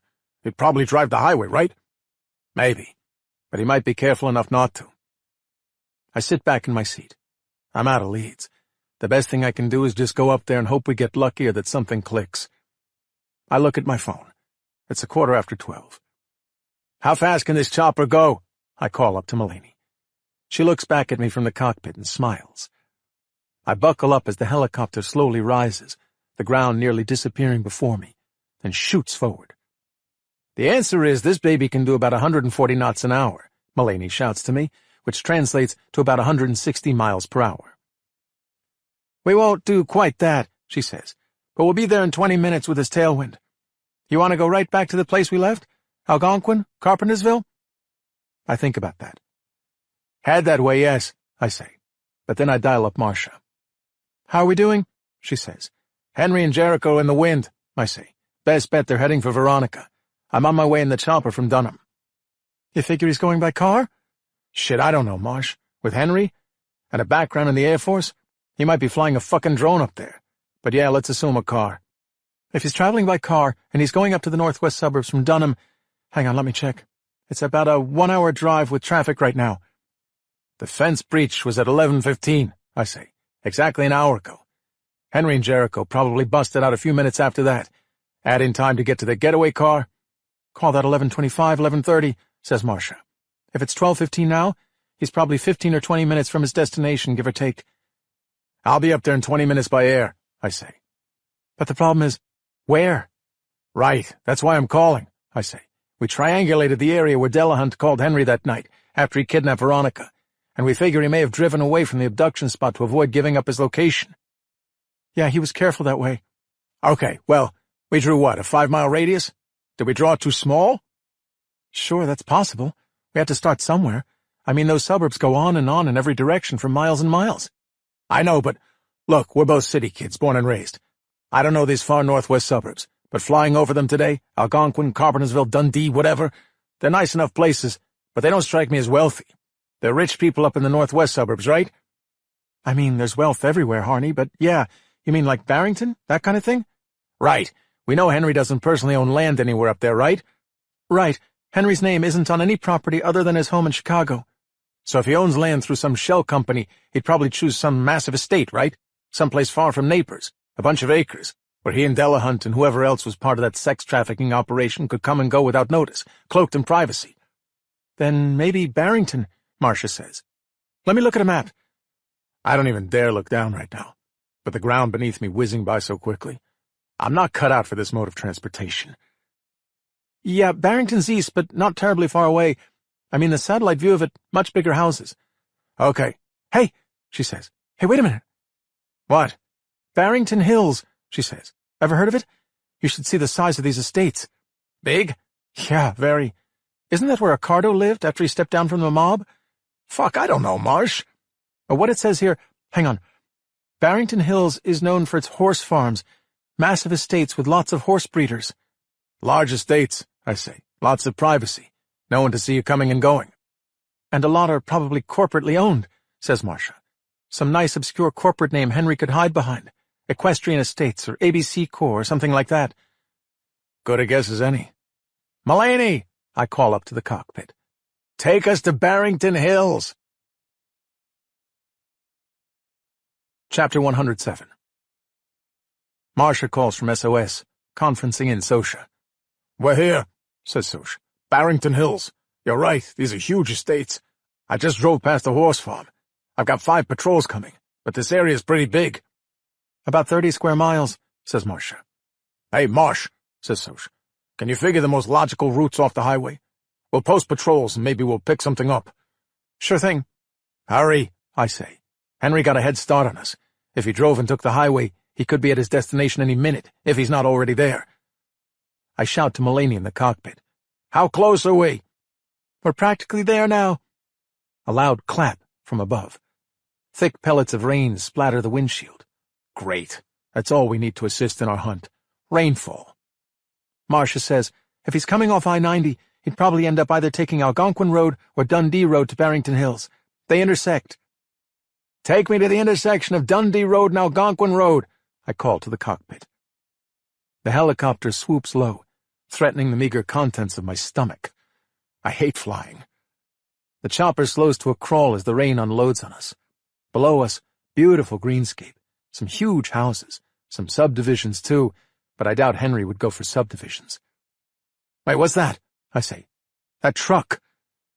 The helicopter lowers farther still, hovering over Dundee Road, according to the cockpit monitor. Zoom in on that truck. She does. I watch her monitor. The top of the truck is partly open, a horse inside a stall. Not our guy.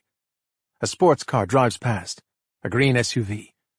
We move slowly toward the intersection with Algonquin Road, crawling and hovering, as vehicles of all shapes and sizes, makes and models pass us. Henry and Jericho could be driving anything. We have no idea what we're... A white panel van slowly drives along Dundee Road.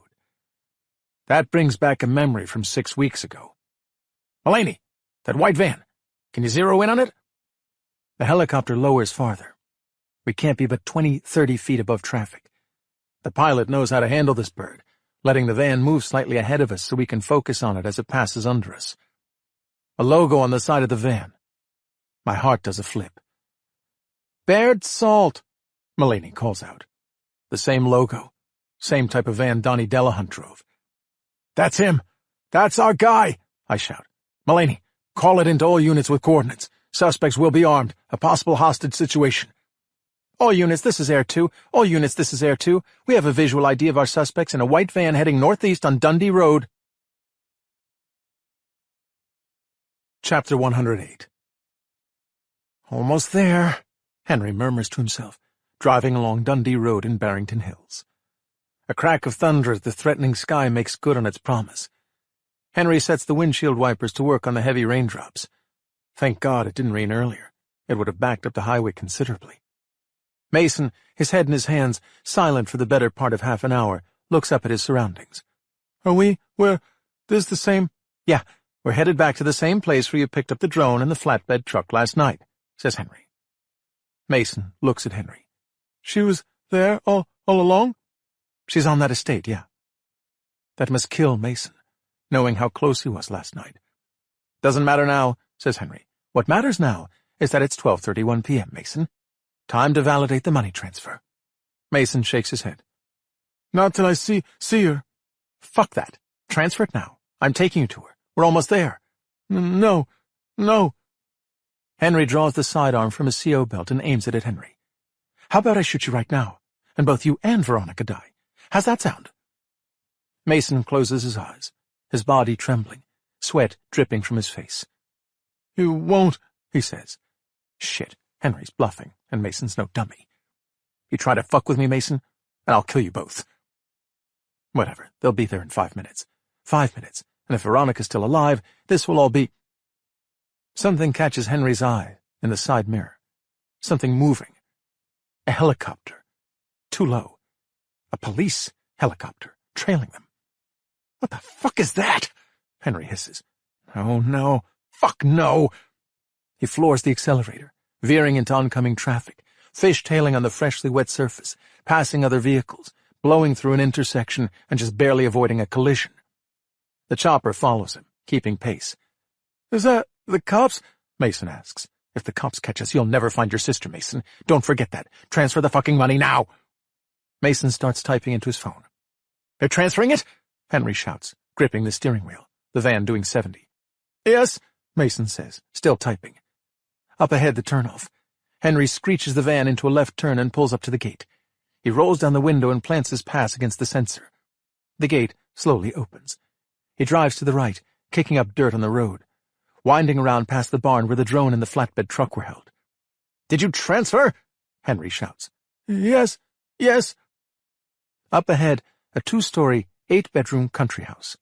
Henry screeches the van to a stop, nearly sliding into the garage door.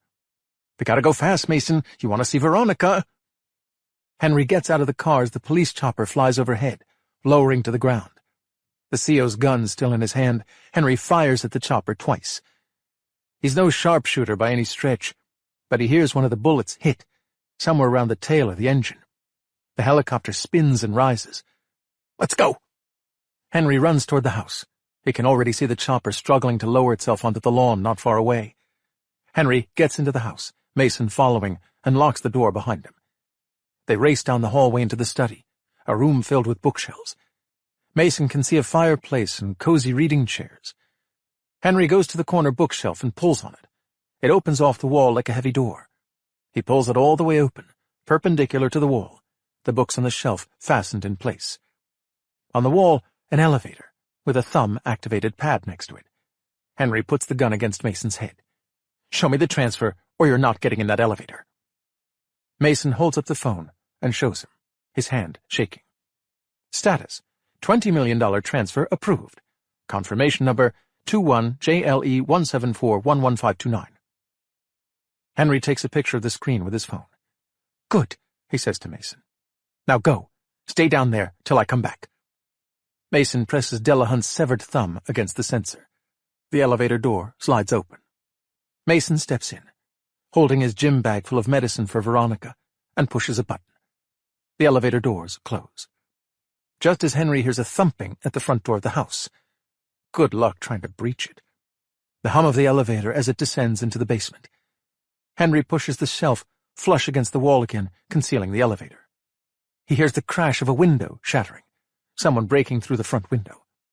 Is that you, Billy? He finds the thermostat on the wall, or what appears to be a thermostat, opens it up, and pushes a button. He grabs the remote next to the fireplace. It's not for the fireplace. Then he opens the sliding glass door onto the balcony, runs the length of the balcony, jumps to the ground, and heads towards the woods in the back. Chapter 109. We rock and spin and yaw as the pilot in Air 2 regains control of our chopper after that gunshot hit the tail, tossing us around like we're in a dryer at a laundromat. Pro that she is, the pilot winds the chopper to the ground, fighting the wind and rain. I'm out of the chopper before it's fully touched down on Henry's front yard, between some barn and the house, the adrenaline overcoming my dizziness and nausea. I slip on the wet grass, and get my footing and rush to the front door. Locked. I kick at it, slam against it, but it's way too heavy. I run over to a window and jump through, leading with my shoulder, falling onto a love seat and then to the carpet, a shard of glass cutting into my back, another on my thigh. I come up with my gun out and listen. Noise in the back. A door sliding open? I run down the hallway into a room that looks like an office, a study. Nothing out of place save for the sliding glass door being open, the wind whistling in. I look out and see Henry, running through the yard, disappearing into thick woods. "Veronica Tracy!" I shout.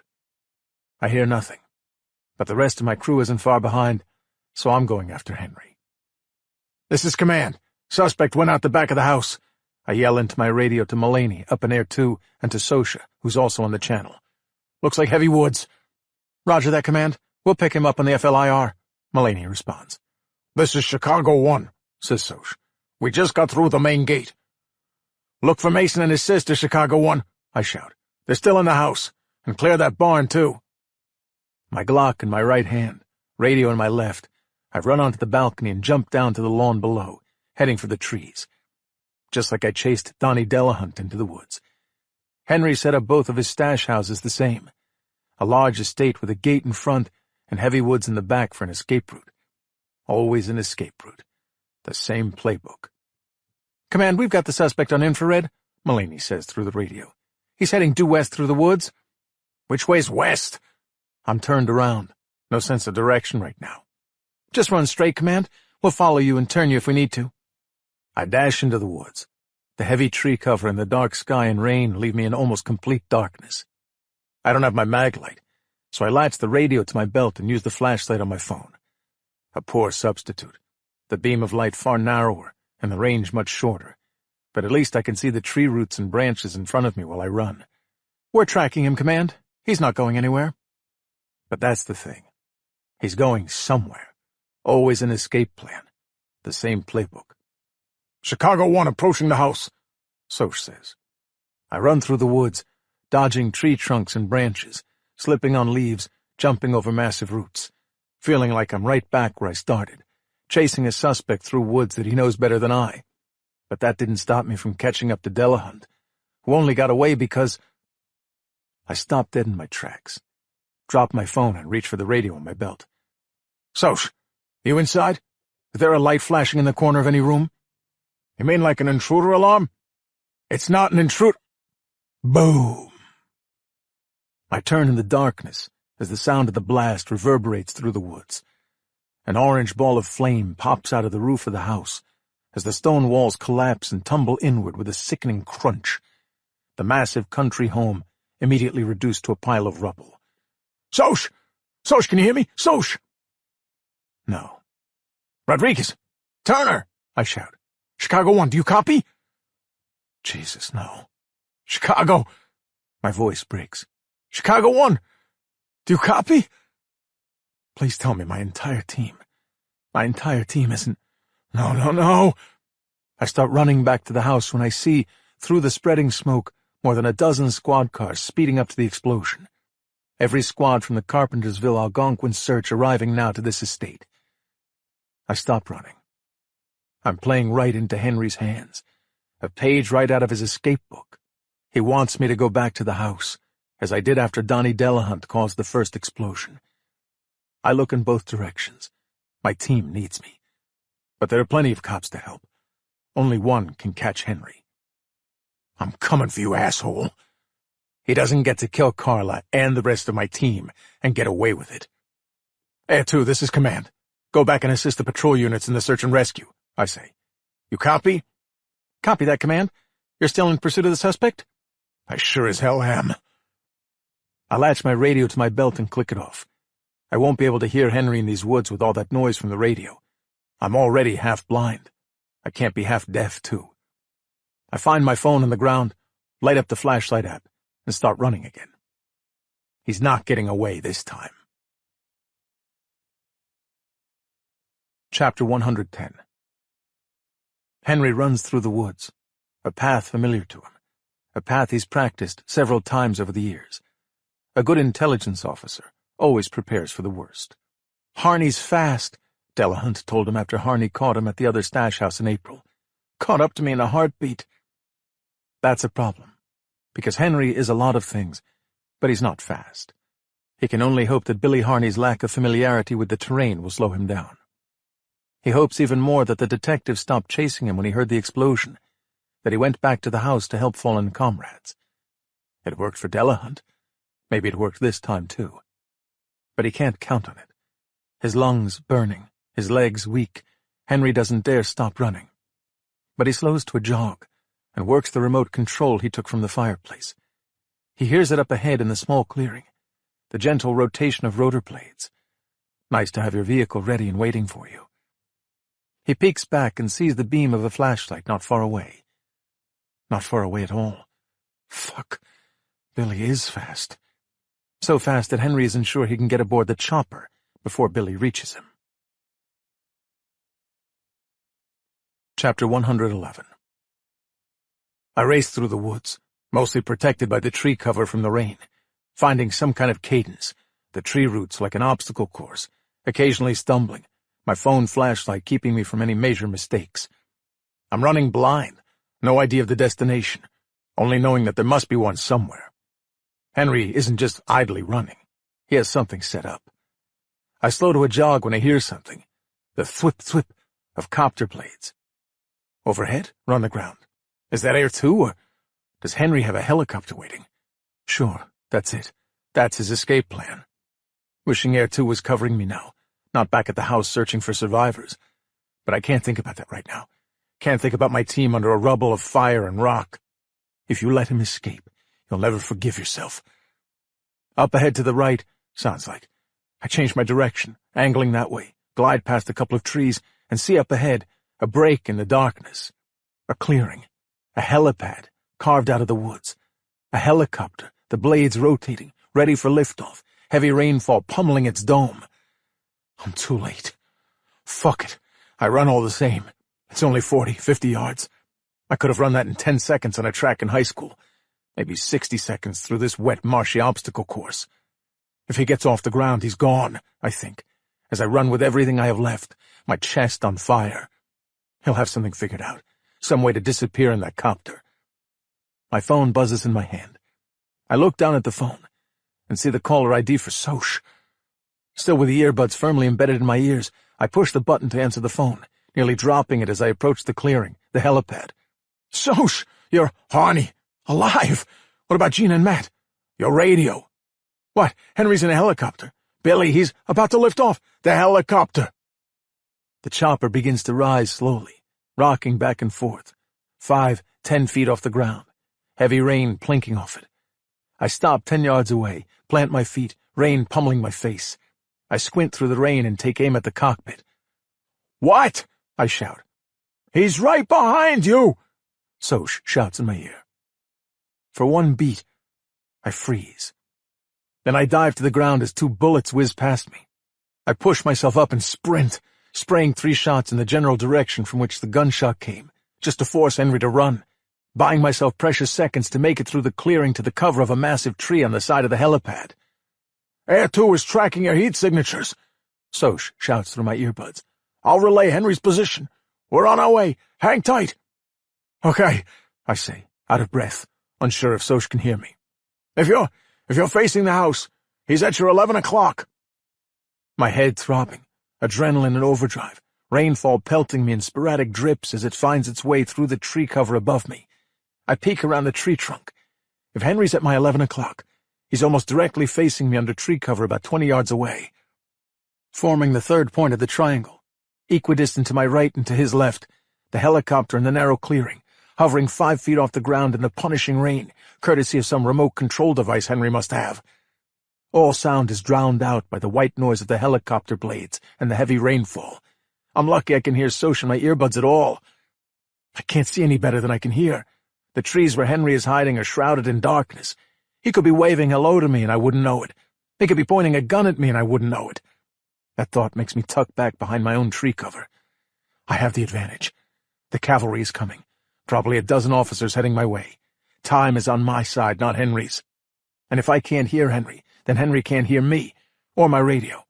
Soch, I'm switching over to the radio now, I say.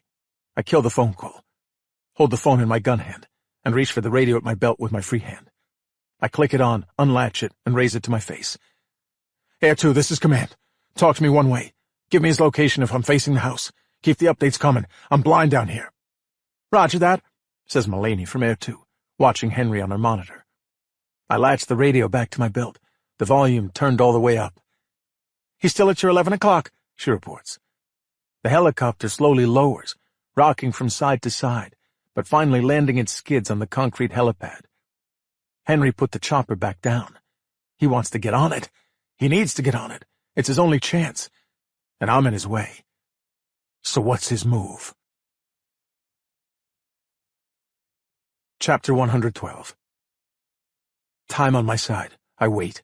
My gun aimed at my 11 o'clock, at the trees where Henry is hiding. Radio latched to my belt, phone in my free hand. I should put the phone in my pocket. He's still at your 11 o'clock command, but it looks like he's on his phone, Mulaney says through the radio. "We're picking up heat off something he's holding." He's on the phone? My phone buzzes in my hand. I look at the face, don't recognize the name. He's calling me? I click on the call as I stuff the phone in my pocket to keep my hands free, ready for a distraction. "You're done, asshole!" I shout, hardly able to hear my own voice. "You want to go peacefully, or is it going to be a blaze of glory?" Through my earbuds, Henry's voice. "Can I interest you in a deal, Billy? How about we split the money 50-50? Yep, a distraction. I steel myself. "He's on the move," Mulaney warns me through the radio. "You're 12 o'clock, you're 1, you're 2 o'clock. He's east of me. He's moving to his left, to the south. I line up my weapon in that direction, my 2 o'clock. It's directly in line with the helicopter. If he's trying to ambush me, he's going the wrong way, taking the long way around to the helipad. But that's not what he's doing. He's going to make a run for the chopper. I inch forward slowly from the tree toward the clearing, the helipad. I'm losing my cover, but if Air 2 tells me he's running for the chopper, I'll beat him there. Rain hitting me harder now. I squint and aim my weapon in a two-handed grip. "He stopped, Command. He's flat on the ground. Keep your cover." He's flat on the ground. "Get back to cover, Command," Mulaney shouts at me. "He's aiming his weapon at you." No, he can't hit me from here. The chopper's in the way. Then, what's he doing? What am I missing? "A blaze of glory it is, Billy," says Henry. The connection goes dead. I jump at the sound of gunfire. One shot, another. Clunk, clunk, another. Clunk. I shuffle left, gun ready. But as I thought, the helicopter's between us, blocking the shots. Is he trying to shoot through the cockpit at me? Clunk. Wait, no. I spin and run back toward the trees. He's not shooting at me at all. He's aiming at the fuel supply. The explosion rocks through my body, lifts me off my feet, spinning me. My back slams against a tree. Then the ground rises up and thumps into my shoulder, my ribs. I roll over on my back, a bright orange glow surrounding me, intense heat, no sound but a high-pitched ringing in my ears. I can't breathe. I don't care if I'm afraid. I'm willing to risk it. I'm willing if you are. What are we waiting? Whoomp. The ground vibrating, a piece of the helicopter landing nearby. I suck in air in desperate, greedy, painful gulps. I turn my head, and a shiver of pain radiates down my back. Then I cough, and something pops in my ears. "Man, do you copy? Command, do you copy?" My radio, latched to my belt. I reach for it, trying to keep as still as possible, every movement pure torture. The world swirling around me, pelting rain and putrid smoke and incinerating heat.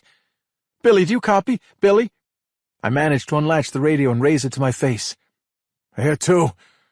This is Command, this is Air 2. Do you copy? Do you copy, Command?" Here, we lost you, Command. Do you copy?" "I copy. Command, there's heat everywhere. He used the heat of the fire to blanket his own heat signature. Do you copy?" "I copy, Air 2. You. Command, this is Air 2. Do you copy?" My radio's busted, the button jammed. I can hear them, but they can't hear me. "It looks like one giant sea of white down there, Command. We've lost you and the suspect. Who the hell is this guy?" He's a former military intelligence officer who planned an escape by helicopter and knows how to improvise. Chapter 113. Henry covers himself as the helicopter explodes, burying his face in the grass, hands over his head. It's not a perfect solution, but sometimes you only have shitty choices. Plan B don't come with no warranty, they used to say in the agency.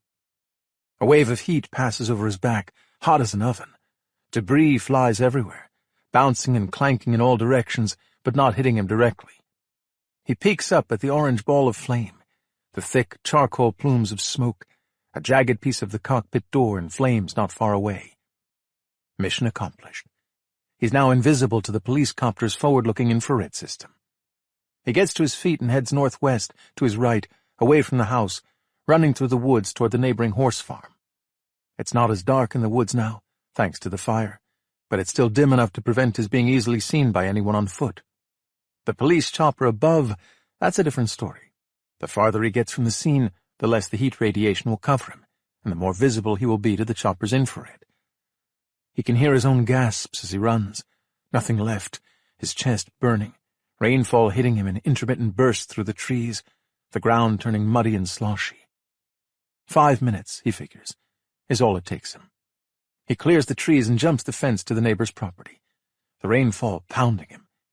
He doesn't dare look up or stop to listen for the chopper blades. He doesn't dare look back for flashlights coming after him. He just runs through that small corner of the neighbor's property before he jumps another fence. On to more real estate he owns, nearly 5 acres.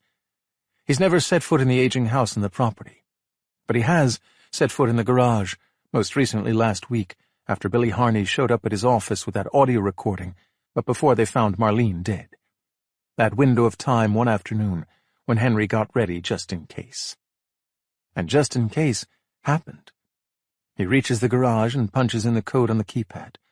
The door grinds open. He steps inside, invisible under the shelter from the police copter. He nearly collapses to the floor. So out of breath, heart pounding so hard that he isn't sure what will kill him first. Exhaustion or a coronary. But he can't stop now. He gets inside the SUV, silver and shiny, finds the keys inside the glove compartment, and starts it up. What are the odds, he thinks, that the police would have already set up a perimeter all the way over on this side of Barrington Hills? He can't imagine they could be that fast. Then again, he doesn't know what they know. How the hell did Harney even know to find him up here? But everything's a risk now. It's a bigger risk to stay here. He pulls out of the garage and starts down the long driveway, activating the windshield wipers against the heavy rainfall. Chapter 114. Mason holds Veronica's head in his lap, gently stroking her hair like Mama used to do whenever Veronica had a flare-up, humming the song that Mama always used to sing to her, "You Gotta Be." He wishes he could sing to her, not just hum. "Wake up, V," he whispers. It's been nearly 10 minutes since he found Veronica after entering the underground chamber, spotting the hole she'd made in the bathroom wall, and finding her lying at the base of the ladder in this tunnel. Nearly 10 minutes since he injected her with the cocktail of emergency medicine, the steroids and glucose and saline. She was unconscious, still alive, but her breathing shallow. His phone is on the floor, flashlight aimed up to provide some indirect lighting in the otherwise dark tunnel. Veronica's face, cast in shadow, looks pale and haunted. She looks— he can't even bring himself to think it. It takes time for the mix of medicines to work their magic, but it's never taken this long. "Please, V," he whispers. "Please wake up." And then what? What do they do when, if, Veronica revives? That's what Mason's been trying to figure out. He knows this much. There was an explosion above ground not long after he got down here, when he was first discovering the hole in the bathroom wall in the tunnel. It didn't cave in the underground prison, below 20 feet of concrete, but it rocked it hard and killed the electrical power. Did Henry blow up the house? Probably, hoping to conceal the underground chamber, and leaving Mason and Veronica down here to die, trapped. But are they trapped? The tunnel, it goes in 2 directions. One of them dead ends here, where he found Veronica, by the ladder. The other direction— Mason doesn't know. He shines his light up the ladder to the top, 20 feet above. Whatever's at the top of that ladder must be a way out of here. Judging from the distance and direction, Mason guesses that the ladder leads up to the barn where he picked up the drone and the truck and the uniforms yesterday. He was standing right above her yesterday, and he didn't know it. He had the chance to save her yesterday, and he didn't. "Please, wake up," he whispers, his voice quivering. Above them, vibrations, noise, not directly overhead but nearby. More police, more law enforcement, and maybe fire trucks? They're looking for Henry, but they'll be looking for Mason, too. Mason's not just a money launderer now. He's an accessory to a jailbreak, and who knows if anyone died in that escape. Jericho did, so that's at least one. Mason will go to prison for the rest of his life. "We'll go somewhere warm," he whispers into her ear. "You always wanted to go somewhere warm." He checks his phone. 15 minutes now. It's never taken this. He has to do something. If this medicine cocktail hasn't revived her by now, a hospital is her only chance. He has to get help. The cops up above, up that ladder, wherever it leads, to the barn or whatever. He'll probably never see Veronica again. They'll take Mason into custody and lock him up forever. But at least Veronica will have a chance to live. I'll be right back, he says. Gonna get you some help. He gently lifts her head. Veronica stirs, coughs. Mason doesn't move. V, it's me. Veronica's eyelids flutter. Then she opens her eyes. Mason strokes her cheek and forces a smile on his face. I'm here, he says, voice quivering, his eyes filling. You're gonna be okay. Chapter 115. I lie by the trees immobilized, a blanket of thick gray smoke surrounding me, drenched by the heavy rainfall that manages to penetrate the tree cover in a few spots, including the place where I happen to be lying. But I'll take the rain right now. The constant slapping is keeping my foggy brain alert, and it's probably preventing a full-scale forest fire. My useless radio crackles at me. They're searching for me. They should look for Henry, not me. But I can't tell them that. The talk button on my radio is jammed. My phone is pinned under me in my pocket, and I can't roll over without help. I feel like I've been hit by a truck. My ribs must be broken, the way they're stabbing me. I have a shooting pain down my back whenever I even think about moving. I got my bell rung pretty good, too. The worst part is that Henry's getting away. I don't know where or how. All I know is he would have gamed this out. Honey! Through the smoke, Gina Turner skids before me and brings her face close to mine. You okay, Billy? You get shot? I'm okay. Where'd he go? Gina looks me over, then raises her radio and calls in our location. Back pain? She asks me. Concussion? Broken bones? Where'd he go? You first, she says. You know how this works. I'm okay. I got close enough to the tree cover before it blew. Where did Henry go? Dunno. Air 2 lost him with all the heat from the fire. Help me up. She takes a moment, thinks it over. Ordinarily, she wouldn't move someone with a possible spinal, but she can't leave me here with the smoke and the fire. Okay, she says. She stands up, grabs both my hands, and pulls me to my feet. It would probably qualify as torture under the Geneva Convention, but I'm upright. My balance is for shit. I almost fall back down, but Gina catches me, and now she's taking no chances, grabbing my hand and leading me along like a child. I run bent at an angle, every movement feeling like my brother Brendan pile-driving his elbow into my back after pinning me. Every breath like I'm being pierced with a hot poker. Rain peppering my face, dirty hot smoke filling my nostrils. Thanks to Gina, we make it around the blaze, or what I assume is a blaze from the heat and the billowy smoke. I can't actually see fire anymore. Can the fire department make it back here? From the air, she shouts. Rain's helping a lot. My back spasms so intense, the stabbing in my ribs so excruciating. I drop to the ground and release Gina's hand. Just as Soch and Rodriguez run up to us. You okay, boyo? Soch shouts over the din. Thought we'd lost you. I thought I'd lost all of them. Where did he go? I manage. Soch doesn't know. None of us does. Henry has all the advantages now. A time gap of a solid 10 minutes, knowledge of the terrain, probably some car, chopper, or drone, or goddamn time machine to escape in. The patrols are coming in the woods? I ask. Soch nods. We're trying to set up a perimeter, too, he shouts. You need a medic. I'm fine. Just help me up. Soch and Gina each take a hand and pull me upright again. You're not fine, Soch says into my ear. Don't be an idiot. He's right. I can't run. I'm no help on the ground. Radio the chopper, I say. Tell them to land. I'll be okay in there. Soch and Gina serve as my escorts, and we make it back toward the house, Rodriguez radioing the chopper to land. What about Mason? I say, not having to shout as we move clear of the wreckage in the woods. Veronica, Jericho. Veronica don't know, says Soch. Probably still inside the house under the rubble. Get the cadaver dogs. We will, but they're still putting out the fire. It's way too hot to search yet. And Mason? Jericho? You said Mason ran into the house with Henry? Yeah, I saw him. So he's probably same as Veronica. Shit. Veronica's an innocent in all this. And Mason? He's no saint. He laundered money for Jericho and stole Henry's money for Jericho.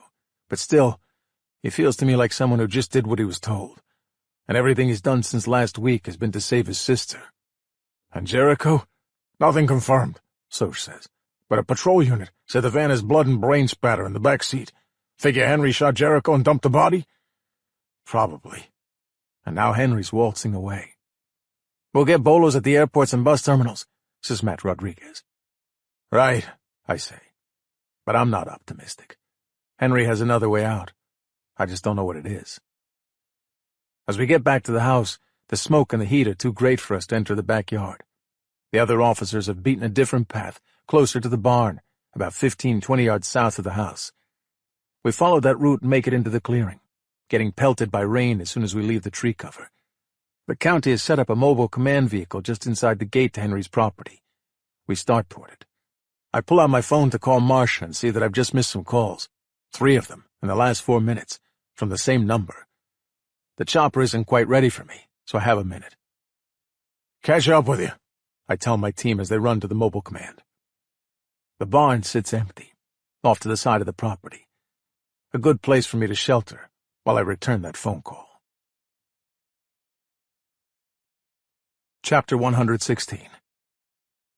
Next, at the bottom of the hour, 8 prisoners escaped from a Cook County jail with a manhunt underway in the northwest suburbs. Henry leans forward, both hands white-knuckling the steering wheel, peering through a foggy, rain-battered windshield, keeping his eyes on the road as he turns onto 83.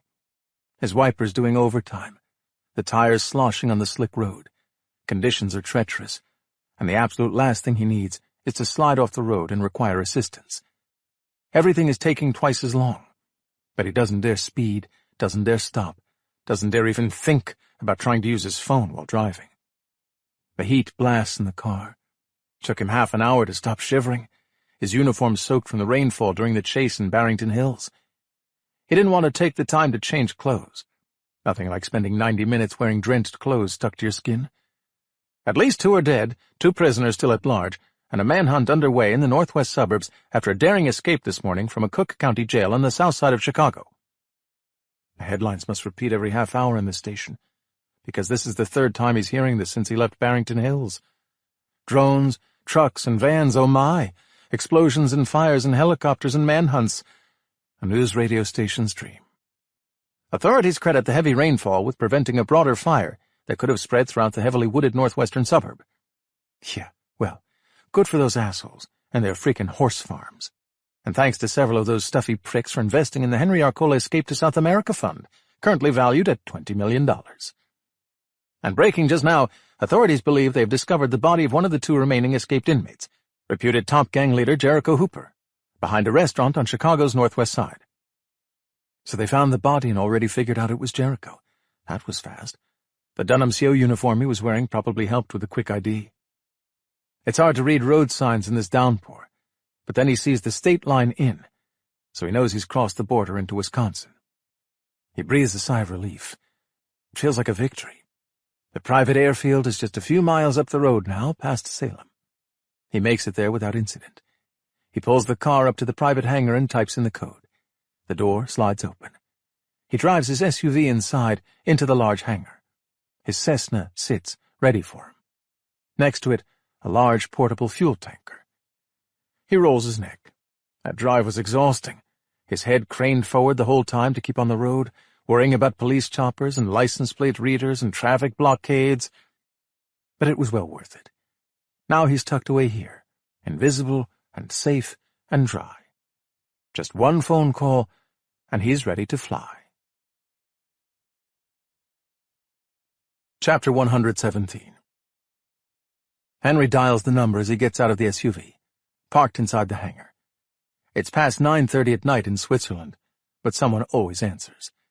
He gives his name, account number, and passcodes to the banker. "I need to move some money," he says. "I want to transfer $20 million into 4 different accounts in equal amounts," he says. "The accounts are with us, sir?" "Or one of your affiliates." "Very good, sir." He still can't shake the shiver from these damn wet clothes, but thinking about his money always warms him up.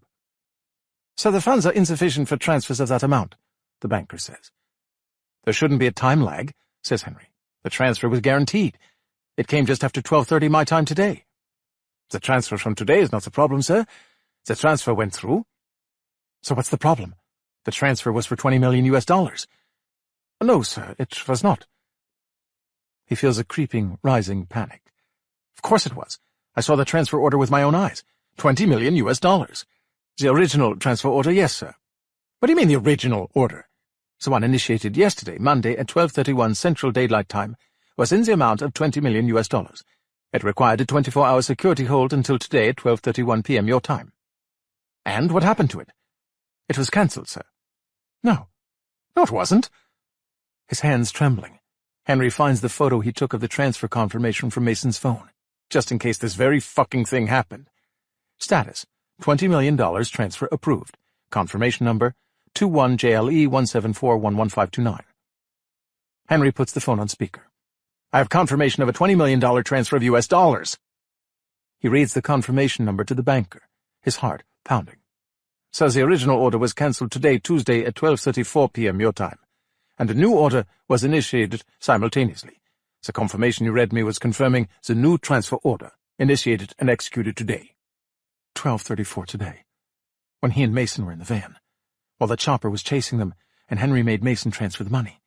Mason typing away on his phone, while Henry was dodging and weaving his way to the estate with a police copter on his ass. He looks again at the confirmation Mason showed him. Status: $20 million, transfer approved. New, old, I don't give a shit. The transfer was for $20 million. Henry shouts at the phone. I'm literally looking at a screenshot of it.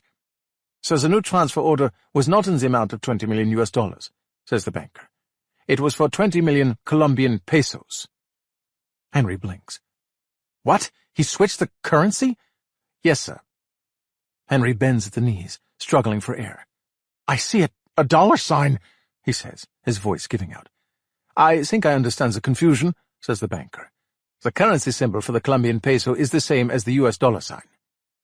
Henry can't breathe. In the van, during the chase, Mason switched the currency on the transfer order from U.S. dollars to one of the weakest currencies on the planet. Show me his transfer history, he manages. Sir, I cannot show you the other account holder's history. I can text you yours if you don't have it pulled up. I haven't had a chance. 10 seconds pass like 10 hours. Then the text message appears. Transfer of $20 million U.S. pending validation. Pending transfer of $20 million U.S. cancelled. Receipt of 20 million Colombian pesos confirmed. Colombian pesos. The Colombian peso. But the security, the 24-hour hold, Henry says. You can't modify a transaction that fast.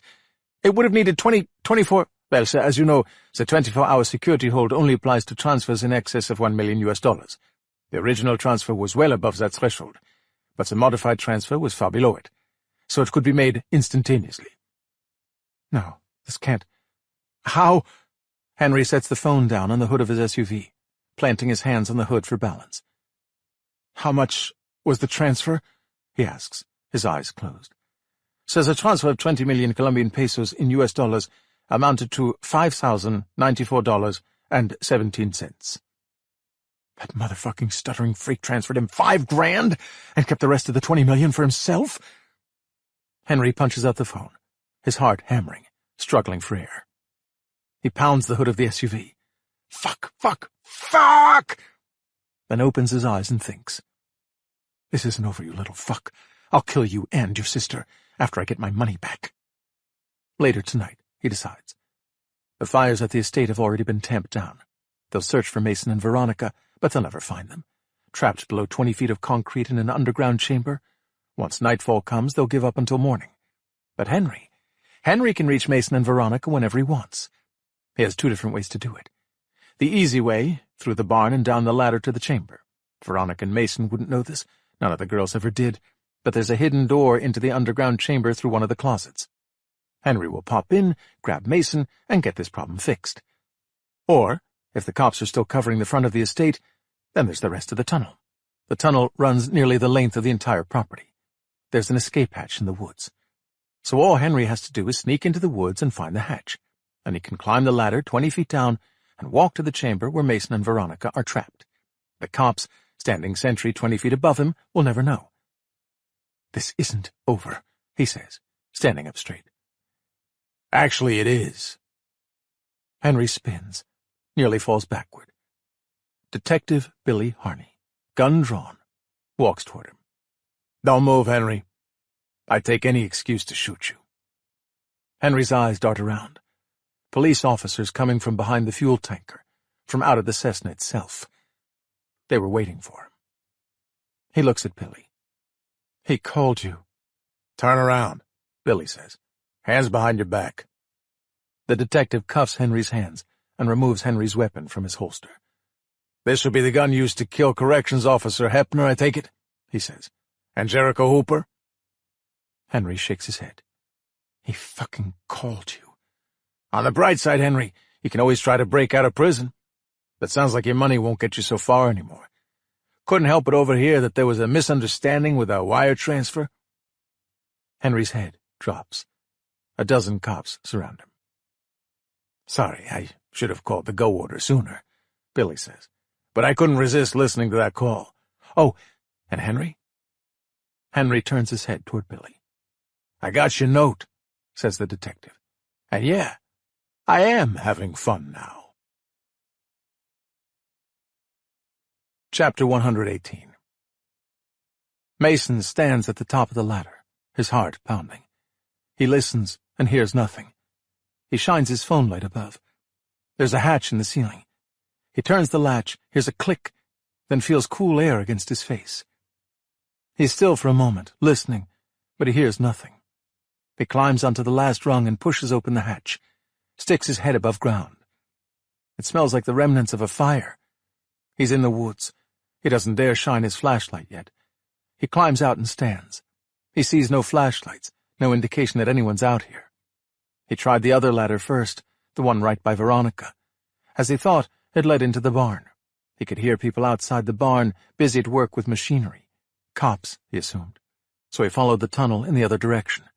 As best he can tell, his eyes adjusting to the darkness, he's on the opposite end of this massive property. Nothing but trees and the smell of fire and ash. He climbs back down, closing the hatch. Down 20 rungs for 20 feet. Then he hustles back to Veronica through the dark tunnel, using his phone flashlight. He finds her sitting up, her back against the wall, drinking one of the vitamin waters Mason brought in his bag. She looks much better now. The second round of shots has her looking more like herself. Not nearly all the way there, but out of immediate danger. "Is it safe?" she asks him. "As safe as can be. Can you walk?" "How far, a mile?" "Maybe, little less, but about that." "And then we climb a ladder?" Yes. "Help me," she says. Mason slings the bag over his shoulder and helps Veronica to her feet. She leans on him heavily as they move forward. "No rush," he says. It's near midnight. A few minutes here or there aren't going to make much of a difference. "There is a rush," she says. "You aren't going to prison, not if I can help it." He told her everything. They had plenty of time down here for that story, including Jericho's death. She didn't take it well, but she's tough, like Mama. She immediately took charge and told Mason they had to move forward, not look backward, if they wanted to survive. "We can stop," says Mason after a few minutes, "if you want to rest." "Keep going," she whispers. "We can't come back," he says. Ever.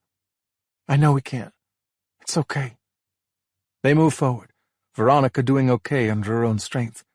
They'll have to rest once they reach the ladder, and probably rest once they're in the woods, because eventually those woods will end, and they'll be on foot in the middle of the night. They'll hide out until morning. He'll call someone from the nation for help. He'll get some fake passports. He'll move that $20 million around. He'll find some way to get to Mexico for starters. And they'll never look back. "Somewhere warm, right?" Veronica grunts, out of breath. He pats her arm. Somewhere warm," he says. Chapter 119. I get out of my car, still on the phone with Soch. "No bodies so far," he tells me. "So Mason and Veronica aren't there. Above ground, at least. They say no. They're still searching. You go to the hospital?" "Yeah, I'm good," I say. "Nothing to do for cracked ribs or a sore back. Just bandage me up and give me pain pills. Pills are helping. You really think Mason and Veronica are below ground?" "I think that was Henry's stash house for all those girls. So where did he stash them? Knowing Henry, I wouldn't put it past him to have something underground. So tell Search and Rescue to keep at it until they're sure, one way or the other. It's almost midnight." "I know what time it is." I ring the doorbell. Don't know about you, but I'm going to the hole, he says. It's been a long fucking day. That it has. I've been tossed and turned inside a helicopter like I was in the spin cycle. I've been shot at. I've been blown off my feet. And I got the shit beaten out of me by a tree. All in all, my 16-hour shift is ready to be over. Join us? Got other plans, I say. I punch out the phone. The door opens. Mia, hair pulled up, in a Bears jersey. Oh, thank God, she whispers, as if to herself. Michelangela. You're okay? I saw it on the news. I didn't want to call while you were in the middle of... I didn't want to be like a worried wife or something, you know? Yeah, about that. I put out my hands like I'm about to say something profound, so this better be good. Look, I don't think this is working. What's not working? Us, I say. Me, I thought I was going to die today, and the only person I could think about was you. She takes a breath, more than she was expecting on a Tuesday night. I think we're trying way too hard not to mean something to each other, I say. Maybe we should take our hands off the wheel and see where it goes. Yeah? She chews on her lip. Scary. Yeah, I know, but not as scary as missing out. I exhale. I can't imagine what I look like. I never got all the dirty smoke off my face. My clothes are ripped and stained and reek of smoke. I probably could have changed clothes or run a comb through my hair before showing up. You look like hell, she says, in case I hadn't noticed. You should see the other guy. The standard comeback. She gives me that smirk, those magical blue eyes lighting up. She saunters up to me in that sultry Marilyn Monroe way that turns me to jelly until her lips are nearly against mine. I don't want to see the other guy, she whispers. I want to see my boyfriend. And we better hurry before he shows. She presses her lips against mine before I can finish the joke. Wednesday. Chapter 120. Right in here, the guard tells me. I take a seat on my side of the visitation table, moving gingerly, my back in revolt, my ribs no better, a nasty headache. But I capped off the night at Mia's, so nothing's going to kill my mood today. Not even him. They bring Pop into the visitation room. No shackles, the guard with a friendly hand on his back. My father's all gray now and wearing a beard, but he has some more weight on him and more color than the last time I saw him, half a year ago. I said it would be the last time. I said I was done with him, that he wasn't my father anymore, that he meant nothing to me. But he kept calling me, and I started taking those calls, including the one he made yesterday afternoon. You need anything, Danny? The guard says to Pop. No, I'm good, Joey, thanks. Pop gestures to me. You want something, kid? A Coke, some coffee, anything? I just look away. The guard glances over at me. This one of your boys, eh? I see where he got his good looks. His mother, they say together. The guard leaves. Pop looks at me. I stare back. Danny, I say. Joey? A Coke, some coffee? What, do you run this place now? Pop always had a knack for co-opting people. It's probably how he made Chief of D's to begin with. He commanded respect and engendered fear all at once. Some people just have that quality, I guess. You look good, he says to me. Beat up, but good. Heard you got a nice solve. How'd you know? I say. It's all over the news. It's not what I meant, and you know it. Ah. He rubs his beard. If you think this makes us even, it doesn't. Not even close. He opens his hands, his eyes bugging out. You're welcome. How'd you know? How'd you know where Henry kept that plane? You forgot how long I was a cop. Henry didn't have a sheet, I say. He didn't even have a file. A file, for Christ's sake, boy. Not everything's in a file. You protected him, didn't you? He was one of the many sex-trafficking scumbags you protected. And the people you protect, well, you make sure you know all their secrets, right, just in case? He looks away. I've gotten to him, I can tell. The emotion, at least the way Pop shows emotion. The steely face, sure, but his color changes and his eyes glisten. Unbelievable, I say. You're unbelievable. Think what you want about me, he says. I won't give you a quarrel. But I tried to protect you. I tried to keep you away from that piece of shit. I draw back. What does that mean, you tried to? Then I get it. I remember. That day you called and told me to take on this new task force within SOS, focusing on the gangs, I say. You called me about 1 minute after Wisniewski offered it to me. You were behind it. You were trying to get me off Delahunt's trail, because Delahunt led to Henry. And Henry destroys people, he says. I do a slow burn, and shake my head in wonder. How does Pop still have so much reach? Don't get involved in my life, I say. I don't want you in— He slams his hand down on the table. I don't get involved yesterday. Henry's halfway to Brazil or some fucking island by now. The fuck did I get out of it? Nothing, that's what I got, nothing. So the guy does one good deed and all is forgiven? I don't know what else to say. I push myself out of the chair. Billy, don't leave, please. The look on his face. I don't think I've ever seen. And when was the last time Pop used the word please? He runs his hand through his hair. A guy provides for his family and makes no apologies for it.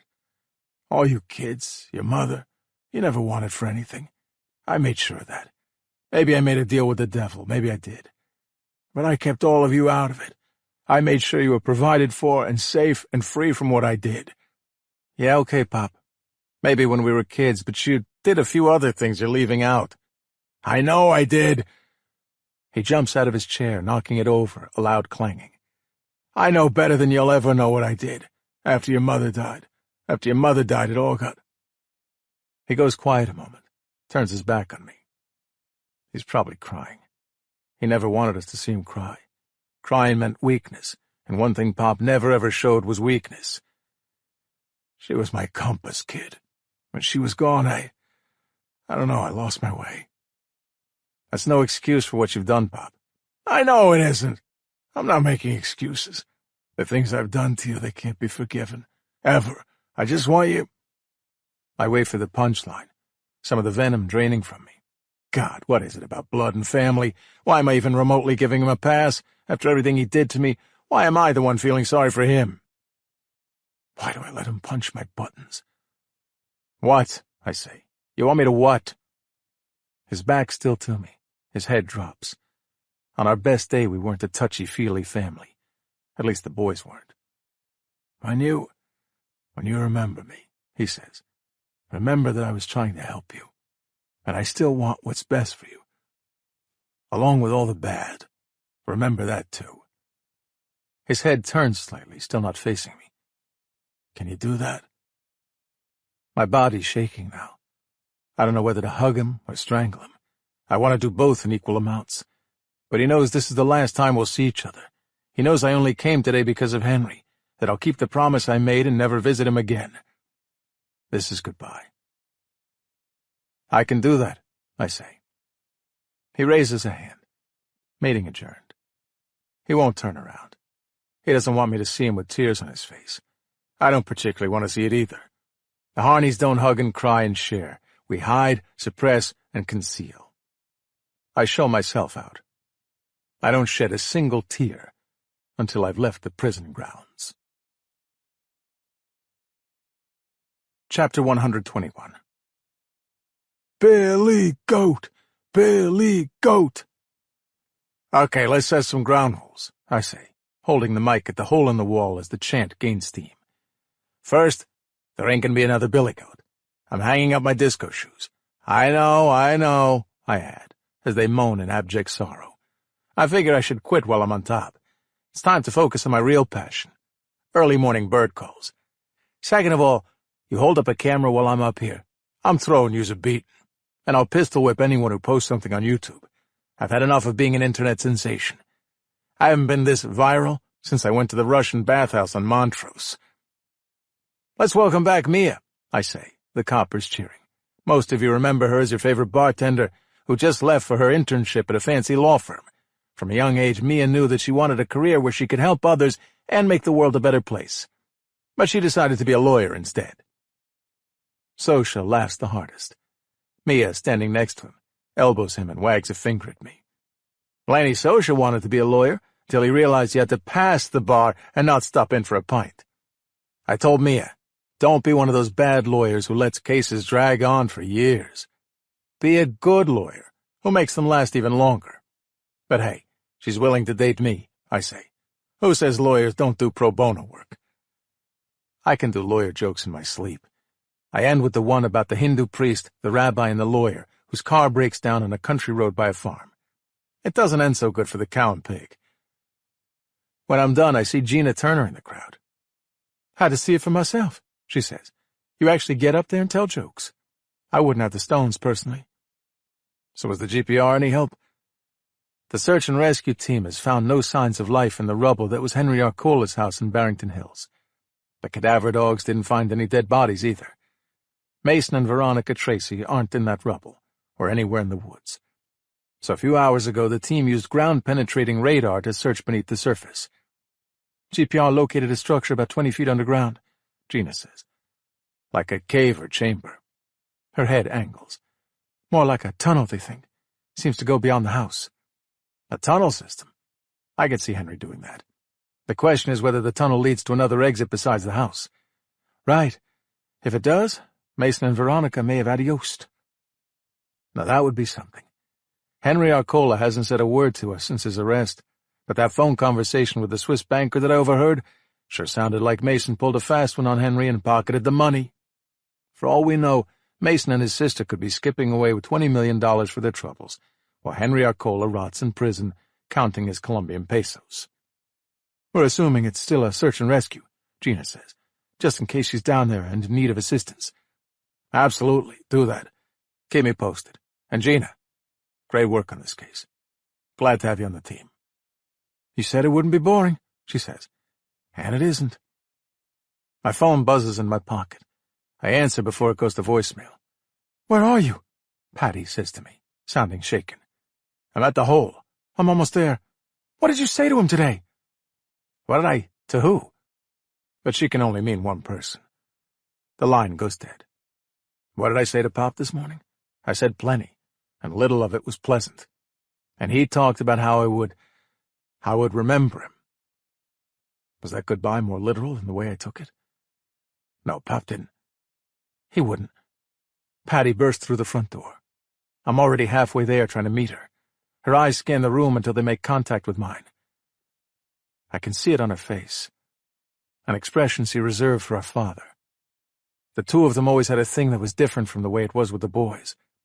She was his princess, and he was daddy to her. What did you say to him today? She asks. What did he say to you? The same question that's running through my mind. Did I push him too far? How'd he do it? I ask.